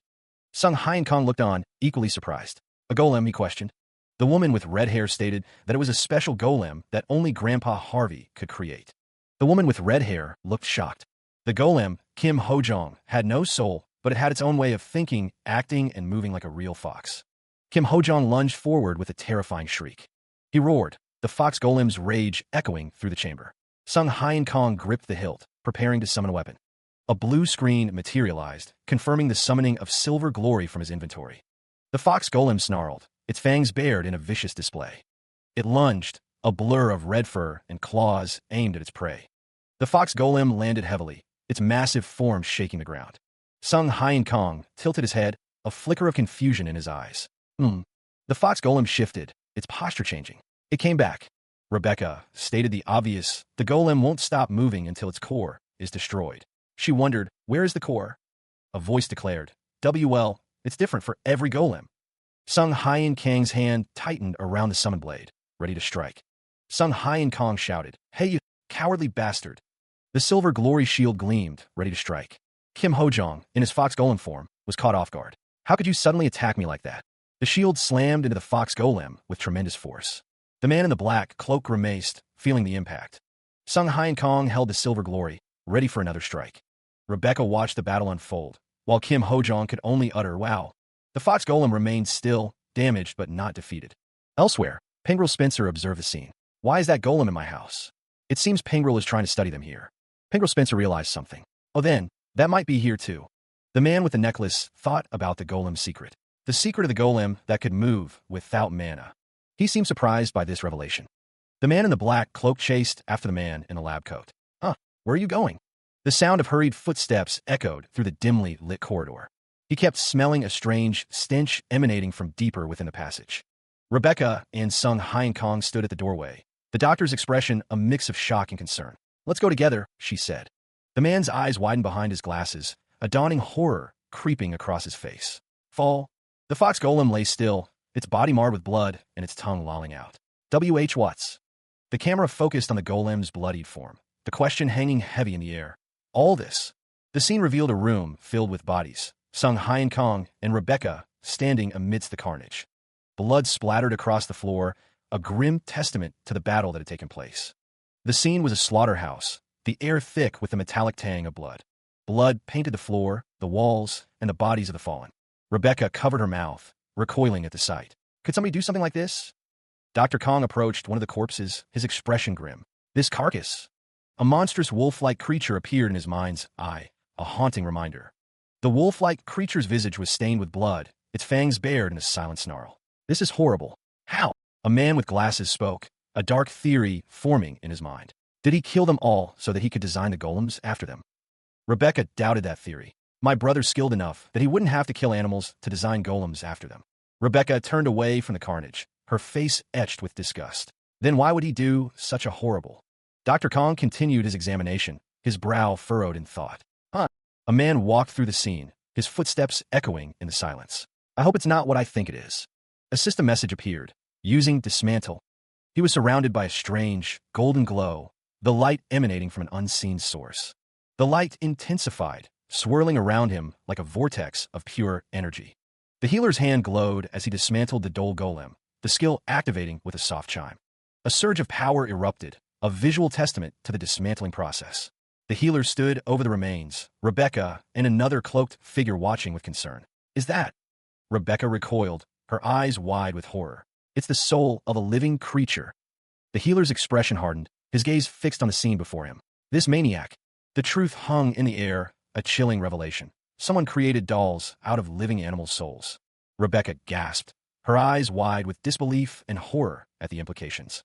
The cloaked figure surveyed the scene, a sense of dread washing over them. What has my brother been doing?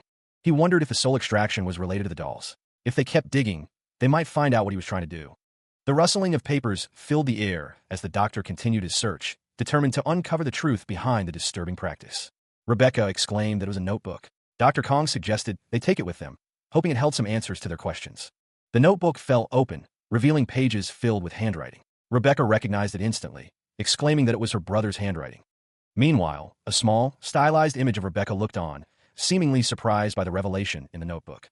Text declared that Lady Wismel had not left them.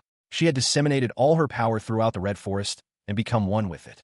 A radiant figure of Lady Wismel appeared amidst a burst of light, surrounded by swirling leaves and an ethereal glow.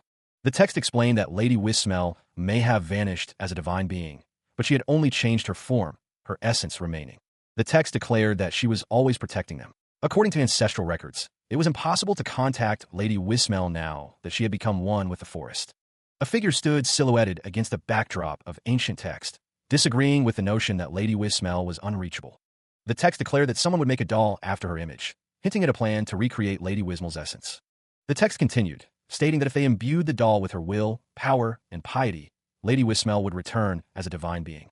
She leans against Dr. Kong, the weight of their discovery settling heavily between them as they stand together.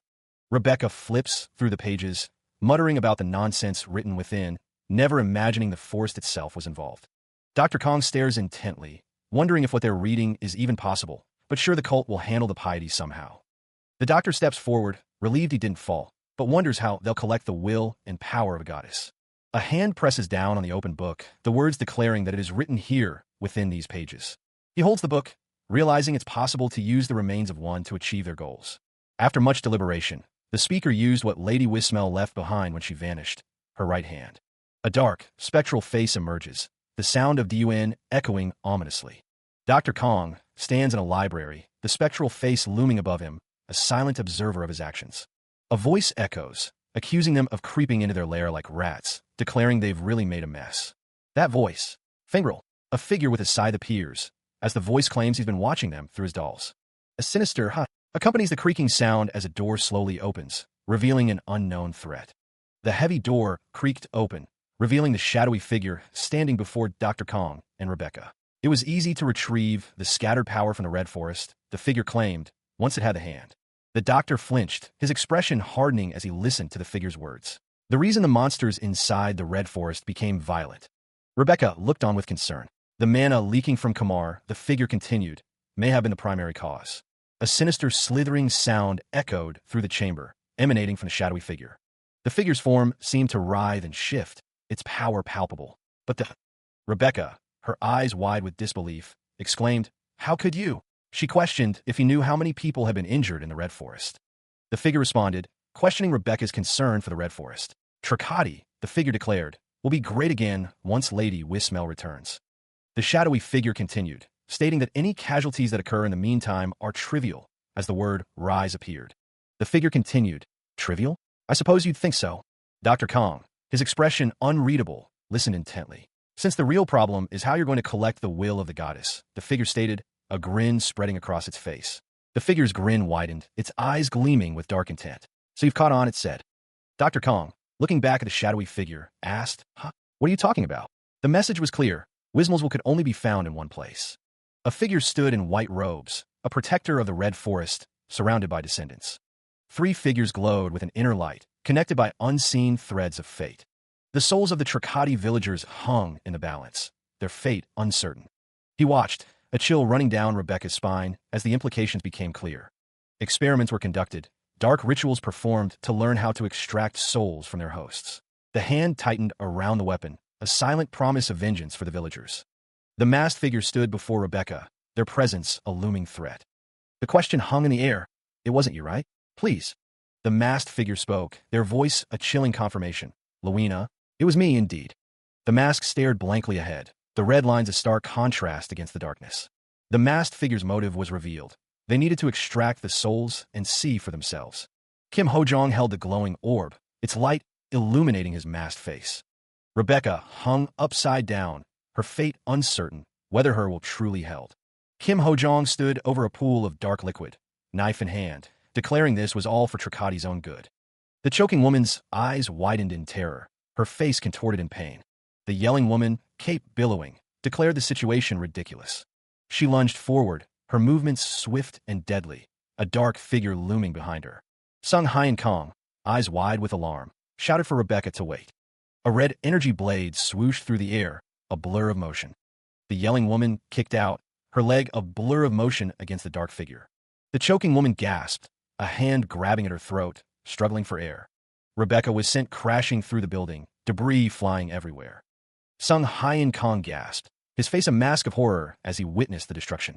Rebecca coughs, the words echoing in her ears. Hypocrite, scumbag. The accusations hang heavy in the air. Tears well in her eyes as she thinks about the village, the innocent people in danger because of her actions. The red-haired woman stands firm, her boots planted on the ground. She believes it is for the good of Trikati. A figure materializes, its face hidden behind a mask. It questions how she would know what is good for Trikati, since she abandoned it. Rebecca's thoughts turn to her people, who have suffered from Kamar's contempt and persecution. Only Lady Wismel can save them. Tears stream down Rebecca's face, but she steels herself. She must be willing to make small sacrifices for the greater good. The masked figure moves with blinding speed, a blade flashing in the light. The sound of steel cutting through the air echoes. The masked figure stands, its back to the viewer, as something detaches from its body. A head is severed with a clean slash, the sound of the blade slicing through flesh filling the air. The masked figure stands in the rain, the blade dripping with blood. The sacrifice has been made. The severed head plummets downwards, pulled by gravity, a silent testament to the masked figure's actions.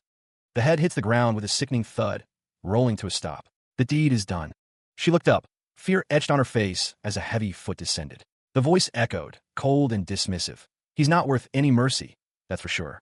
Dr. Kang's eyes narrowed, a cruel smile playing on his lips. He mused, the question dripping with malice. How should I wreck you, HM? The sound of bone and skull echoed. A sickening crack reverberated as the doctor's foot crushed its target. Rebecca lies injured on the ground. Dr. Kong asks if she can get up. A hand reaches out to Rebecca, offering assistance. Dr. Kong helps Rebecca to her feet, glancing around the room. Dr. Kong thinks that Fingrel extracts human souls just for his dolls. If they submit Fingrel's journal as evidence, even the Adventurers Guild won't be able to sit back and do nothing. Dr. Kong says they'd better go before there are more victims. He raises his hand to his glasses. Dr. Kang's eyes widen in shock. A strange, purple barrier flickers into existence. The sound of the barrier solidifying echoes. DUN. The entrance is sealed by the purple barrier. Dr. Kong wonders what happened. Dr. Kong realizes that one of them should have stayed outside. A voice explains that once the basement door closes, it can't be opened unless the switch is pressed. Someone yells to open the door, threatening to kill their own sister. The man in the black robe declared that she was his only family. He would not allow anyone to interrupt the holy ritual. The ritual continued, the doll at its center slowly being completed. It would take about 3 days, so he needed everyone to sit tight.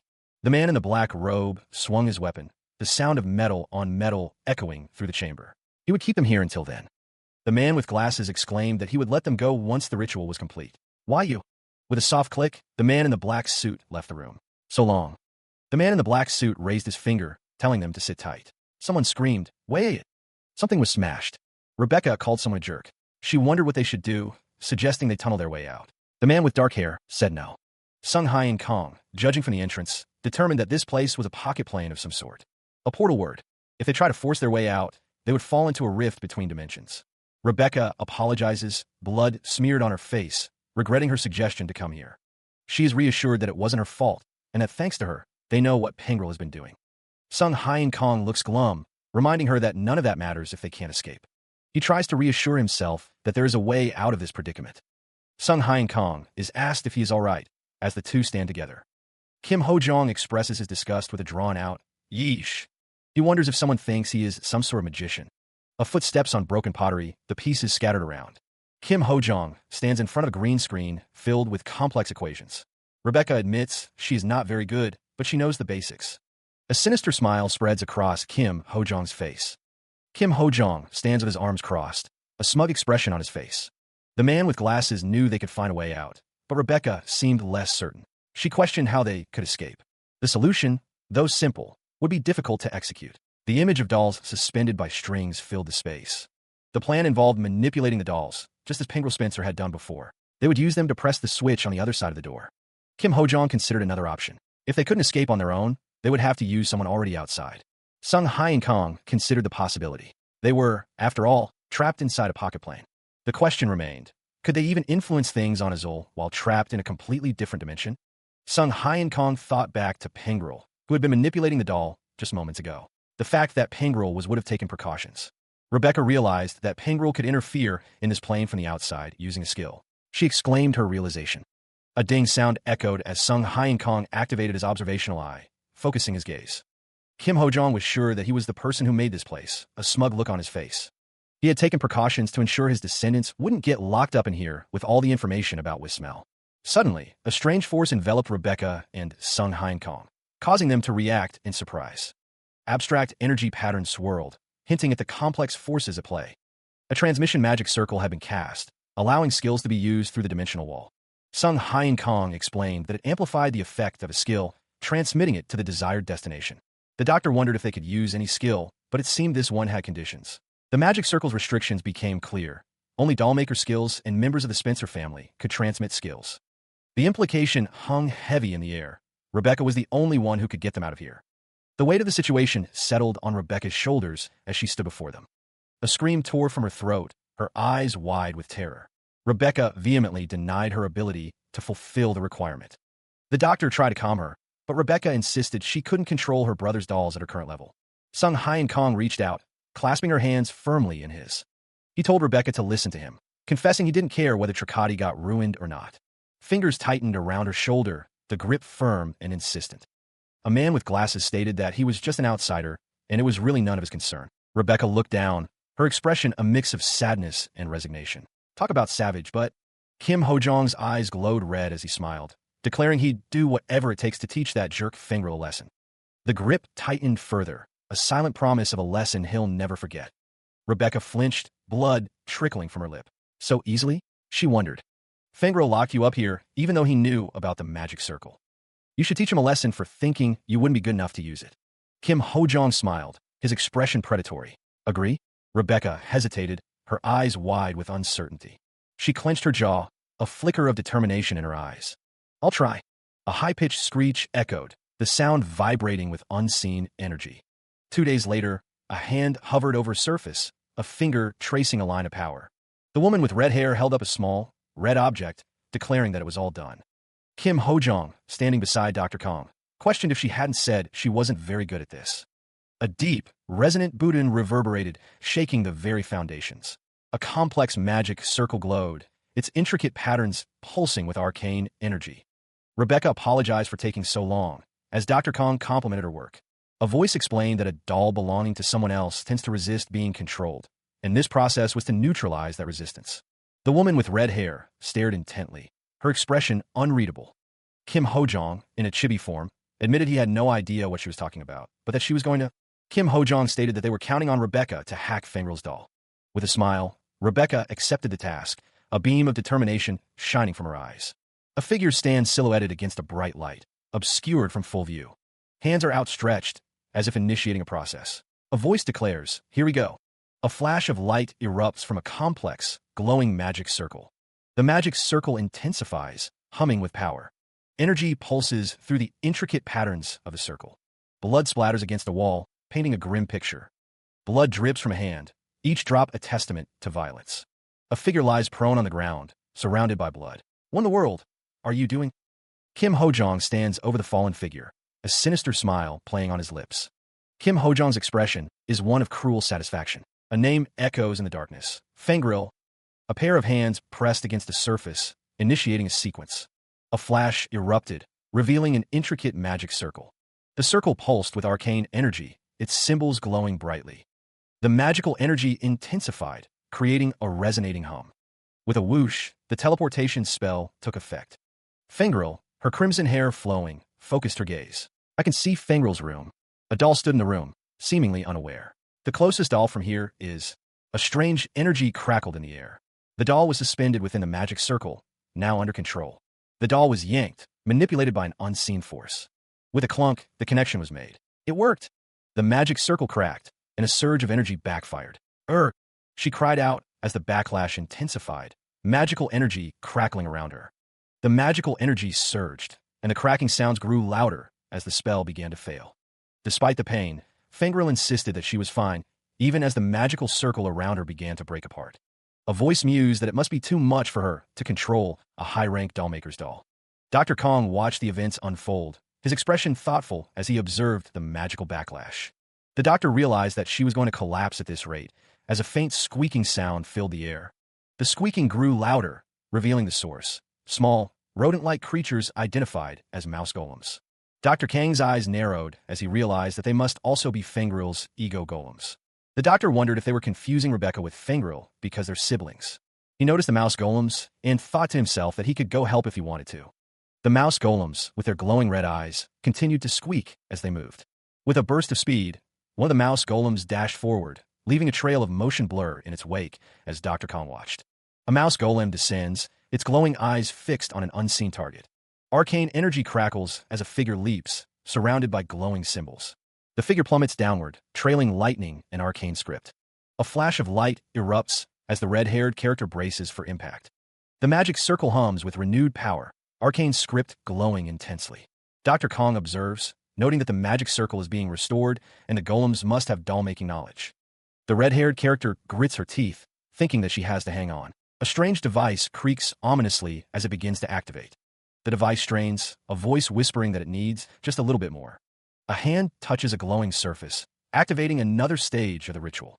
A distinct clunk echoes as the mechanism locks into place. The device rumbles to life, emitting waves of purple energy. He hears Rebecca's voice as she declares the hallway is open. A rat scurries across the floor, its tiny claws clicking against the stone. Rebecca, leaning heavily on the floor, says she did it, relieved. The rat sits near Rebecca, watching her with beady eyes. Sung Hyen Kong smiles, knowing she would succeed. Elsewhere, the sign reads Tricati Square. A figure dashes through the rainy streets. Rebecca hopes everything is okay as she runs through the streets, deciding to check on Hardy first. The figure searches, their expression grim. The man in the black coat continues his search. Rebecca wonders if it's just her, or something is off. An unsettling stillness blankets the village, an unnatural quiet permeating the air. A cacophony of screams once echoed through these streets, now replaced by an eerie silence. Dr. Kong observes that the atmosphere is definitely different from just 2 days ago. Someone spots a figure in the distance, prompting them to investigate the area. Tapping a man on the shoulder, a figure asks if they can ask him something. The man is asked what happened to the village, his expression a mix of fear and confusion.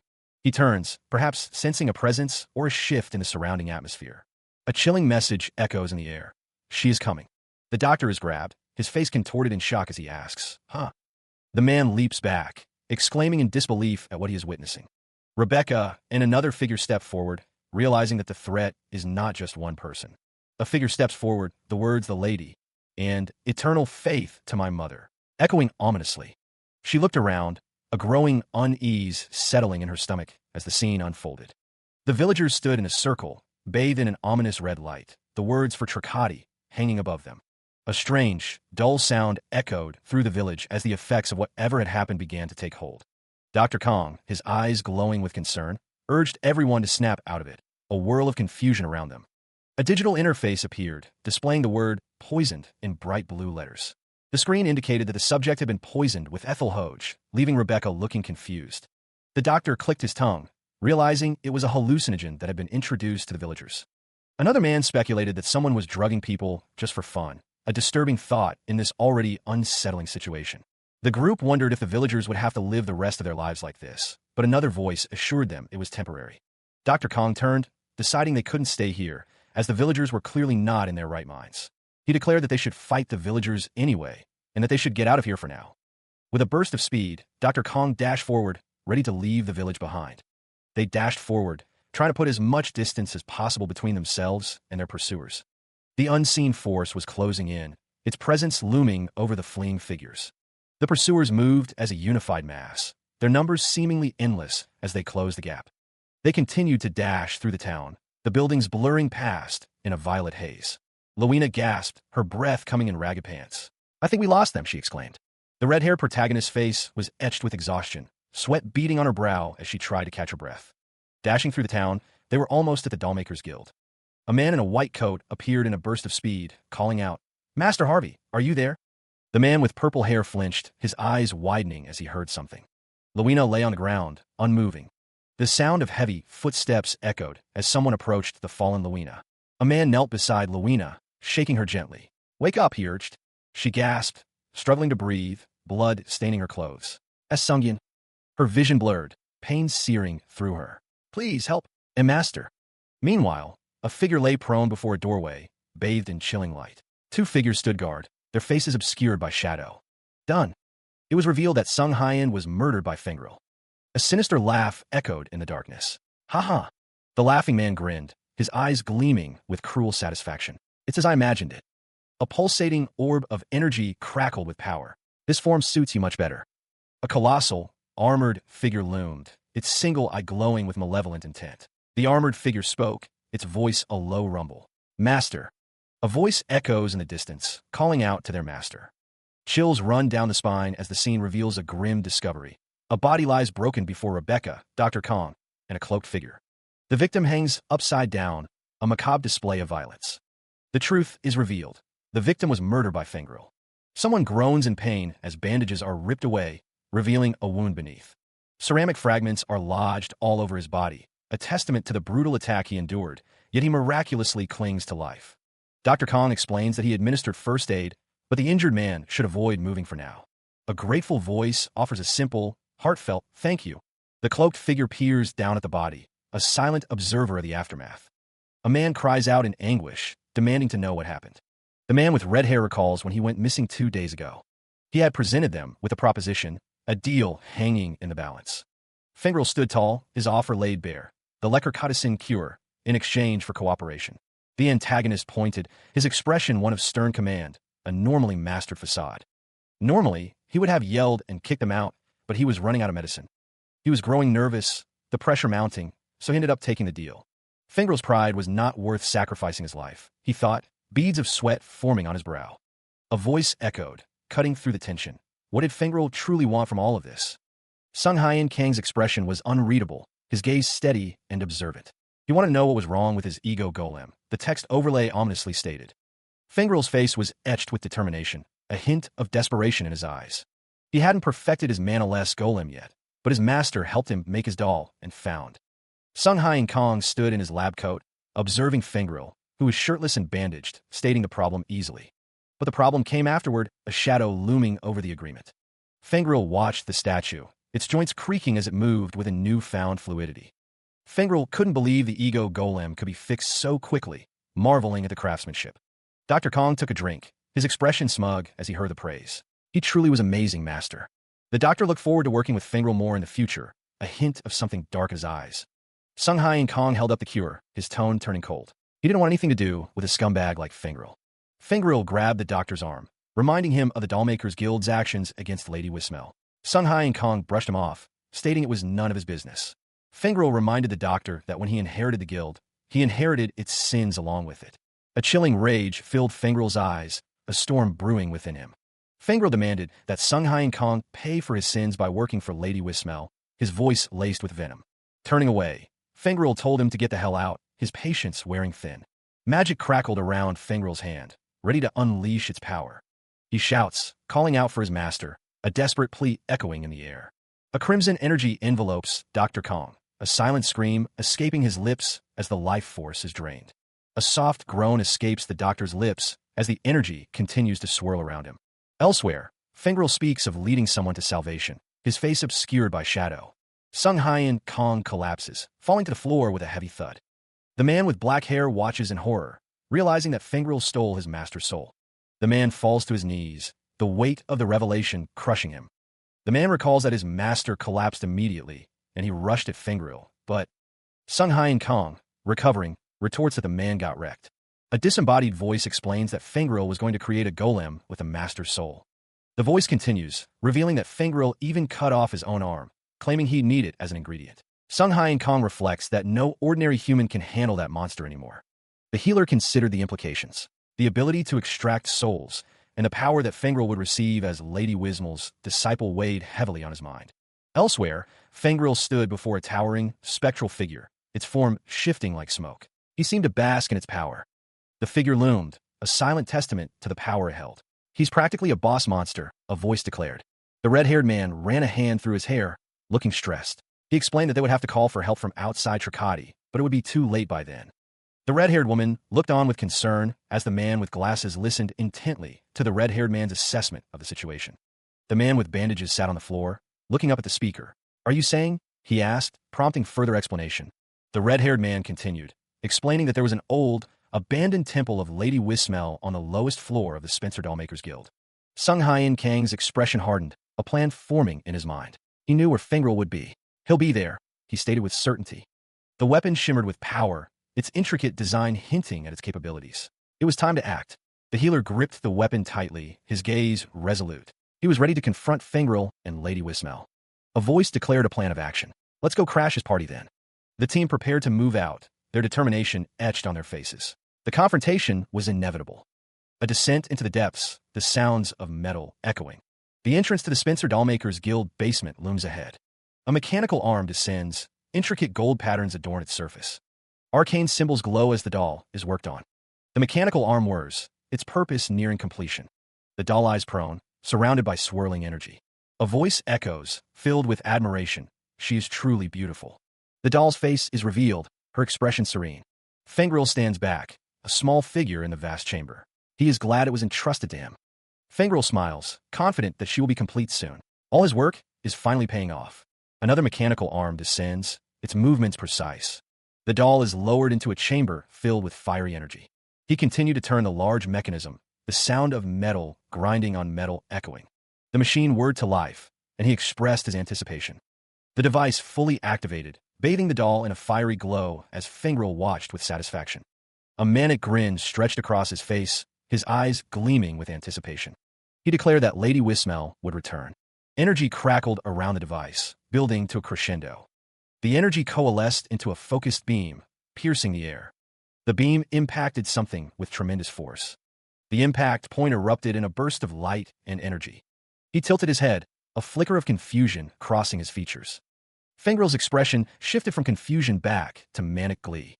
Below, the doll sat amidst a pool of viscous liquid, a figure standing before it. He wore a sinister smile, a twitch in his expression betraying his excitement. The red-haired woman's fury erupted, a desperate cry for Lady Wismel. Her face contorted in anguish, tears welling in her wide, shocked eyes. Her voice cracked with rage, demanding to know who dared to interfere. She reached out, her hand trembling with a mixture of fear and fury. Fengril chuckled, finding her distress exactly to his liking. The sound echoed as Sung Hyen Kong appeared, ready to strike. Dr. Kong, with cold calculation, declared his intention to bring the villain down a peg. The red-haired woman's voice was filled with anguish, questioning his motives. Fengril smirked as chills ran down Sung Hyen Kang's spine. He gripped the weapon, his expression hardening with resolve, asking if he was right. It had been some time since they last met, the silence broken by approaching footsteps. Turning, the red-haired woman faced the source of the sound, her expression unreadable. Dr. Kong leaned against the railing, his gaze fixed on Luina. He remarked that it had been 2 days. Luina's anger began to boil over, her face contorted in rage. The doctor's voice dripped with accusation as he questioned how she could betray him. Luina declared that it was over for Fengril, her eyes narrowed with determination. Her patience wearing thin, Luina stated that she had had enough of this. Standing on the balcony, Luina's expression hardened as she prepared for a confrontation. A sinister grin spread across Dr. Kang's face as he asked if Luina was responsible. Fengril, consumed by rage, questioned how Luina dared to try and command his dolls. Laughing, Dr. Kong addressed Luina, his tone laced with amusement and anticipation. With a sigh, Dr. Kong accused Luina of being truly bent on betraying him. The antagonist, Fengril, his face contorted in rage, declares that he should have severed ties long ago. Luina's eyes narrow, her expression hardening as she asks if he intends to cut ties with her. Fengril continues his tirade, calling someone a fool and questioning what kind of brother locks his sister in a basement. Elsewhere, a figure in white robes stands before a blazing ritual, declaring it will save Tricati. Dr. Kong watches, his expression unreadable as he thinks that a fool has no place meddling. The healer states that now that the head is gone, he should aim for the arms, right? A mechanical device, glowing with blue energy, begins to move with a swooshing sound. The device continues its movement, the blue energy intensifying as it swings through the air. The mechanical device's hand descends, glowing with power. Luina cries out, telling it to stop. The robot turns, its metallic joints creaking as it shifts its massive form. The robot moves with a whooshing sound, its form now fully visible. The arrow, glowing with ethereal energy, pierced through the barrier with a resounding boom. The sound of the barrier cracking echoed as the arrow continued its trajectory. Fengril watched from above as the robot towered over him. The robot's voice boomed, "Ha, Master, you really are amazing." A sinister smile crept across Fengril's face as he glanced down, muttering, "Now then." Sunghai and Kong stood beside Luina, his expression grim as he gripped the weapon tightly. With a deafening boom and clunk, the robot's massive arm began to descend. The air rushed around the robot's fist as it accelerated, a harbinger of destruction. Fengril, surrounded by swirling energy, issued a chilling command. "Kill them now." The robot's fist continued its descent, the sound of rushing wind intensifying. With a devastating smash, the robot's fist collided with its target. The force of the impact sent shockwaves through the surrounding area. Luina descends the steps, muttering an apology to Master Harvey. She leaps forward, lunging towards her target with determination. The robot's massive hand crashes down, a devastating blow. Luina declares her intention to break the robot's arm. The robot crashes, the sound echoing through the chamber. Debris scatters as the robot's arm is targeted. A creaking sound emanates from the robot's shoulder joint. The robot's hand glows with an ominous red energy. Arcane symbols flare around the robot's arm, crackling with power. Sunghai and Kong shouts a warning, urging someone to jump. The robot's fist hurtles downwards with incredible speed. The robot's fist connects with a resounding impact. It was fixing itself, the golem's broken arm reassembling with a sickening clunk. The sound of the golem repairing its other arm echoed through the chamber. Sunghai and Kong watched the ego golem heal itself, a grim expression on his face. A smirk played on Sunghai and Kang's lips as he watched the scene unfold. Someone mused about putting their own master inside a doll to use him. Fengril asked Sunghai and Kong if he hated Master Harvey that much. Luina scoffed, unimpressed by the golem's ability to regenerate. Luina merely put his flawed personality to sleep while letting his talent flourish. Master Harvey was now devoting himself to Lady Wismel, Luina thought with a smirk. The golem's power surged, a booming sound echoing as it continued to repair itself. Someone wondered what was wrong with him as the golem continued to regenerate. Luina realized he was fixing the doll, a look of concern crossing his face. He clicks his tongue, realizing they are out of options. Sunghai and Kong asks Fengril to borrow his shovel, his intentions unknown. Activating his observational eye, Dr. Kang's gaze intensifies. He declares he will force his way through. Harvey Golem's third ball joint is highlighted. The fourth and fifth ball joints are also highlighted. The robot's arm is suddenly struck. The impact sends sparks and debris flying. The force of the blow is immense. Another strike lands, causing further damage. The robot's arm is sent crashing down. The robot deems completely destroying its arm inefficient. It lunges forward, a mechanical roar echoing through the chamber. His eyes narrowed. Dr. Kong knew he had to strike before the robot could repair itself. A beam of energy slices through the air, narrowly missing its target. Another slice, another near miss, the robot relentlessly pursuing its objective. Sunghai and Kong leaps onto the robot's arm, determined to disable its primary joints. The shovel swings with a wish aimed at a critical point. He slips, losing his footing momentarily, but recovers to swing again. The robot, undeterred, continues its assault, its movements precise and calculated. The attack connects, sending sparks and debris flying as Sunghai and Kong cries out. He braces himself, knowing he'll have to endure some hits to achieve victory. The rumble of the robot grows louder. He presses on, ignoring the pain, focusing on his objective. The robot leaps, preparing to strike a decisive blow. The robot's form is sliced apart, pieces breaking away with each strike. Golden energy lines crisscross the air as the machine continues to fall apart. Luina looks on with concern, standing next to a man with glasses and a bandaged face. The robot crumbles further, its metallic body breaking into smaller fragments. Sunghai and Kong lands gracefully amidst the debris, a satisfied smirk on his face. That was amazing! Luina rushes toward the man with glasses, asking if he is okay. The man with glasses replies that he is not fine, his expression conveying his discomfort. Elsewhere, something heavy lands with a resounding thud. A voice wonders what is happening now, as a strange sound echoes. Fengril stands in a doorway, declaring that she has started to bake the doll. Sunghai and Kong is about to bake the soul. Luina watches as Sunghai and Kong prepares to unleash a powerful attack. The blade sang through the air, a deadly arc of shimmering energy. It struck Luina with a resounding crack, sending her staggering back, a cry escaping her lips. The battlefield stretched out, a long, narrow space where the red-haired antagonists stalked their prey. Fengril's grip tightened on the weapon, his expression a mask of murderous intent. "You just keep getting in my way." Fengril's voice dripped with annoyance, his eyes narrowed. Sunghai and Kong watched the scene unfold, his expression unreadable as he observed the fight. Luina stood wounded, blood staining her clothes, her face contorted in pain as she clutched her side. Fengril prepared to deliver the final blow. "Your life, but I'll just have to kill you right here and now." The air crackled with energy as Fengril unleashed another attack, the sound echoing through the chamber.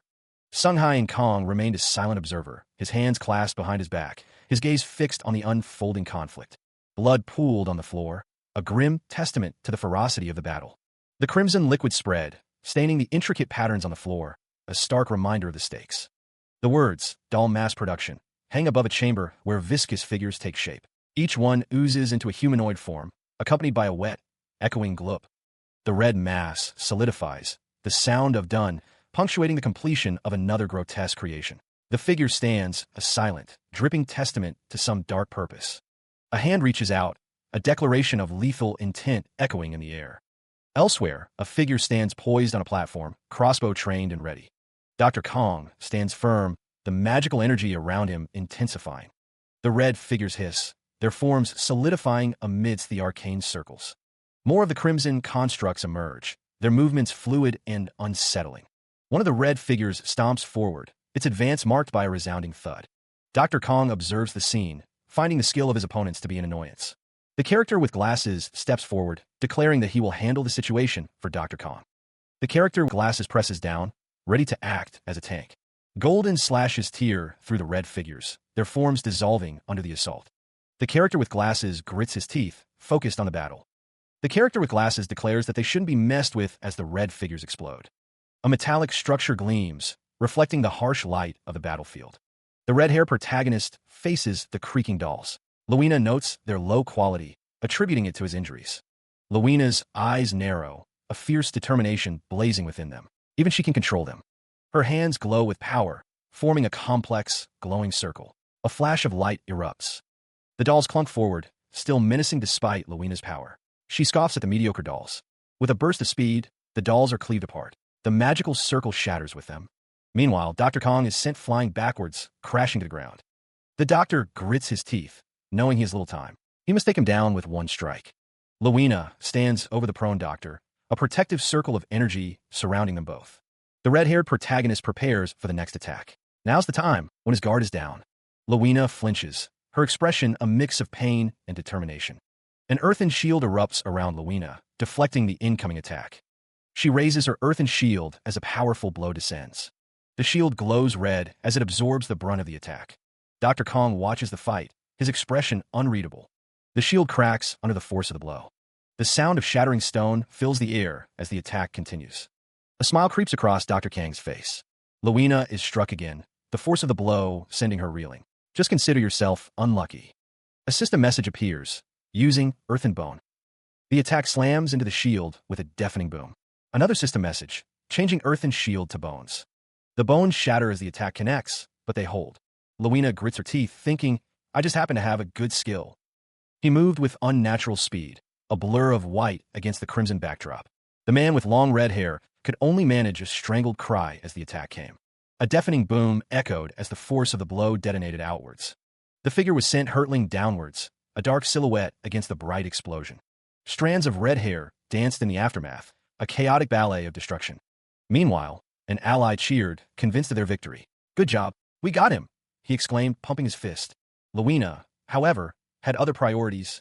"Let's destroy the furnace now," she shouted, rushing forward, sword in hand. Dr. Kong sat back, a flicker of doubt crossing his face. "Don't you think something's wrong here?" he wondered. A disembodied voice echoed, confirming his suspicions. "That's right." A sinister smile spread across the face of the fallen foe. With a heavy clunk, the lever is pulled, initiating the next phase. The furnace door swings open with a resounding clunk, revealing the fiery depths within. Sung Hyen Kong stands over the fallen figure, his expression unreadable as he surveys the scene.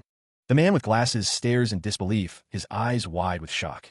Sung Hyen Kang's expression mirrors the same surprise. With a deafening whoosh, the furnace erupts, sending a wave of intense heat and flames outward. Luina's face is illuminated by the intense heat, her expression a mix of determination and concern as the furnace crackles. The furnace crackles, the sound echoing through the chamber as the flames intensify. Sung Hyen Kong stares in disbelief. The man with glasses exclaims, questioning how the door opened by itself. A figure emerges from the flames, seemingly unharmed by the inferno. A voice declares, "Of course not." The figure is revealed to be Fengril, standing amidst the flames, seemingly reborn. Fengril smiles, the sound of dun echoing as he stands tall, seemingly unaffected by the explosion. Luina stares in disbelief, questioning how Fengril could still be alive. He looks on, a flicker of disbelief crossing his features.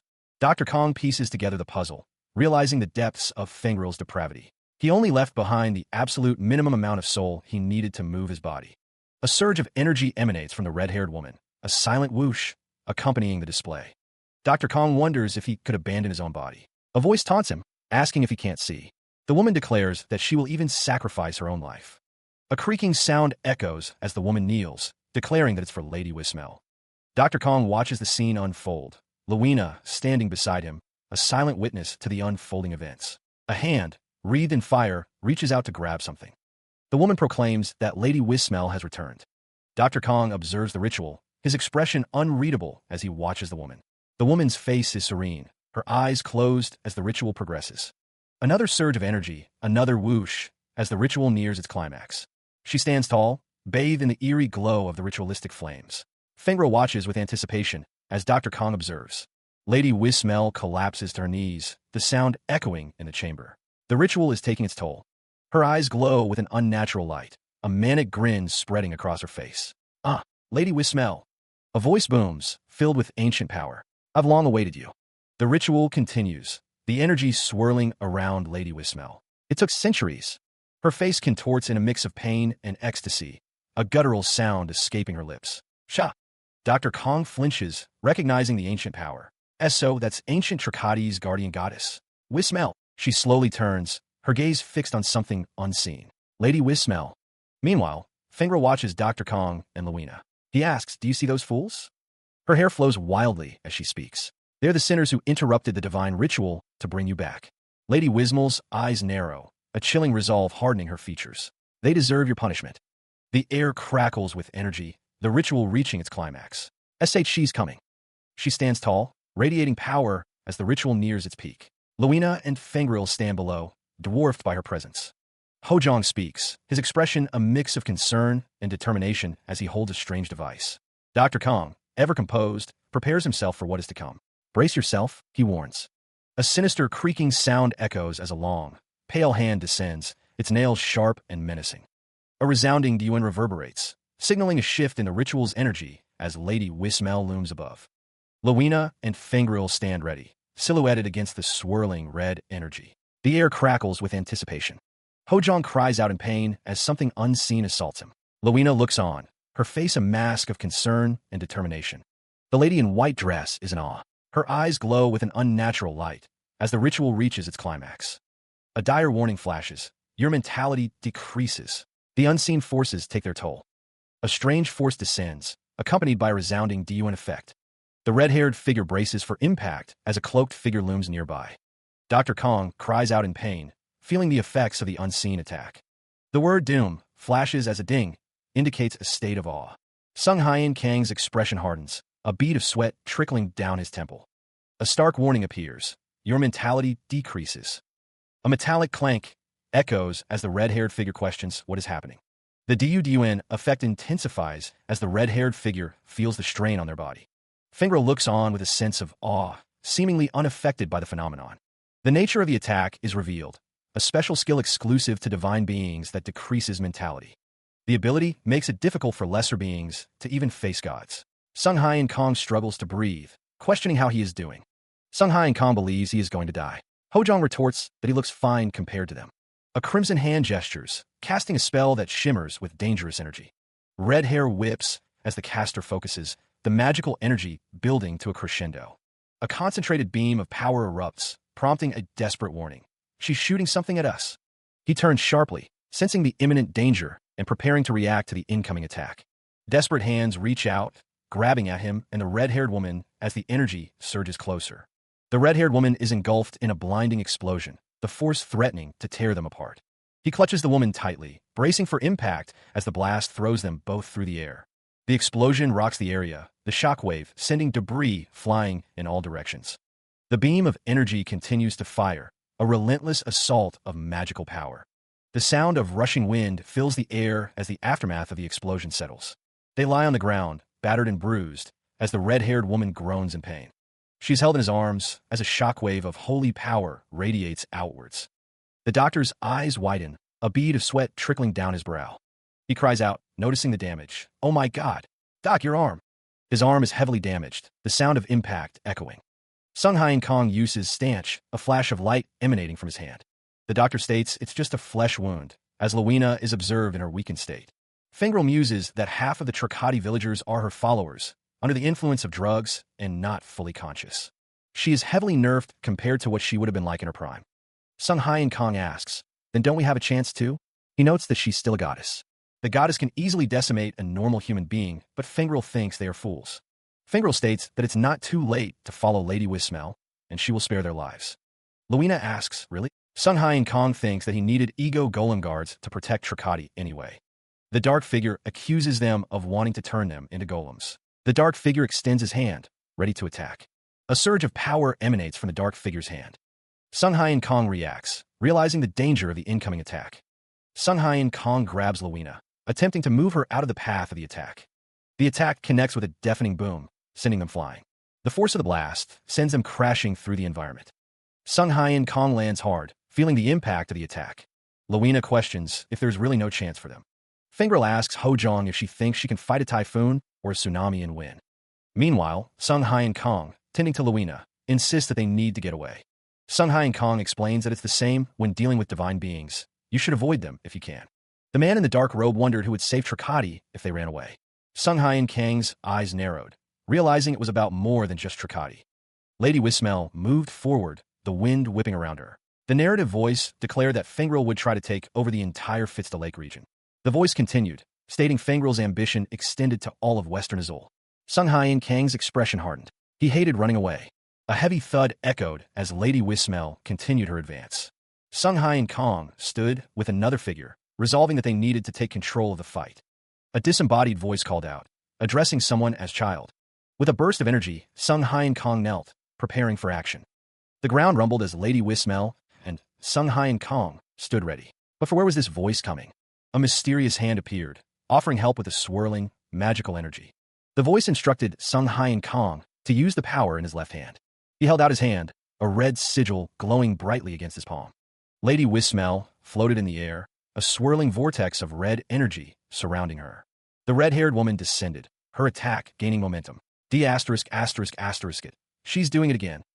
The attack intensified, a concentrated beam of energy hurtling forward. We can't dodge this one. Sung Hai and Kang's expression hardened, his eyes focused on the incoming attack. He took a step forward, his lab coat billowing behind him as he prepared to unleash his power. The character with glasses watched in disbelief. Doc, what are you doing? Lady Wismel's attack continued its descent, a wave of destructive energy. The sigil on Sung Hai and Kang's hand glowed even brighter, the power within him surging. A flash of light erupted as Wismel's creed activated, a surge of energy building. The energy exploded outward, a powerful blast of force unleashed. The red energy crackled, arcing around Lady Wismel as she unleashed her power. Her eyes glowed with manic glee. Lady Wismel mocked, calling her opponent a fool. The force of her attack created a shockwave, the air itself seeming to ripple with the impact. Lady Wismel advanced, her words laced with arrogance, declaring that her opponent didn't know their place. The force of the blow caused Dr. Kong to flinch, a flicker of surprise crossing his face. The shockwave continued to expand, engulfing the area in a haze of red energy. But the healer remained standing, bracing himself against the onslaught, his resolve unwavering. He stood firm, his lab coat billowing slightly as he prepared his counterattack. Lady Wismel was shocked that he withstood the full force of her goddess-empowered wrath. That's right, he thought, as he prepared to unleash his own power. Wismel's blessings surrounded him, decreasing the damage he received. Dr. Kong, confident in his defense, knew he could ignore the awe of his opponent. The air crackled with raw power, a force declared as truly divine.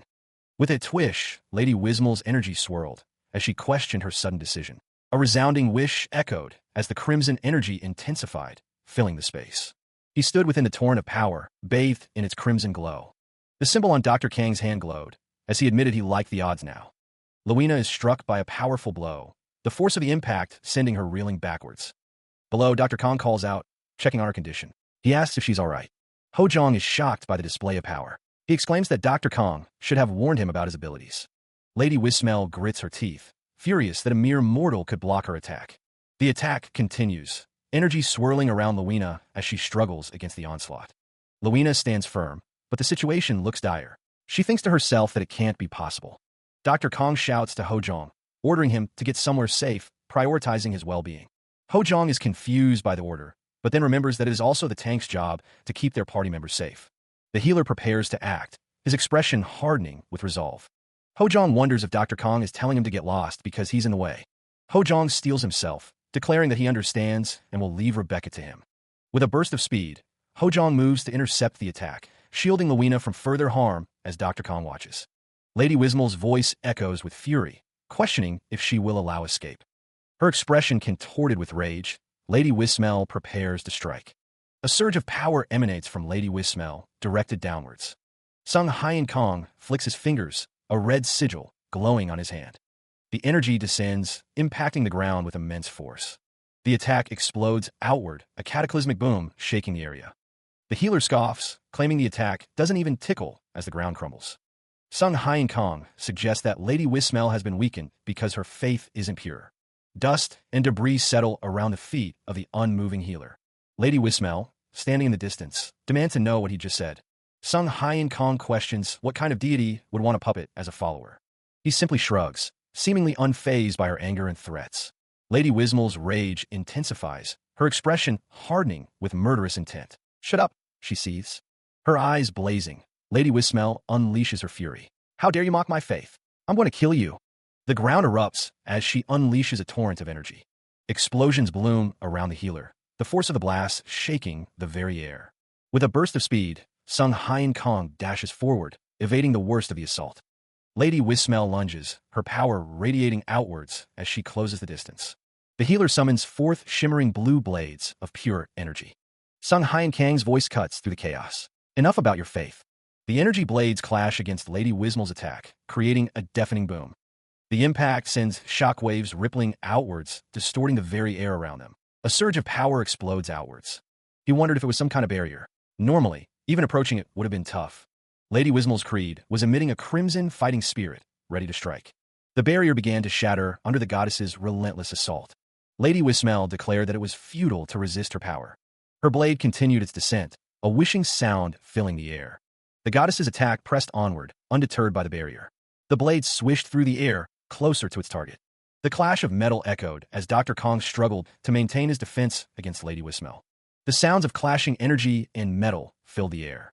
Lady Wismel and Dr. Kong were locked in a fierce struggle, their powers colliding. Meanwhile, Hojong watched with concern, exclaiming that Dr. Kong was incredibly holding his own against the goddess. The barrier finally broke, the sound of shattering energy echoing. She has a fatal weakness. Lady Wismel clashes with Dr. Kong, the sound of cracking stone echoing around them. The fact that she's merely a doll being controlled by Fengril is her weakness. The clash sends sparks flying. How well could a guy who's never fought in his life control the power of a goddess? The question hangs in the air. No matter how great someone may be, if the commander is bad, Lady Wismel's expression is fierce. Dr. Kong moves with incredible speed, a whoosh accompanying his movements as he prepares to strike. The sword clashes against Lady Wismel, the sound of clang ringing out as sparks fly from the point of impact. Lady Wismel's name is shouted as she reels from the blow, her expression a mix of pain and fury.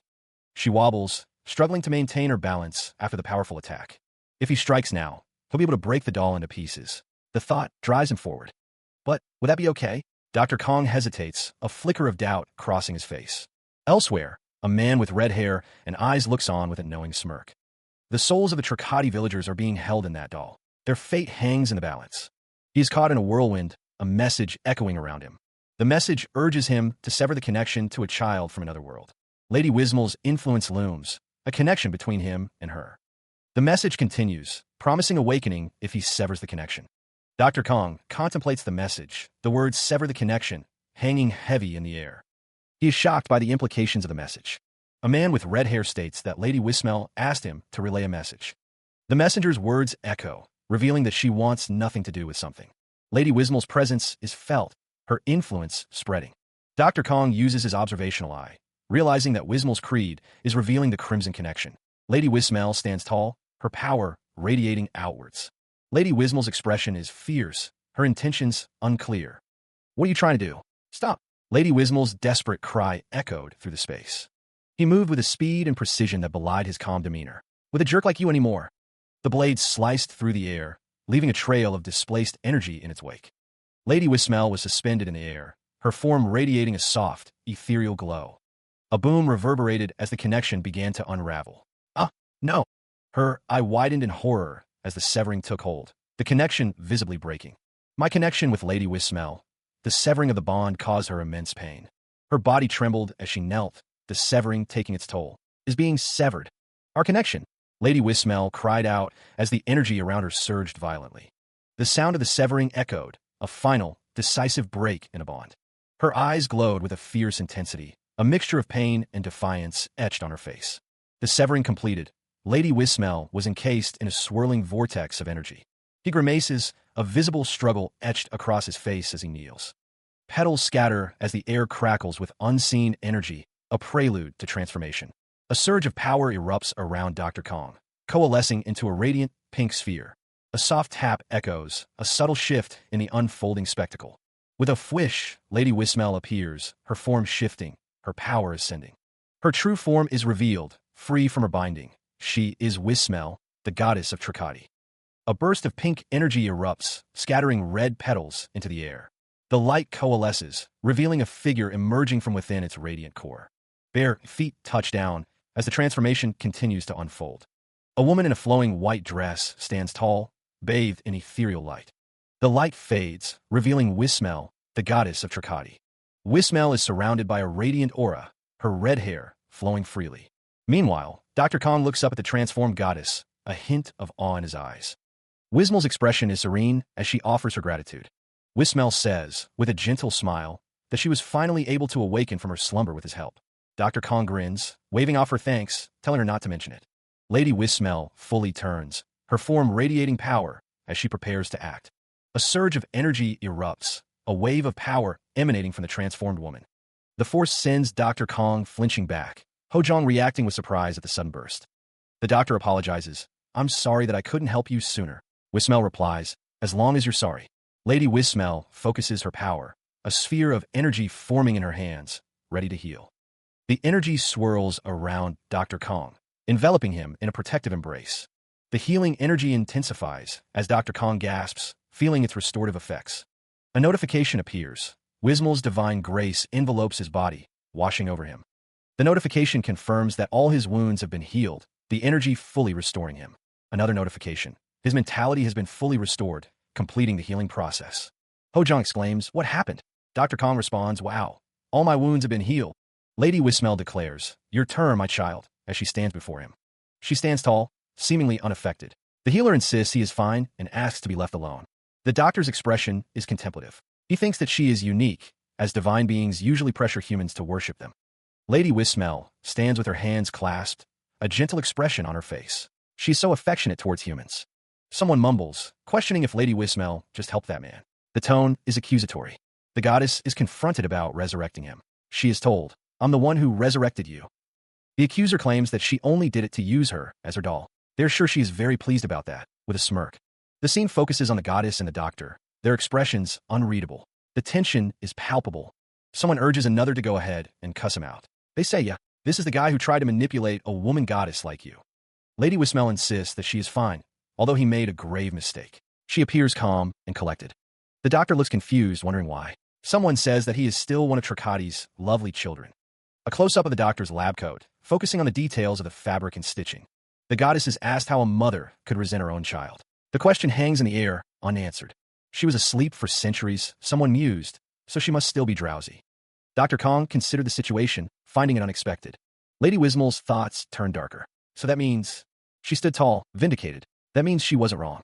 Lady Wismel's voice echoed, pleading to be heard. She recalled the events that led to this moment. Those 3 people tried to stop her resurrection and the revival of Tricati. A sinister smile spread across Lady Wismel's face. Punish them now, huh? Lady Wismel, adorned in a white dress, seemed lost in thought. She spoke, her words laced with a mix of sorrow and resolve. "My child, my forgiveness does not erase your sins." Lady Wismel's inner turmoil intensified. "How many innocent lives did you steal to do this?" She yelled, consumed by conflicting emotions. She knew what she did was sinful, but it was all to resurrect her poor, sad child. Lady Wismel's hand trembled as she contemplated her greatest sin. She felt something pulling her back, a sensation she hadn't experienced in what felt like an eternity. Her eyes widened, a flicker of confusion crossing her face as she wondered why she was saying such things. The memories swirled, the Dollmakers Guild's dirty tricks having led the people to forget her existence. It was as if handing over her divine relic to Kamar wasn't bad enough, the weight of her past actions pressing down on her. They had also destroyed her cult, erasing her influence from the world, leaving her with nothing but regret. Rage twisted her features, the burning question of why she didn't hate them consuming her thoughts. She shook her head, the words echoing in her mind. She did not hate them, a sentiment that defied all logic. The question hung in the air, a desperate plea for understanding. Why not? How could she not hate them? Because a parent cannot hate their child, a simple truth that bound her to them despite everything. Her existence itself was agonizing, a constant reminder of her failures and the sacrifices she had made. To think that her beloved children were sacrificed to become a part of her will, a horrifying truth she could no longer ignore. Her steps faltered, the weight of her memories threatening to overwhelm her completely. She wondered what she had become, questioning her own motivations and actions. Elsewhere, Dr. Kong stated that everything was for nothing, despite her forgiveness. The doctor accused the other of being a villain, using religion as an excuse to wreak havoc. A figure fell, crying out in denial. Lady Wismel was told that she had deluded herself into thinking her actions were for her own sake. Dr. Kong pointed out that the other broke Lady Wismel's heart. Tears streamed down her face as she listened to the accusations. The figure continued to fall, begging for forgiveness from Lady Wismel. The falling figure lunged forward, desperation etched on their face. Lady Wismel was told that the other thought they would be pleased with them, but they were thoughtless. She pleaded for forgiveness, her expression filled with remorse. The figure crashed down, the impact echoing the weight of their sins. He declares that killing her won't restore Tricati to its original state. Lady Wismel believes that her actions will at least prevent anything like this from happening again. Wismel's creed is emitting a crimson fighting spirit. The doctor stabs Lady Wismel, preventing anything from happening again. Lady Wismel screams in agony. Cracks appear on her face as she begs not to be abandoned. Sung Hyen Kong holds the red-haired woman, now limp in his arms. It's over. Her body lies broken on the ground. The doctor asks Lady Wismel if he should have spared his life. She shakes her head, stating that his wrongs were too great. A tremor runs through Lady Wismel as she reflects on those she leaves behind. She had steeled herself for this moment, but devastation still washes over her. Her hand rests on the ground, the intricate markings on her skin illuminated. Lady Wismel's thoughts drift to family, the bonds that tie and sometimes break. Tears stream down her face, a mixture of sorrow and acceptance in her eyes. Though he may have been a horrible person, Lady Wismel acknowledges he was still family. Her expression is a mix of pain and resignation as her life ebbs away. A voice echoes, acknowledging the difficulty of what she has endured. Lady Wismel is embraced, finding solace in a final, tender moment. A voice expresses relief, glad that she is now safe from harm. Tears well in her eyes as Lady Wismel's name is spoken in a mournful whisper. He stands over her, a silent witness to the grief that now consumes the scene. A voice echoes, addressing Lady Wismel with a request for answers to a few questions. Lady Wismel stands tall as Dr. Kong approaches with Luina and another figure in tow. He poses the question, seeking answers. Dr. Kong confirms that there are many things he needs to confirm with Lady Wismel. She responds, acknowledging him as the hero who saved Tricati. Lady Wismel smiles warmly, assuring him that she will answer any questions she can provide. Dr. Kong states he doesn't care what it is, but he's going to get some kind of information about the manager or dimensional travel. Lady Wismel suggests they have a moment alone as Luina looks on, wondering if they should go somewhere else. Lady Wismel says to wait just a second as she snaps her fingers. A whooshing sound fills the air as something begins to happen. Lady Wismel and Dr. Kong stand together as the world around them shifts and changes. A sphere of energy surrounds Luina as she is transported away. The doctor finds himself within a barrier, blocking all outside interference. Lady Wismel stands before him, a serene expression on her face as she prepares to speak. Dr. Kong surmises that this must be a pseudo-pocket plane befitting a goddess. He considers the implications of her words, his expression thoughtful. Lady Wismel acknowledges that he knew she came from another dimension. She declares that she intends to be straightforward with him. The goddess asks if he possesses something she needs. Dr. Kong wonders if she is referring to the power to send her back to her own world. Lady Wismel apologizes, her expression tinged with regret. The doctor's chibi form reflects that her statement was blunt. Lady Wismel explains that one needs a divine being's powers to cross dimensions. She admits that she is far too weak right now to do so. She wondered if asking another, more powerful god would be a viable solution, but the doctor doubted that would work. The image showed swirling energy. To travel, one needs the coordinates of the dimension they want to reach. Figuring out her world's coordinates wouldn't be easy. The task itself would be hard. The text indicated that it would take a very long time by human standards to accomplish this task. Dr. Kong, looking slightly dizzy, asked how long exactly it would take. Lady Wismel responded that it would take at least a few centuries. Well, that's just great, Dr. Kong thought.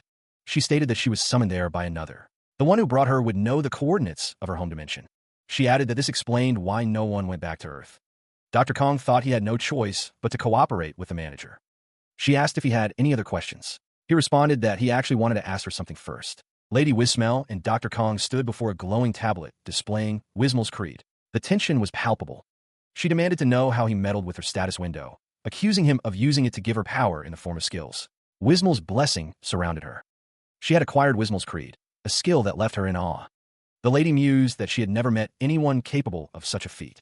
The being who created it seemed to hold immense power, Dr. Kong thought. Lady Wismel wondered how he had managed to do it. She explained that she was registered to the status window.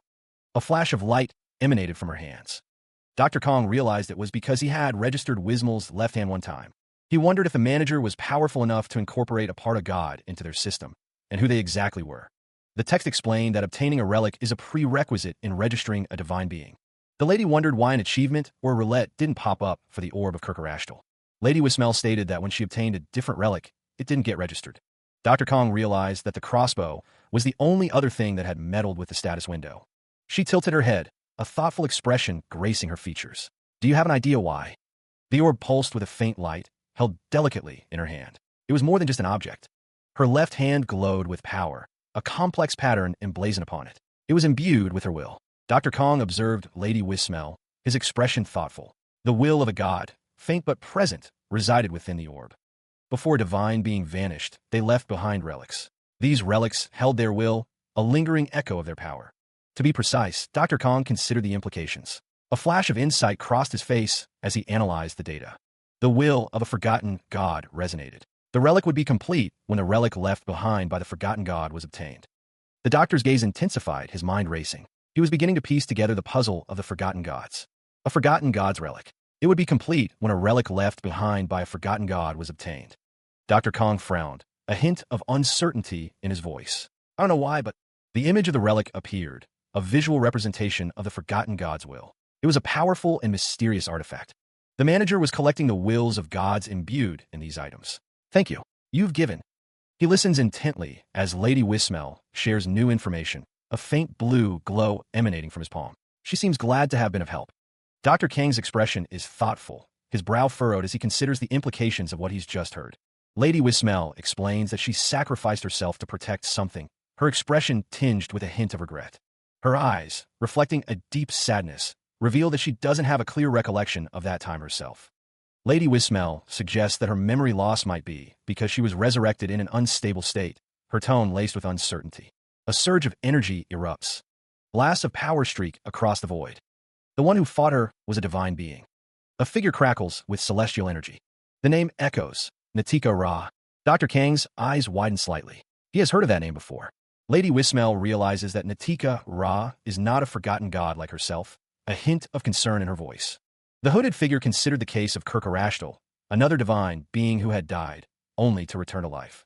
A disembodied voice commanded its underlings to collect the points. It seemed the manager, too, was a forgotten god.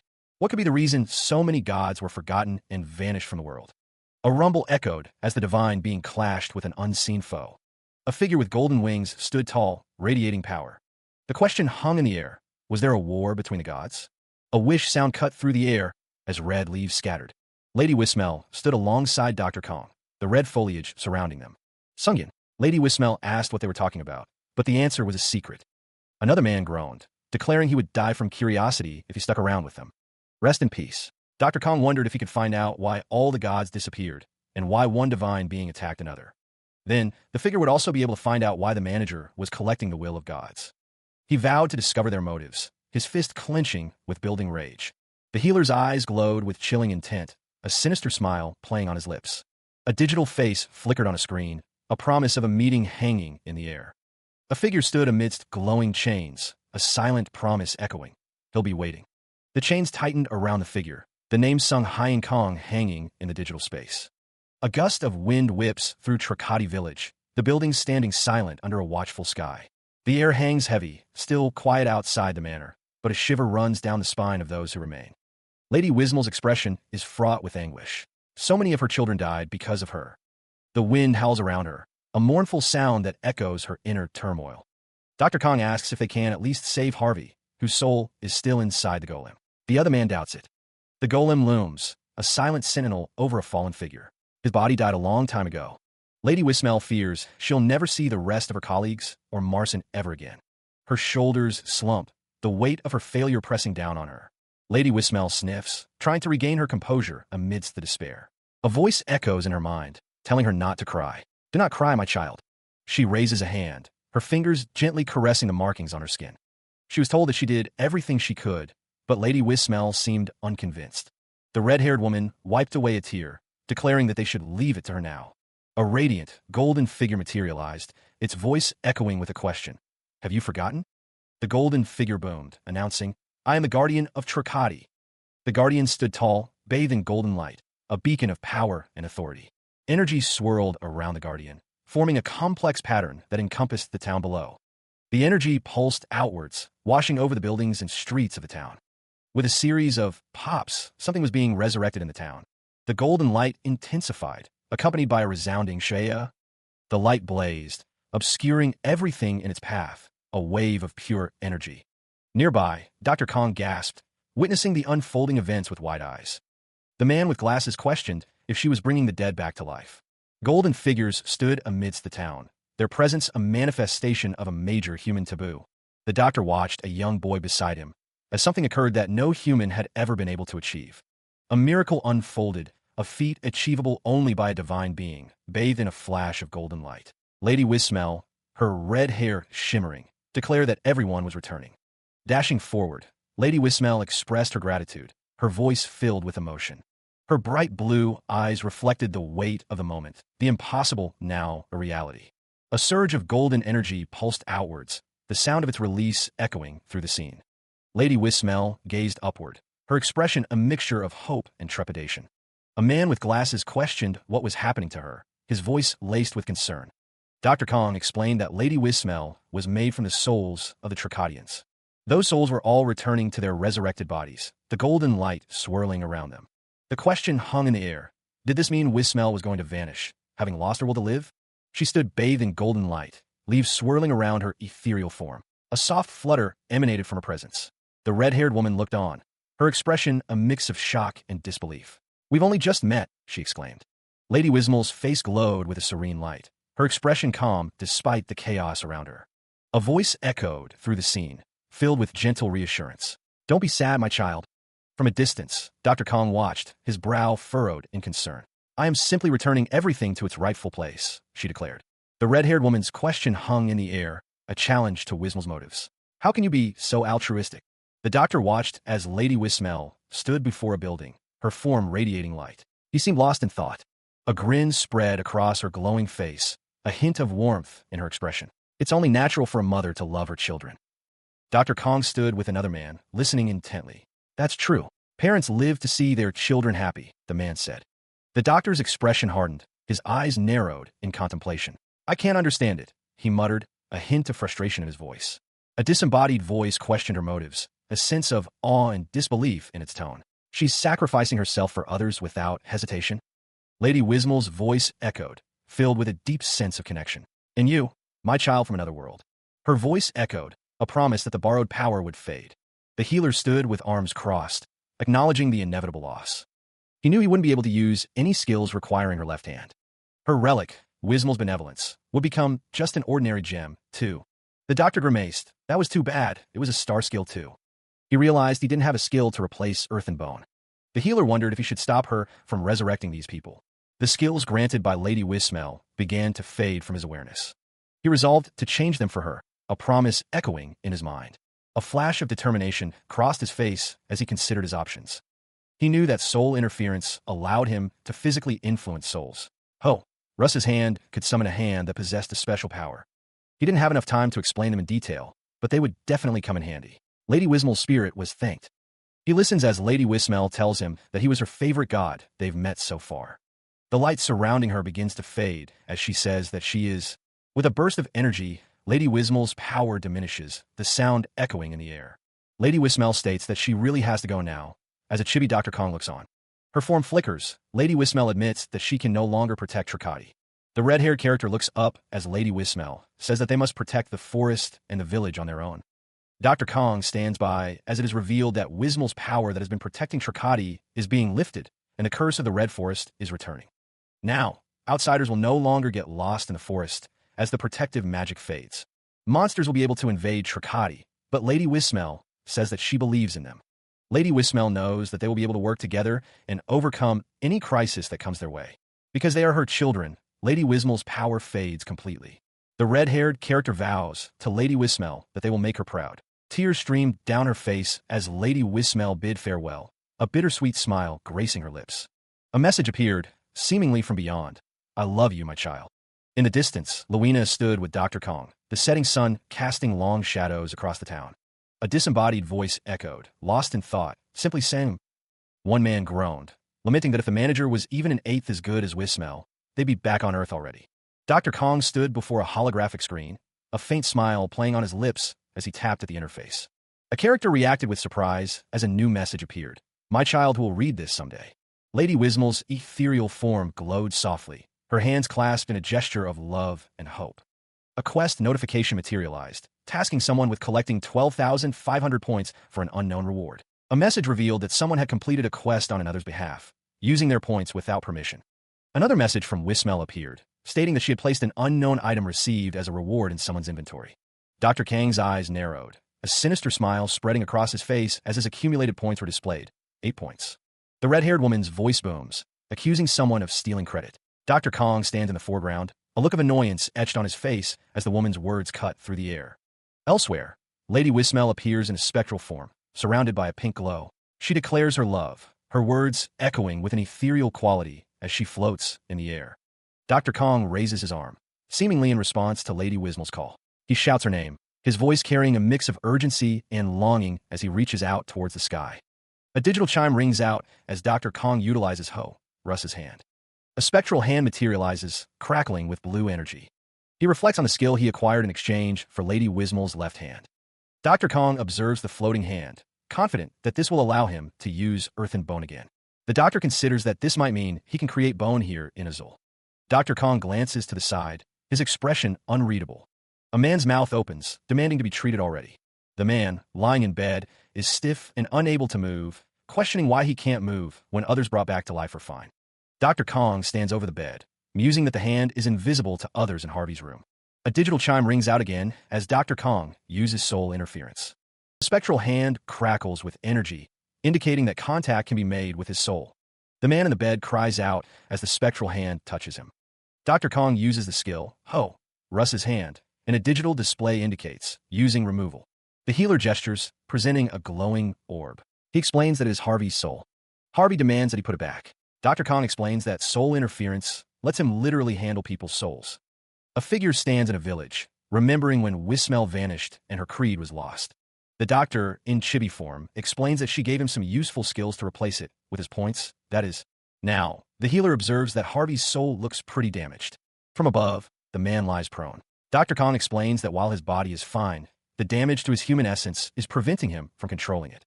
The man retorts that he doesn't need explanations, just to be fixed, and that he doesn't look like a healer. Dr. Kong replies that he will, on one condition. The doctor states that Harvey needs to help protect Trikati in the future.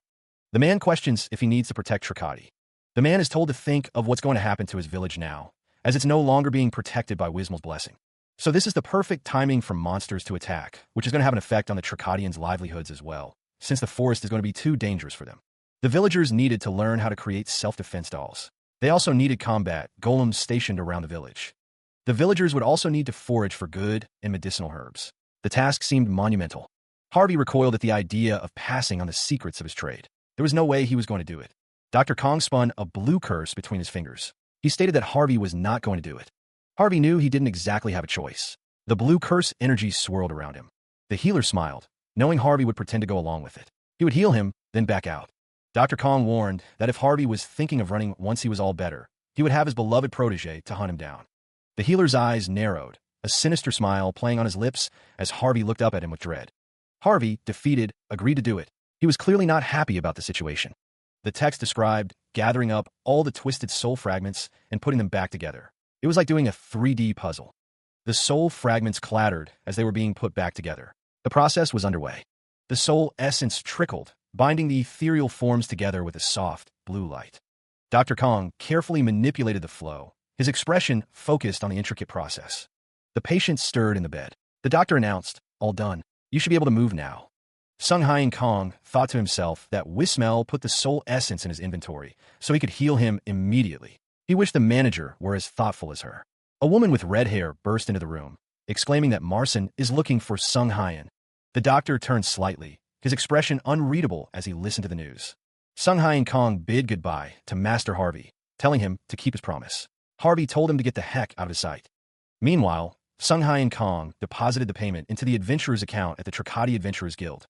The woman with red hair, along with a man in a black robe, looked at the doctor expectantly. He asked, "What's this?" Sung Hyun Kong offered a letter of recommendation, explaining that it would help them get some extra benefits at other guilds around Azul.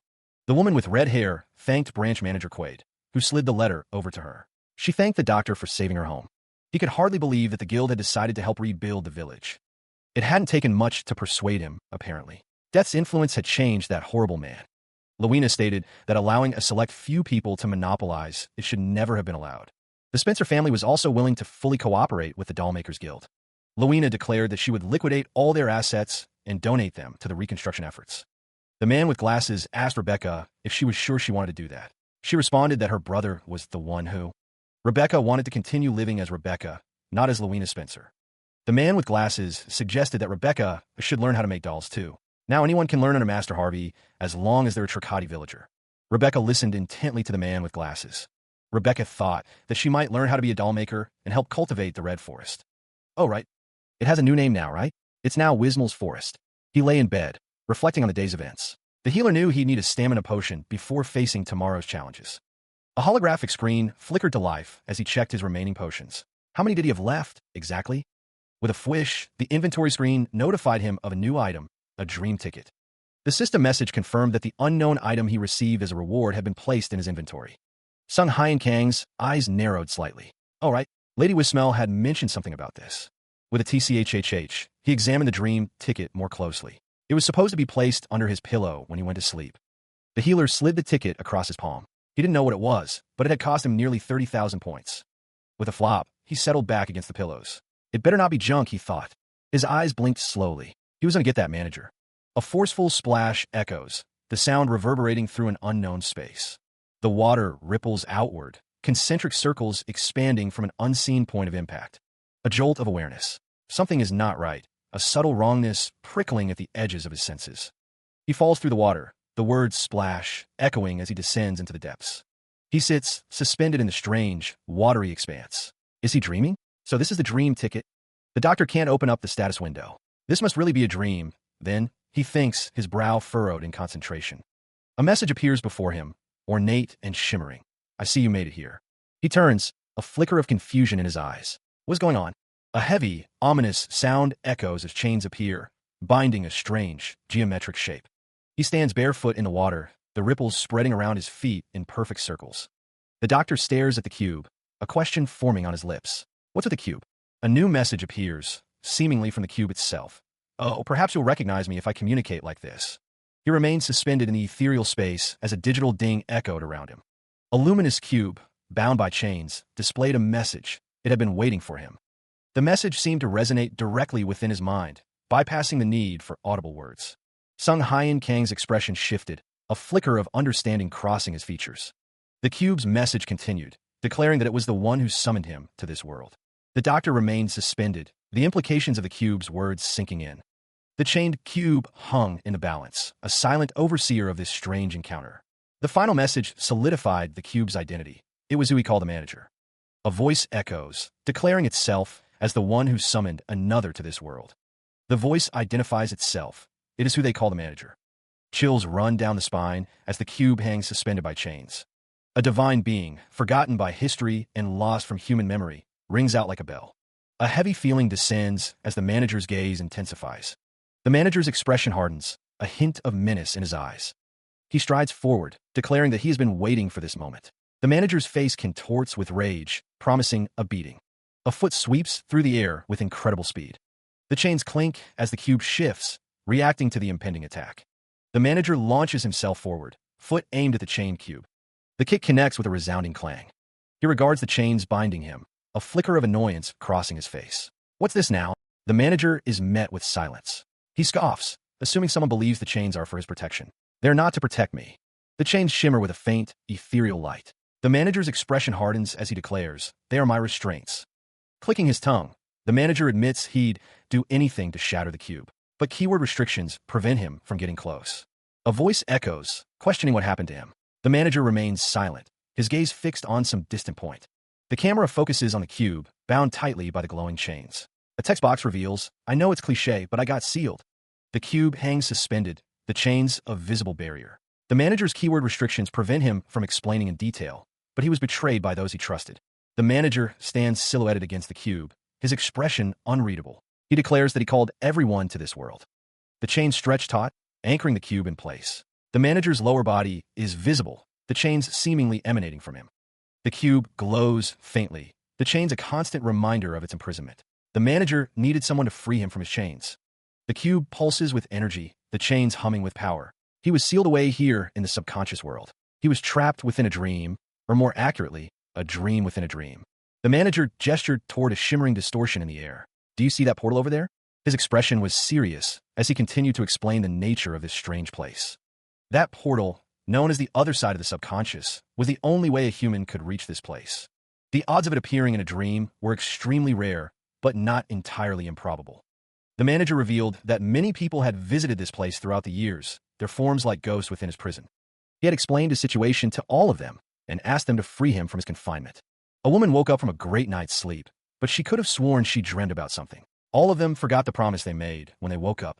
The manager smirked, a hint of amusement in his eyes. Forgot their dreams, huh? Serves you right. He confirmed that the seal not only restrained him, but also caused the curse. The seal contained a special curse that made every human who visited here forget about their dream upon waking. The manager mused that whoever cast the seal must really be something else, cursing him and everything around him. But the fact that he was bothering to explain this, he considered the problem. To cancel the curse, he needed a blessing. The manager pondered, his hands tucked into his pockets as he considered the options. Yes, but there was a serious problem. Every inhabitant of Azul already worshipped a god. The people of Azul were already devoted to their gods, making it impossible to bless them. So it was impossible for him to bless any of them. He needed another solution. Then, the manager had an idea. A new path forward began to materialize. If no one in this world could save him, how about he look for help from another world? Then, he found it, a world ripe for intervention and salvation. a world where there is plenty of divine influence, but also with enough people with no god of their own. An interesting world where mana doesn't exist, yet the ideas of skills and mana do. He was certain the people of Earth could save him. They were his only hope. He thought to himself, he got already, but why South Korea? Most of the dimension travelers were Koreans. Why is that, huh? A familiar notification appeared, highlighting the captive's understanding of status windows. A hand commanded a halt, but the captive seemed beyond listening to reason. What? The manager's research into granting Earthlings power led him to webtoons and web novels. The most interesting element he found within those stories? The status window, of course. Sung Hai and Kong looked dazed, the implications of the situation beginning to sink in. The manager found the stories to be really good, and they gave him an idea. That idea? The roulette. A game of chance born from the pages of webtoons. His dazed expression twisted into rage. Sung Hai and Kong swore he would kill him. Chains rattled, a metallic clang echoing through the space. Sung Hai and Kong demanded, his voice dripping with disbelief, if this was a joke. He unleashed a kick, the impact reverberating through the chains. Why should he help his kidnapper? A hand slammed against the structure, a promise echoing, save him, and he'd be sent home. But of course that wasn't the end. A message appears, promising to return what was lost. The manager sits, his expression unreadable in the dim light. He states that he hasn't lost anything, unless they're talking about his house back in Korea. The text says that every human summoned here has lost something precious to them. The manager stands, his gaze intense as he considers the offer. He asks if the other party could be a little less cryptic, wondering what is so precious. The message describes a man who lost everything because he agreed to be the guarantor for his friend of 20 years. A man is shown on the ground, seemingly having lost everything, as he shouts, "You bastard!" The manager thinks that the only thing he's desperate about is breaking someone into pieces. Although, he supposes he does have to go back to Earth. A woman stands with a cracked phone. It was because of the promise she made when she got here. He stood before the massive cube, bound by heavy chains, a silent observer in a surreal landscape. A disembodied voice echoed, asking if he remembered the moments before arriving. The manager's expression flickered with confusion. Images flashed. The last day on Earth, a life left behind, now a distant memory. The memories faded, replaced by the stark reality of waking up in Azul. He could recall the day he was summoned, but the actual day itself remained a blank, frustrating void. The manager wondered if his lost memories were the very thing he sought. He questioned if a day's worth of memories was worth risking his life over, his expression a mix of contemplation and desperation. A system message chimed, stating that further explanation was impossible. The manager's rage simmered, fueled by the cryptic message and the withholding of information. He muttered about being annoyed by the situation. His desire to refuse helped growing out of spite. He admitted that he didn't care about his memories. There was only one thing he truly wanted. A chilling realization dawned. He wanted to free someone, and he was willing to trade his memories to do it. He demanded the means to win, weapons or skills, anything to overcome his current predicament. A blue screen appeared before him, chains hanging around it. A chime echoed as the screen displayed a single word, fine. The manager stood amidst swirling energy, chains encircling him as a weapon materialized. With a whoosh, the dagger appeared, the screen announcing, this dagger's name is Delirium. The dagger hovered before him, the screen's text promising, you will be able to hurt me with it. But there was a catch. The screen clarified, but you can only use it in the subconscious world and in illusions. The manager caught the dagger, a new message appearing. Find use for it someday. If you ever need to wake up from a dream, stab yourself with that. His expression soured as he realized the limitations of the weapon. He muttered, wait, I can't use it in real life? What a piece of garbage. He admitted he was rather desperate too. The screen displayed a final message. Out of all of those dimension travelers, the manager stood alone, the dagger in hand, surrounded by the ethereal chains and light. A strange buzzing energy filled the air around the cube. Out of all the dimension travelers, only a few were summoned. The cube loomed above, its presence undeniable. Only 3 had managed to find their way here, to this strange nexus. Episode 78 began. He wondered, only 3? The healer seemed surprised by the low number of summoned individuals. The man in the black suit stood before the cube. He had succeeded in summoning them all, but he couldn't communicate with them. So naturally, he had to wait for them to find him on their own. However, something unexpected happened during the wait. Some players realized that believing in a god was enough to boost their stats. One woman decided she was definitely going to believe in the statue if it gave her a buff. One man was willing to give strength and be the apostle of a god. So a lot of players either joined a church or became apostles of other gods. By the time he found out about it, tips on the churches of Azul were circulating. These included perks, recommended churches, and strategies for converting. Some players had already compiled a strategy guide for the religions in this world. It all happened so quickly. Koreans are known for their min-maxing strategies. Fortunately, not all dimension travelers joined a church. So, He didn't give up and eventually found a way to communicate. Quest completed. Earned 5,000 points. Reward, star. He started rewarding players with the achievement system. He created new achievements for dimension travelers who didn't join a church or borrow another god's power, so that they could receive his blessing. The doctor stood amidst floating screens, a testament to his efforts. Only the people who unlocked achievements and earned a special token could earn the right to come here. And those special tokens are chains bound at Dark Star. Yes, Black Stars. If you're going to save me, not only do you need an unshakable resolve. He stepped forward, traversing the strange, geometric landscape. The system informed him that skill was a prerequisite. His eye reflected the system's glow. A series of quests appear before him. Solo dungeon clears, boss monster defeats, and more. The quests included slaying multiple large monsters and defeating rare monsters solo. The system declared that he was one of only 3 who had managed to accomplish the feat. The system identified him as Sungin Kong, the healer, and stated that earning a black star meant the manager recognized his talents. Sungin Kong wondered if one of them was Jaehyung Kim, but then questioned who the other one could be. The system chimed, announcing that anyone who earns a black star is officially recognized as a member of the manager's church. Sungin Kong exclaimed that he didn't want to be part of the church, but the system stated that his desires were irrelevant. The manager stated that Sungin Kong was unbelievable, and that in principle, he could not interfere with reality. The manager revealed that he was able to send messages to those of his followers who had earned black stars. A disembodied voice instructs him to get his hands on that. The voice explains that it takes a massive amount of holy power to communicate often. Sung Hyun Kong wonders why he had to collect 4. The voice states that he is the last one to earn a black star. The other dimension travelers have either already joined a different church or will never be able to meet the conditions. The voice reveals that this is why it was so desperate, stating that it is the Sung Hyun Kong, lying on top of the cube, remarks that he likes being the last one. He then asks how to break the seal.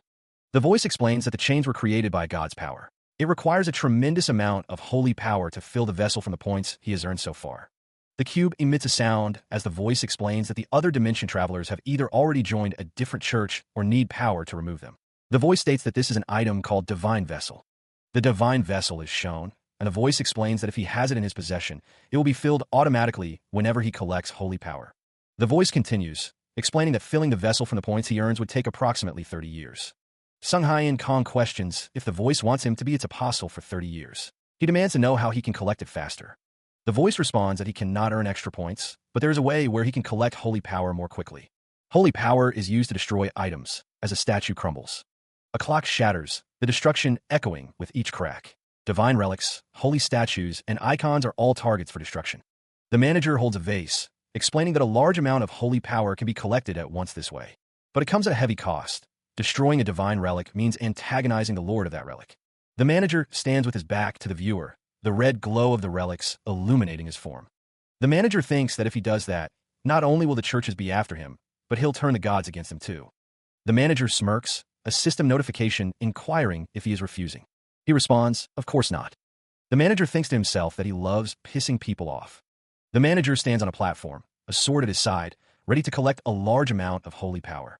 The system confirms that it knew it could count on him, and that it is certain he can pull it off. He feigned politeness, but the manager's smile did not reach his eyes. It was all fake, a calculated attempt to win Sung Hyun over. The manager leaned in, his gaze intense. Do you know what my #1 rule in survival is? Pieces of trash who try and act polite meet their doom.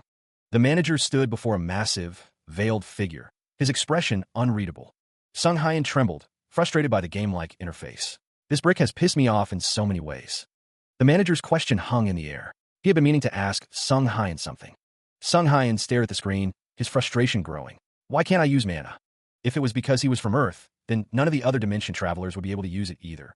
Sung Hyun stood before a massive, chained cube, lost in thought. The manager's expression turned manic. That's something I should tell you right now. To put it simply, it's because his body can't control mana. It has to do with the memory he lost. He clicked his tongue, finding the conversation fruitless. A figure stood within a construct of chained cubes, the word turned hanging in the air. A digital chime echoed as a text box appeared, asking if he was already leaving. A blade pierced through him, though no blood was visible. He thought he wouldn't get anything more out of this conversation. The text box chimed again, stating it was too bad, as it wanted to hear about the outside world, but cannot tell him because of keyword restrictions. The blade shimmered with blue energy, the sound of Shah filling the air. The manager suggested he ask someone else, then inquired about his name. He held the blade, its point directed forward, his expression unreadable. The chained cubes floated above a sea of blue energy, the text box repeating its restrictions. A speech bubble simply stated, "Oh, really?" He stood in the blue energy, the words, "and to begin with," hanging in the air. A figure stood with their back turned, bathed in blue light. A voice echoes, stating that his name is already known. The world blurs, reality coalescing into something more defined. Sung Hyen's eyes widened slightly, a flicker of surprise crossing his face. He finds himself in bed, the chirping of birds filling the air as he wonders what is happening. Meanwhile, someone stretches, remarking how nice that was.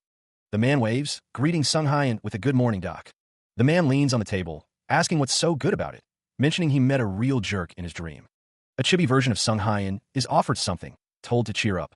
A hand displays a talisman, stating it was obtained as a souvenir. The talisman is examined, the man commenting that it's had a dog on it. Sung Hyen listens as the man explains that the talismans are designed based on what looks best with the customer, and that they apparently help you sleep better at night. A voice notes that a round flask is more often used in alchemy. He was in the process of healing, his eyes focused and determined. Inside the inn, a man in a brown cloak informed him that the horse golem carriage was ready. The doctor's hand rested on the table, waiting for the journey to begin. Sung Hyen stood in his lab coat, listening to the man in the brown cloak. He was headed back to Hain Village, the destination shimmering with anticipation. Meanwhile, the Bitsfallen in Hain Village stood as a silent witness.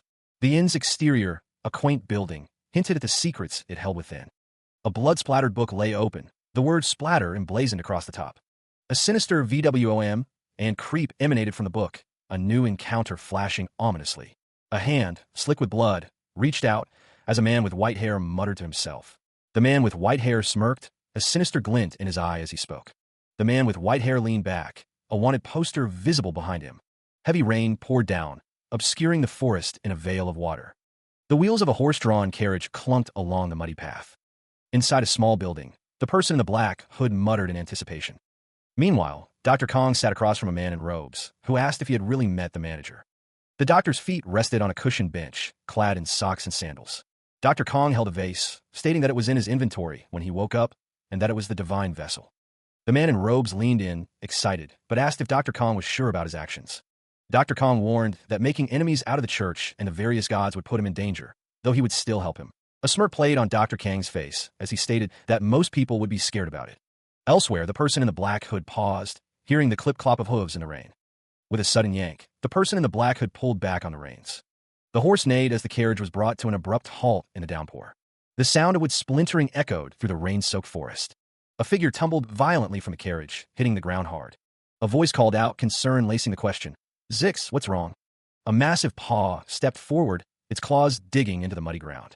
Black spider wolves swarmed the carriage, their eyes glowing menacingly in the dim light. The monstrous wolves leaped from the wreckage, descending upon their prey. The black spider wolf snarled, its multiple red eyes fixated on the occupants of the carriage. A guttural growl ripped through the air, promising violence. Dr. Kong prepared to fight, recognizing the threat. Black spider wolves. They must have attacked the carriage. Freya's connection pouch activated, conjuring rock arrows to defend against the wolves. The rock arrows shot forward with deadly accuracy, aimed at the monstrous attackers. The arrows struck true, impacting the black spider wolves with explosive force. He stood amidst the wreckage, the rain washing over the scene of carnage. The carriage lay overturned, surrounded by the bodies of black spider wolves. More of the beasts scurried nearby, their dark fur matted with rain and blood. The air hung heavy with the metallic scent of death. A closer look revealed the gruesome fate of the carriage's passengers. "Looks like he's been dead for a while now," someone observed, "and his body is completely mutilated too." The man in the hood speculated, "Think the black spider wolves did this?" The rain intensified, blurring the already horrific scene. Dr. Kong knelt beside one of the bodies, his expression grim. "Ah," he muttered, examining the extent of the damage. A chilling realization dawned on him. Wolves use a paralysis poison. The implications of this detail began to sink in. A scan highlighted the brutal nature of the attack. Human body very mutilated, the system announced. Half of the body has been crushed. The man in the hood considered. Anything about paralysis here? The question hung in the air, unanswered. The rain continued to fall, washing the blood across the ground. "And look at all this blood," someone remarked, the sheer volume of it unsettling. The scene was one of utter devastation. Blood splattered everywhere, painting a gruesome picture of the attack's ferocity. "Isn't it a bit much to all have come from him?" a voice questioned. There were probably 3 or 4 people in the carriage. The man in the hood turned, his expression thoughtful. "Then do you think it got abducted?" he asked.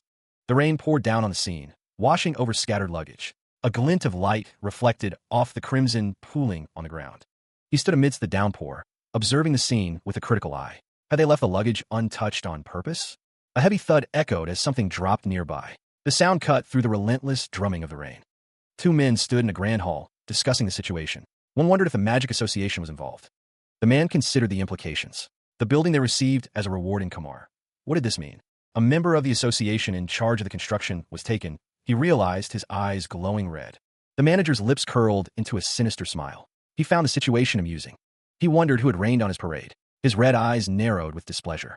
The manager's smile widened, revealing a hint of madness. He would find out who was responsible. The clip-clop of hooves echoes through the quaint streets of Hain Village.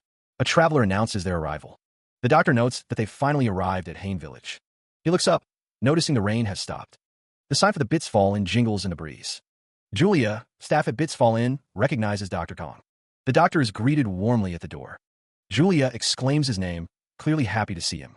She embraces him tightly, expressing how glad she is that he's back. Julia worried about him, not knowing when she'd see an adventurer for the last time. He seemed lost in thought, a question mark hanging in the air.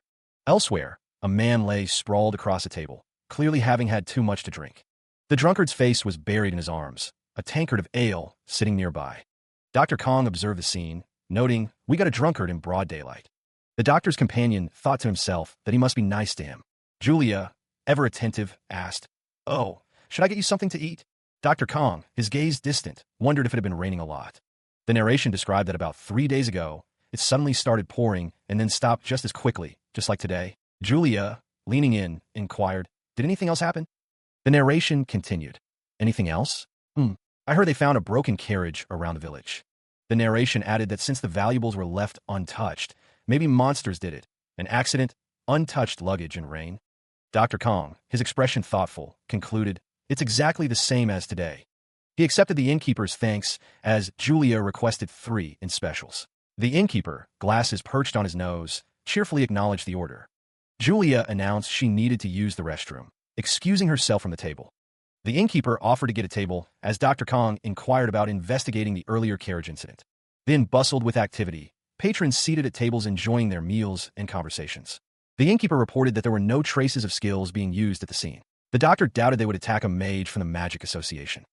The doctor found the rain suspicious, thinking about the person in charge of brute force. He considered that whoever did it might have used a skill to bring the rain. It would wash away evidence of what they did. He surmised that he would have to find whoever made it rain first. He wondered where they could find this person. The doctor decided he would have to go to the Adventurers Guild first, looking for somebody. Julia returned. Julia looked surprised.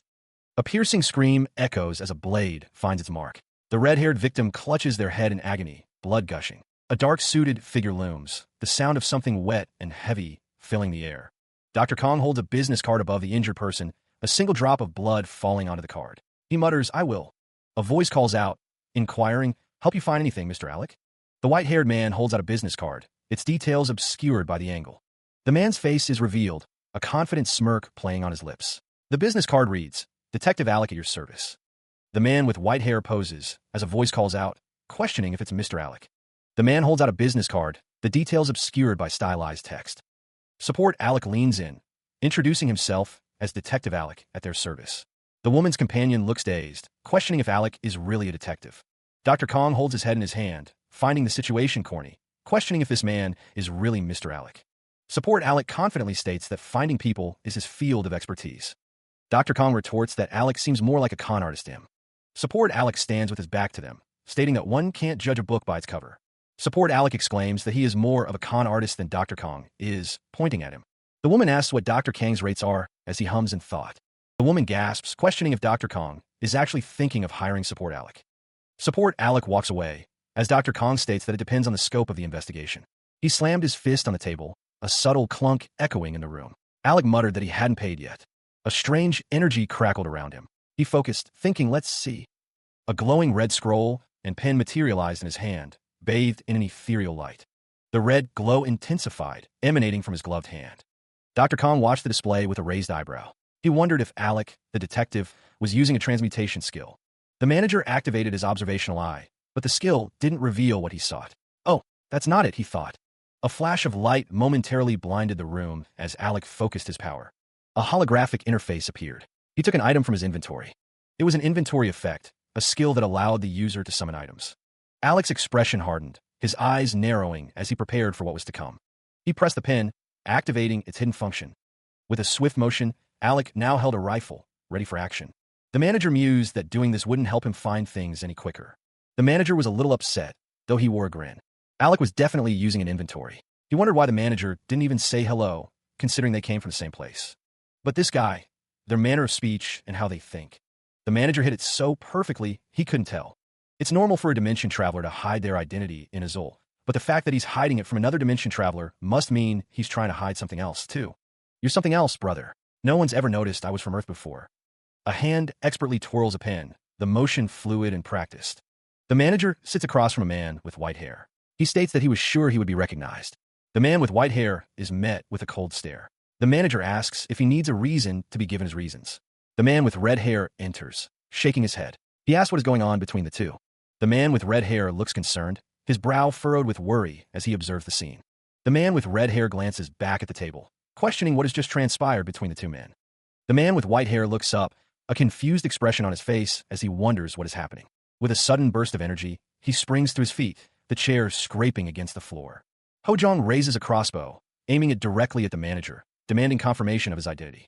The man with red hair asks if Hojong doesn't remember him from Tariq, his expression a mix of surprise and concern. The manager tells the man with red hair to cover himself first, his tone suggesting a hidden danger.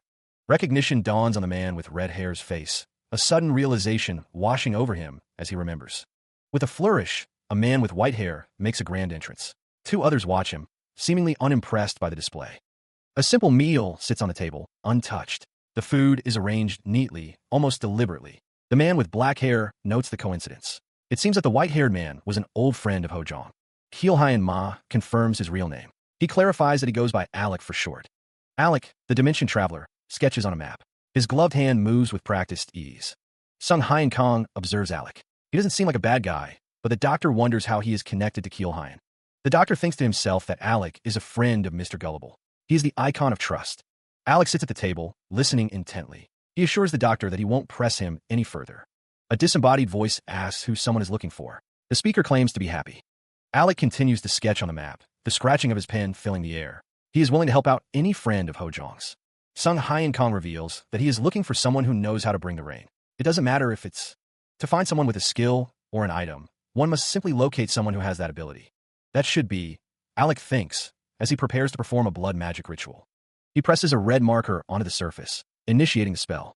With a flourish, the blood magic takes effect. The result is very easy. The blood splatters across the map, marking the location. The blood continues to ooze and seep, spreading across the map. Alec recalls that Keelhyan's class was a blood mage. Sung Hyan Kong looks on, a question mark floating above his head. Sung Hyan Kong asks what the hell Alec said, since he claimed to be a detective. Alec explains that blood mage is his main class, but he works as a fortune teller as a side gig, adding that a fortune teller isn't a detective. Anyway, Alec says, "Here is your fortune," as the map flashes with the results. Alec points out the clock tower, Radika Inn, and the southeast gate, stating that these three places all have someone who knows how to bring the rain. The gate should be easy, they believed, as they consider their options. The clock tower, however, would be a bit tougher, and the inn was another story. The man with glasses listened intently as the other man warned, "If you go there, someone will definitely die." The gravity of the situation hung heavy in the air, punctuated by a stark Diyuan. The man with red hair questioned, "Die? That dangerous, huh?" as he sat at the table. Alec, his hand resting on a bloody surface, stated, "If I were you, I definitely wouldn't go there." The question hung in the air. So what's it going to be? The doctor paused, considering the options before him. Sung Hyan Kong stood with his arms crossed, a slight smile playing on his lips as he waited for the answer. "What's there to think about?" the bubble implied as the tension mounted. The Radika Inn loomed in the distance, a seemingly innocuous building. The Radika Inn, a place where someone will definitely die, according to Alec. The tavern buzzed with chatter and a clatter of mugs. Elsewhere, the cloaked figure waited, impatience creeping into their voice. "Why isn't he coming?" Footsteps echoed as the cloaked figure turned, demanding, "Who are you waiting for?" The cloaked figure flinched, a sharp intake of breath accompanying their surprise. A grin stretched across Dr. Kang's face, a predatory glint in his eyes. Dr. Kong stood close to the cloaked figure, his voice dripping with false curiosity. "Who the hell are you?" Sung Hyan Kong held up an amethyst staff, examining it with feigned interest. "Wow, what a cool amethyst staff." The doctor turned the staff over in his hands. "But oh no, I wonder how it got these scratches." A desperate cry pierced the air. Ashi, give me that. The cloaked figure flinched, remembering something. There was an amethyst fragment near the carriage that was attacked in the forest too. Sung Hyen Kang's expression darkened. To the end. In other words, a shiver ran down Dr. Kang's spine. Something will definitely happen. A disembodied voice echoes, leveling an accusation. It was you, wasn't it? The accusation is met with a shrill scream of terror, filling the air. Dr. Kong stands tall, the amethyst staff gleaming ominously in his grasp. Suddenly, a hand lunges forward, intent on seizing something unseen. The amethyst staff vibrates intensely, resonating with an unseen power. A figure leaps into action, propelled by swirling blue energy. A man in the crowd exclaims in confusion as the blue energy surges past. A young man looks on, utterly bewildered by the sudden commotion. The air crackles with energy as the blue surge intensifies. The leaping figure is engulfed in a torrent of swirling blue energy. A woman stares in shock, her face a mask of disbelief and confusion. The air crackled with unseen energy, a surge of power building. Blue streaks of light spiraled wildly, tearing through the structure. The adventurers were caught in the blast radius, screaming in terror. What idiot decided to cast a skill here? One shouted enraged. We need to report this to the Adventurers Guild right now, the other exclaimed. The inn groaned under the strain, cracks spiderwebbing across the walls. Sir, the inn's going to collapse soon, a man warned, fear etched on his face. A figure was sent flying through the air. He dashed forward, his lab coat billowing behind him as he moved. A figure in a dark cloak was stabbed with a glowing spear. A pained scream echoed through the collapsing building. The cloaked figure fell to the ground, defeated. Dr. Kong, crossbow raised, coldly asked, Where do you think you're going? The cloaked figure stumbles, his footing unsteady on the ruined floor. He grunts, dismissing the injury. Despite the pain, the figure presses on, taking another measured step forward through the debris. His strength failing, the cloaked figure collapses to the ground with a heavy thud. Amidst the chaos, a figure dashes through the remnants of the destroyed inn, determined to escape. The cloaked figure rises once more, gripping his staff. His pursuer's persistence is noted. A wave of purple energy surges, a silent promise of destruction and chaos. Dr. Kong watches as a swirling vortex of blue energy hurtles towards them, his companion looking on with alarm. One man grudgingly admires someone's guts, while another questions whether they should pursue. Someone is determined to escape first, their voice filled with desperation. The blue energy wave closes in, a voice shouting to move as the ground rumbles ominously. Two people express their fear of being crushed to death as the destructive force bears down on them. He watched the others struggle against the wind, unimpressed. Pathetic, Dr. Kong thought, and they call themselves adventurers? Hojong, caught in the swirling winds, calls out Hojong, Zix, as she attempts to control the situation. The doctor, unfazed, declares his intent. Clear a path to the center of the twister for me. Another voice responds with determination. Okay. A wooden object shatters nearby. Amidst the chaos, a figure with a bow and arrow prepares to fire, their eyes narrowed in concentration.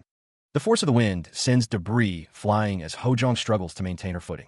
With a burst of speed, Dr. Kong dashes forward, leaving a trail of blue energy in his wake. He floats through the air, seemingly unaffected by the powerful winds around him. The figure with the bow and arrow pauses, a look of confusion on their face. Alec cries out, Duck, as the swirling winds intensify around them. Dr. Kong continues his advance, a determined look on his face as he cuts through the wind. The figure with the bow and arrow prepares to unleash their attack, understanding that all wind magic has a structure called the Eye of the Hurricane.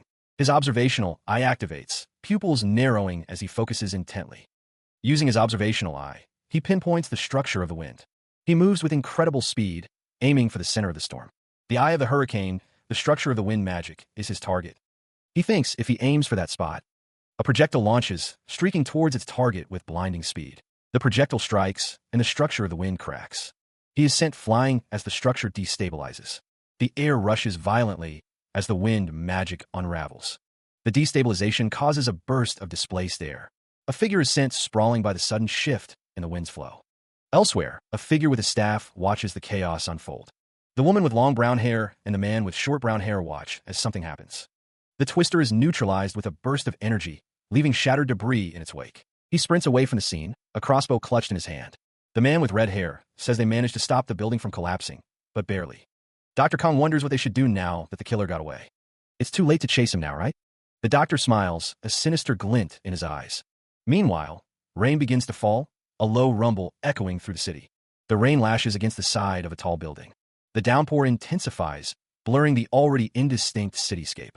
A cloaked figure, seemingly injured, limps through the rain, muttering about the pain. The figure pauses, declaring that they need to join up with someone, stepping forward. He continued his pursuit through the rain-soaked streets, the distance closing. The hooded figure moved with surprising speed, the sound of their footsteps echoing. Detective Alec paused momentarily, his green eyes narrowed in determination. Detective Alec called out, demanding the hooded figure identify themselves. The hooded figure shouted back, their voice filled with defiance. The detective urged the hooded figure to follow him, but the figures seemed to have other plans. The hooded figure's blood dripped from their hand, a crimson trail in the downpour. The blood mage's power began to manifest. Alec recognized the signs, realizing the hooded figure was more than just a fast runner. It was revealed, the hooded figure was a blood mage, a dangerous and rare type of magic user. An arrow pierced the blood mage's ankle, hindering their escape. Despite the injury, the blood mage refused to be captured, preparing to fight back. Blood splatters against the ground, the rain causing it to ripple outwards. A crimson, claw-like hand descends as the hooded figure advances with unnatural speed. The force of the blow sends shockwaves through the air. He is sent flying backwards, crashing through the downpour. A strangled cry escapes him as something unseen squeezes the air from his lungs. The hooded figure grimaces, the attack taking a toll. The hooded figure thinks, realizing that the blood mage's black mana is inside their body, preventing them from casting spells. He continues to fall, helpless against the assault. Alec wonders how he didn't know that mages are terrible against warlocks. Rain streams down his face as he recalls the moment he learned he was a blood mage, and someone decided to use him for their own goals. The hooded figure stands over him, an ominous presence in the storm. He lies defeated on the ground, as someone observes that he sure is interesting. The men murmured, wondering if their target was still alive. One of them scoffed, reminding the other that detectives are supposed to capture people alive. They wondered if they had managed to capture him. Alec gasped, his eyes wide with fear. The man with black hair stated that his magic never fails, a proud smirk on his face. The group met again, the blonde man flinching. A voice boomed, declaring that he had a lot of questions for him. The interrogator offered to spare his life if he told the truth. Alec shouted, telling them to get real. He declared that they could beat him all they want, but he wasn't telling them anything. Someone admitted that he was the one who brought the rain, and that they tried to cover it up as a monster. The blonde man, bruised and battered, stated that his guild does whatever their clients ask as long as they pay. Dr. Kong accused him of being just a criminal organization. The group moved along the forest path, their mission weighing heavily on their minds. One asked if the kidnapped people were still alive. Another confirmed they were to be handed over to the client at the inn. A voice declared their destination, their hideout. Outside a modest building, a man with blonde hair stated that the kidnapped people were being held in another building. One of the men urged another to get the key and to move quickly. Another man questioned if they could let them be, considering they were a criminal organization. Someone mentioned Dr. Kong had healed his ankle. A voice declared that the man was as good as dead whether he cooperated or not. They weren't after the mages from the association. The mages were just unlucky. Dr. Kong, with a cold expression, stated that since the man got in his way, he was going to make it a personal mission to find and exterminate his guild. A voice thought that at least now he could rest a bit easier. The building glowed with an ominous light. A deafening boom echoed as the building exploded. The building was engulfed in flames and debris. Debris flew through the air. He stood amidst the chaos, the air thick with dust and the scent of smoke. Around him, figures emerged from the haze, their faces grim in the aftermath of the explosion. The sounds of destruction echoed through the air. Crumbling debris and crackling flames painted a vivid picture of devastation. The fire raged, consuming what remained. Each crackle and burst was a testament to the destructive force unleashed. The doctor stared at the burning building, his expression unreadable as the flames danced before him, a silent witness to the carnage. The air crackled with heat as flames engulfed the landscape. A lone figure stood before the inferno, dwarfed by the scale of the destruction. The man in the brown coat wondered aloud if it had just suddenly exploded. His companion questioned who would do something like this. The man with white hair gasped, realizing something. He stated that he knew who was responsible. The man with white hair was in a rage. The man in the brown coat said that wasn't the issue right now. They wondered what to do, as they didn't know where they're holding the victims. Deep within the forest, an archer prepared their shot. The bow creaked under the strain as the archer drew back the string. The light glinted off the arrow's tip as the archer focused on their target. The arrow was released. The arrow flew, a streak of light piercing through the trees. "Watch out!" someone shouts, shoving the man with red hair out of the way. An earthen shield rises, attempting to intercept the incoming projectile. But the arrow, glowing with power, pierces straight through the earthen defense. The arrow continues its flight, undeterred by the shield's resistance. With a resounding crack, the arrow shatters through another barrier. The arrow finds its mark, stabbing into the man in the brown coat. The man with red hair gasps, shocked by the sudden attack. The force of the impact sends the man in the brown coat and Dr. Kong tumbling to the ground. 6. The air crackles with unseen energy. Clack! A woman with pink hair draws her sword, the sound echoing in the tense atmosphere. Step. She advances, accompanied by a man in a brown robe. I can't believe he led, the woman with pink hair mutters, her expression a mix of disbelief and anger. Someone considers these intruders to be dimwits for entering their hideout. Gehen expresses her displeasure, finding it rude to barge in uninvited. The woman with pink hair is Gehen, Guild Master of Slant.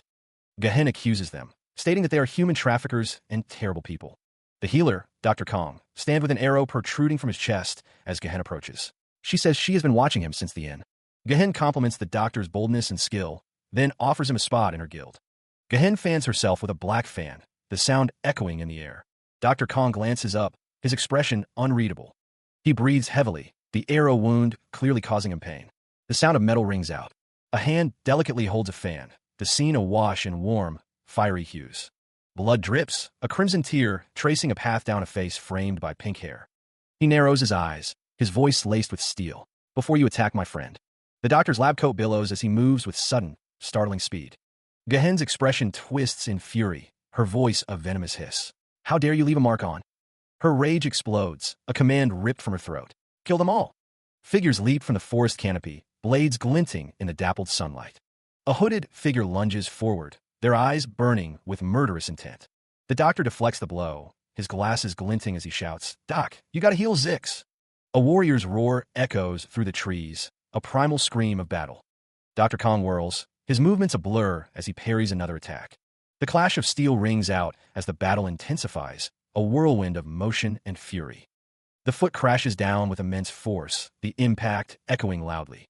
Dr. Kong holds up a screen, displaying a defense buff being applied to the target. Gehen smirks, a screen showing that the damage dealt will be halved. The antagonist and Dr. Kong face each other from a distance, preparing for the next exchange. A burst of energy erupts, signaling a powerful attack. Gehen descends rapidly, declaring that he will show Dr. Kong what a real attack looks like. Blood splatters across Dr. Kang's face, his expression one of pain and shock. The healer cries out in pain as the attack lands. In the background, the battle rages on, illuminated by bursts of purple energy. Gehen brandishes a sword, a sinister grin on his face as he prepares to strike again. The foot descends, accompanied by the declaration, to die. Dr. Kong is seized by the neck, the grip tightening ominously. He watched as Gehen descended, a blur of pink hair and malicious intent. The hooded figure could only utter a confused, what the dash? Gehen moved with blinding speed, a vroom echoing through the air. It's showtime, Gehen declared, his attack imminent. The hooded figure's back was slashed open, blood spraying with each swish. More strikes landed, each one spurting blood. The blades continued to stab into the hooded figure's body. A scream of pain erupted as the stab connected. The crown of thorns attack left the hooded figure impaled. The hooded figure could only watch as Gehen laughed. This is what you call a serial combo. Gehen grinned. That skill is as disgusting as ever. Dr. Kong observed the scene, thinking, looks like I don't need to step in. Zix wound wasn't as serious as it had initially appeared, though he still looked to be in pain. He was alive, thanks to the earthen shield that had been cast to protect him from the worst of the blow. The pink-haired antagonist advanced, berating someone out of sight. Why, you useless fools? With a flap of her fan, Gehen prepared to unleash another attack. Do I really have to do this myself? With a resounding VWOM, spears of energy materialized, poised to strike. Elsewhere, two figures stood in a forest clearing, bathed in the ominous light of the impending attack. The word spear of anguish filled the air as the attack was unleashed. Gehen's expression was one of intense focus as she controlled the deadly spears. With a deafening krrrrsh, the spears hurtled towards their targets. One of the men exclaimed, "That's a cheap trick," as the spears impacted the ground around them with a crack. Another man, identified as Keelhayen, dodged the attack, stating, "I don't want to hear it from you, Keelhayen." Keelhayen thought to himself that the attack was slow enough to dodge. Gehen sends a volley of dark energy spikes hurtling towards her target, a sinister grin on her face. "You can't run forever," she taunts. A desperate, echoing scream fills the air as the attack intensifies. The situation appears dire for the one under assault. Keelhayen is engulfed in a flash of purple energy as Gehen's attack connects. The force of the blow sends him flying backwards. The impact creates a deafening boom, and Keelhayen is sent hurtling through the air. He can only manage a confused, as he flies. Dr. Kong squints, struggling to see through the chaos. Ugh, I can't see, he exclaims, his vision obscured by the ongoing battle. The doctor's expression darkens with concern. He wonders how Gehen could attack one of her own guild members with such ferocity. His eyes widen, a bead of sweat trickling down his face as he focuses intently. He is trying to make sense of the unfolding events.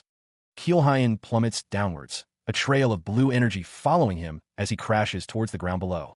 The sound of shattering stone echoes as Keelhayen slams into the ground. The force of the impact is devastating. A man cries out in anguish, calling the name Hojong. His face is contorted with worry and desperation. A sharp thud punctuates the air, followed by a stun. The situation remains tense and uncertain. Meanwhile, Gehen throws her head back and laughs maniacally, reveling in the chaos she has unleashed. Her expression is one of pure, unadulterated glee. She advanced, her footsteps echoing through the forest, each step a deliberate act of dominance. A palpable chill settled over the scene as she glanced back at the fallen Keelhayen and the stoic Dr. Kong. Gehen mocked them, commenting on their expressions and questioning if the doctor would even try to heal his comrade. Dr. Kang's gaze remained fixed, his expression unreadable as he considered the situation. The pink-haired antagonist challenged him, daring him to try and save Keelhayen if he dared. She taunted, questioning if he could even bring back the dead, the words dripping with disdain. The man with white hair stood defiantly, declaring that bringing back the dead was possible. A fallen figure lay nearby, the scene tense with unspoken threats. The fallen figure was surrounded by ominous energy. Gehen stood over another body, the situation growing more dire. The sound echoed, a heavy weight settling in the air. Someone cried out, calling for Hojong in desperation. The man with white hair reacted with a strangled cry, his face contorted in anguish as he witnessed the scene unfolding before him. Gehen's voice dripped with menace, demanding an apology with an implied threat hanging in the air. The woman with purple hair scoffed, her expression smug as she dismissed the demand with a huff. Gehen laughed, a chilling sound that echoed her question. If she apologized, would they forgive her? The man with brown hair stood with his back to the viewer, the scene behind him suggesting a battlefield. The man with brown hair declared that there was no need to apologize to him, his words carrying a hidden weight. He continued, his expression softening, stating that an apology was needed for someone else, his gaze knowing. Dr. Kang's expression was unreadable, his thoughts hidden behind a mask of professional detachment. Gehen stands over the fallen figure, a strange sound filling the air. What? A strange sound echoes as the fallen figure begins to dissipate. The body continues to fade, leaving only bare feet visible on the ground. Gehen flinches as the figure vanishes completely. His body is disappearing. Two figures observe the scene from a distance, cloaked and hooded. One of the figures wonders, black smoke? Is it fog? From the remains of the body, something begins to rise. A shadow begins to coalesce. Glowing eyes pierce the darkness. A surge of energy erupts as the shadowy figure takes form. One of the observers cries out, what's happening? The shadowy figure fully emerges, a sense of doom hanging in the air. Gehen's shadowy form solidified, a terrifying presence taking shape. The monster lunged forward, its eyes glowing with malevolent intent. A guttural growl rumbled from the depths of Gehen's monstrous throat. The monster's blade descended, a flash of deadly intent. The air crackled with fear as someone screamed that it was a monster. The monster's attack collided with Dr. Kang's defenses, the impact echoing loudly. Dr. Kong, sword raised, wondered where that thing came from. Gehen snarled, a low growl vibrating through the air. The ground trembled as Gehen unleashed a devastating attack. The monster roared, its fury unleashed in a cacophony of destruction. Gehen swiped, a blur of motion and deadly intent. He unleashed a blinding wave of energy, scattering debris and light. The monstrous form of Gehen loomed, a creature of nightmare given flesh. A hooded figure raised his hands defensively as the air crackled with energy. Dr. Kong, sword in hand, looked around, confusion etched on his face. A woman coughed violently, blood splattering from her lips. What just dashed? The force of the blast slammed into a figure, sending them reeling backward. The hooded figure braced himself, while Dr. Kong stood ready, his expression grim. Crimson energy swirled, a harbinger of destruction and chaos. Gehen's monstrous maw opened, a guttural growl rumbling from deep within. A clawed hand reached out, dripping with malevolent power. The monster lunged forward, a blur of shadow and rage. With brutal force, Gehen smashed into his target, the impact echoing through the air. He descends, blade aimed at the figure below, a blur of pink energy. Gehen swings his weapon. The hooded figure cries out, desperate to escape the blow. The attack connects with a sickening smash, sending blood and dark energy splattering. A pained scream echoes as the force of the blow throws the figure back. Dr. Kang's eyes widen, his expression shifting to one of shock and disbelief. A monstrous roar rips through the air, shaking the very foundations of the area. The hooded figure is revealed, battered and bleeding, barely clinging to consciousness. Recognition dawns on Dr. Kang's face. "It's Ho-jong," he exclaims, startled. Dr. Kang and Keil-hyen rush to Ho-jong's side, concern etched on their faces as they take in the scene. The healer glances away, his expression unreadable as he considers the implications of Ho-jong's presence. The narration describes Ho-jong as a soft, scaredy cat with terrible combat instincts, who is lucky to have survived this long. Ho-jong sits slumped against a wall, defeated and vulnerable, the aftermath of the attack evident. A figure with glowing eyes stands in the darkness, a hint of power barely contained. There's a reason he survived for 3 years. The darkness coalesces, forming a terrifying entity. It is the Black Beast. The Black Beast's form solidifies, its features sharp and menacing. A predator born of shadow and rage. Dr. Kang considers the implications. When Ho-jong dies, regardless of the reason, he can return as that beast. The healer continues to ponder, scratching notes. Ho-jong isn't just a tanker, but something more. Dr. Kang's chibi form discusses the implications of second class. What's with the question mark at the end? Ho-jong said it was written like this, but even he doesn't know either. The mystery deepens. The healer realizes that he doesn't just resurrect. All his abilities increase upon revival. Gehen unleashes a devastating attack, the force of it creating a deafening boom. The Black Beast is caught in the blast, the attack known as Howl of Panic ripping through the area. A voice cries out in pain and frustration. "Ugh, you beast!" Gehen stands triumphant, ready to deliver the spear of worship. A final, decisive blow. A fan is used, creating silence. She grits her teeth, realizing she can't use her mana. Gehen wonders if he casts some sort of anti-magic spell on her. The Black Beast stands tall, radiating power. The Black Beast smashes down with immense force. Gehen is sent flying, screaming in pain. Coughing up blood, she desperately calls for help. She knows that those idiots can stop him. Sung Hyen Kong observes the scene, as the man with white hair comments that she should have been kinder. A question hangs in the air. Is there any reason to save her? Weakened, Gehen says she knows who they are looking for. It's that mage from the carriage. She offers to tell them where he is, begging them to save her. She screamed, blood dripping from her mouth as the shadowy beast loomed over her. The dark beast descended, claws outstretched, ready to strike the final blow against Gehen. Gehen screamed as a skill was activated, a digital interface appearing before her eyes. With a swoosh, a projectile hurtled towards the dark beast, a streak of blue energy cutting through the air. A resounding clang echoed as the projectile struck, sparks flying from the point of impact. The dark beast recoiled, momentarily stunned by the sudden attack, its glowing red eyes narrowed in fury. Sung Hyen Kong appeared in a burst of speed, cradling Ho-jong gently in his arms. The doctor calmly reassured her, stating that the beast should have started with that. Sung Hyen Kong told the dark beast that it could leave now, as he would take care of her. The dark beast growled, its eyes burning with rage as it considered the healer's words. The doctor offered the beast a choice: leave or fight if it insisted on continuing the battle. A guttural growl tears through the air, emanating from the monstrous wolf's throat. Dr. Kang's lips curve into a confident smirk, his eyes gleaming with amusement. The doctor's voice echoes, laced with a dangerous challenge: fight, if you insist. A sudden burst of energy crackles around Keil-hyen, his expression shifting to surprise. The monstrous wolf's maw opens wide, revealing rows of razor-sharp teeth, ready to strike. Gehen is sent flying, crashing to the ground as Dr. Kong and Keil-hyen stand their ground, unfazed. The wolf-like creature tumbles through the air, the sound of rustling leaves accompanying its descent. Keil-hyen exclaims in disbelief, questioning how Dr. Kong managed such a feat and whether Gehen still recognizes them. Keil-hyen stands over the fallen Gehen, who remarks that there was a bit of a process to it. Gehen struggles to rise, panting heavily, his expression a mask of humiliation. With a desperate grab, Gehen clutches a hidden knife, a pained grunt escaping his lips. Gehen unleashes a burst of energy, while Dr. Kong and Keil-hyen watch his movements. He pressed the blade closer, issuing a chilling demand: "Don't move." A metallic grab echoed as the pink-haired antagonist tightened his grip. Gehen grinned, blood smeared on his face. He taunted, declaring they were nothing without that beast. Dr. Kang's expression hardened. He flinched, hearing the threat to slice his head off. The healer watched the scene unfold, a grim determination settling over his features. Sung Hyen Kong took a step forward, his lab coat billowing slightly behind him. He couldn't care less about the threat. Keil-hyen insisted he was fine, telling the doctor not to worry about him. Gehen tightened his grip on Kielhayan, sneering that he didn't care if Kielhayan died. The blade brushed against Kielhayan's skin as Gehen whispered about weakness.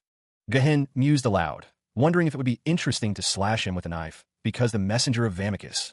He brandished the knife, the sharp edge glinting menacingly in the light. Gehen's expression hardened, his intent clear as he prepared to strike. Kielhayan's eyes widened, terror etched across his face as he stared at the blade. Dr. Kang's gaze intensified, a realization dawning on him. This was a divine relic with the power of the gods. A deep, resonant sound echoed, signaling a shift in the balance of power. Gehen paused, his threat hanging in the air. "So you better surrender," he began, before questioning what he'd just heard. A voice, filled with disbelief, questioned the nature of what was being summoned. Divine relic? Sung Hyen Kong stood bathed in a mystical aura, power radiating from his very being. Kielhayan, overwhelmed by the unfolding events, could only stammer in response. Huh? Igriegajia. A sinister grin spread across the doctor's face, a hint of the power he was about to unleash. The system announced the arrival of Freya's crossbow, a weapon of immense power. He smirks, a predatory glint in his eyes, as he declares he'll take his payment. Gehen's face contorts in rage, her eyes wide with disbelief and fury. She shouts, questioning if they don't care if their friend dies. Kielhayan, held at knife point, states that he doesn't care, prompting a shocked reaction. The healer's smug expression remains unchanged as he thinks that they probably do care. Elsewhere, a flash of light illuminates Kielhayan as he collapses, blood pooling around him. The scene focuses on the blood link, a connection between the characters. Gehen, surrounded by a burst of energy, prepares to strike with a weapon. She cries out in pain, indicating she's been struck or injured. The weapon spins rapidly, a blur of motion and power. A hand reaches out to grab the spinning weapon, seizing control. The healer clutches the weapon, surprised to have obtained his first divine relic. Gehen lies prone, defeated, as motes of light sparkle around her prone form. He raises the blade high, a sinister smile playing on his lips as he admires his prize. The healer's dark pants and polished shoes are all that can be seen as he towers over the scene. A voice echoes, offering gratitude for the acquisition. Thanks for the gift. A miniature version of Dr. Kong appears, declaring, "Well, that takes care of that." Elsewhere, Kielhayan groans in pain, barely conscious. "Let's just heal her before she dies," he thinks. The doctor prepares the next step. "I'll put the messenger of Vamicus in the divine vessel, and..." A status window flashes as Sung Hyen Kong examines the digital display. The window prompts, "Would you like to dismantle this divine relic?" He stares intently at the screen. "I'll use the new dismantling system in my status window." Dr. Kong presses a button on the screen, a thoughtful expression on his face. "Iconoclasm, huh? Where you destroy holy images." The system confirms, what a straightforward name, as it begins dismantling the divine relic to extract its holy power. The sounds of metal on metal echoed, each cling and clank marking progress. The dismantling continued, the sounds resembling a strange washing machine. A notification appeared. The messenger of Vamicus had been dismantled.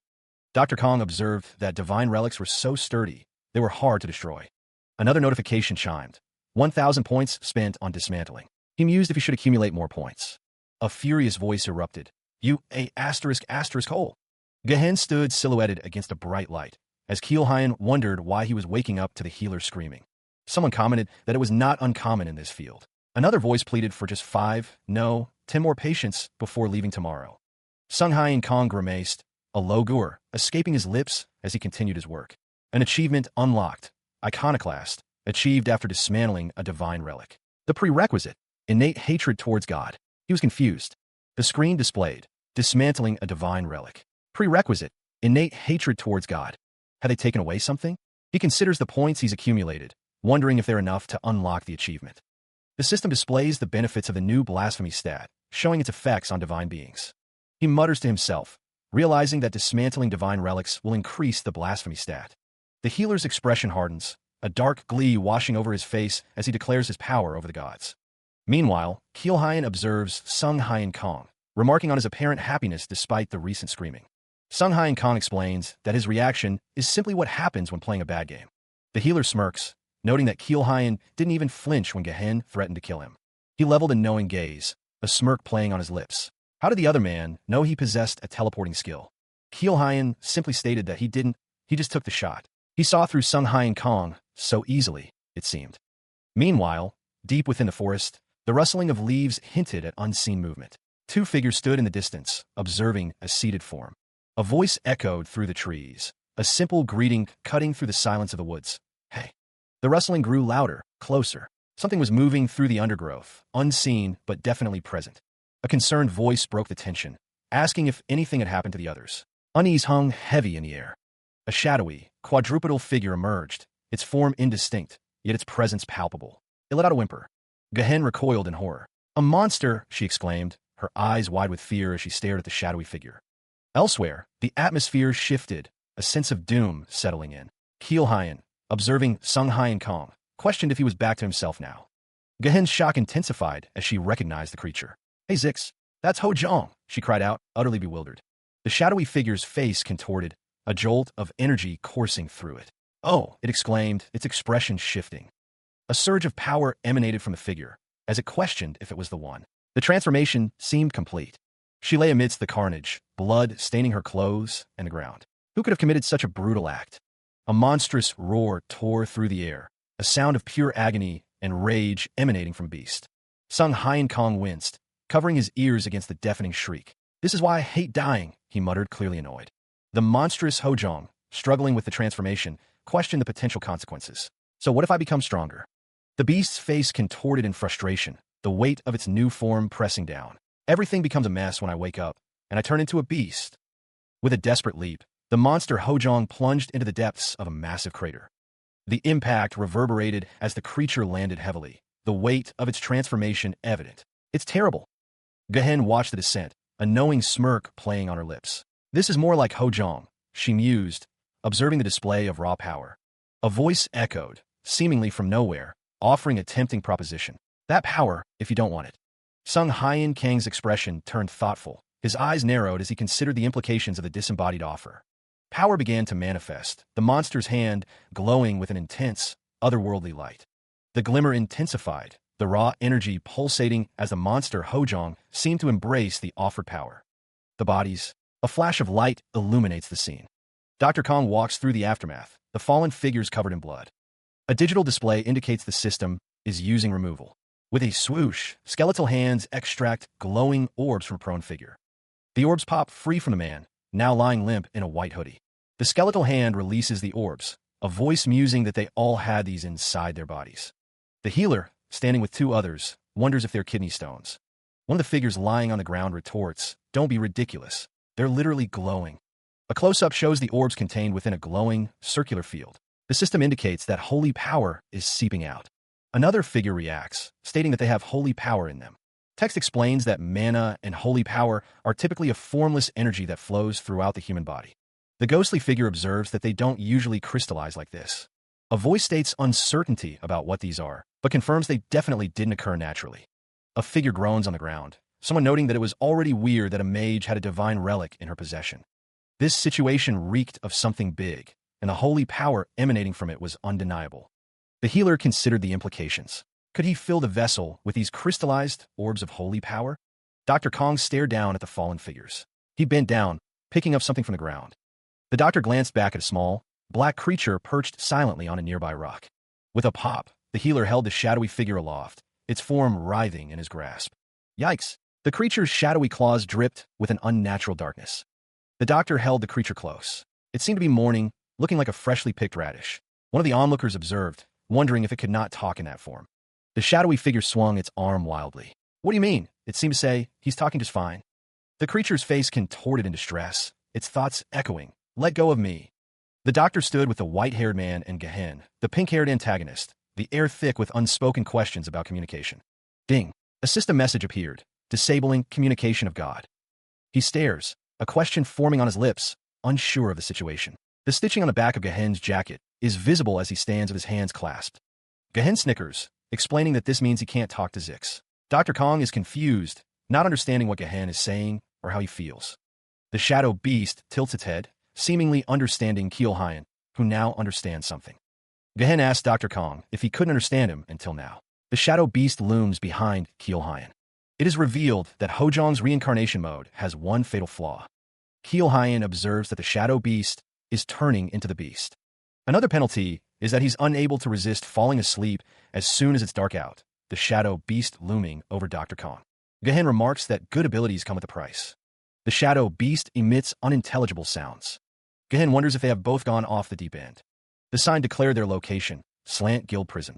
Inside the prison, a man prepared to use his unique skills. He thought it was time for his forbidden magic. The man with white hair readied his lockpicks. He announced his black magic secret skill, Seal Breaker. With a final click, the lock sprung open. Dr. Kong and another man watched as the white-haired man picked the lock, a silent acknowledgement passing between them. A woman with red hair looked on in disbelief. She wondered how that was forbidden magic, exclaiming that he just picked a lock. The man with white hair grinned, holding up the lockpick. He asked if it wasn't illegal to pick a lock. The prison doors swung open. The man with white hair announced that they could come out now. A group of grateful prisoners thanked them for saving them. Meanwhile, a woman in a dark dress stood apart from the freed prisoners. Dr. Kong observed the woman in the dress. He thought that she was wearing shabby clothes, but she gave off a wealthy vibe, deciding it must be her. Sungin Kong introduced himself as a healer. The woman with blonde hair asks if he is from the Magic Association. She thinks to herself that Sung Hyen Kong must be the man Lord Gavin told her about.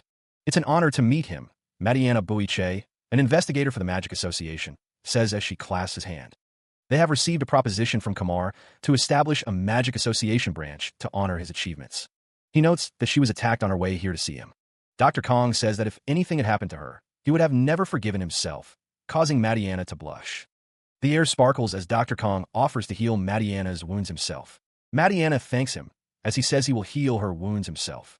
A dog-like creature appears, startling Mariana, who exclaims that it's a monster. Dr. Kong tells her there's no need to be scared, that it's just his pet, as Ho Zhong's human rights fly out the window. Someone asks what the pet's name is, but it doesn't have one. Someone asks if they can call him Thuggy, and Dr. Kong agrees. He patted the dog-like creature, calling it Thuggy. The creature seemed to respond to the touch, as a chibi version of Dr. Kong and Mariana appeared. Mariana Boiche looked up at the doctor, asking if she could ask him for a favor. She smiled, assuring him that she would do anything. Sung Hyen Kong chuckled, thinking to himself that it would benefit the Magic Association as well. Meanwhile, a man in an office shuddered, a bead of sweat trickling down his face. He wondered why he suddenly felt a chill down his spine. The man realized that Sung Hyen Kong was back, and that's why he felt that way. The man gripped his wine glass tightly, lamenting how peaceful the last few days had been without him. He thought he'd better go on sick leave and take a nice, restful vacation before he comes and starts bothering him. The man was informed that he had a visitor. The man behind the counter was clearly at the end of his rope. "Can't you see I'm busy?" He reached into a trunk, intent on finding a moment of pause. His eyes widened in disbelief. The Magic Association, they're total VVIP customers.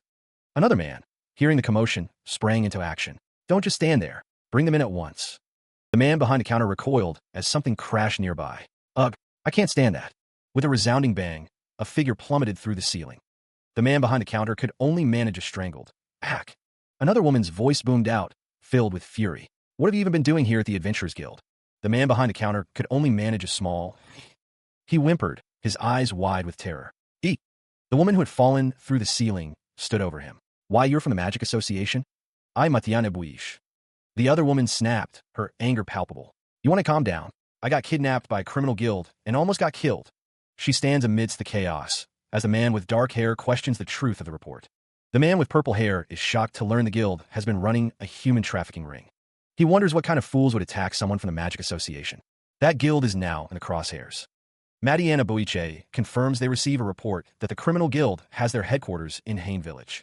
The man with dark hair asks if she realizes that mages are constantly coming and going from Hain. Mariana Boiche replies that of course she does, and they've entrusted the safety of their mages to the Adventurers Guild until now. But that's about to change, she thinks. The man stammers, asking what she means and if she called for him. The woman with blonde hair looms over him.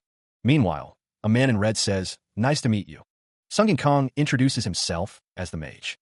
Sung Hung Kang's lips curved into a knowing smirk, his eyes gleaming with amusement.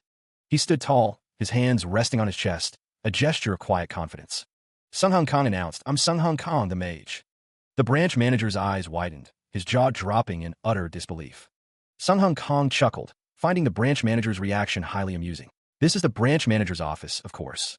The branch manager snapped his fingers, his face contorted with rage. "Don't just stand there, get him out of here." The branch manager turned his fury toward Riwin. "Don't be rude, Manager Riwin." Riwin roared back, her expression a mask of fury. Riwin stood beside Sung Hung Kong, suggesting, "How about we explain it to him?" Riwin sighed, her hand covering her face in exasperation. As an investigator for the Magic Association, the branch manager concluded that your guild can no longer be trusted. The text bubble stated the purpose, to provide safety for this region. He recoiled from the declaration, the force of the words hitting him hard. The Magic Association Establishment Agreement slammed onto the table with a resounding boom. Riwen stated that they would be building a Magic Association branch in Hain. Riwen assumed that she had his full agreement.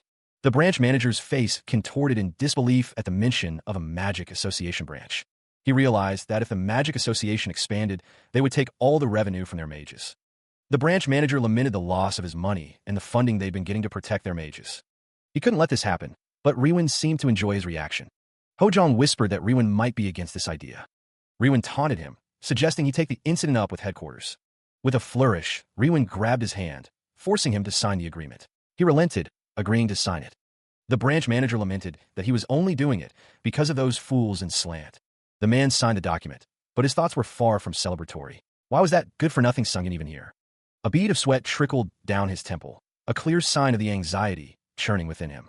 Sweat beaded on Hojong's brow as she listened. She could not believe what she was hearing. The person they were trusting to protect their mages? The implications of who would be managing their branch in Hain hung heavy in the air. Meanwhile, both Lord Gavin of Kamar and Master Roker of the Crimson Magic Tower had agreed to his appointment. The announcement seemed to herald a coming doom, a shift in the balance of power. The Magic Association stood as a symbol of order, but the appointment threatened to disrupt its foundations. The message was clear. The manager would be Sungin Kong. The man's eyes widened in disbelief. Riwen, his eyes looked like they were going to pop out. The shock was palpable, the disbelief echoing in the air. He could not contain his outrage. You must be kidding. She grabbed the doctor's robe, shaking him violently as she accused him of deception. The woman declared him a con artist, but Dr. Kong calmly stated that he already possessed a mage's license. Dr. Kang's smug expression deepened as he warned them not to lie to him. Hojong urged Mariana not to fall for whatever trick the doctor was planning. With a flourish, Dr. Kong presented something, declaring that he had never even seen him drink a mana potion. A crimson emblem, a token signifying affiliation with the Crimson Magic Tower, sparkled in his hand. The emblem flashed, the doctor's smug expression unwavering as he displayed the item. Someone demanded to know where he had obtained the emblem. The room erupted in uproar as the doctor stood his ground, holding the crimson emblem. Hojong watched with wide eyes, thinking the emblem must be fake, wondering how else he could have obtained it. The woman warned someone not to test her patience. Hojong swung her staff, ready for a fight. The woman scoffed, questioning if anyone believed she was foolish enough to fall for a fake emblem. They seethed with rage. Insulting Dr. Kong would not go unpunished. A severe punishment would be levied on behalf of the Magic Association. But when the world was happening, the man wondered how Dr. Kong managed to get both the Magic Association and the Crimson Magic Tower on his side. Just who was this guy? A grin spread across his face as he watched the unfolding events. Support Mariana Bish, visibly shaken, was told to calm down. Support Riwen assured them that he was sure Riwen wasn't trying to cause any harm. The man relented, but only because Riwen said so. Clearing his throat, Support Riwen asked if they knew who the talented adventurer was that rescued him and the other captured civilians. The woman with green hair stated that they were defeated. The man with dark hair grinned, thinking that saving the investigator was proof of the person's skill. The charts indicated a rise in reputation, but the reality felt far different. The grand building stood as a silent witness to the unfolding drama within its walls. The man with the goatee scoffed, his expression a mask of disdain. The man with the goatee extended his hand, his voice dripping with sarcasm. Your savior, Ms. Mariana. The man with the goatee loomed closer, his smile predatory as he pressed his accusations. A flashback revealed Sung Hyun Kong and Mariana Boiche, labeled as manager of the Magic Association and Questbreaker. Mariana Boiche flushed as one of them stated, yes, if it wasn't for Sung Hyun, we all would have been killed. The woman with blonde hair stated, I just did what I had to do. The man with the goatee's face contorted in rage, yelling, why you con artists? Sung Hyun Kong and Mariana Boiche looked at each other, confused. Huh, what are you talking about? The man with the goatee stomped his foot, his anger reaching a fever pitch. Don't play dumb. The stomp echoed, as the man with the goatee accused them of scheming to expand the Magic Association to Hain. If there are any lingering doubts, she suggests, the report is available for review. The document makes a whip sound as it is placed on the table. Sung Hyun Kong assures her not to feel pressure to give too much. A construction grant for the Magic Association, he says, will be more than enough. Meanwhile, under the light of the full moon, a figure stands before a grand building, shouting their rage. You bastards. Mariana Boiche admits she was so nervous, she thought she was going to have a heart attack during the performance. She breathes a sigh of relief, the tension visibly leaving her body after the successful deception. Mariana asks if her acting was okay, a smug expression on her face as she awaits confirmation of her success. Sung Hyun Kong assures her that, of course, he couldn't even tell she was acting. He seems pleased with the outcome. Thanks to her acting furious, they brought the Adventurers Guild into the equation, as shown by the diagram. So now it's not going to be nearly as heavy a financial burden on Kumar and a magic association to build a new branch, the diagram illustrates. Sung Hyun Kong hopes they can work together until the construction is done, and even further into the future. Mariana Boiche notes she's pretty much going to be a manager in name only. Mariana Boiche says to leave it to her. She wanted to get some experience too, and besides, she beams, declaring Sung Hyun her savior. With a knowing smile, Dr. Kong listens to her praise. Mariana wonders if their enemies were truly that strong. A flicker of concern crosses her face. The group had been stronger at first, but something had changed. The battle rages on, with Mariana fighting alongside her comrades. Her mana was blocked, preventing her from casting any spells. Dr. Kong wonders if they blocked her mana, and if they even had the ability to do so. Sung Hyun looks displeased by this revelation. He decides he'll have to pay someone a visit. Meanwhile, the heavy door to an Adventurers Guild prison cell clangs shut. Behind bars, Gehen yells, calling someone a bastard. Confined behind bars, Gehen's expression is one of frustration and anger at her predicament. The doctor looks down at her, a hint of amusement in his eyes. He muses, "Oh, what a shame." Gehen retorts, "Ugh. Once you're taken away, I doubt you'll ever get to see the light of day again." She thinks that maybe the Magic Association will use her as a test subject. Sung Hyun Kong smiles, his expression smug as he considers, "Should I throw you a lifeline?" The doctor and Gehen face each other, the bars between them a stark reminder of her captivity. The air crackles with unspoken tension. A rope hangs suspended, a knotted loop dangling as if offering a chance. Dr. Kong leans in, revealing that he is quite close to Lord Kumar. Gehen counters, mentioning her connections at the Crimson Magic Tower. Sung Hyun Kong smirks, confident that he could easily get her out. Behind bars, Gehen demands to know what he wants from her. Dr. Kong states he wants to know something about her guild. He suggests she can probably guess what he's going to ask. Gehen asks if he'll get her out of there if she tells him the truth. Sung Hyun Kong agrees, if the answer is satisfying. Frustrated, Gehen leans against the bars. Gehen grabs the rope, agreeing to tell him what he wants to know. Gehen reveals there's a potion that grants the ability to use holy skills just by drinking it, even for mages with no religion. Sung Hyun Kong is surprised, questioning how that is possible. He admitted he didn't know the specifics of the deal, only that it was payment from a trafficking arrangement.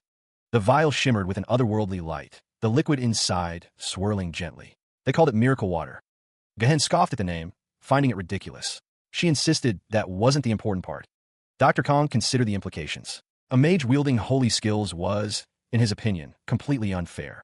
Mages were vulnerable to black mana, but this potion offered a way to counteract that weakness, he realized. The symbol pulsed with dark energy, a complex web of power and ancient secrets. Gehen stood before her guards, a dark fan held in her hand. She was surrounded by power. That was how her guild had grown so dramatically in such a short time, Gehen explained. She added that there were probably a few vials in the storage room. A man with silver hair demanded the samples, offering money in exchange. He was clearly desperate for them.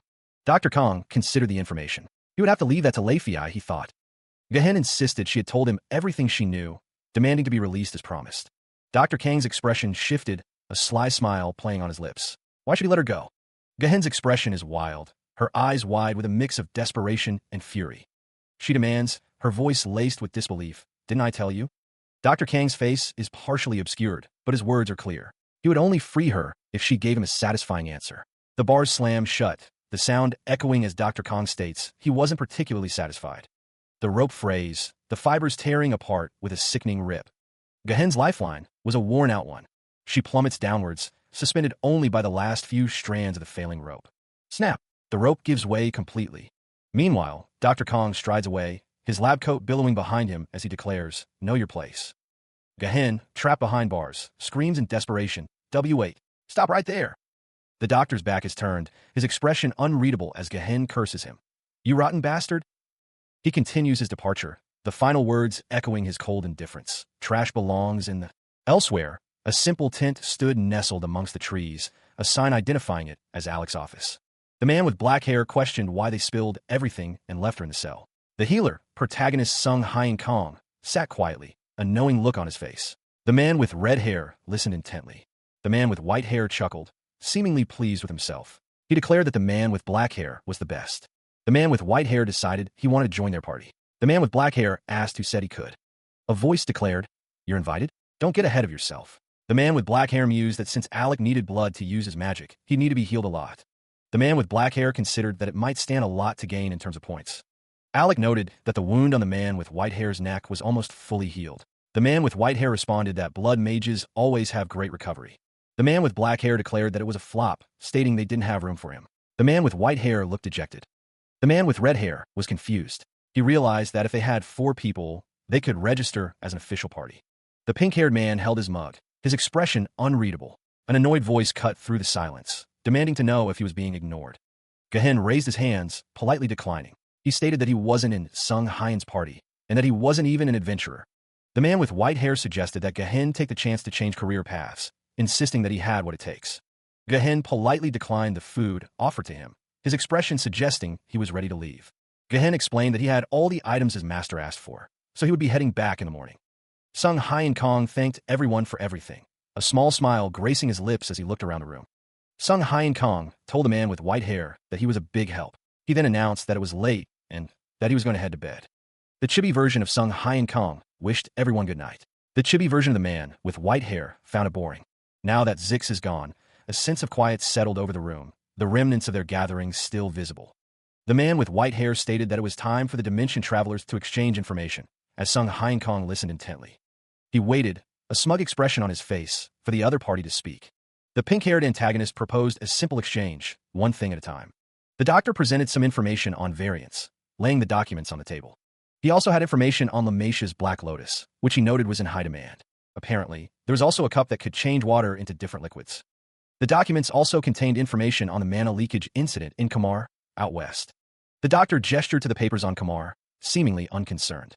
He added that the information on the Crimson Magic Tower would be more useful alongside the other documents. The antagonist offered information on the Obsidian Magic Tower in exchange.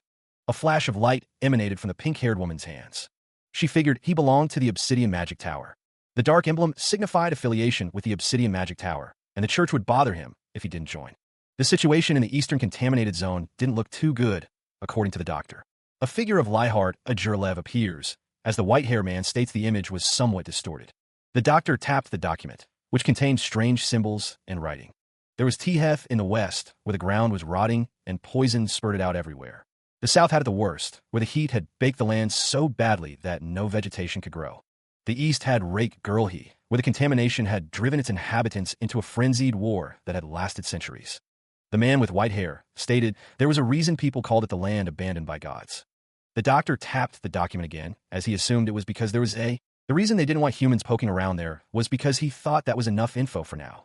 Since he was officially part of the team now, he would tell him the reason Hojong and he were on their little adventure, as the man with white hair kept it short and sweet. They found a way to go back to Earth. He stares intently at Dr. Kong, the tension palpable between them. The antagonist demands that the doctor start from the beginning, wanting every detail. The sound of something heavy echoes in the room. Before divulging anything, Gahen states that he would like to ask something first. Dr. Kong leans forward, requesting that he be told about the day he was brought to Azul. He promises to reciprocate after. Gahen questions what on earth the doctor was doing, stating that he has the information he wants to know. The pink-haired antagonist raises a finger, stating that if Dr. Kong answers one more question from him, he'll answer his two. Nearby, a large, wolf-like creature snores softly, apparently dreaming of something related to Hojong. Dr. Kong wonders how the two of them ended up traveling together, implying they are complete opposites. Gahen retorts that Dr. Kong asks about the most trivial things, but concedes that he is a detective, after all. The wolf-like creature continues to sleep soundly, oblivious to the conversation. Dr. Kong, arms crossed, responds with a simple, "Okay then." He stared into the distance, a memory surfacing in his mind. The man with glasses looked up, his expression a mixture of fear and confusion. Dr. Kong began to recount the tale, stating that he should start with how they first met. The man with glasses looked up at Sung Hyen Kong, fear etched on his face as they stood in a dark cave. The man's hands trembled slightly, a sign of his mounting anxiety in the face of the unknown. The story begins perhaps at the beginning with how they first met. Meanwhile, 3 years prior, something rustled nearby, disturbing the silence. Protagonist Sung Hyen Kong's eyes snapped open, a silent scream escaping his lips. He was somewhere unfamiliar, his mind racing to understand his surroundings. Just a moment ago, he had been somewhere else entirely. He realized he had woken up in an unfamiliar cave, the reason why unknown. The healer noticed the shirt he was wearing wasn't his, adding to his confusion. Elsewhere, A man with glasses suggested calling the police, but the woman with the phone reported there was no signal. There were dozens of people who had been dragged here, yet it all seemed so familiar to protagonist Sung Hyun Kong. He sat there, trying to piece together what was happening, the cave's strange luminescence casting eerie shadows. Suddenly, a status window appeared before him, the implications of which were unknown. Another status window appeared, accompanied by a monstrous roar that echoed through the cave. He was not alone when the status window first appeared. Others reacted with shock and excitement to the new development. The status window's arrival caused a flash of light. The man in the red jacket stared intently at the screen. Another man observed the window with a grim expression. The implications of this new reality were beginning to sink in. The status window displayed a question mark for his class. He exclaimed in surprise at its sudden appearance. The flashback continued, showing more people within the cave. The woman with the ponytail seemed impressed by her stats. The people adapted quickly to the situation. They even started to enjoy it, despite the strangeness of it all. The woman with the ponytail knew this day would come. She looked excited, as if she had been waiting for this moment. Someone speculated that one of them was a regressor from the future. It was just like a cliché, they thought. The cave was filled with people, all experiencing the same phenomenon. Someone wondered if anyone knew the original novel. The events unfolded in the opening of a web novel. The situation was surreal, yet strangely familiar. An achievement was unlocked. The essentials of a dimension traveler were now available to him. He could now claim his reward.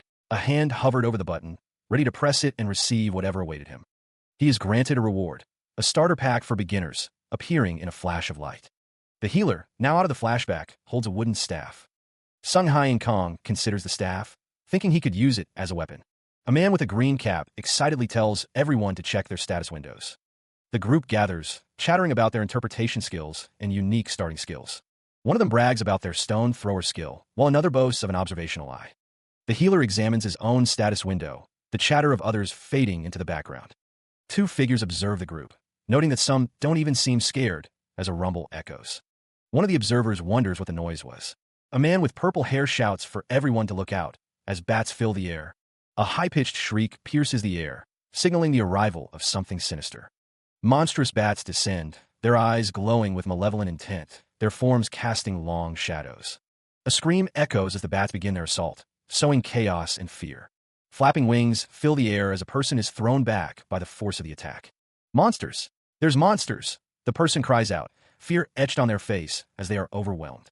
Dr. Kong raises his hand, a ball of fire materializing, a grin spreading across his face.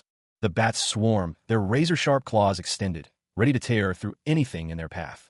Get them! A voice commands as the glowing energy intensifies, promising a counterattack. Another person is sent flying, desperately trying to escape the onslaught of the monstrous bats.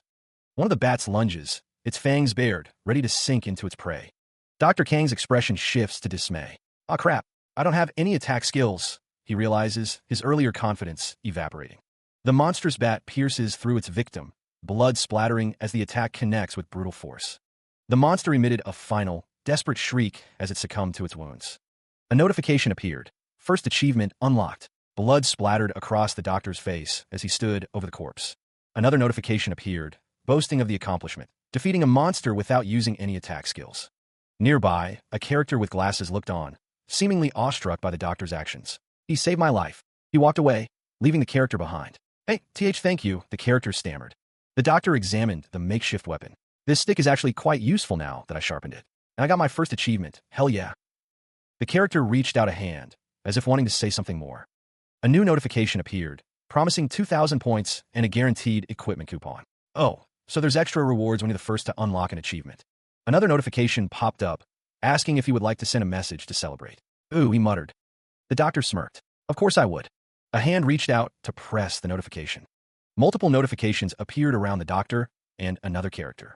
"Huh, what's going on?" He sees that player GGG was the first to unlock the achievement. The man with black hair, known as GGG, asks if everyone is sleeping. An angry man shouts an insult in response to GGG's message. The angry man roars, questioning who the heck GGG is. The protagonist enjoys the chaos, remarking that the little birds are singing. The man observes that the monsters are incredibly loud, but total weaklings. Elsewhere, a group of people stand in a cavern, their expressions unreadable in the dim light. A distressed woman sobs, wondering what she did to deserve this. The protagonist asks the distressed woman if she is all right, suggesting they find a way out of the cave.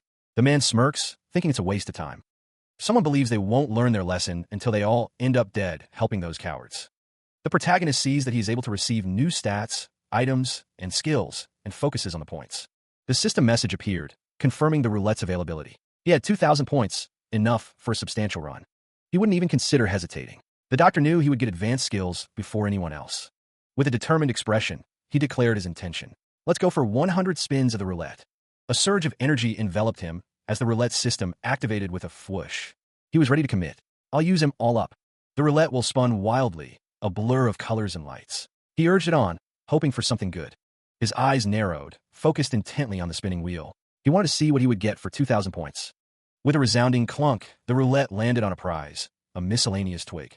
A series of ding sounds accompanied the rewards. He received a pebble, a piece of paper, and another twig. More ding sounds filled the air as he received dust and other seemingly useless items. His expression shifted to disbelief. The rewards continued to pour in, mostly dust and other insignificant items. Oh, he groaned, questioning his luck. The full list of roulette rewards was displayed. Twigs, rocks, paper, dust, pebbles, and a dried leaf. The results were underwhelming. The system blared a warning. Inventory full, the clatter echoing. Doom. The sound reverberated, a sign of destruction and ruin. Bare feet stood on the ground, the total points displayed as 0. A foot in a sandal stepped forward, a voice calling out, "Hey." The man in the pink shirt exclaimed, "Teach, there you are. Hey there." He continued, "Thank you so much for saving me just now. How can I repay?" The man in the pink shirt flinched, his expression uncertain. Doom. The sound echoed again as the man looked on with concern. Sung Hyun Kong, the man in the lab coat, questioned, "Who the hell are you?" A dark aura emanates, the word doom, hanging heavy in the air. He glares down at the man in the pink shirt, demanding to know who he is. The man in the pink shirt stammers, sweat beading on his brow. He was just trying to thank Dr. Kong for saving him. Dr. Kang's expression hardens, his eyes narrowing. He asks if the man thinks this is funny. The man in the pink shirt makes a noise of confusion as a hand reaches out to grab him. Dr. Kang's face is inches from the man's, his expression furious. He demands to know why the man is smiling when he's in a terrible mood. The man in the pink shirt screams as he tries to pull something. Trembling, the man in the pink shirt insists that he doesn't know what Dr. Kong is talking about and that he never helped him with anything. Sung Hyun Kong tells the man to quit bothering him and buzz off, his face contorted in anger. The man in the pink shirt apologizes and runs away, a look of terror on his face. He wonders who the man thinks he is, calling him a jerk as a ding sound effect is heard. Sung Hyun Kong is confused, noticing that the roulette system is currently under maintenance. A system notification appeared, stating that rewards may be difficult to receive and points already spent will not be refunded. He slammed his fist into the notification screen, shattering it. He should have been told that earlier. The shattered pieces of the screen fell away, revealing only darkness beyond. While they were searching for a way out of the cave, they were met with a few more monster waves. A new notification appeared, declaring that he would be assigned a new class. The screen declared his class was Healer. Dr. Kang's expression was unreadable. He stared at the screen, muttering the word, "Healer." His eyes widened slightly. A healer, huh? He had been hoping for combat class. The screen displayed his stats. He supposed that if he was given this class based on his personality, it made sense. The system message continues, stating the obvious about basic skills for the initial class.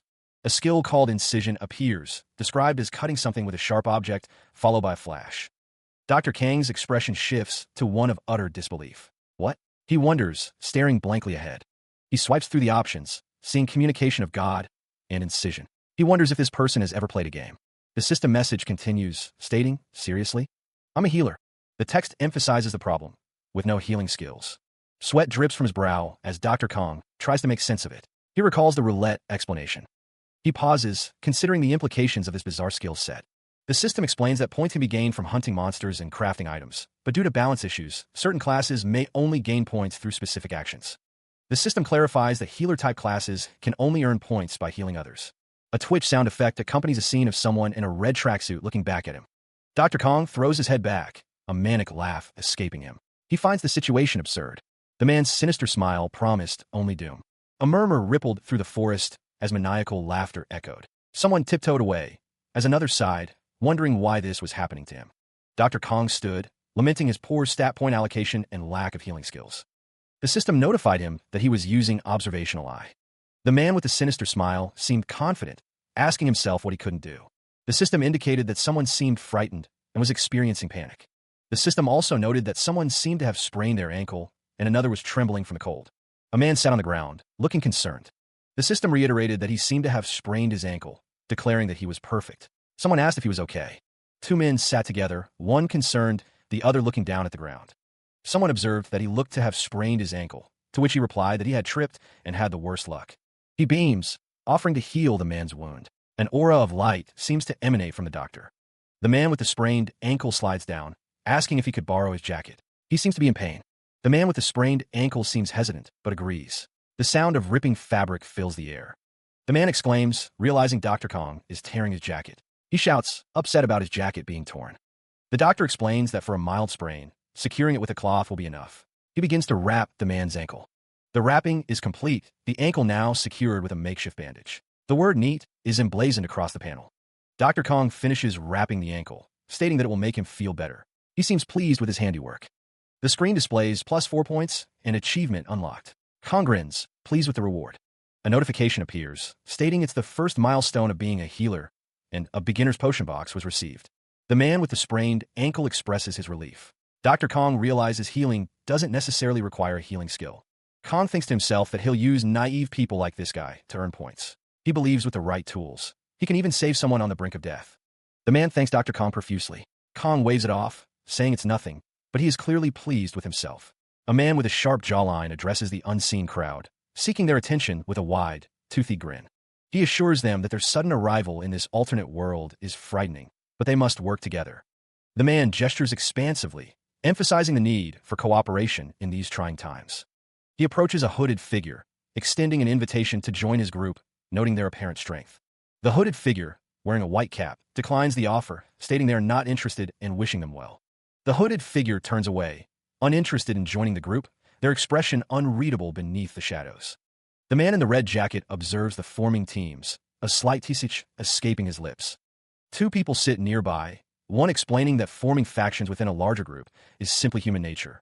The hooded figure contemplates joining a group to treat people and earn points, noticing the man in the red jacket. The hooded figure turns back, requesting to join the man's group as well. The man in the red jacket welcomes the hooded figure before asking what their class is. The man, Yanga Li, leader of, he declared himself a healer, standing tall before the group. The others reacted with surprise, their faces a mix of shock and confusion. Yanga Li smirked, as the man in the red jacket stated healers are always welcome. The man in the red jacket inquired about his basic skills, as the woman with glasses mentioned their group already had a healer. Yanga Li admitted he didn't have any healing skills yet, but claimed to possess medical knowledge. He rationalized that his knowledge, though perhaps not entirely legal, could still be useful, especially since the group was too big for one healer. The man in the red jacket pressed him, wanting to know what his basic skill was. The others were taken aback by his statement, questioning what he had just said. The crowd began to murmur, questioning how he could be a healer with no healing skills. Accusations of freeloading were thrown his way, but Yanga Li insisted that wasn't what he meant. He clarified that he could help in combat and treat simple injuries, stating his class was healer.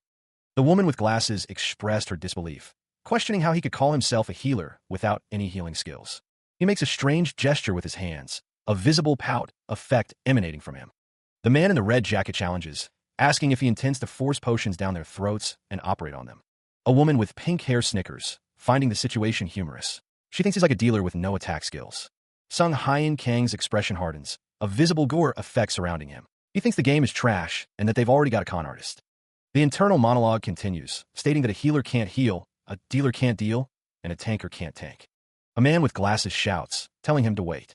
The man with glasses recalls that Yanga Li really did treat someone earlier, as another person confirms they saw it. Sung Hyen Kang looks on, his expression unreadable. Sung Hyen Kang recognizes him, realizing he's the one he shouted at earlier. The man with glasses wonders why Yanga Li is helping him. The man with glasses thinks there's no way he'd want to help him after what he said. Sung Hyen Kang's eyes narrow, a silent contemplation hanging in the air. He let out a soft laugh, a smug grin plastered across his face. Someone, somewhere, felt sickened by whatever he was planning. He just wanted to work with them, but the man in the red jacket accused someone of being a fraud. The man in the gray jacket questioned if they seriously believed what the man in the red jacket was saying. The woman with blonde hair told someone to die, scoffing at the idea that anyone would believe such nonsense. The man in pink pajamas wondered if they really had to keep this moron around, snickering at the situation. The man in pink pajamas continued to taunt, suggesting someone go take a nap. The woman with black hair walked away, seemingly unaffected by the argument. Someone questioned if that was any way to talk to a teammate, but it was not like Ho Jong was wrong anyway. The woman with black hair continued to walk away, a swish sound accompanying her movement. The woman with black hair expressed her annoyance, wondering what was happening now. A voice questioned why they were fighting amongst themselves. Someone wondered who the hell they were, and if they were with that fake healer, as murmurs spread. Someone stated that if they had a problem, they should just leave, as murmurs continued amongst the group. The woman with a ponytail scoffs, clearly displeased. She mutters to herself, weighing her options and questioning the respect of others. She declares that they should leave. The woman with the ponytail turns and walks away, followed by the man with glasses and light hair and the man with glasses and dark hair. The man with glasses and light hair seems surprised by the decision. He murmurs, feigning ignorance about the situation, while the man with glasses and dark hair looks on. The man with glasses and dark hair states that it is not easy to find a group with a healer. He apologizes to an unseen person, declaring that he is not leaving. The woman with the ponytail tells someone to go ahead and leave if they want, but not to drag them into it. Her expression is stern and resolute. The man in the red jacket laughs, telling someone that they look like they're going to end up on their own. The woman in the green shirt stands beside him. The man in the red jacket says that it is not too late to beg, and they might let the person stay. The man in pink pajamas is seen below, along with the woman in the green shirt. The man in pink pajamas apologizes, saying it was a mistake and he will never do it again. The man in the red jacket snickers at his desperation. The woman with the ponytail expresses her frustration, stating that she cannot listen to this anymore. Her face is contorted with anger and annoyance. The man in the suit scratches his ear, expressing his disappointment that the others were not decent, considering they got the numbers. The man in the suit declares that they're all a bunch of worthless trash. His anger is palpable, and the situation seems to be escalating. The woman with the ponytail gasps, seemingly reacting to the man in the suit's outburst. The man in the red jacket looks on with a sinister expression. The man in the red jacket leaned in, his voice laced with menace. He demanded to know what the other had just said. Ignoring the threat, the other man tapped his ear, a gesture dripping with condescension. He implied that some only have ears for decoration. The woman with glasses quivered, her expression a mix of fear and frustration. She begged not to be dragged into the conflict. Turning away from the group, the man hoped they wouldn't regret their actions in the future. He seemed resigned to their choices. Bare feet shuffled on the ground, the tension palpable as the group began to fracture further. The man in the red jacket questioned the healer's deal, suggesting they kill him now. His anger was barely contained. A low growl rumbled, teeth grinding in barely suppressed fury. A single word hung in the air. Hey. Dr. Kong stood holding a pile of mushrooms, his expression unreadable as the tension mounted around him. Looking down at the man holding the mushrooms, the other man stated that he would be able to find a better group. He told him not to let it bother him. In a chibi style, one figure claimed to be unbothered. He then asked what was with all the mushrooms. Piled high in his hands, Dr. Kong revealed he had gained a plant identification skill. The mushrooms were now more than just fungi. He held up a red mushroom, observing it closely. Most of the mushrooms in this cave were edible, but they tasted bad, he mused. A voice responded, laced with skepticism. These mushrooms tasted good even raw, the voice noted, a slight hum accompanying the words. A status window appeared, highlighting the properties of the bouncy red mushrooms. They were a key ingredient for HP potions, and eating one would recover a small amount of HP. Another status window materialized, this one detailing the blue nightshade mushroom. It was the main ingredient of MP potions, and eating one would recover a small amount of MP. In the distance, two figures stood, discussing the mushrooms.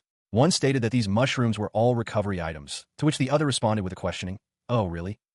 Dr. Kong held the red mushroom closer, his expression thoughtful. They wouldn't give these to us for no reason. He thought there were probably going to be stronger monsters showing up soon. He looked up, addressing the group. They were the only ones who knew about the mushrooms, right? He paused, adding that he thought they could tell if they were edible if they put them in their inventory. A figure with red hair flinched, a bead of sweat rolling down their face. They were so focused on the status window that they weren't even trying that, they thought, chuckling nervously. The red-haired figure's expression hardened, a predatory glint in their eyes. The group's intentions were becoming clear. A close-up showed someone devouring a mushroom. A voice declared that they should claim them all for themselves, the sound of munch echoing. A voice announced that their combatants would take the lead, the word step appearing as they began to move forward into the cave. The figure in the red jacket gestured, stating that the rest of them could follow behind. The group began to move deeper into the cave, their silhouettes fading into the darkness. A voice echoed through the cavern, dripping with mockery. Someone detected their presence and wasn't happy about it. Another voice responded, laced with annoyance. They were not following anyone. This was simply the only path forward. A woman with black hair dismissively waved her hand. She advised the others to simply ignore the taunts. A deep rumble vibrated through the cavern floor. Something large was approaching. A monstrous screech tore through the air. The source of a disturbance was revealed. The rumble intensified as more of the multi-eyed monsters appeared. They were surrounded. The monsters, spherical and grotesque, advanced. Their many eyes gleamed hungrily. He spun around, drawing his weapon. Dr. Kong prepared to face the oncoming horde. A figure shouted a warning, preparing for battle. The monsters were closing in fast. With a battle cry, the figure lunged forward. They slashed at the approaching monsters. Another screech echoed as a monster collided with someone. They struggled to get it off. The figure desperately stabbed the monster clinging to them. The fight for survival had begun. The monster's jaws clamped down with a sickening crunch, eliciting a scream of agony. The man in the red jacket struggles against the relentless assault, frustrated by their resilience. With a shout, another figure continues to battle the shadowy creatures. An injured woman on the ground cries out, demanding the others stop making noise and requesting aid from the healer. Another injured person gasps for breath, clutching their chest in pain as healing energy surrounds them. The injured person with glasses feels dizzy and nauseous, overwhelmed by the number of wounded. The healer, his hands stained with blood, insists it's his turn to receive treatment. Another injured person struggles to stay conscious, their head swimming. A surge of healing energy floods the area, triggering a healing overload status effect. The injured person with glasses coughs, their hands stained with blood. The healer staggers, barely able to stay on his feet as a heavy thud echoes nearby. The man in red stares in disbelief as someone collapses to the ground, questioning why she fainted. The cavern echoed with a monstrous growl as the group pressed forward. Sung Hyeon-kang's face was etched with urgency. "We need to run," he shouted. A piercing scream tore through the air as someone fell behind. He dashed forward, trying to outpace the pursuing horrors. The others followed close behind, fear etched on their faces. Footsteps pounded against the stone floor as they fled. The healer gasped for breath, a sharp pain lancing through his side. The word doom seemed to hang in the air, heavy with dread. He rounded a bend, his heart pounding in his chest. "Dead end," someone shouted, their voice laced with panic. "What? But we just came through here." Sung Hyeon-kang stared in disbelief. "Why is it blocked off now?" A sinister smirk spread across a face in the shadows. "I knew this would happen. Didn't I tell you your healer wouldn't be able to handle it?" The man in the beanie looked up, a sense of doom hanging in the air. From within the net of hammocks, the man with green hair asked what the other thought of him. He revealed that he had made them from the scrap cloth they all threw away from the beginner's bundle. The man in the red jacket stared ahead, exclaiming in disbelief at what he saw. Someone accused another of blocking the entrance, demanding to know if it was them. Sung Hyeon-kang smiled, seemingly unconcerned with the present danger. The man in the red jacket and the man in the beanie looked back at him, both visibly confused. Monsters rushed towards the group, their intent clear.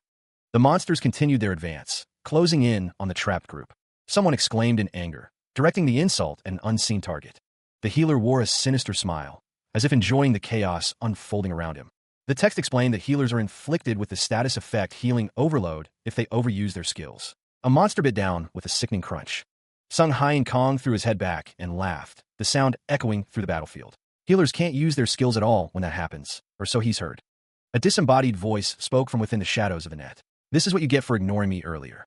A scream pierced the air as a monster attacked, its claws dripping with blood. A desperate cry for help rang out, followed by a sickening splat as someone was brutally attacked. A figure lashed out, striking the monster with a powerful blow. From below, a voice yelled, "Get down here, Jacka, asterisk asterisk. I'm gonna kill you." The person in the net remained suspended. Sung Hyeon-kang looked up, a hint of amusement in his eyes. "Huh? No thanks. Why would I?" Someone lamented that they wouldn't be any help because they don't even have any healing skills. "Those monsters are so scary."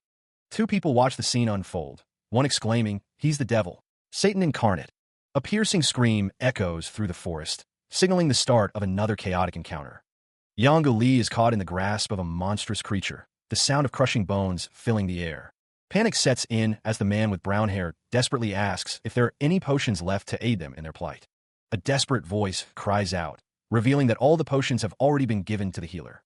Another man, clutching a knife, is breathing heavily, his expression a mix of fear and determination. The man with brown hair shouts in frustration, admitting he doesn't know what to do either. He continues to shout, declaring that he is new here and questioning what they expect from him. From a distance, a man questions if the healer is really not going to help those in need. Another man sighs, stating that he was planning to do something, but it hurts too much to watch. A sudden flash of light illuminates the scene, momentarily blinding everyone present. The healer thinks to himself that only kind-hearted people got the healer class. A man with a mask says that they should do this peacefully. He reached out, fingers closing around the plump caps of the mushrooms. The mushrooms tumbled down as one of the men watched from above, perched in a makeshift net.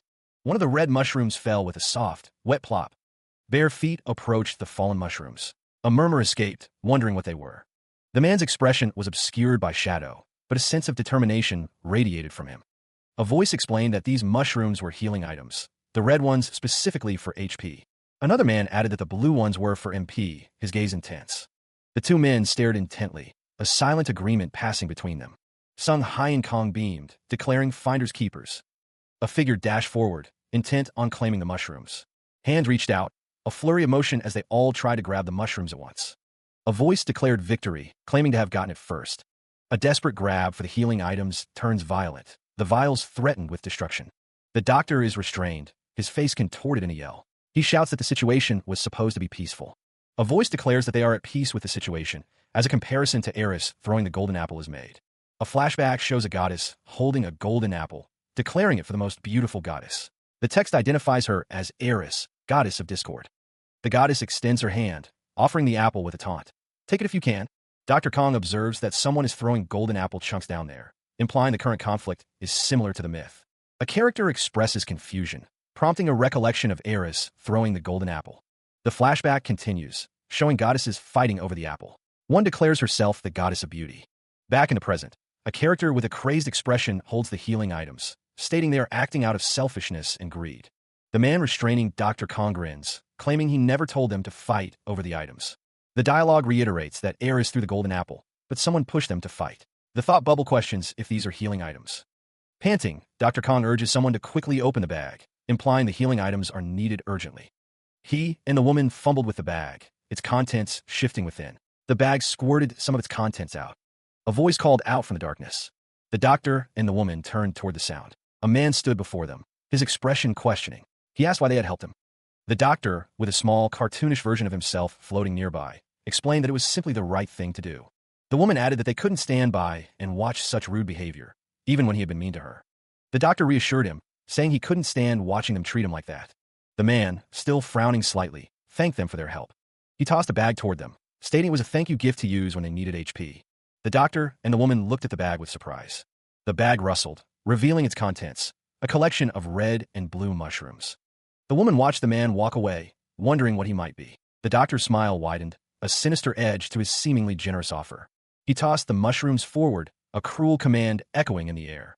Fight over the scraps. Elsewhere, the man gasped, struggling to catch his breath, convinced he was about to die. He staggered through the forest, each step a painful reminder of his near-death experience. The man with green hair flinched, the sound of battle ringing in his ears. He remembered their broken promises, the hollow words of teamwork now replaced with the harsh reality of survival. The man in the red jacket grimaced, his anger simmering just beneath the surface. He stalked his prey, a sinister smile spreading across his face as he taunted the downed figure. Fueled by rage, the man with green hair prepared to strike, vowing to send his betrayer to hell. He lunged forward, a surge of power propelling him towards his target. With a burst of energy, he struck, a single word escaping his lips. Oops. The man in the red jacket was sent crashing down, the force of the blow evident. A figure plummets downward, a desperate cry escaping his lips as he falls. The doctor stands firm, a confident smirk playing on his lips. He declares that there was a reason he could fight for them. The doctor clenches his fist, determination etched on his face as he prepares for what's to come. The doctor reaches down, grabbing a knife from the fallen man, declaring he'll take it as a souvenir. Meanwhile, a figure looks up, seemingly confused by the light at the end of the tunnel. Two figures walk towards the light, one noting that there's a light at the end of the tunnel. A man cheers, celebrating their escape from the tunnel. Two figures emerge from the tunnel, relieved to be alive. The doctor is thanked for his work, but one of the figures claims they didn't do anything. A man with glasses announces that they have to find their own way to survive from now on, suggesting this is goodbye. A woman with a ponytail questions if they want to part ways like this, asking if they can at least get his name. The woman is told there is no need for names, implying that if they tell each other their names. He knew that they'd have to remember this moment, especially if one died.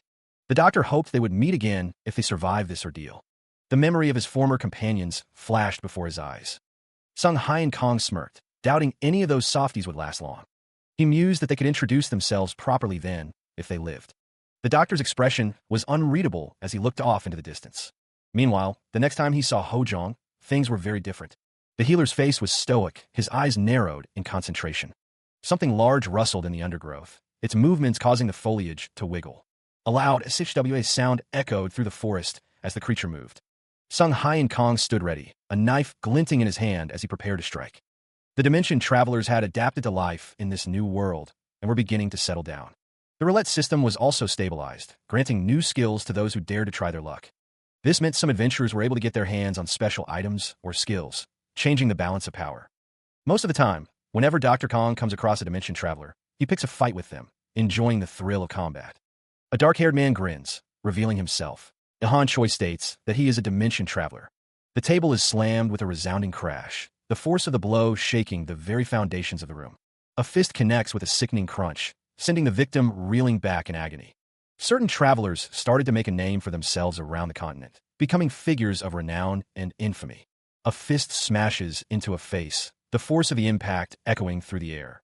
The victim cries out in pain, as it is revealed that the A-rank fugitive, Lant Kaidel, has been captured. Ihan Choi smiles, as someone thanks him for his efforts. As requested, the woman in the vest confirmed that the payment would be sent to the storage. The sound of something heavy echoed as the bounty hunter stood tall, a slight smirk playing on his lips. Mr. Yonggu Li was enjoying his life as a bounty hunter, reaping the rewards of his dangerous profession.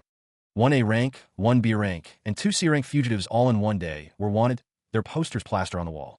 Not bad, he thought, considering he had already captured a big name, his gaze drifting upwards.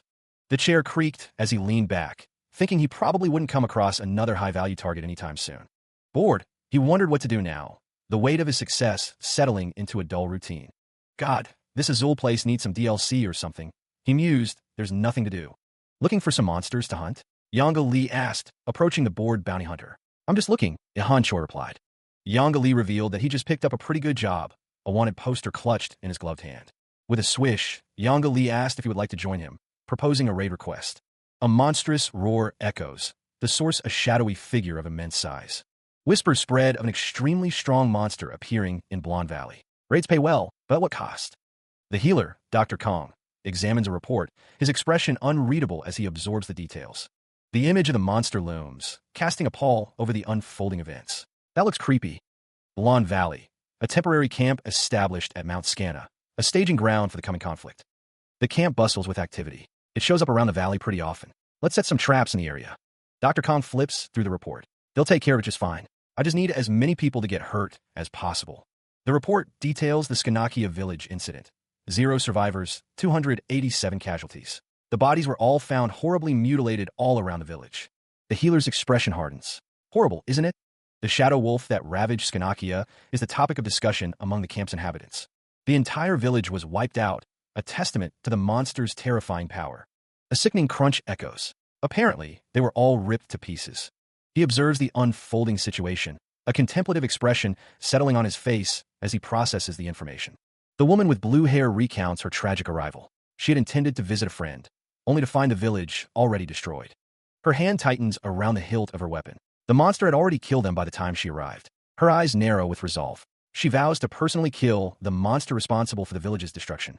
He continues to observe, his gaze unwavering as he takes in the gravity of the situation. The healer remains uninterested in the woman's plight. He wonders why they are acting like they know him. The woman with blue hair points, shouting that the target is over there. A warning cry goes out. It's the shadow wolf, and they need to surround it immediately. The shadowy beast looms, its form coalescing from the darkness as it prepares to strike. The shadow wolf falters, its glowing eyes piercing the gloom as it prepares to attack. A low growl rumbles from the wolf's throat. He realizes that's the target. Huh? With a burst of speed, the shadow wolf dashes forward, utilizing observational eye. It was a black beast, surrounded by a strange blue aura. A flash of light revealed the creature's true nature. Ihan Choi's eyes widened, questioning if it was just a black beast. Another figure raised their staff, preparing to strike. A fiery explosion erupted as the black beast dodged the attack. The black beast darted away, evading the incoming assault. Fire boomed as the black beast continued to evade the attacks. The black beast was struck, but it barely seemed to flinch. With a whoosh, the black beast evaded another attack. The black beast leaped away from the ongoing barrage. Ihan Choi, enraged, screamed that he was going to kill the beast. Another figure winced as the battle raged on. He lunged, sword aimed to cleave the black beast, but the creature was too quick. The black beast dodged the blow, its claws extended, leaving Ihan Choi splattered with its dark blood. The beast landed a blow, and Ihan Choi grunted in pain as he was sent flying backwards. Sung Hyun Kong watched with concern, his expression a mix of worry and disbelief. With a burst of speed, the black beast dashed forward, closing the distance once more. Han Choi, wounded and struggling, saw the beast closing in. "It's getting away," he shouted. The hunter rushed forward again, shouting his determination to continue the fight. Meanwhile, Yang Li approached Sung Hyun Kong, asking if he was all right after witnessing the brutal fight. Han Choi, still bleeding, thought to himself that this was his chance to get revenge. Cursing his weakness, Han Choi felt the sting of his wounds and the burning desire for vengeance. He admitted to himself that he was too weak, but a voice questioned his assessment. Sung Hyun Kong stepped forward, remembering that the black beast was the one who slaughtered the villagers. He considered the monster, recalling the details of its past atrocities. Elsewhere, Yang Li recounted the story. "We're talking about a monster that slaughtered an entire village." The image of the black beast loomed, a dark shadow against the ravaged village. Villagers were ripped to pieces, their lives brutally ended by the monster's rampage. Dr. Kong continued, thinking about how that monster used more of a piercing skill. The black beast's claws extended, dripping with the blood of its victims. The beast's face contorted in a grotesque expression, its eyes burning with malice. Yang Li, dumbfounded, questioned, "Huh?" The sound of ding echoed as Yang Li asked, "What are you talking about?" Yang Li continued, "It didn't apologize. It was just shrieking. If that's all you have to say to me, just get lost." Dr. Kong, annoyed, thought, "You're the one who attacked the beast, but it apologized. You're the one who was trauma dumping." He looked out over the landscape, thinking, "Anyway, I guess I'm the only one who understands what he's saying. Then is it?" It was possible that the words the shadowy figure spoke were in some forgotten tongue. A distant roar echoes through the sky, its source unknown. The roar reverberates across the landscape, shaking the trees. Han Choi and another man look towards the source of the sound. Han Choi admits he doesn't know what the noise is, but it sounds funny. A voice calls out, desperately trying to make contact with someone, maybe an alien. Sung Hyun Kong runs through the forest, declaring himself a dimension traveler. A strange creature tiptoes through the undergrowth, hoping Mount Scanna can hear it. Sung Hyun Kong pauses, hearing a rustle nearby, and assures someone he won't hurt them. A heavy thud echoes through the trees. The creature is revealed to be small and dark, standing in the path of Sung Hyun Kong. The creature emits a high-pitched squeal. Startled, Sung Hyun Kong dives to the side. The creature denies any involvement as a menacing growl rises from below. A massive, shadowy wolf looms over a smaller, equally dark canine. He wonders why the creature became smaller, but the wolf-like creature assures him it's just him. The doctor states he just wanted to ask the wolf-like creature a few things. Rustling sounds fill the air as the wolf-like creature questions the doctor's intentions. Sung Hyun Kong is told that he must be a dimension traveler too, since he understands Korean. The wolf-like creature asks if he is unable to use the communication of God skill right now. The wolf-like creature sniffs, lamenting that no one understands it and that it thought it was going to be hunted down. He asks if the wolf-like creature is really responsible for the Skanakia village incident. The wolf-like creature denies it, saying they were already dead when they got there, begging him to believe it. The wolf-like creature continues to deny responsibility, urging him to just start from the beginning. The wolf-like creature is grabbed, beginning to explain that it was headed towards Lake Kudria with its party members. The creature began its tale, recalling how they had decided to go past this mountain. The sun had set as they traveled, so they decided to stay at Skanakia village for the night. But when they arrived, the entire village was in chaos, engulfed in flames and destruction. Corpses were strewn throughout the streets, and the buildings had been completely destroyed. The creature continued, explaining that they searched the village for possible survivors, but then, a monstrous figure attacked, the sound of bones crunching echoing through the ruined village. Blood splattered as the unseen assailant continued its brutal assault. The creature recalled that someone attacked them from behind, catching them completely off guard. Meanwhile, Dr. Kong observed the creature, a realization dawning on him. That must be the killer, he thought. The creature continued, explaining that it all happened so suddenly, and apologized for the lack of detail. The creature remembered screaming at its friends to run away, before its throat was torn out. The doctor's eyes narrowed, a thought forming. So, this guy transforms into a wolf when he dies. He wished he had a resurrection skill. The shadowy figure recounted the events, asking if he tore their throat out. The doctor wasn't sure, the bodies were so mangled. The doctor flinched as the figure continued, stating that all he knew was that they were brutally murdered. The woman with brown hair recounted that the entire village was wiped out, her expression grim. She continued, stating that apparently, they were all ripped to pieces, her hand gesturing to emphasize the violence. The doctor's eyes widened slightly, a realization dawning on his face as he processed the information. A voice warned that he probably shouldn't move so much, the words hanging in the air. Two figures walked away, one telling the other to mind their own business, their footsteps echoing softly. The woman with blue hair muttered that she needed to find that beast before anyone else did, her expression determined. Her eyes glowing red, the woman smirked, declaring that she would kill it with her own hands. A monstrous mouth gaped open, revealing sharp teeth, a voice declaring, "Well then." A figure was attacked, a voice taunting, "If you want to see your friend again that badly." Two figures stood together, one with red hair and sharp teeth, the other with blue hair and a determined expression. The blue-haired figure's eyes widened, a gasp escaping her lips. Crimson eyes narrowed, a predatory flinch betraying a hidden intent. The red-eyed figure descended, blade aimed at Sung Hyeon-kong. The sound of shattering echoed through the forest. The blue-haired figure was sent flying backwards from the force of the blow. The red-eyed figure snarled, "I should have realized at the moment you knew how the villagers died." Sung Hyeon-kang's expression hardened, since it wasn't even written in the report. He realized, "Looks like I found the real culprit behind the Skanakia village incident." The red-eyed figure lunged, but Sung Hyeon-kong was ready. He gripped his blade, thinking, "I thought it would be a monster." A powerful energy stirred within his body. A digital notification appeared, indicating someone had swallowed something imbued with spiritual energy. The man with the glowing, "I was getting one decent item," it seemed. The man with brown hair laughed, admitting he did it, then asked, "So what?" The woman with blue hair stated that he had wounded one person. A dazed puppy was also present, seemingly affected by the surge of energy. Han Choi's eyes glowed red as he questioned if the three of them thought they were a match for him. A menacing aura emanated from Han Choi. The man with the glowing eye tapped his sword, readying himself for a fight. Han Choi questioned why a healer like himself should waste his energy here, asking what they were talking about. Footsteps echoed as the group advanced, the red-eyed figure asking if they didn't remember. The red-eyed figure declared he could beat them on his own, but they were on a... The scene shifted to a raid mission, the group preparing for battle. Her eyes widened, a mix of shock and disbelief etched across her face. The confession had clearly struck a nerve. A sinister smile crept across his face, a glint of malice in his eyes. It wouldn't be easy to wipe out all these adventurers. His smile widened, a silent promise of pain and destruction. He savored the anticipation of the coming battle. With a swish, he unleashed a torrent of energy. The air crackled with raw power, ready to be unleashed. Her expression hardened, a cold fury replacing the initial shock. "Thanks for your confession," she spat, preparing to retaliate.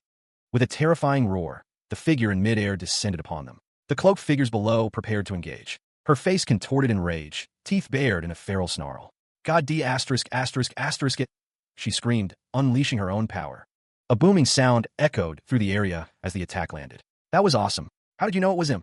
The force of the impact sent shockwaves through the forest. The battle had truly begun, and the stakes were high. With a whoosh, he moved with incredible speed, dodging the incoming attacks. Well, he was just such a fool. The air crackled with energy as the two figures faced each other. The man in the black robe watched intently, his expression unreadable. Sung Hyeon-kang's eyes narrowed, a flicker of determination in his gaze. He knew this battle would test his limits. Han Choi faces his opponent, a determined look etched on his face.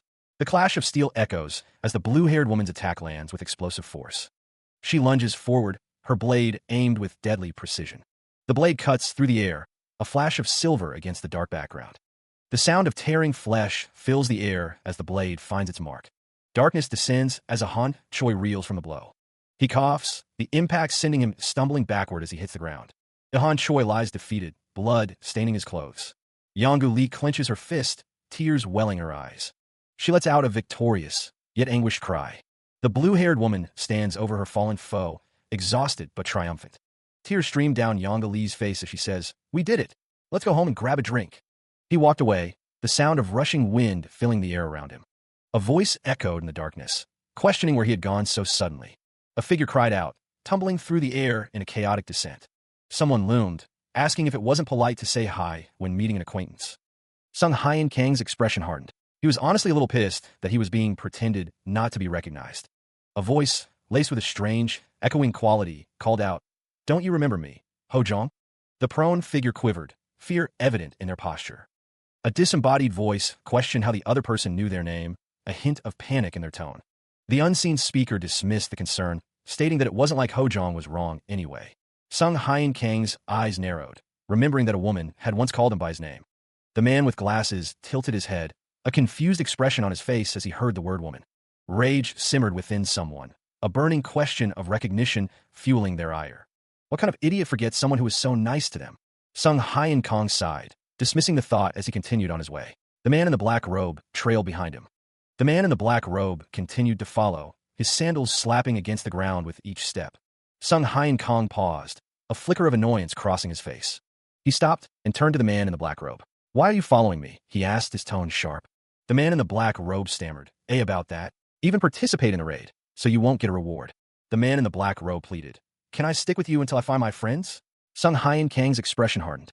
The man in the black robe called out, "Wait. Why do you have to be so cold?" "I promise not to." Sung Hyun Kong dismissed the plea. "Yeah, no," he said, his face impassive. "You didn't bother you." As if. He thought to himself that the man in the black robe was too soft to even fight properly. Sung Hyun Kong walked away, thinking that he could already tell that he'll just be a burden. He didn't need a guy like that. He sits, surrounded by bottles, thinking he doesn't need anyone. Yanga Lee is seen in the background. He thinks to himself that he doesn't need anyone. A hammock is being blown up in the background. Yanga Lee sits by a small fire. Sung Hyun Kong lies in the hammock, relaxing. The fire crackles to life. He thinks to himself that this is really nice. Sung Hyun Kong wonders if this is why people team up. Yanga Lee thinks that he can't deny it's convenient, but he doesn't plan to stick with him for long.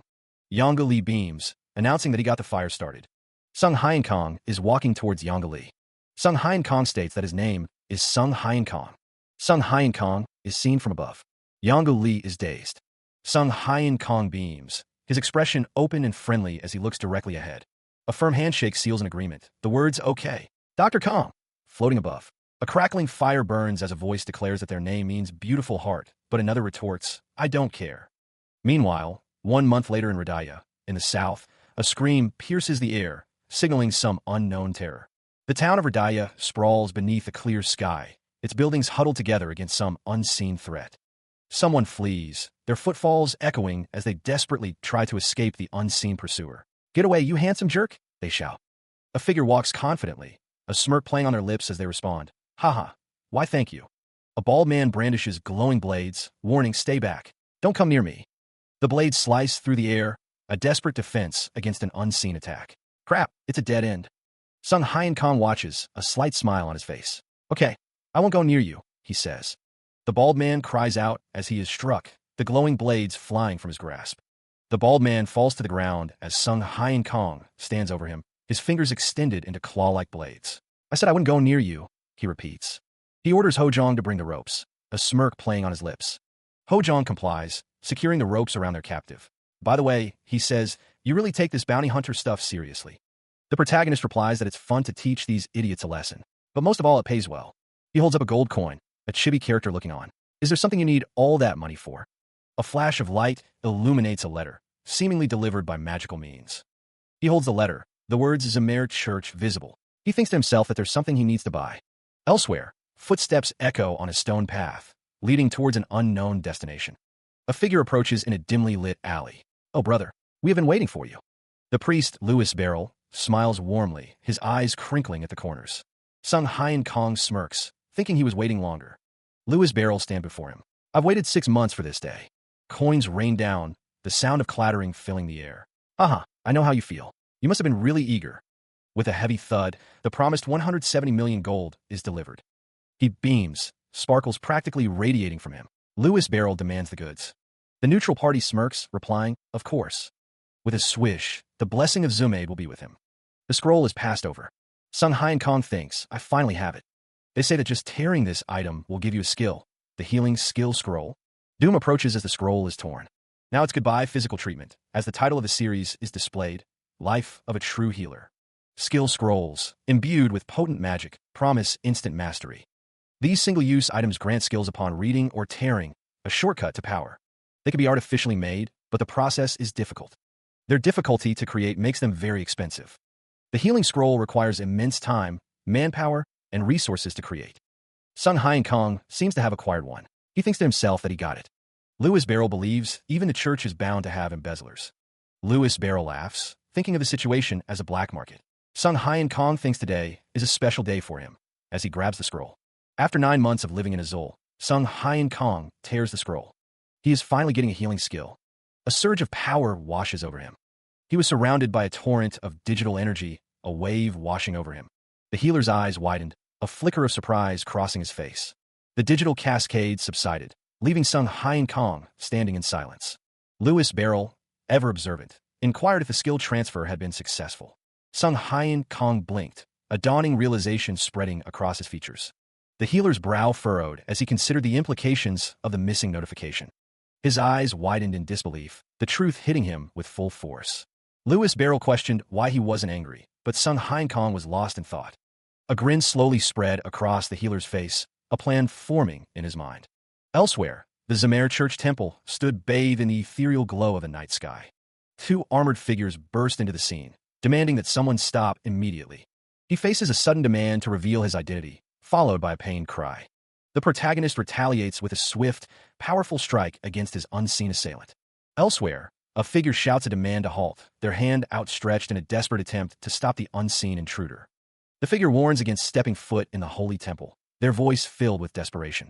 The protagonist continues his assault, sending his opponent crashing through what appears to be a wall. In Priest Louis Barrel's room at the Zamer temple, the priest chuckles to himself, pleased with his actions. Louis Barrel admires the coins he has gathered, their clatter a sweet sound to his ears. The priest's face is flushed with greed as he contemplates what he should do with his newfound wealth. The wall shatters as the figure crashes through, Louis Barrel exclaiming in surprise. From the darkness, a voice declares that Louis Barrel has been found. The protagonist looms, his gaze intense as he stares down at his target. A voice cries out, the sound echoing in the darkness. A figure descends from above, the sound of rushing wind filling the air. A misunderstanding? The screaming character glares with intense fury. He's extremely angry, the character thinks, as the screaming continues. The screaming character demands to know why he doesn't have his healing skill. He is told to stop talking or meet his precious Zamer. The screaming character lets out a shriek, face contorted in rage. The screaming character is going to the archive. The screaming character is going to the church's archive. Skill scrolls line the shelves of the archive. He reaches out, grabbing a scroll. Sung Hyen Kong rips the scroll apart, the sound echoing through the archive. The screaming character laments the loss of their scrolls and money. Sung Hyen Kong is not getting any skills. I told you there's something wrong with you, the old man shouted, jumping up and down in frustration. Sung Hyen Kong held up the ripped scroll, his expression a mix of exasperation and defensiveness. I swear I didn't. The scroll ripped further, glowing with blue energy. A message appeared. The power of the skill scrolled has been imbued in you. A ding sound effect accompanied the notification of a new skill acquired, Divine Armor. He remarked, oh, it's real. I got a new skill.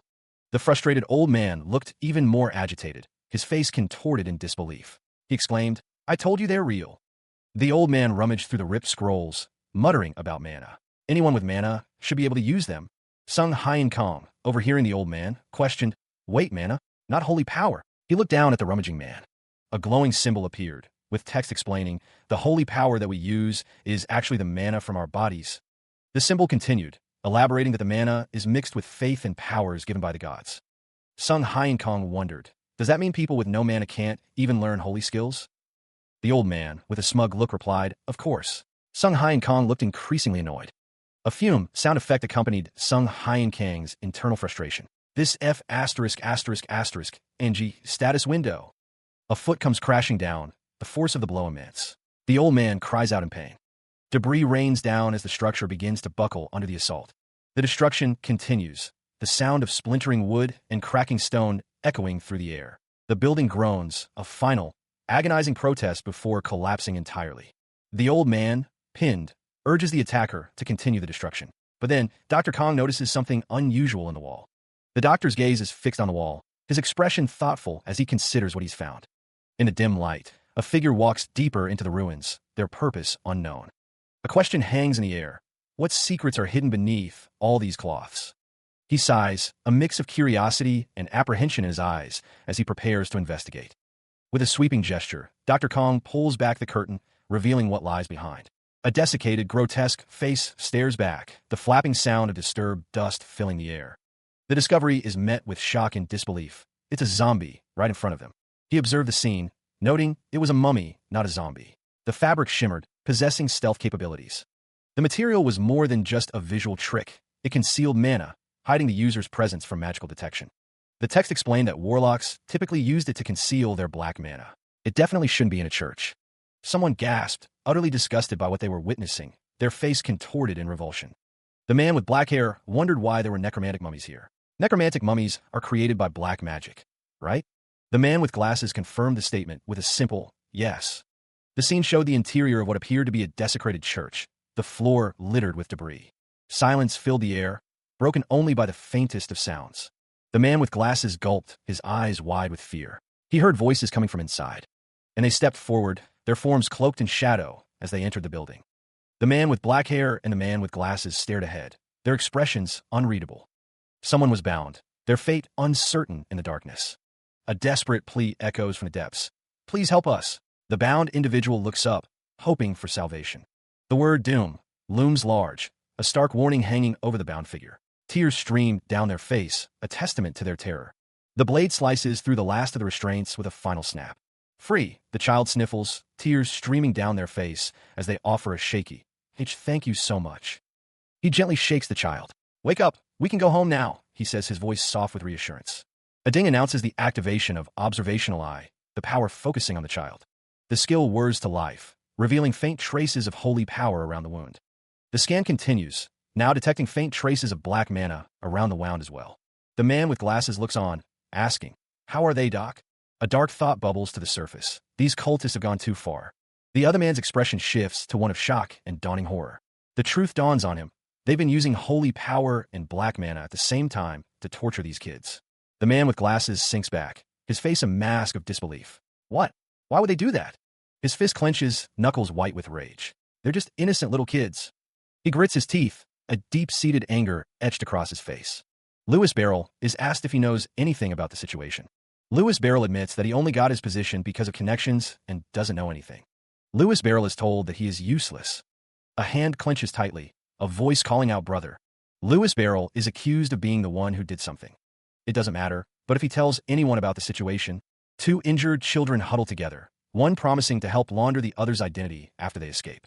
Someone groans, likely to be judged by the church for mass destruction of skill scrolls. Lewis Barrel says he heard something once, that the high priests mentioned they were working on some project. The Zamer Church is mentioned. The Radaya-based church stands tall, the eighth most powerful in Azul. The ideology they use as their slogan is about to be revealed. The symbol of their ideology takes shape, a stark contrast of light and dark. The words echo, harmony, and integration. Lewis Barrel listens intently. He explains that this concept is the theme and aim of the project. The doctor reflects that holy power and black mana cannot naturally be mixed together. To harness the harmony of these two powers, they must be integrated together. The Zamer, a name whispered with a mix of awe and dread. Lewis Barrel suggests the church must have teamed up with the warlocks. He then asks what about these children. The mummified children are shown, test subjects for the project, it would seem. They weren't mummified after death. The holy power and black mana injected into their bodies overloaded them. That overload started the mummification process, leaving one child in pain. He could feel the holy power and black mana still clashing within the patient. If he left him as is, the patient would die from shock. This called for a mana potion, but what was Dr. Kong going to do with it? Black mana tends to contaminate mana before anything else, a voice echoed. Dr. Kong clicked open the mana potion, deciding to use it for this action. He began to pour the potion, intending to draw the black mana out of the patient's body. The blue liquid cascaded over the patient. A strange hiss emanated as the potion made contact. The patient screamed in agony as the mana reacted. The patient thrashed, crying out that it hurt. The patient begged him to stop, as the remaining holy power reacted to the black mana. The black mana was leaving his body, but Dr. Kong knew it was going to be extremely painful. A flash of light momentarily blinds anyone nearby. The holy power suppressant destroys a small amount of holy power upon use, temporarily disabling holy skills. The patient writhes in agony as the black mana is extracted. The patient's condition begins to stabilize. The old man sniffs the air, observing the patient. He looks a lot better now. The doctor explains that the powder has broken down the holy power, stabilizing the patient's body. The doctor holds up the empty vial, a sinister grin on his face. "I actually brought this to torture you cultists." A man with glasses asks, "Hojong, could you get me some stealth fabric?" The patient asks if his brother is okay now. The doctor reassures the patient, saying he just needs to eat well and get some rest, noting that the other one doesn't appear to be in urgent need of treatment. The man with glasses wonders how they will get the kids out without being seen. The patient says that even if they escape, they'll probably hunt them down. Dr. Kong grins, a mischievous glint in his sharp black eyes. "Who says we're sneaking out?" A man with glasses, tiptoeing, pauses, a look of confusion spreading across his face. Suddenly, the Zamer church corridor erupts in a deafening explosion. The force of the blast rocks the very foundations. Debris rains down as the explosion continues to tear through the structure. A figure screams amidst the chaos, shielding their head from the falling rubble. What's going on? Another explosion rocks the corridor, sending dust and debris swirling through the air. Someone cries out in pain and terror as the explosions continue. Oh, Aowiowawag. The force of the blast sends figures flying through the air amidst the fiery destruction. A hand holds aloft a holy power-sensitive bomb, described as exploding upon contact with holy power. A maniacal laugh echoes. Laughter intensifies as the explosions continue to rip through the Zamer church corridor. He is caught in the blast, but a wide, crazed grin stretches across his face as the bombs detonate around him. The bomb is flung forward, ready to detonate. Doc! He dashed away from the explosion, another figure fleeing alongside him. The pair were trying to escape the church. A booming voice echoed through the corridor, commanding them to halt. Someone was giving chase. A brief pause hung in the air, the sound of something building in the distance. A priest, adorned in ornate robes, stood defiant. He would not let them desecrate the Zamer church. The priest's rage reached a fever pitch. He vowed to make them regret their actions. Before the priest could act, a wave of energy washed over him, disrupting his holy power. Sung Hyen Kong activated his holy power suppression, gaining a precious second against the priest. The holy power suppression splashed against the priest, buying them a single second. The priest was grabbed, his face contorted in pain and surprise. He was finally someone worth questioning. Even amidst the chaos, Sung Hyen Kong noted the absence of the high priests. Where were they? The priest was held firmly, a threat hanging in the air. If he was cut now, he wouldn't even be able to heal himself. A gleaming blade pressed against the priest's throat, the threat now imminent. A man's face contorts in rage as he shouts about the chapel. Another man smirks, thinking about the harmony project within the chapel. Someone dashes through a building, calling another a snitch. A priest runs away from something, with others following close behind. The chapel looms, energy swirling around its structure. Silhouetted figures stand within the chapel as someone screams in terror. The priest raises his hand, a burst of energy emanating from him. Two hooded figures stand together, a strange energy swirling around them. The priest is struck by an unseen force, sending him flying. A close-up reveals a man with one glowing eye, his face contorted in a scream. The air crackled with energy, a desperate plea for balance echoing. Bathed in violet light, a figure lay prone, the focus of the ritual's power. A tortured scream ripped through the chamber as the experiment intensified. The hooded figure watched with cold detachment. Ugh, this one's going to die too. Dr. Kang's expression was impatient. Hey, bring the next test subject. Dr. Kong urged them on, his gaze fixed on the subject. No, keep going. The doctor's orders were clear. Don't stop the experiment until the last breath leaves their body. Apostle Hija, high priest of the Zamer church, oversaw the grim proceedings. Sung Hyen Kang's eyes narrowed, a flicker of doubt crossing his face. A surge of power emanated from the orb, shaking the very foundations of the room. Dr. Kong watched the orb intently, Apostle Hija and the hooded figure flanking him. The orb pulsed with blinding light, its power reaching a crescendo. A cataclysmic explosion rips through the scene, the force of it immense. The blast radiates outward, consuming everything in its path with searing heat. Caught in the inferno, a figure is hurled backward by the concussive wave. The air crackles with displaced energy, followed by a pained cry. Protected by a hexagonal barrier, another figure withstands the devastating explosion. A blond man watches the chaos unfold, his expression a mixture of shock and concern. What is all this? He wonders. A lone figure walks away from the destruction, their silhouette fading into the distance. Who's there? A voice calls out. A man looks back, a question forming on his lips. Who, me? Dr. Kong, holding a cup, declares, I'm a righteous healer. Amidst the rubble, a group huddles together, their resolve hardening. Here to take down this corrupt church and save Azul. A man with dark hair stares intently, his expression resolute. I stop.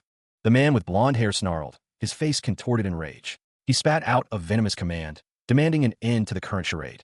He gestured impatiently at the fallen figures, his voice echoing through the shattered hall. What are you waiting for? Get up. The man's frustration mounted as he urged the others to act. Use your healing powers, you idiots, he barked, questioning who their attackers even were. His hands began to glow with a golden light, a surge of power emanating from his palms. He prepared to unleash his healing abilities. From the shadows, a voice promised retribution. You're probably going to regret doing that. The unseen figure threatened, a pulse of dark energy throbbing in the air. A hand crackled with blue energy, intricate patterns swirling around it. The power felt cold and dangerous. The man with blonde hair cried out as he desperately rolled away from an unseen attack. He barely avoided the brunt of the force. Sung Hyen Kang's eyes narrowed, a grimace of pain twisting his features. Freaking hurts, he thought, the dark mana affecting him. The text explained that the explosion dispersed the holy power, leaving only a high concentration of black mana. The protagonist's healing skills were bound to incur damage. With a furious surge, he unleashed a torrent of dark energy. The pink-haired figure stood beside him, seemingly unaffected by the chaotic power. The dark energy slammed into its target with a deafening boom. The force of the impact reverberated through the chamber. The force of the blast sends a shockwave through the immediate area. A figure coughs amidst the chaos, revealing that they are not alone in this fight. The warlock, surrounded by dark energy, declares that holy power-sensitive bombs are useless against them. Hojong is instructed to take the child to safety, acknowledging the command with urgency. The warlock prepares to unleash a devastating attack, intent on eliminating their foes. A dark orb crackles with ominous power, ready to be unleashed upon its target. The sound of rushing wind fills the air as dark energy surges forward. He refuses to fall for the same trick twice, dashing forward with renewed determination. A figure looks on in stunned disbelief, unsure of what is happening. A hand reaches out, grabbing at something with desperate force. A streak of dark energy pierces through the scene, leaving a trail of destruction. The protagonist holds another character, declaring that he has the perfect holy shield lying here. A burst of dark energy erupts, bathing the area in a violet glow. The force of the blast sends a shockwave rippling outwards. A man cries out, blood trickling down his face as he curses his attackers. Another shouts a warning, grabbing a vial of what appears to be holy water. The vial shatters against an unseen barrier, sending shards flying. The man who was struck by the blast falls backward, stunned. Dr. Kong lies prone on the ground, unsure of what just occurred. A figure in white robes cries out, recognizing the holy water. The figure expresses relief, hoping to heal, while another figure in black robes cries out in pain. The figure in black robes curses the dark magic water that burns them. The dark magic water splatters, and the figure coughs, struggling to breathe. The figure in white robes curses their opponents as the dark magic takes its toll. The barrier shatters under immense force, the sound echoing in the space. A voice declares a distaste for priests, hinting at a disruption of balance. Figures are thrown about as the careful balance between holy power and black magic collapses. He stands, back to the viewer, as a voice laments the crumbling of everything. Dr. Kong smiles, observing that the situation seems more like the Azul he knows. A character grits their teeth, a silent threat hanging in the air. The pained man cries out, his face contorted in agony. A voice accuses someone of ruining the Zamer Church's lifelong mission. A golden book emits a blinding flash of light. The orb floats above the pained man, radiating power. Pages flip rapidly within the glowing book. Divine judgment descends, striking with resounding force. Golden streaks of energy lash out, accompanied by a sharp, whistling sound. The figure barely manages to raise an arm. The golden energy slams into a hooded figure, splattering against them with considerable force. They're knocked to the ground. A terrified child screams, clutching at the figure holding them. The attack continues to rain down around them. The golden energy splatters and drips from the architecture, the destructive force evident in the environment. The hooded figure cries out in agony, exclaiming that they are melting under the intense assault. The hooded figure clutches the child close, both seemingly suffering from the effects of the golden energy. Their situation appears dire. Sung Hyen Kong grimaces, realizing the attack is a skill that melts everything it touches. He recognizes the attacker. So this is the apostle's power. A voice expresses pain and questions the source of such power. A golden orb glows brightly, radiating intense energy. A figure in white and gold robes declares that this is the power of Zamer, while another voice angrily tells them to stop. Elsewhere, a shout rings out. A man with blonde hair turns, a look of confusion on his face as he hears the commotion. The man with glasses, holding two children, observes that the apostle's robe must be quite a powerful item to withstand such attacks. The text indicates the robe is meant to withstand the power of Zamer. The blonde man frowns, his expression hardening.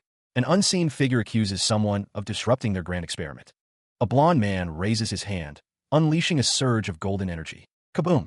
The energy explodes as Dr. Kong shields the children from blast. He cries out, his face etched with worry for the children's safety. The ceiling begins to crumble, threatening to crush them all. His thoughts are consumed by the need to protect the children. Crush! Debris rains down as the structure collapses around them. The destruction is widespread, leaving little untouched. A blinding explosion erupts, sending shockwaves and debris in every direction. The healer clutches two smaller figures close, shielding them from the blast's fury. The ground cracks and splinters under the force of the unseen power. Stone and earth crumble as a voice cries out, urging someone to flee. He holds the children tighter, their faces buried against his chest as they cry out in fear. The unseen force continues to crush everything in its path, a destructive wave of pure energy. A hand reaches out, as if grasping for something just out of reach. Chunks of debris are thrown into the air, the world around them breaking apart. A figure falls through the air amidst the chaos, helpless against the destructive force. The air is filled with streaks of light and falling debris, a chaotic storm of destruction. The hand clenches, as if trying to hold on to something slipping away.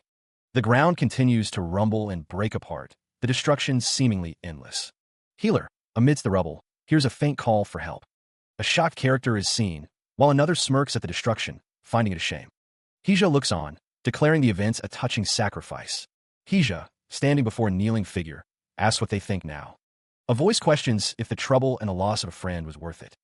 The smirking character admits his friend was a fool, but acknowledges he risked everything to save the kids. The ground quakes, a deep rumble echoing through the ruins. The shocked character is surrounded by debris. The explosion rips through the area. The world is distorted by the blast. A monstrous figure emerges, a voice declaring that he'll be okay. The shocked character faces the monstrous figure. The blond man's eyes widened in disbelief. He shouted, questioning the nature of the monstrous figure. A shadowy monster, wreathed in dark energy, dashed forward with incredible speed. The shadowy figure continued its assault, hurtling towards an unseen target with a menacing whoosh. The monster smashed into something with tremendous force, the impact echoing through the surroundings.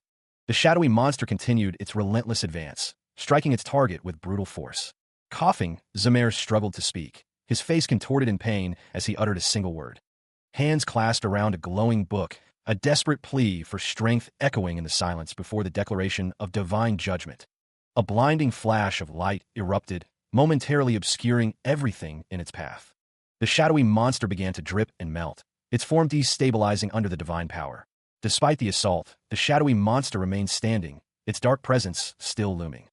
She bared her teeth, a snarl twisting her features as the attack commenced. Huh, serves you right, she spat, gloating over her advantage. That's what you get for overstepping in. But the attack struck true, the sound effect echoing the force, stab. Her eyes widened in disbelief as the attack pierced through her defenses. A pained grunt escaped her lips as the force of the blow registered. Why you? She stammered, as a viscous liquid oozed around her. You weren't melting from my attack. You were shape-shifting, she realized, as the crushing blow landed with a sickening crack. Her body slumped, defeated, as the life drained from her. A book fell from her grasp, hitting the ground with a soft thump. Hija, one of the onlookers exclaimed, his face a mask of shock and fear. You bastard. Hey, do something, another figure urged, desperation lacing his voice. How are we supposed to defeat him when not even Hija could? Sung Hyen Kong watched the scene unfold, a smug smile playing on his lips. Wow, he must have been really angry. The monster looms over Hija, who is lying defeated on the ground. An internal monologue reveals that the monster is usually a softie. The monster's heavy form collapses onto the prone figure of Hija, the sound echoing through the scene. The monster glances around, its massive head turning as it surveys the surroundings, its eyes glowing menacingly. Sung Hyen Kong watches the monster crouch, observing the scene with a critical eye. Look at that, he mutters. The monster's thoughts reveal that now that he took care of the bad guys, he's making sure the kids are okay. The monster thumps forward. The monster continues its advance, each step a resounding thump that shakes the very ground beneath it. The monster's face is contorted in a savage snarl, its eyes burning with an unholy light as it roars in rage. Sung Hyen Kang's eyes widen in disbelief, a bead of sweat trickling down his temple. He exclaims, shocked. A bystander gasps in horror, realizing the gravity of the situation. He's lost it. He grabs a weapon, his expression hardening with determination as he prepares to face the monstrous threat. With a whoosh, he launches himself into the air, weapon raised high, ready to strike against the monstrous foe. The weapon crashes down with immense force, the sound echoing as the battle intensifies. He lunges forward, a blade of pure energy crackling in his hand as he strikes at the shadowy figure. The attack lands, eliciting a pained, guttural scream from the darkness as the energy tears through it. The shadowy figure recoils, its form flickering as the energy disrupts its composition. A blinding flash erupts from the creature, momentarily obscuring the battlefield. With a resounding crash, the force of the blast sends debris flying in all directions.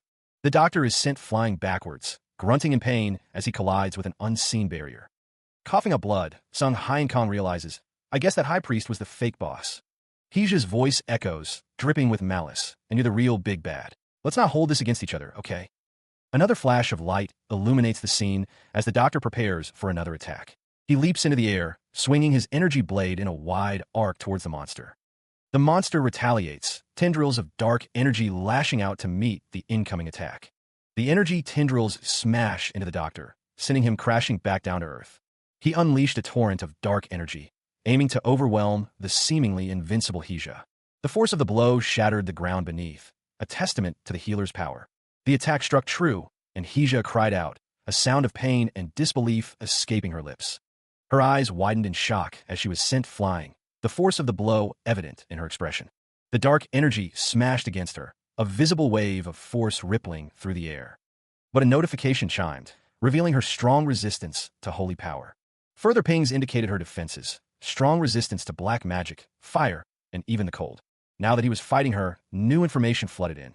She was immune to almost all types of special damage. Realizing the futility of magic, Dr. Kong prepared to engage the black beast physically. A whisper of knowledge revealed the key to victory and his real weakness. Hija braced herself, sensing the shift in tactics as the healer closed the distance. Is silver?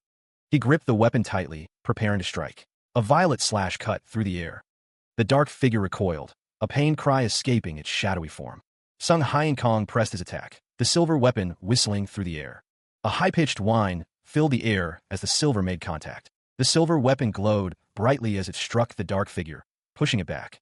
A deafening boom echoed through the chamber as the energy exploded outwards. The silver light intensified, searing the dark figure. A cry of pain pierced the air. Hija's eyes widened in disbelief. What on earth? Hija's form flickered, damaged by the silver. Oh, Zumer! Elsewhere, a man with blonde hair sat upon a throne, his expression one of shock. Why? The man's face was bloodied and bruised, his eyes filled with anguish. How could you? A voice echoed in the darkness, filled with betrayal. Choose that pathetic child as your apostle instead of me. The silver's effect was immediate, as electrical energy crackled around Hija. Dr. Kong watched, a smug smile playing on his lips as his plan unfolded. A realization dawned. It wasn't a simple attack, but a calculated double bluff. Hija's eyes widened, shock and disbelief etched across her face. A monstrous figure stands amidst a storm of crackling energy. Protagonist Sung Hien Kong glances back, observing the unfolding chaos. A pair of hands, crackling with power, reach out. I don't feel any pain anymore. The white-haired character looks down, a sense of relief washing over them. Zumer has saved me. The energy continues to surge, the situation growing more intense. The white-haired character glances to the side, something catching their attention. A swirling vortex of dark energy begins to form. The blonde-haired character's face contorts in horror. Hold on. A blast of dark energy streaks past, narrowly missing its target. Explosions of energy erupt, shaking the very foundations. The white-haired character is struck by a beam of energy. He even gave me these powers. The white-haired character is engulfed in a swirling vortex of golden and purple energy. He vowed to punish all the evil grown-ups, his rage building with each passing moment. The protagonist's anger reached a boiling point, his expression twisted with fury and a desire for vengeance. A voice called out, and Zumer appeared, his presence adding to the tension in the air. Zumer spoke, his words carrying a weight that seemed to upset the protagonist as purple energy gathered. The man with black hair recalled the destruction of his church, fueling his resolve. Zumer's intent became clear. He wanted the protagonist to punish someone, his expression intense. A surge of power emanated from Zumer, the energy crackling around him.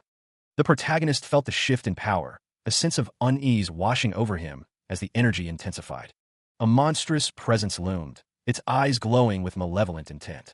Explosions of energy erupted, the force shaking the very foundations. The blast continued, the world around them consumed by chaos and destruction. He is caught in the blast, the force of the explosion throwing him back. The attacks are everywhere, the situation spiraling out of control. The man's expression is grim, realizing that even a single hit could be fatal. Another explosion erupts, the destructive force continuing to spread. A guttural growl echoes as the monstrous figure advances. The monster prepares to dart forward, its jaws lined with razor-sharp teeth. The monster continues its advance, a blur of motion and menace. A figure shouts, commanding the monster to go away as a flash of light erupts. The monster crashes forward, a thunderous boom accompanying its descent.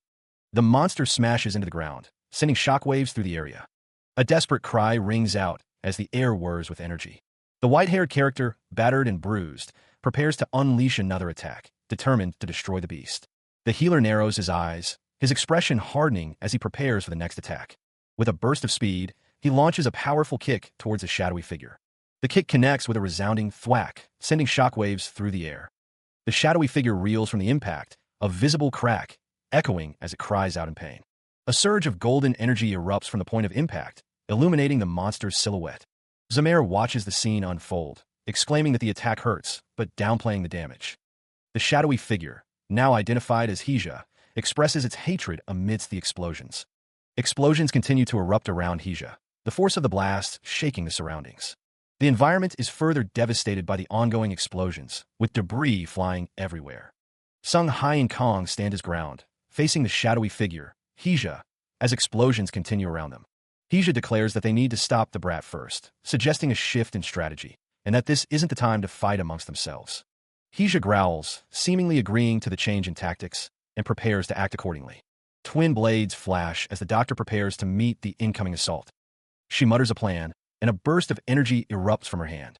The figure recoils, as the energy coalesces into a blinding light. Lasers erupt, explosions bloom, and the air crackles with destructive power. The lasers streak past, narrowly missing their mark. Hija laughs, confident in their near miss. But the doctor is already moving, blades blurring as he closes the distance. The attack lands, a wet splat echoing in a confined space. The beast reels, cursing the doctor's name. A whirling vortex of energy gathers around Hija's hand. Sung Hai and Kong dodges another blow, narrowly avoiding the swirling power. She taunts, questioning if he thinks her blind attacks will work. He panted, sweat beading on his brow. The fight had taken its toll. He was completely drained. Below, a hand descended, surrounded by crackling energy. The air thrummed with power. A figure plummeted downwards, crying out. It felt like they were on the verge of dying. A resounding thwack echoed through the area, signaling a heavy blow landed. Hija loomed, a monstrous silhouette against the light. She reveled in the battle, finally facing an equal. Sung Hai and Kong smirked, a glint of determination in his eyes. The fight was far from over. The healer gripped his weapon, sweat dripping down his face. He was having the best time of his life. A whoosh sound filled the air as the battle intensified. Adrenaline surged through his veins. He lunged forward, blade flashing. The attack was swift and precise. Hija screamed, her face contorted in pain. "It's over," she cried. A blinding flash erupted, followed by a deafening kaboom. The air crackled with energy. Explosions rocked the battlefield as Sung Hai and Kong and Hija clashed amidst the chaos. The fight reached its climax. He gripped the knife, muttering in annoyance as the building began to rumble. Above, the ceiling groaned, stress fractures spiderwebbing across its surface. The structure began to crumble, large chunks of debris plummeting towards the ground with heavy thuds. The entire building shook violently as the destruction continued to escalate. Hija, caught in the chaos, could only manage a pained groan. Lying amidst the rubble, Sung Hai and Kong observed the scene, noting the utter devastation. A dark aura began to envelop Hija, a silent question hanging in the air. From somewhere in the chaos, someone called out, asking if they were okay.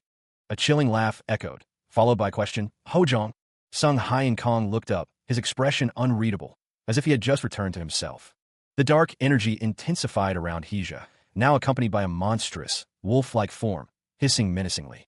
The unseen character responded, stating they were okay, but urged them to get the kids out of there. The fading character is consumed by darkness, their form dissolving into nothingness. A deafening shriek echoes as the last vestiges of their presence fade away. A grim warning hangs in the air. Death in this form means no resurrection. Protagonist Sung Hyo Kong's dark eyes are cast downward, a shadow of concern across his face. A voice declares that they have only just begun to appreciate their companion. A crimson liquid trickled from the upturned vial, each drop a desperate plea. The shadowy form remained still, unresponsive to the healing attempt. The light faded, and a voice echoed with bitter disappointment. Dr. Kong stared down, clutching the empty potion bottle. "I used up all my potions and still." Tossing the useless vial away, it shattered against the hard ground. His hand clenched into a fist, frustration mounting. "We went through all that trouble to win." The healer looked down, his expression a mix of grief and disbelief. "You can't just die like this." He sank to the ground, defeated by the harsh reality before him. His eyes reflected the cold, harsh light, filled with a profound sense of loss. A digital notification flashed before him. Achievement unlocked. The achievement unlocked after treating a companion out of genuine desire to save them, not for points. The reward, 20 free roulette tickets, a cruel irony in the face of his failure. A chime rings out, indicating that he can now acquire trait skills. The system specifies that these skills can only be used by someone walking the path of a healer. In other words, the system is speaking directly to him. The system asks if he would like to spin the roulette. He shouts at the system to shut up and spin it right now. The roulette begins to spin with a whirring sound. The roulette continues to spin rapidly. With a clunk, the roulette lands on a skill, stanch. He wonders what the hell is going on. A flash of light reveals a multitude of new skills acquired. Nodding, master chopsticks, circulation, origa, drainage, and stanch. He exclaims that he got 8 skills from just 20 spins, a normally impossible feat. He frowned, his expression a mix of concern and lingering confusion. What was with the chopsticks thing? Now wasn't the time to be amazed, though. He needed to check on the beast's condition first, reaching out a hand. Activating his observational eye, he focused on the dissipating form of the black beast. A system notification chimed. Only 25% of the black matter remained within the creature. Another chime. It would likely cease to exist once it dropped below 20%, the system declared. The black beast would completely die when the black matter making up its body dropped below a certain level. It looked like anywhere the silver touched wasn't able to be regenerated, the beast's form crumbling. Its lower body was destroyed when the ground collapsed. Was that thing all that was left? He turned, his gaze settling on the last vestige of the defeated foe. The remnants of the black beast crackled, energy fading from its shattered form. The last fragments of the beast continued to crack. The end was near. A final notification chimed. Black beast spike. A sharp needle formed from the black beast's transmuted body. It inflicts severe damage to both holy power and contamination. He stares, questioning if he's seeing things correctly. Transformation and resurrection skills already felt like too much. Now, he's apparently able to deal critical damage to both priests and warlocks. The healer looks down at his hands, a dark substance clinging to them. The healer watches as a shadowy figure slaps him. He thinks to himself that he is jealous of his own abilities. The remaining black matter decreases, the numbers ticking down as the healer watches the dissipation. He curses under his breath, admitting he didn't mean to do that. The healer stares at the dissipating black matter. The healer knows he must stop the dissipation from progressing any further. He focuses on the task at hand. Using stanch, he focuses on removing the bleeding. The healer kneels, concentrating his power. Using circulation, he gains 100% resistance to decay, slowing tissue breakdown. A flash of light emanates from his hands. He stares at the spike, wondering how exactly he can get him to reabsorb this stuff. He thinks it's not like he can grind it up and feed it to him. He wonders if there is anything useful among the life skills he just got. A skill window flashes before his eyes. The new skills are revealed. Master chopsticks, origami, and nodding. The healer examines the options. The healer's expression is one of slight amusement as he considers his new skills. He smirks slightly. He considered offering condolences and wishing the black beast a happy regression.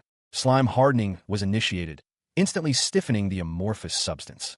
The skill ignored physical resistance and caused the stiffened status effect. Dr. Kong realized it was more useful than he initially thought.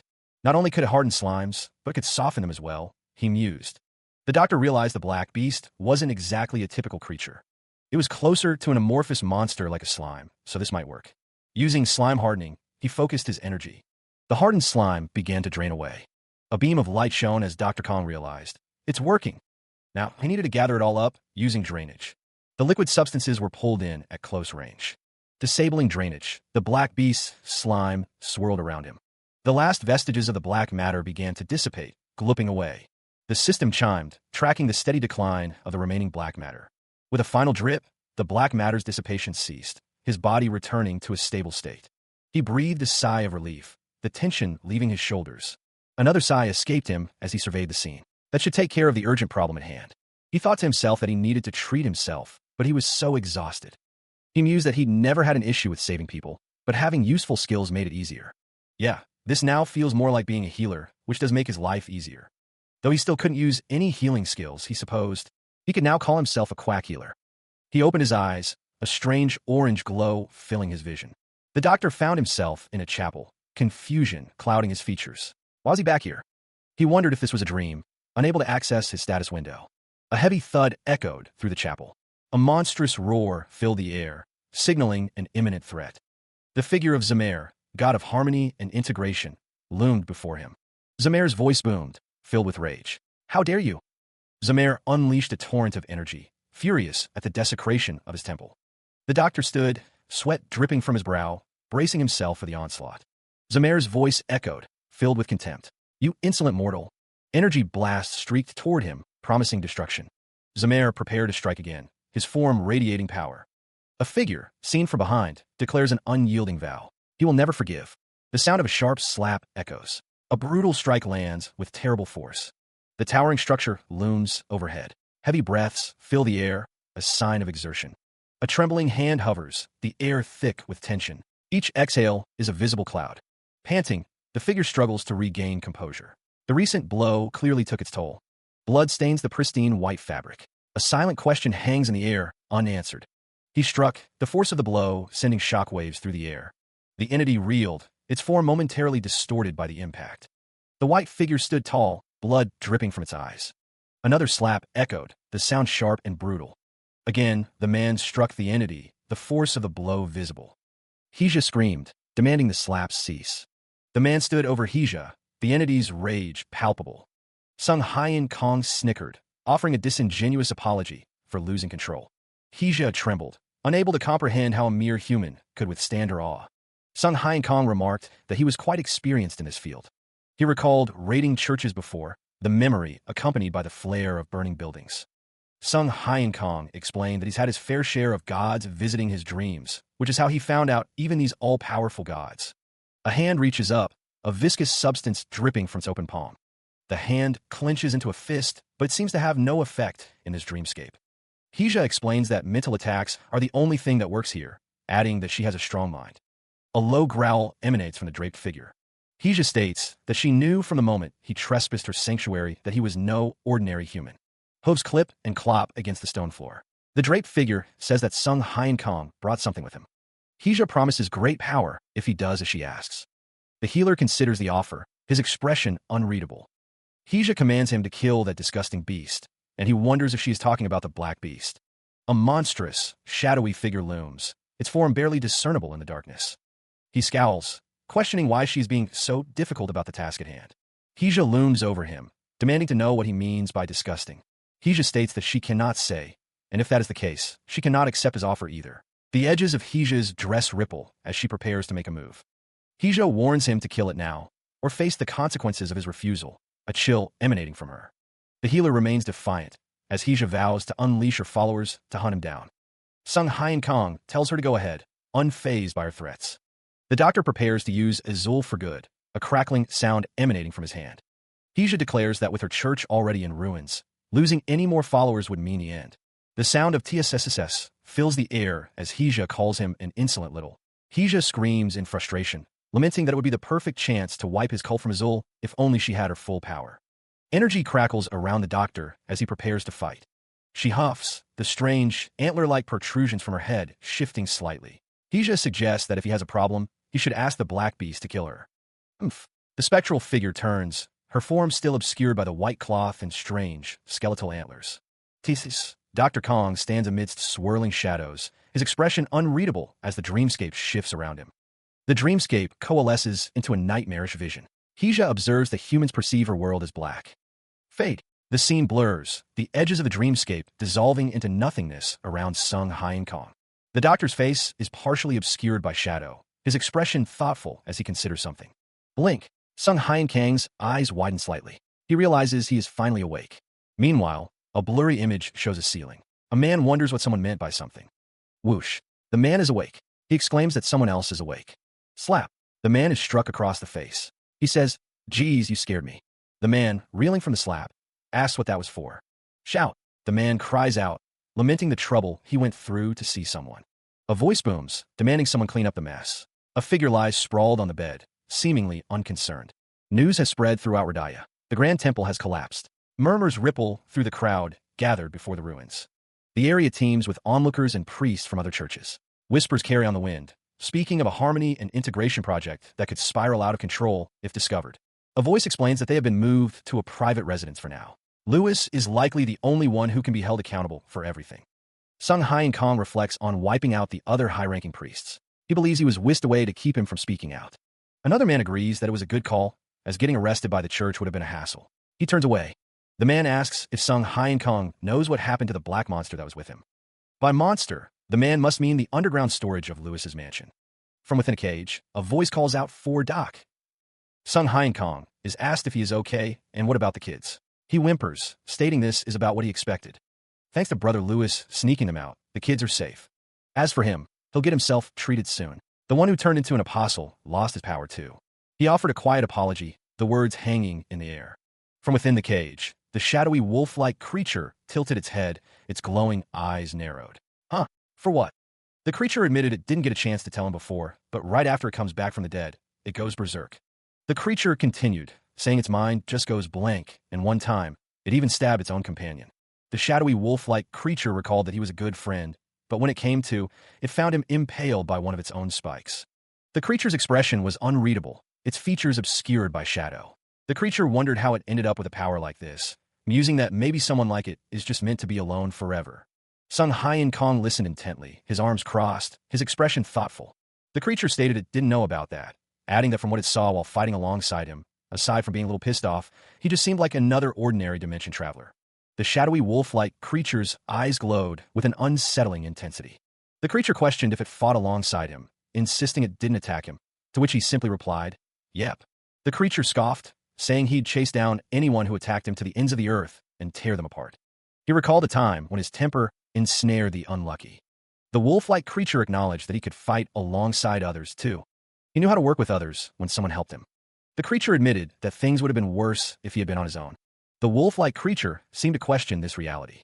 Sung Hyen Kong received the creature's gratitude. The creature vowed to continue counting on him. Dr. Kong mused that the creature never listened when he said it was temporary. He supposed he would feel empty when they parted ways. Sung Hyen Kong considered looking for a new companion, though he doubted he'd find anyone like Ho Jong. The doctor reached out to the wolf-like creature. Meanwhile, about 3 months of traveling together had passed. The story began with a chance encounter. They had run into one of Ho Jong's former companions in Nigel Village. The story continued, describing how they parted ways right then and there. There were no farewell parties, no Ho Jong. And with that, the story came to an end, concluding with a touch of drama. Dr. Kong listened intently, a slight smile playing on his lips as he rested his chin on his hand. The healer turned to Ho Jong, his expression inquisitive. He asked, "So, did that answer your questions?" Ho Jong looked back at him, a soft hup escaping his lips. That was way too long. The chirping of crickets filled the air. He continued to shout, barely remembering the beginning of his story. Diyard listened patiently as Sung Hyen Kong recounted the events. "It's only been 3 hours," Diyard remarked. The shadowy figure snored loudly, seemingly unfazed by the events Sung Hyen Kong described. To him, it felt like 3 months. "That's just you," Diyard said, before changing the subject. Anyway, Ho Jong died a few more times after that. The shadowy figure loomed, a dark presence that Sung Hyen Kong had to subdue. Each time, Sung Hyen Kong had to subdue him by force. He warned the figure to watch where he was walking. After about 3 times, the shadowy figure started listening without Sung Hyen Kong having to get violent. Diyard, shaking his mug, inquired, "And what about the new companion?" Sung Hyen Kong stated that it had nothing to do with Ho Jong, so he wasn't going to get into it. "Man, you can't just leave me hanging like that." Diyard believed he had shared enough. A mug was placed heavily on the table. Diyard pressed, "Tell me what happened the day you got dragged to Azul." He almost forgot that was the deal, the healer sitting at the table. If he looked into what the other dimension travelers were doing that day, he might find some clues about his missing memories. The words echoed in his mind. On that fated day, Sung Hyen Kong was doing something very personal, tapping his fingers. He was home alone. The memory surfaced in his mind. A gulp escaped him as the memory became clearer. Sung Hyen Kong was showering, completely naked. The memory replayed. Doom seemed to hang in the air, the memory taking a dark turn. His expression hardened, the memory causing him distress. The chibi version of him shook, exclaiming, "What?" He was yanked by the hair, protesting, Okay, calm down and let me finish." Sung Hyen Kong stood in the shower, his hands on his head, the memory complete. To be specific, he had plans that got canceled last minute. So he'd spent the day loafing around and finally got a shower. In other words, he got dragged here without even his starter outfit. A flash of light heralded the arrival of new clothes. But luckily, someone had these clothes on when they arrived. He lifted a white shirt. A white shirt and shorts. That's the same starter outfit he was wearing. But not all of them got the outfit. Figures lay scattered on the ground. He always wondered why only a few of them had uniforms. Nonsense again. But after hearing this, he thinks it's safe to say the starter outfits were given only to those who, us. He states that someone else was dragged in the nude, declaring the case closed. The man with white hair is sleeping soundly, seemingly alone. Someone recounts telling him about the Black Star and meeting the manager in their dream. Sung Hyen Kong reflects that he never imagined there'd be a hidden quest. A chibi character asks if someone did something. He states that he already joined a church, so the Black Star is off the table for him. Someone states that Sekhmet is a dark god who loves blood. He considered the implications of the Black Star and the hidden quest. A voice echoed, noting the unusual team composition he had somehow acquired. The sound of a bell chimed as Jia Li greeted Dr. Kong, welcoming him. He asked Julia for some food, specifying that a simple sandwich would suffice. Jia Li assured him that she would have it ready in no time. Jia Li remembered that she had something to give the doctor. A character with white hair presented a letter with a flourish. Jia Li explained that Lei Fei had asked her to give it to him last night. A fancy box sparkled, hinting at the contents within. Oh, there's a pouch of gold, a map, and an envelope, Dr. Kong realized. The letter read, inquiring if he was interested in taking on a quest.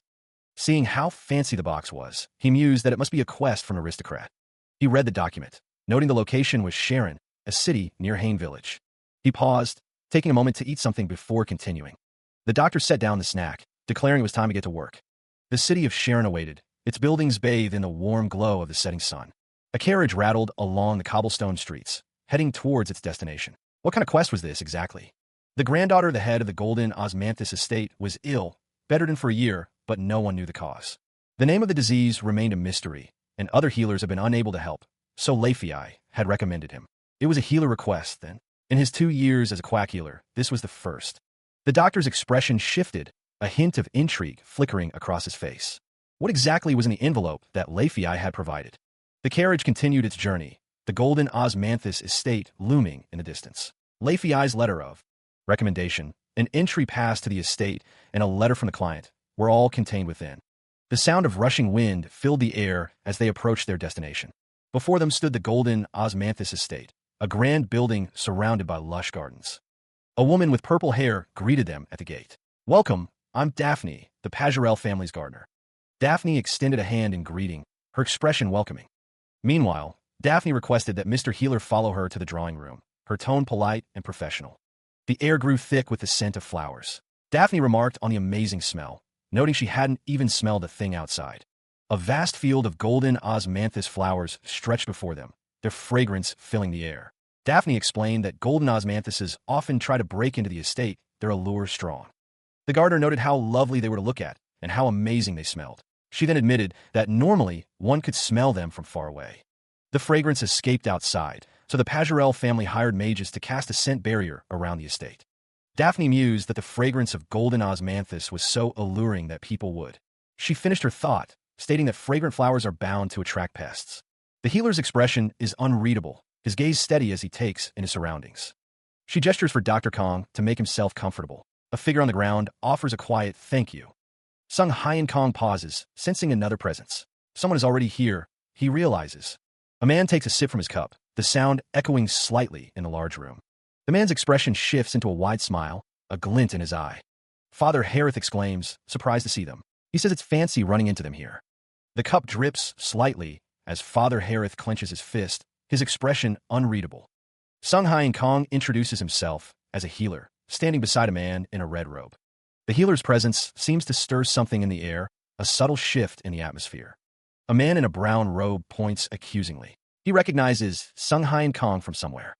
Elsewhere, a man with white hair greets Father Harith, a hint of amusement in his tone. The man with white hair thinks of Father Harith as his best friend, despite the priest's attempts to steal his quests. The priest shouts, clearly disagreeing with the white-haired man's assessment of their friendship. Father Harith composes himself, asking Sung Hyan Kong what brings him here. The priest sighs, stating that he is here to help his friend. A woman with white hair explains that the Pajorel family has followed Iber for generations, so she has known him since she was a kid. The woman with white hair continues, saying that she came because she heard about his granddaughter's illness. Sung Hyan Kong rummages, and the priest notes that he catches on fast. Sung Hyan Kong states that he is here to do some healing, of course. He held out a document labeled Healer Request, a confident smirk playing on his lips as he presented it. A voice responded, explaining that he wasn't there to hijack any quests, but rather on official business, the words laced with a hint of suspicion. The unseen speaker questioned the nature of this official business, his tone suggesting he already doubted the answer he would receive. The man's smirk deepened, a silent challenge hanging in the air as he prepared to elaborate on his purpose. The man scoffed, questioning if the doctor really thought things would be that easy, his expression a mix of amusement and disbelief. He revealed an insect ecology level 2 certification, claiming to have studied bugs extensively since then, a hint of pride in his voice. The man declared that things would be different now, his voice booming with a newfound confidence and determination. In a chibi display, The man flinched, expressing his annoyance with a frustrated ugh as the doctor looked on. A gloved hand tightened, the speaker identifying himself as Father Harith, his words carrying a weight of authority. Father Harith declared that the real protagonist always shows up last, confident that the doctor would fail and someone else would save the day. The doctor, standing beside another man, dismissed the fortune-teller's prediction with a dismissive whip, seemingly unconcerned by the pronouncements. Father Harith expressed his absolute infuriation with the two of them, his anger palpable even through the text bubble. He seethed, the cleric's face contorted with fury as he struggled to contain his rage. The sound of his heavy footsteps echoed as Father Harith stormed away, consumed by his anger. His voice boomed, a promise of retribution hanging in the air as he made his declaration. Gloom settled over Father Harith, his expression a mask of disappointment and simmering resentment. Meanwhile, in a hallway outside the granddaughter's room at Golden Osmanthus Estate, two figures stood, one questioning the other's failure. A groan escaped Father Harith as he admitted to using all his holy power, yet seeing no improvement in the patient's condition. Sung Hai and Kong reached for the door, declaring that he would find out what the problem was. The healer's face was partially obscured, but his determination was clear as he prepared to enter the room. With a determined grip, he grasped the handle, ready to face whatever lay beyond the door. The door swung open with a rush of air, revealing a glimpse of what awaited inside. A surge of power emanated from the figure, accompanied by a shout. The man with white hair moved with incredible speed, a zoom effect highlighting his swift departure. A small, cloaked figure was sent flying, prompting a shout of confusion. He watched the figure flee, a dark shadow looming beside him. Why'd he run off like that? The room was filled with holy power, causing the very air to crackle around the bed where Lady Rosie lay. The woman with brown hair remarked that she didn't know they'd have another healer visiting today. The woman introduced herself as Otada, a priest from the Dakamila church. He thought to himself that he thought the Pajurals were followers of Iber. He lies next to the unconscious woman as Otada explains the situation. The priestess clarifies that this is due to Lord Pajurel's earnest request. Otada repeats that it is because of Lord Pajurel's earnest request, of course. The healer thinks to himself, questioning the earnestness of the request. As Lady Rosie lies in bed, Otada explains that she has been unable to regain consciousness. The doctor flinches as Otada mentions that even the finest priest from the Iber church couldn't wake her. Otada states that with the power of Lord Dakamila, they can wake Lady Rosie. A flash of light erupts as the power of Lord Dakamila is invoked. Golden energy surrounds Lady Rosie as she begins to awaken. Lady Rosie's eyes flutter open, a glimmer of consciousness returning to her face. Otada, grinning, declares that they are able to wake Lady Rosie, as can be seen. He gasps, utterly shocked by the display of power. However, Otada states that the moment they withdraw, Lady Rosie will fade back into unconsciousness. She succumbs once more, the power sustaining her fading as Lady Rosie falls back into a coma. The reason for her relapse is revealed. She hasn't fully embraced Lord Dakamila, and thus, she chills. She can't fully receive their power. Dr. Kong decides he will take over her treatment now, his hand glowing with power. Unfortunately, Lady Rosie's condition worsened from having too many healers visit today. The woman with green hair explains that Lady Rosie needs at least 2 full days of rest, so she asks them to leave. It is Lord Pajurel's request. Dr. Kong states that he is working under Lord Pajurel's orders as well, and one can speak with him for more details. The man's expression is unreadable. He turns away. The message is to pass along that having a fraud with the holy power of a flea poke around as a healer won't help. Dr. Kong looks down at the comatose Lady Rosie, his expression grim. A woman with green hair snickers, seemingly pleased by someone's misfortune. He listens intently, his expression unreadable as he absorbs the information. The voice explains that Rosie fell ill with an unexplained fever last summer. Eventually, she lost consciousness and hasn't woken up since, the voice continues. Lord of House Pajurel, Marot Pajurel, sits with his hand covering his face, seemingly distraught. Marot Pajurel laments that he has searched far and wide for healers, but none could help. The voice reveals that Leifei told him about Dr. Kong. The voice explains that he met a priest from the Dakamila church, who managed to wake Rosie, even if only temporarily. Dr. Kong listens intently, his gaze sharp and focused. Marot Pajurel is asked why he is still looking for other healers when he has them. Marot Pajurel looks down, his expression unreadable. If that was all they wanted, he would have simply turned his back on the situation. Even if it meant facing divine punishment, Lord Iber seemed determined to know more. The conditions for treating Rosie Pajurel were laid out, written in an elegant, flowing script. The terms included becoming a sponsor of the Dakamila Church and spreading its teachings.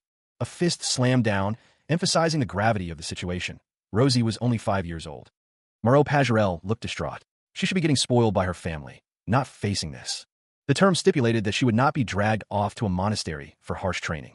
That's why Dr. Kong had been desperately looking for a way to heal her without relying on them. But he hadn't had much luck. The doctor could give her a checkup if he wanted, but the little priest kicked him out.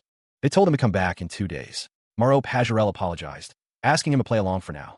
Moreau Pajorel's expression was a mix of sorrow and resignation, his eyes showing the weight of the situation. As things stood, Dr. Kong couldn't even talk to Rosie without their help. It wasn't that he didn't trust Moreau Pajorel, but he stated that he would examine her in 2 days. The doctor seemed confident in his decision. From behind the door, someone wondered if they were seriously going to sit back and let them push them around. A soft thud echoed. Someone questioned if they were supposed to act like a dog for 2 more days. Impatience was evident in their tone. Dr. Kong responded that of course they weren't. He added that they were going right in, confident that he could count on the other person. The doctor smirked, revealing that those folks had taken over Rosie's room. He seemed to have a plan in mind. The doctor's companion, Alec, looked confused. He questioned what his role was in the plan. The estate loomed against the night sky, bathed in the pale light of the moon. Inside, the hallway stretched, leading towards Rosie's room. Hija watched, a flicker of curiosity in her eyes. Her companion tilted his head, a silent question forming on his lips. Dr. Kong walked down the hallway, his footsteps echoing in the silent corridor. He wondered what was happening. He continued his advance, his expression unreadable. Hija recognized him. She wondered what he was doing here, so far from his patient. A surge of power emanated from a doctor. The air crackled as Dr. Kong moved with unnatural speed. Hija gasped, sensing the overwhelming power. The man with green hair noted the overwhelming black mana, identifying Dr. Kong as a blasted cultist. Hija stepped forward, her hand raised. "Stop right there," she commanded. Dr. Kong smirked, his eyes glinting with amusement. He was not here for her. He extends a hand, a confident smirk playing on his lips. "The one I'm interested in is you." The woman with blue hair looks up, a flurry of hearts surrounding her. "Say, got time to grab a drink with me?" Her heart pounds in her chest as she covers her mouth, surprised by the invitation. "What?" Hija turns away, a slight blush on her cheeks. "Gee goodness, that's ridiculous." The healer tilts his head, watching her reaction. She continues, "Sorry, but I don't drink with warlocks." She seems flattered by the offer. Hija crosses her arms, a stern expression on her face. "How about you get rid of that creepy black mana? Then we can talk." Dr. Kong waves his hand dismissively. "Bad. It gets out of control sometimes." He leans in closer, a blush spreading across his cheeks. "Like when my heart's racing, for example." Hija gasps, her eyes widening in surprise. "Oh my God." She fidgets with her fingers, averting her gaze. "But I am free right now, and aside from being a warlock, he doesn't look half bad." She tilted her head, lilac hair cascading around her shoulders as Hija considered the possibilities of the night. Dr. Kong wondered if she knew any good spots, and Hija replied that she knew the perfect place. The perfect place to share an intimate drink, indeed. The grand temple of Sekhmet was revealed in all its glory. Hija's expression shifted, a flicker of something dark crossing her face. Dr. Kang's suggestion was met with stunned silence. The Church of Sekhmet was super inclusive. Even non-mages were welcome. Hija rambled on about ditching Ducky Milla and spending a passionate night discussing Lady Sekhmet, the goddess of blood, with a small green-haired girl. And carnage? Hija's face contorted in rage, accusing Dr. Kong of mocking her. She vowed to make him never blaspheme with that filthy dark god of his, as she and the small green-haired girl fell. Dr. Kong laughed, declaring glory to Lady Sekhmet. The command echoes through the halls. "Stop right there." A figure peers from around the corner, observing the chase. Dr. Kong muses that if there's one thing he knows how to do, it's get under people's skin. A shadowy figure wonders what he said to anger them so much. Someone dismisses it as classic religious trash talk, deciding to get to work while they're distracted. Dr. Kong declares that the coast is clear, using observational eye. Meanwhile, a few moments ago, Father Harith is asked to share his thoughts about trying to heal Rosie. He responds that he has thoughts, but would like to ask something first. Dr. Kong asks Father Harith what kind of person a healer can't treat, in his opinion. He considered the situation, a grim assessment forming in his mind. A dead one, requiring a necromancer's touch. Most would agree with that assessment, but he personally felt differently. Something was amiss. Dr. Kang's thoughts drifted to the possibility of a patient already fully healed. An unusual circumstance, to say the least. A signal chimed, indicating a change. The woman appeared unconscious, lying still in the bed. Another chime echoed as a strong holy power was detected. The shadowy figure seemed to stir. So that's what Harith was. It meant that the healer's observational eye was working overtime, analyzing the situation with renewed focus. The pieces began to fall into place. No wonder they placed the bed in the dead center of the room. The shadowy figure tilted its head, its eyes gleaming in the dim light. It wondered if he had figured something out. Meanwhile, a woman burst into the room, slamming the door open. She demanded to know who they thought they were. The yelling woman's face contorted in rage. How dare they break into Lady Rosie's room? Dr. Kong remained calm, kneeling beside the shadowy figure. It wasn't his fault her guards were so useless. The woman shouted, her voice filled with fury. She demanded silence and ordered them to get out immediately. The woman with purple hair requested Daphne to summon Lord Pajarel. She seemed confused by the request, wondering why. Elsewhere, Dr. Kong asked someone to inform Lord Pajarel that he had discovered a method to treat Rosie, confident that he would come running. The woman with purple hair was jolted by the news, her expression a mix of shock and disbelief. Stuttering, she agreed to fetch Lord Pajarel immediately, her mind racing with questions. With a burst of speed, Daphne dashed away, eager to fulfill the request and see what would happen next.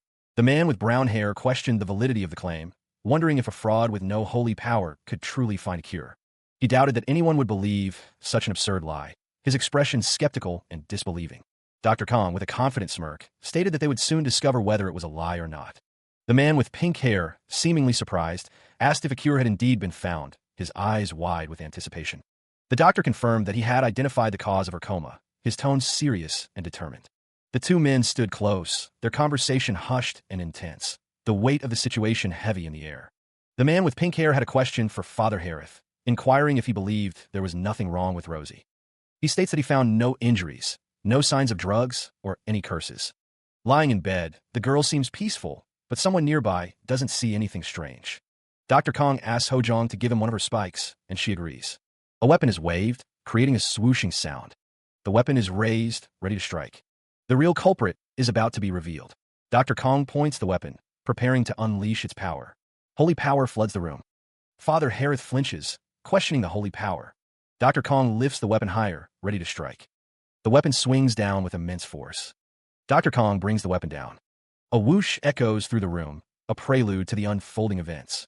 He approaches the bedside, his lab coat billowing behind him as he extends a hand. A faint TSS sound fills the air, accompanied by the emergence of glowing lines. A sudden flash illuminates the room as the glowing lines intensify. Bathed in radiant light, the person in the bed is now completely enveloped by the glowing energy. Father Harith's eyes widen in alarm. Wait, that's, he exclaims, recognizing the unfolding technique. The glowing pattern intensifies, forming a complex array around the bed as a low doom resonates. It's meditation, he realizes.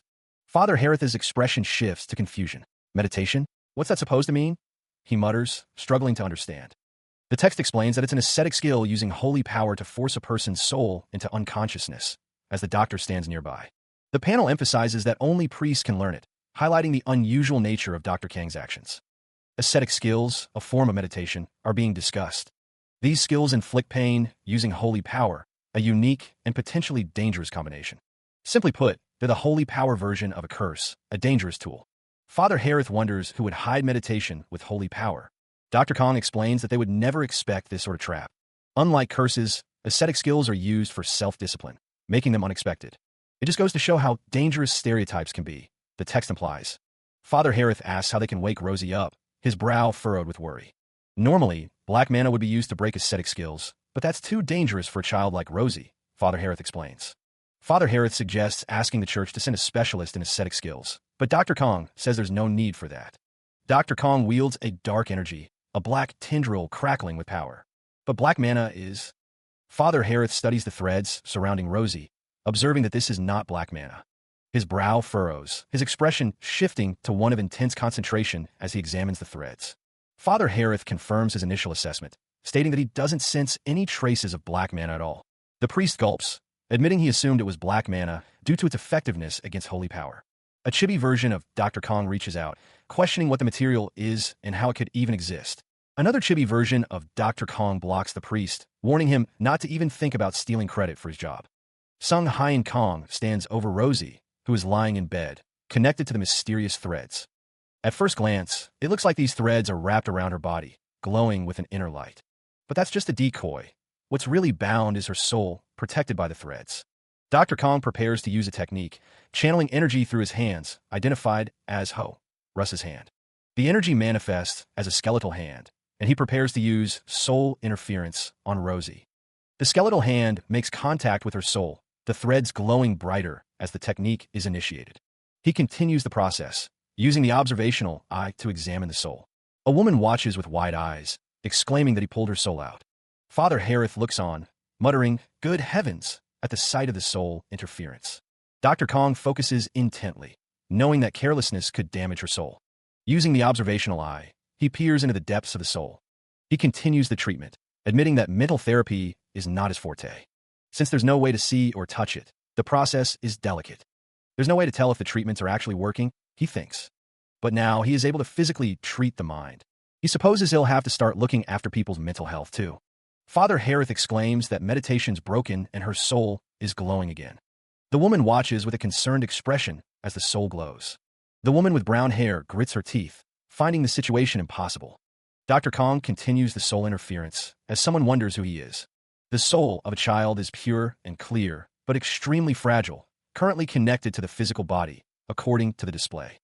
He sighs in relief, glad there are no more signs of unconsciousness or meditation. It's time to wrap this up. With a swoosh, the soul interference seems to be complete as Rosie lies in bed. Rosie stirs in her bed, a slight rustle accompanying her awakening. A single tear escapes her eye as she wakes. A man dashes towards Rosie, calling her name. He hugs Rosie tightly, calling her grandpa. Dr. Kong watches the reunion as Rosie thanks someone. The man thanks Dr. Kong for saving his little Rosie. The healer smirked, his expression suggesting a hidden agenda. He stated that the thanks could wait, as unfinished business remained. Turning his head, Dr. Kong faced a pink-haired individual. Below, the narration revealed the pair secretly used their holy power. Their scheme involved drawing a magic circle and casting meditation on a 5-year-old girl. The purpose of this manipulation was to blackmail the Pajorel family into converting to their cult. The scene shifted to a view of legs walking, the individuals unseen but their purpose clear. A woman's face filled the frame, the word doom echoing her malevolent intent. Dr. Kang's face reappeared, his expression smug as he emphasized a specific detail of the plan. The woman from before, now enraged, exclaimed that it was Dakamilla, her face contorted in fury. The healer's face was shown again, his expression calm as he accused them of being behind everything. The flashback showed the pink-haired individual with the girl, the narration revealing that even though their demands were excessive, he was still going to consider them as lifelong benefactors. A close-up of the woman's face revealed her teeth gritted in anger, a TC sound effect emphasizing her frustration. The woman expressed her frustration, lamenting that just a little longer, and the Pajorel family would have been theirs. A blinding flash of light erupts, illuminating the battlefield with raw energy. A voice echoes through the chaos, implying someone's continued survival due to another's intervention. Dr. Kong stands firm, his expression unreadable as the battle rages around him. Golden arrows of light streak through the air, piercing the darkness with divine power. Blades clash against unseen forces, the sound of steel echoing through the battlefield. A figure in white deflects an attack, questioning the other's ability to succeed without their help. The sounds of battle intensify as the figures exchange blows, accusations of shady tactics flying amidst the chaos. Accusations of poaching believers escalate into a furious outburst, demanding silence from the perceived enemy. Summoning Freya's crossbow, he prepares for the next phase of the battle, a determined glint in his eyes. The figure in white continues their assault, dismissing their opponents as parasites and freeloading scumbags. Another flash of light illuminates the scene as the battle reaches a fever pitch. A woman appears, her arrival heralded by a cry of recognition. It's Dakamilla. He spoke of the Dakamilla church, a slight smile playing on his lips. Dakamilla's rage erupted, her face contorted. I said it's Dakamilla. Sung Hyen Kong, in a room with chibi versions of characters, looked on, a puzzled escaping him. A soft, escape her lips. The doctor smirked, a soft PFT, escaping his lips. Dakamilla's rage intensified, a guttural growl rumbling from deep within her chest. A surge of power emanated from her. Her fury unleashed, she screamed, "I'll kill you!" Dakamilla launched her attack, a wave of energy surging forth. The energy crackled, a tangible force ready to strike. She declared, "Let's see if you can block this." The attack intensified, a blinding display of raw power. He leaps forward, propelled by an unseen force, closing the distance rapidly. Dakamilla mirrors his movement, jumping to meet him in the air. A blinding flash erupts as their powers collide. The healer is overwhelmed by Dakamilla's ferocious assault, struggling to defend himself. Dakamilla's eyes glow with intense fury, her attack unrelenting. A voice echoed, daring someone to try and block the incoming attack. The enemy's shadowy form shifted, preparing to unleash a barrage. Golden arrows materialized, aimed with deadly precision at their unseen target. The arrows streaked forward, leaving trails of light as Dr. Kong braced himself. The monstrous figure loomed, its glowing eyes fixed on the doctor. The arrows faded into view, streaking towards their target. With a whoosh, the arrows accelerated, closing in on their destination. The arrows impacted, surrounded by a swirling vortex of dark energy. Jiali watched as the arrows struck, her expression a mix of concern and anticipation. The monstrous figure roared, demanding that Dr. Kong act quickly. A voice echoed, declaring the intent to transform something into an arrow. Dr. Kong held a dark rod, his gaze intense as he prepared his next move. He activated Freya's connection pouch, then checked his inventory through the glowing interface. The system began creating a black beast spike arrow, crackling with energy. Dr. Kang's expression shifted to surprise as the system emitted a loud, glitching BZT. An error message flashed on the screen, invalid command. A heavy thud echoed through the room. The doctor knelt, reaching out as the black dog questioned, "Doc?" He wondered if he could use Freya's connection pouch on the spike. Elsewhere, the woman with brown hair saw her chance. "Now's my chance. I'm about to get out of here." The doctor clicked his tongue in annoyance. A hand grabbed the black spike, prompting a surprised arf. With a swish, the woman dashed away. The black dog cried out in pain, "AAGH." The person writhed on the floor, pain radiating through their body. Dr. Kong loomed, concern etched on his face. "Oh dear, is your back hurting?" he asked. Dr. Sung Hyen Kong examined the device. "Looks like you have a herniated disc from blunt force trauma." The doctor's expression hardened, a glint in his eye. "Time for some physical therapy." He moved with sudden speed, a blur of white as his lab coat swirled around him. The person's face contorted in pain as blood splattered. A scream tore through the air. The person was pummeled relentlessly, each blow echoing with brutal force as Dr. Kong stood over them. Elsewhere, two figures watched from a distance, the sounds of violence reaching their ears. The person on the floor could only manage a strangled groan. A medallion fell to the ground with a soft plop. The system registered, target subdued. Dr. Kong stood over the fallen figure, his expression unreadable. He pondered the events that had just transpired, a blue glow emanating from his hands. Freya's connection pouch, a divine relic, hung suspended, its power a known quantity.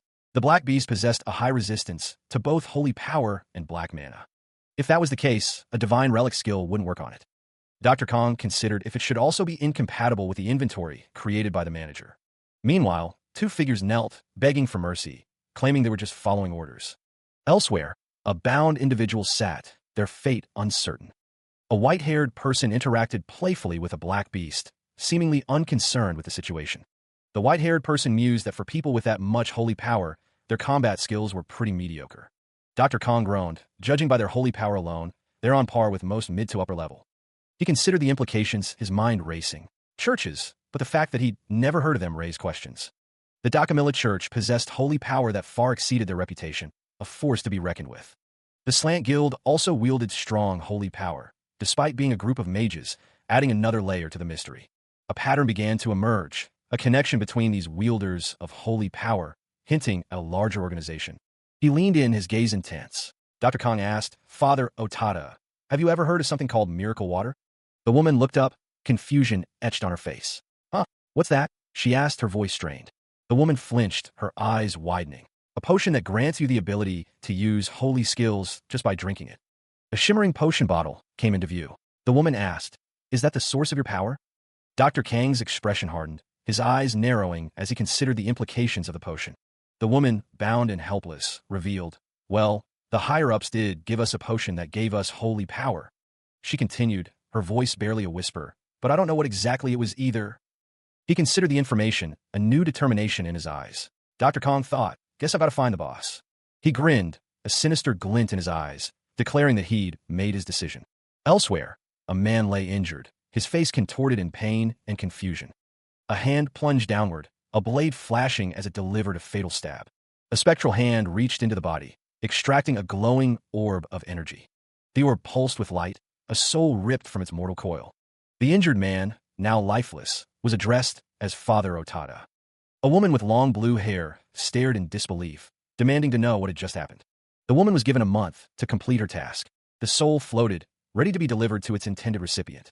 Dr. Kong stated he didn't care what it took, demanding information on the church's higher-ups. He vowed to return Father Otada's soul, identifying it as belonging to a despicable priest. The woman questioned how they were supposed to accomplish the task in just a month. He stared intensely, a dark aura surrounding him as he prepared to make a declaration. Sung Hyen Kong assured them that he would rip out their souls and send them all to hell, hand in hand. The two subordinates trembled, fear etched on their faces as they were asked if they understood. Elsewhere, a grand estate stood bathed in the soft glow of the setting sun as someone offered their thanks to Sungyin. The man in the suit expressed his gratitude to Dr. Kong for saving his granddaughter's life and taking care of everything that came after. Sung Hyen Kong was simply completing his quest, glad that Rosie was healthy again, as the man thought of him as a noble young man. Meanwhile, a figure with long, flowing purple hair and winged headwear appeared, seemingly a vision of Lady Iber. Lady Iber expressed her gratitude to the man, stating that thanks to him, she was able to remain true to herself. The man in the suit continued to express his gratitude, stating that Sung Hyen Kong was truly a benefactor to their family, overcome with emotion. The smiling man asked if there was anything he could do, his expression suggesting he was ready to fulfill any request. Sung Hyen Kong smiled, listening to the offer of a family's secret skill scroll. He stated that there was only one thing he wanted, the divine relic owned by the Pajorel family. He looks down at the man with pink hair, a slight smile playing on his lips. The man's eyes swirl, his face contorted in a cartoonish expression of anxiety. The man with pink hair stammers, beads of sweat appearing on his brow. That's a bit. He continues, his voice barely a whisper. Didn't you say anything? The man with pink hair raises a finger, desperation in his eyes. What about a different divine relic? If you give me just one day, I can. Dr. Kang's smile widens, though it doesn't quite reach his eyes. What I want is the divine relic from the Iber Church, treasured for generations, lovingly passed down. The man with pink hair offers a different location.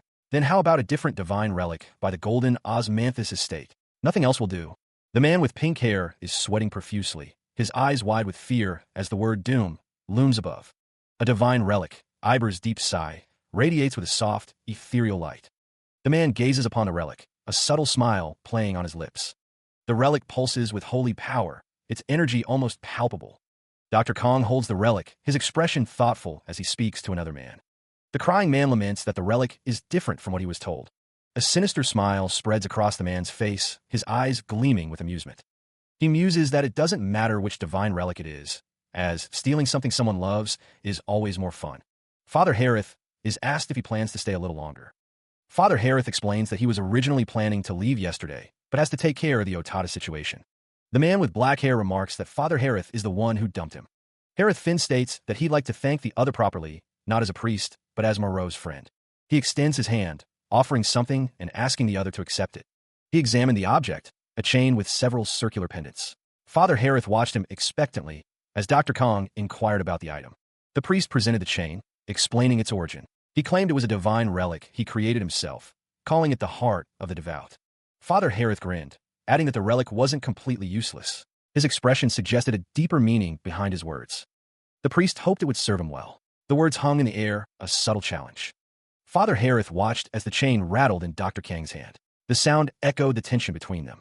A beam of light erupted as Dr. Kong activated his ability. The heart of the devout was about to meet its end.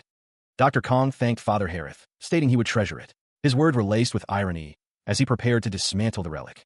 Elsewhere, the forest on the outskirts of Sharon stood silent, unaware of the events unfolding elsewhere. A flash illuminated the system message. Iconoclasm dismantles divine relics to extract holy power, costing 2,000 points. With a final ding, the system announced that the heart of the devout had been dismantled. The relic was no more. The man with white hair looked on, remarking that Dr. Kong was going to hell. Father Harith remained silent, his expression unreadable. Blasphemy leveled up, increasing in power. His disbelief in the gods intensified. So, the healer realized blasphemy has a leveling system. He wondered how useful it would be at level 2. The system informed him that he received a reward for gathering enough holy power. 3 unshakable resolve exchange tickets. He decided to check the skill first. A new skill was acquired. Outfocus. Focus and precision, when activated, enters the out-focus state. The healer activated the skill. While in this state, the area of a skill's effect becomes narrower, but efficiency increases. Using the skill again deactivates the out-focus state. He realized it was basically concentrating all his power on one point. If there's a skill that heals 100 HP for 3 people, it would heal 300 HP without focus. A voice suggests making the tickets worth 300 HP for a single person instead. The black wolf looms over Dr. Kong, who is surrounded by a strange, blur background. The tickets can be exchanged for a weapon, armor, or accessory. The unshakable resolve set deals additional damage proportional to the target's holy power and reduces incoming damage. The man with black hair stands before a portal, contemplating something. The man with black hair glances, seeing as he's got 3 of these tickets. Dr. Kong turns, the black wolf still looming over him. The items must want him to share them with his companions. Based on holy power, the black wolf questions if Dr. Kong is sure it's okay to give away something this valuable. The man with black hair tells Dr. Kong that it's not a freebie and accounted as a share from the Golden Osmanthus quest. It's still a huge win. He decides he'll get the fingerless gloves, as weapons are too much of a hassle to carry around. A flash of light erupts as he uses an unshakable resolve exchange ticket. The ticket transforms into unshakable resolve fingerless gloves, the embodiment of an unwavering heart. A chibi figure cheers as the wolf looms nearby, and Dr. Kong wonders what he should pick. The doctor asks the wolf what he thinks about a shovel, repeating the question to himself. He thinks that he is pretty good at digging himself into a lot of different things. The doctor considers the gloves an insult, as another unshakable resolve exchange ticket is used. The ticket transforms into an unshakable resolve spade, the embodiment of an unwavering heart. The wolf wonders if he should start carrying this around instead of Golden Glory, noting that these weapons won't do much against civilians who aren't priests. The spade drops into the wolf's possession. The doctor exclaims that it's cold as the rain pours down. The chibi figure looks on as the wolf holds the spade, and Dr. Kong admires how awesome it looks. The doctor thinks that camping in the rain is the worst. Rain lashed down, the wind howling through the streets of Sharon City. The doctor shivered, teeth beginning to chatter as the cold seeped in. The white-haired man exclaimed, surprised, "Hey, look, you're human again." Tears welled in Dr. Kang's eyes. "Please don't let me die again for a long, long time." He sniffled, adding, "Or something before we get soaked. We need to grab a room, too." The rain continued to fall as they approached the Horseshoe Inn. Inside the inn, the white-haired man shivered. "Sheesh, I'm soaked. Let's see. Are there any open tables?" A patron at a nearby table let out a startled eek. Dr. Kong flinched, his expression one of unease. A sense of impending doom filled the air. At a dimly lit table, a man with green hair sat surrounded by other patrons. The green-haired man's eyes glowed with a menacing glare. The man with glasses trembled, overwhelmed by the intensity of the stare. Panic rising, he bolted, desperate to escape the perceived threat. Healer Kong was pulled toward an open table, away from the chaos. Confusion clouded the air as someone turned, startled by a sudden sound. Nearby, oblivious to the brewing storm, 2 figures continued drinking. The man with glasses glanced over, reconsidering his initial assessment. A voice boomed, singling out someone by name. "Hey, Urich!" A bottle hurtled through the air, striking Urich with brutal force. The impact reverberated, the sound echoing through the inn. The man with glasses and Dr. Kong watched in stunned silence. The attacker snickered, feigning innocence. "Oops, my bad." Urich, now bleeding, heard the taunt. Another failed quest. Couldn't even catch a few stray dogs? The voice taunted, questioning what his muscles were even for. His fist slammed against the wooden table, the impact echoing through the room. Grit etched across his face. Urich's eyes burned with fury, blood trickling down his cheek from the earlier assault. A viscous liquid dripped, splattering on someone just out of view. The liquid continued to drop, running down the face of the man with green hair. 2 men loomed over him. One sneered, asking if he was being ignored. The other man, standing behind him, told him to forget it. A hand lifted a bottle of wine, preparing to pour. The wine poured, the speaker declaring it a waste on someone like him. The wine trickled down the man with green hair's face as he sat silently. The 2 men laughed, enjoying the man with green hair's humiliation. The man with green hair sat at the table, the 2 men continuing to mock him, calling them jerks. Someone felt a pang of guilt, realizing they had judged him by his looks. Dr. Kong clutched his head, realizing he was just as bad as the others. He listened as the white-haired character spoke, a bottle in hand. The other man seemed unconcerned with the words, pride potentially wounded. Dr. Kang's expression was unreadable, his gaze fixed downward. The weight of the conversation seemed to press upon him. A figure lay prone on a table, seemingly unconscious. The scene hinted at the challenges and consequences of healing. Taking on a legitimate quest for once actually felt really great. The white-haired character gestured emphatically, advising Dr. Kong to demonstrate his abilities rather than rely on persuasion. The doctor listened intently. Dr. Kong sighed, acknowledging the difficulty of attracting patients without opening his own clinic. It was hard to attract patients. With my methods, even if I use fully recovered to speed up the healing, it still takes hours to fully recover. Dr. Kong listened to another character who held a pink bunny. The character noted that his methods didn't really sell on Azul, where people are used to instant healing. Treatment's flawless. A clamor arose as Dr. Kong considered the challenges before him. His expression was thoughtful, perhaps even troubled. A man peers out from a window, wondering what all the commotion is about. 2 priests, under the cover of night, stand ready to recruit new followers. The priests announce that they are from the Manhwa Lisa Church, ready to welcome new members. The blonde-haired priest asks if anyone seeks greater power or longs for special abilities. The priests invite those who are interested to come with them, promising something special. They promise to give them the chance they've been waiting for, whatever that may be. From a nearby building, Dr. Kong and another man observe the church recruiters. The man with white hair asks if the priest's offer is for real, skeptical of their claims. The crowd seems to be buying into the priest's promises, wondering if they'll truly receive power. One man decides he has nothing to lose and is willing to check out the priest's offer. The doctor smirks, finding it hard to believe that people are actually falling for the priest's recruitment tactics. The man with glasses suddenly shouts for them to wait, perhaps having second thoughts. The man with green hair wondered aloud if that was him. Footsteps echoed as the pair continued their conversation, their destination unknown. Meanwhile, a murmur rippled through the town as figures gathered near the central plaza. Dr. Kong sat at a table, listening as one of his companions demanded someone get out there. Another man asked what was going on, remembering the church that promised great power a few days ago. A man with red hair pointed, exclaiming that the folks who followed them just got back. The man with red hair continued, saying that no one would believe it. The man with white hair asked if they heard that, as the man in the black coat rose from his seat. A man with blue hair stood under a sky filled with energy, his expression unreadable.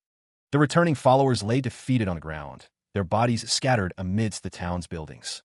The man with blue hair faced a bald man kneeling before him, who told him to admit defeat. The bald man spat, declaring he wouldn't lose to a low-rank adventurer. His face contorted with rage as he prepared for another attack.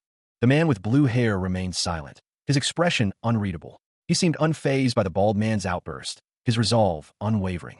With a soft hiss, Sung Hyeon drew his sword. Golden light emanated from the blade, a testament to his newfound power. The sword whistled through the air, a blur of motion too fast for the eye to follow. The air crackled with energy. Sung Hyeon's eyes narrowed, his focus absolute. He moved with a speed and precision that belied his calm demeanor. The blade slashed through the air, connecting with its target. The bald man was caught completely off guard by the speed of the attack. The force of the blow sent shockwaves through the air, distorting the very space around them. The attack was devastating. The bald man screamed in agony as the blade struck him.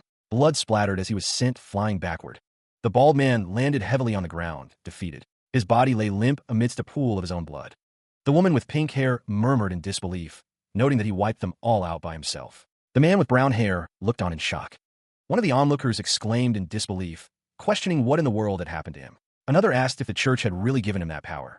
The woman with pink hair stared at Sung Hyeon, a mix of awe and fear in her eyes. The crowd murmured, the sound of rising clamor. He acknowledged the Manhwa Lisa Church, admitting he hadn't known a thing before. The pair discussed magic, one boasting about now being able to cast high-tier spells. They were sure everyone wanted to be as strong as them. A woman in a gray robe, a pamphlet in hand, approached someone, a smile plastered on her face. An unseen person offered a pamphlet, the words echoing in the air. The pamphlet directed people to the church's location on the map, urging them to check it out. A crowd gathered, drawn by the spectacle, their clamor filling the air. Two men looked glum, one questioning why they both seemed so grumpy. One of the men stated it was because it was annoying, the other agreeing. A man with green hair explained that divine beings grant power if you join a church, but there's no way to get that strong in just 3 days. Another man found the church's advertising to be a scam, and it ticked him off. A man with dark hair thought there had to be a way to rain on their parade. He suggested that if they stirred up trouble for no reason, the Adventurers Guild would come. He considers the events that have transpired, a thoughtful expression on his face. Elsewhere, a man in a black robe is approached by the green-haired woman, who has a question. She asks if he knows what happened to the green-haired guy with the scar, who was with him 3 days ago. Dr. Kong turns, stating that he is not sure and that the name doesn't ring a bell. The doctor's expression is one of uncertainty, perhaps even concern. Something feels off about the situation. The doctor's companion asks if he is sure that his name is Urich. The man replies that they are busy. The doctor suggests asking one of the priests, but the man grabs him, his expression turning hostile. The man shouts that he doesn't know, his fist flying towards the doctor. The punch connects, sending the doctor reeling backward. Meanwhile, the man in the black robe falls to the ground, complaining that he is being annoyed. Urich threatens to kill the doctor if he keeps bugging him, his face contorted in anger. Dr. Kang's eyes widened, a flicker of surprise crossing his face. The air crackled with unspoken tension. The man with white hair stood beside Dr. Kong, his expression unreadable. He declared that they couldn't stand by. A wave of emotion washed over the man who had been attacked. He was touched by the support. The man with white hair stretched, a sinister grin spreading across his face. He stated that whatever they did now counted as self-defense. The man with white hair believed Hojong would want them to avenge him. The man who was attacked realized that this was legally sanctioned violence. The man who was attacked looked up at the man with white hair, a mix of gratitude and apprehension in his eyes. Dr. Kang's smile widened, a dark glint in his eyes. He thought they were doing this for him. The protagonist, Sung Hyen Kong, was approached by Urij and another man. Urij asked who he was and why he was picking a fight. The man with brown hair wondered aloud if it would look bad if they ganged up on him 2-on-1. The man with brown hair asked Urij what he suggested they do instead of fighting 2-on-1. The two men stood side by side, waiting to see what the other would suggest as an alternative to a 2-on-1 fight. The man with brown hair chose paper. Urij, visibly annoyed, asked if this was some kind of joke to him. Urij chose scissors, losing to the man with brown hair's paper. Urij lamented his terrible luck at rock, paper, scissors, claiming he'd never even beaten his own reflection. The man with brown hair told Urij to step aside, calling him a loser. Urij's face contorted in anger, his brow furrowed as he prepared to fight. The man with brown hair tossed something aside, declaring that Urij had picked a fight with the wrong guy. Urij lunged forward, energy crackling around his fist as he prepared to strike.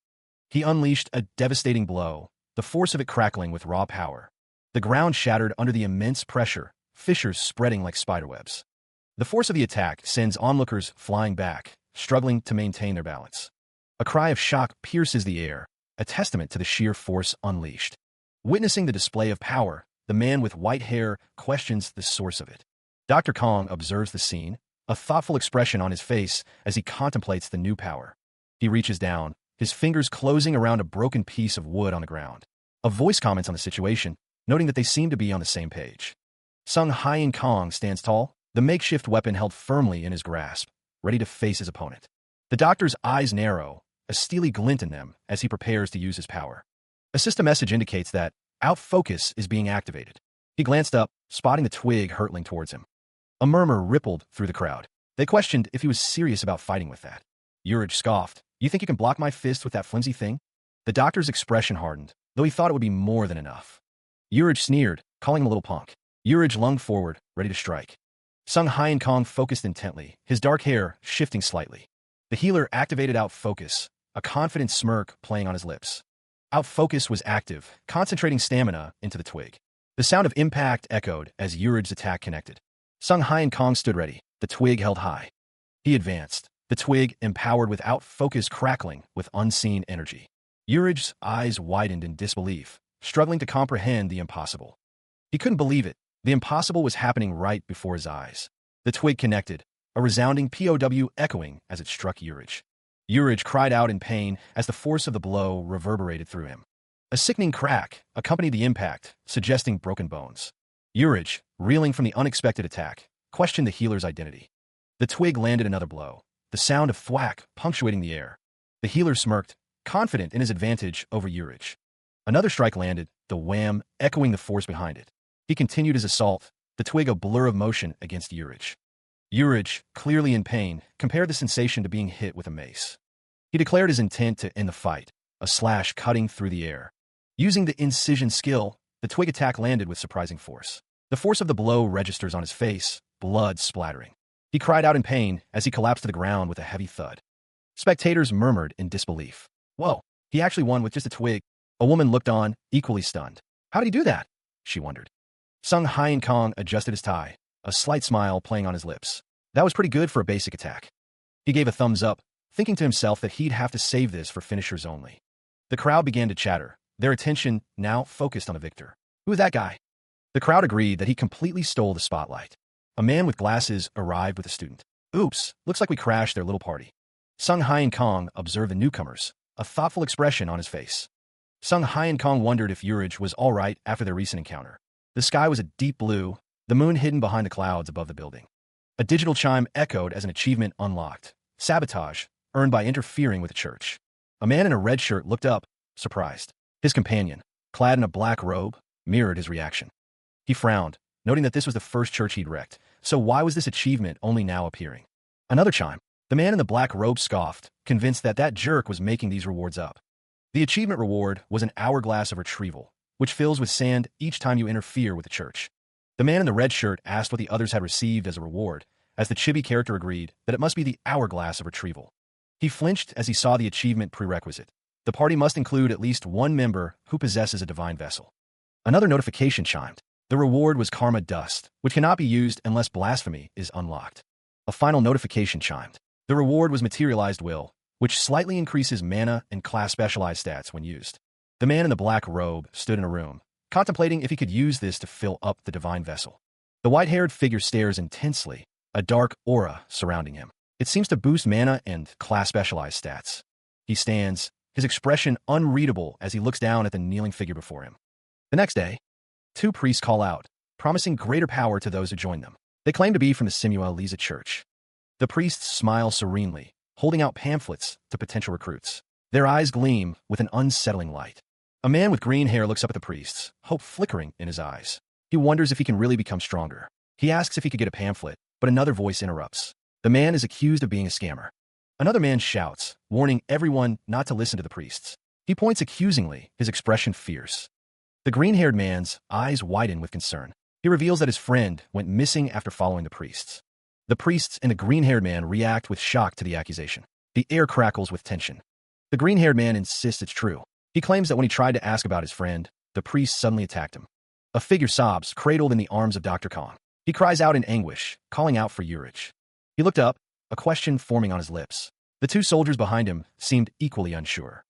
The soldiers decided the situation was a little shady, and they were out. The woman's eyes widened, her expression a mix of shock and disbelief. A chime rang out as the church interference succeeded, acquiring karma dust. The next day, a man roared, calling them con artists. The woman looked on in shock as the church interference succeeded, acquiring materialized will. The man in the black suit scoffed, questioning what power they could give, since they couldn't even beat a frail healer like him. Another chime indicated the church interference was successful, acquiring karma dust. The day after that, the woman yelled, professing her love for Elizabeth. Suddenly, someone grabbed the healer, who questioned who the hell that was. The church interference succeeded again, acquiring materialized will and karma dust. Materialized will and karma dust were acquired, and blasphemy leveled up from level 2 to level 3. And the day after, the door bursts inward with a resounding slam, shaking the frame. Healer Kong is found by a priest who is huffing and puffing from the exertion. The priest smiles warmly, clasping his hands together, and says, "Excuse me, dear adventurers." A voice booms out proposing, "How about we have a little chat?" Meanwhile, a ship cuts through the water, its sails billowing in the wind. The masts of a ship cut through the night sky, illuminated by distant, ethereal lights. The vessel approaches its destination, Bismar Island, a haven amidst the turbulent seas. The man with white hair winces, receiving treatment as Dr. Kong looks on. He laments their predicament. A few hours ago, a conversation begins, promising a direct and concise explanation of recent events. The high priest assures them that Mr. Urich is safe and unharmed. The high priest explains that Mr. Urich is currently on Bismar Island, where the church's headquarters are located. He is receiving treatment for injuries sustained during training, the high priest clarifies. The high priest continues, explaining that outsiders are normally not allowed there, but an exception has been made. The high priest pleads, emphasizing the importance of their request. The high priest slams his hand down, demanding they stop interfering with their missionary work. The room shakes as the high priest's power surges, intimidating those before him. Dr. Kong observes the man with black hair, who is practically foaming at the mouth with anticipation. He was approached by a man who took a step closer. The man inquired if he was boarding that ship. They had heard he was meddling with the Manhwa Lisa church to find his friend. Dr. Kong, with a proud expression, remarked that it sounded like they were well informed. A woman explained that her sibling disappeared after following those people. Dr. Kong acknowledged their situation, asking what brought them to him. The group explained they wanted him to help find their missing family members. The man sighed, saying they would do it themselves if they could. But ordinary folks like them don't stand a chance against them. Dr. Kong stated that he is a healer, so he normally only takes healer requests. The camera focuses on Dr. Kang's lab coat. The man then asked him to find their missing family members. Dr. Kong smiled, thinking that would make it a healer request, and that they were smart. He liked that. The ship cut through the waves, its sails billowing in the wind. Dr. Kong, standing on the deck, heard the words, "All right, we'll take the request." The vessel continued its journey, further and further from shore. The man in the red shirt remarked that they probably had no trouble getting a crowd here. According to the map, it would take about 8 hours to get to Bismar Island, working their scam in other villages. He felt nauseous. 8 hours passed, each one feeling longer than the last. The healer already felt like he was dying from seasickness. The man in the red shirt suggested they head to the cabin and get some rest, offering something to knock him out. Someone was already fast asleep, snoring loudly. The man in the red shirt thought this whole trip was clearly a trap, but doubted they'd make a move right away, asking for an opinion. He didn't think they'd attack them on the ship either. He suspected that something was amiss, even as they spoke, and wanted to look around the ship. Then, someone decided to do a quick fortune reading, scratching at a map. Splat. The white-haired man stared at the blood-splattered map, a creeping sense of unease washing over him. Tap. A gloved hand tapped the gruesome map. According to the reading, there was something fishy about the cargo hold, a strange energy emanating from that area. Then, the white-haired man decided he would go check it out, sliding out of the room. All right, he said, I'll keep an eye on Hojong. Meanwhile, footsteps echoed through the ship's corridors. Dr. Kong walked down the hallway. Step. 2 guards stood watch. Dr. Kong wondered what that guy was doing. He shamelessly asked to take a look inside, but the guards informed him that the area was off-limits to outsiders. He is told that he needs authorization from the church to enter. Dr. Kong wonders if that's the case. The armored figure slams his weapon down with a resounding crash. Sung Hyen Kong decides he'll just force his way in, regardless of the guard's warning. The armored guards shout in alarm, realizing the situation has escalated. The guard announced that they are under attack, and one dashes forward. The guard swings his weapon, the sound of metal on metal echoing through the hall. Another guard shouts for him to be stopped as Dr. Kong deflects the blow. Sung Hyen Kong draws his weapon, a blue energy blade crackling with power. The energy blade stabs through the guard's armor, eliciting a pained cry. The sound of clashing metal fills the air as the fight intensifies. The guard declares that Dr. Kong may have taken out the others, but he won't get past him. The clash of weapons continues as Dr. Kong faces off against the remaining guard. In that case, he supposes they deserve a quick introduction. With a smirk, Sung Hyen Kong announces himself to his opponents. The armored figure lunges forward, intent on silencing the doctor. The armored figure shouts a battle cry as they attack. The blade finds its mark, a brutal stab that draws a pained expression. The sound of the attack echoes as the armored figure continues their assault. Blood splatters as the armored figure's attack connects with lethal force. Another armored figure jumps into the fray, swinging their weapon with deadly intent. Clutching his wound, Dr. Kong spits back, declaring that they get what they deserve for coming in solo. The armored figure retorts that fighting is all about numbers as they strike again. The doctor is surrounded, the armored figures closing in for the kill. Realizing his opponents are using a clone skill, Sung Hyen Kong grimaces in pain. He paused, a blue potion in his hand, ready to turn the tide. The system chimed, confirming the use of Absorb and Spray skills. With a burst of speed, the doctor moved through the clones. A wave of freezing energy emanated outward. The system notified him of the observational eye skill activation as he struggled to see. The armored figures fell, the system indicating that they were no longer breathing. The system continued to register the status of the remaining clones. One armored figure was encased in ice. A voice echoed, stating how easy this was. Another armored figure was stabbed, crying out in pain. One of the armored figures wondered how he could see through the clones so quickly. The last armored figure coughed, defeated. Explosions rocked the corridor as the last of the armored clones fell. Dr. Kong lowered his weapon, a slight smirk playing on his lips. That takes care of the clones? Oh. A figure in battered armor coughed, blood splattering against the floor. The armored figure lay prone, unmoving. He stepped carefully through the debris-strewn hallway, his gaze fixed on the fallen figure. People would be out cold by now, but she's still alive? Dr. Kong paused, a flicker of surprise crossing his face. Wait, is she? A mechanical rattle echoed as a system message appeared. Disabling communication of God. The doctor's eyes narrowed, a thoughtful expression settling on his face. The armored figure shivered, her pink hair matted with blood. A voice echoed, seemingly from nowhere. You're a dimensional traveler, aren't you? The healer leveled a piercing gaze, questioning if she was a dimensional traveler. The wounded woman's face was marred with blood and exhaustion, her expression pained. An exclamation punctuates the silence, the tension hanging heavy in the air. The woman's face is pressed against the floor, her injuries clearly visible. The healer mused that he discarded something because she was unusually strong for someone from Azul. Dr. Kang's expression was knowing, her reaction speaking volumes without a word. The healer knelt, observing the woman struggling on the floor. Oh, you're going to keep pretending. The woman glanced up, retorting that if he could ignore this, she'd admit she was wrong. The healer's hand moved swiftly, a soft tchh sound accompanying the motion. A blue glow emanated from the healer's hand, energy crackling around his fingers. The healer's voice echoed with confidence, stating that he doubted she could. Dr. Kong presented a bag of tasty amyan, the offering hanging in the air between them. Her eyes lock onto the noodles, a desperate hunger consuming her gaze. The pink-haired woman sighs, the aroma of the noodles seemingly too much to bear. Her face contorts in a mix of longing and desperation. Instant noodles. She begged for just one bite, her hand reaching out to grab the package. The text box reveals she has been stranded on Azul for 3 years. Dr. Kong smirks, thinking that 99% of dimensional travelers crack the moment they see junk food. The pink-haired woman continues to plead, desperate for just one bite. The bag of tasty Amian crinkles in her hands. The pink-haired woman is shocked, realizing she's been tricked. It's just an empty wrapper. He states that he made it specifically for this kind of situation. Unfortunately, letting an enemy dimensional traveler go always comes back to bite you. He looked down at the woman kneeling before him, a strange object in her hands. Blood trickled down the woman's face as she spoke, defiant even in her injured state. Cooperate? Even if you let me go, I'm going to bleed to death anyway. Dr. Kong smiled, a cheerful glint in his eyes despite the dire situation. Right? Did I mention I'm a healer? The woman spat blood, her expression a mix of pain and disbelief. What? There's no way you're a healer. More like a killer. He simply stated, then see for yourself. A flash of light revealed the technique he would use, thread extraction. Dr. Kong prepared a needle, the woman watching with a mix of fear and confusion.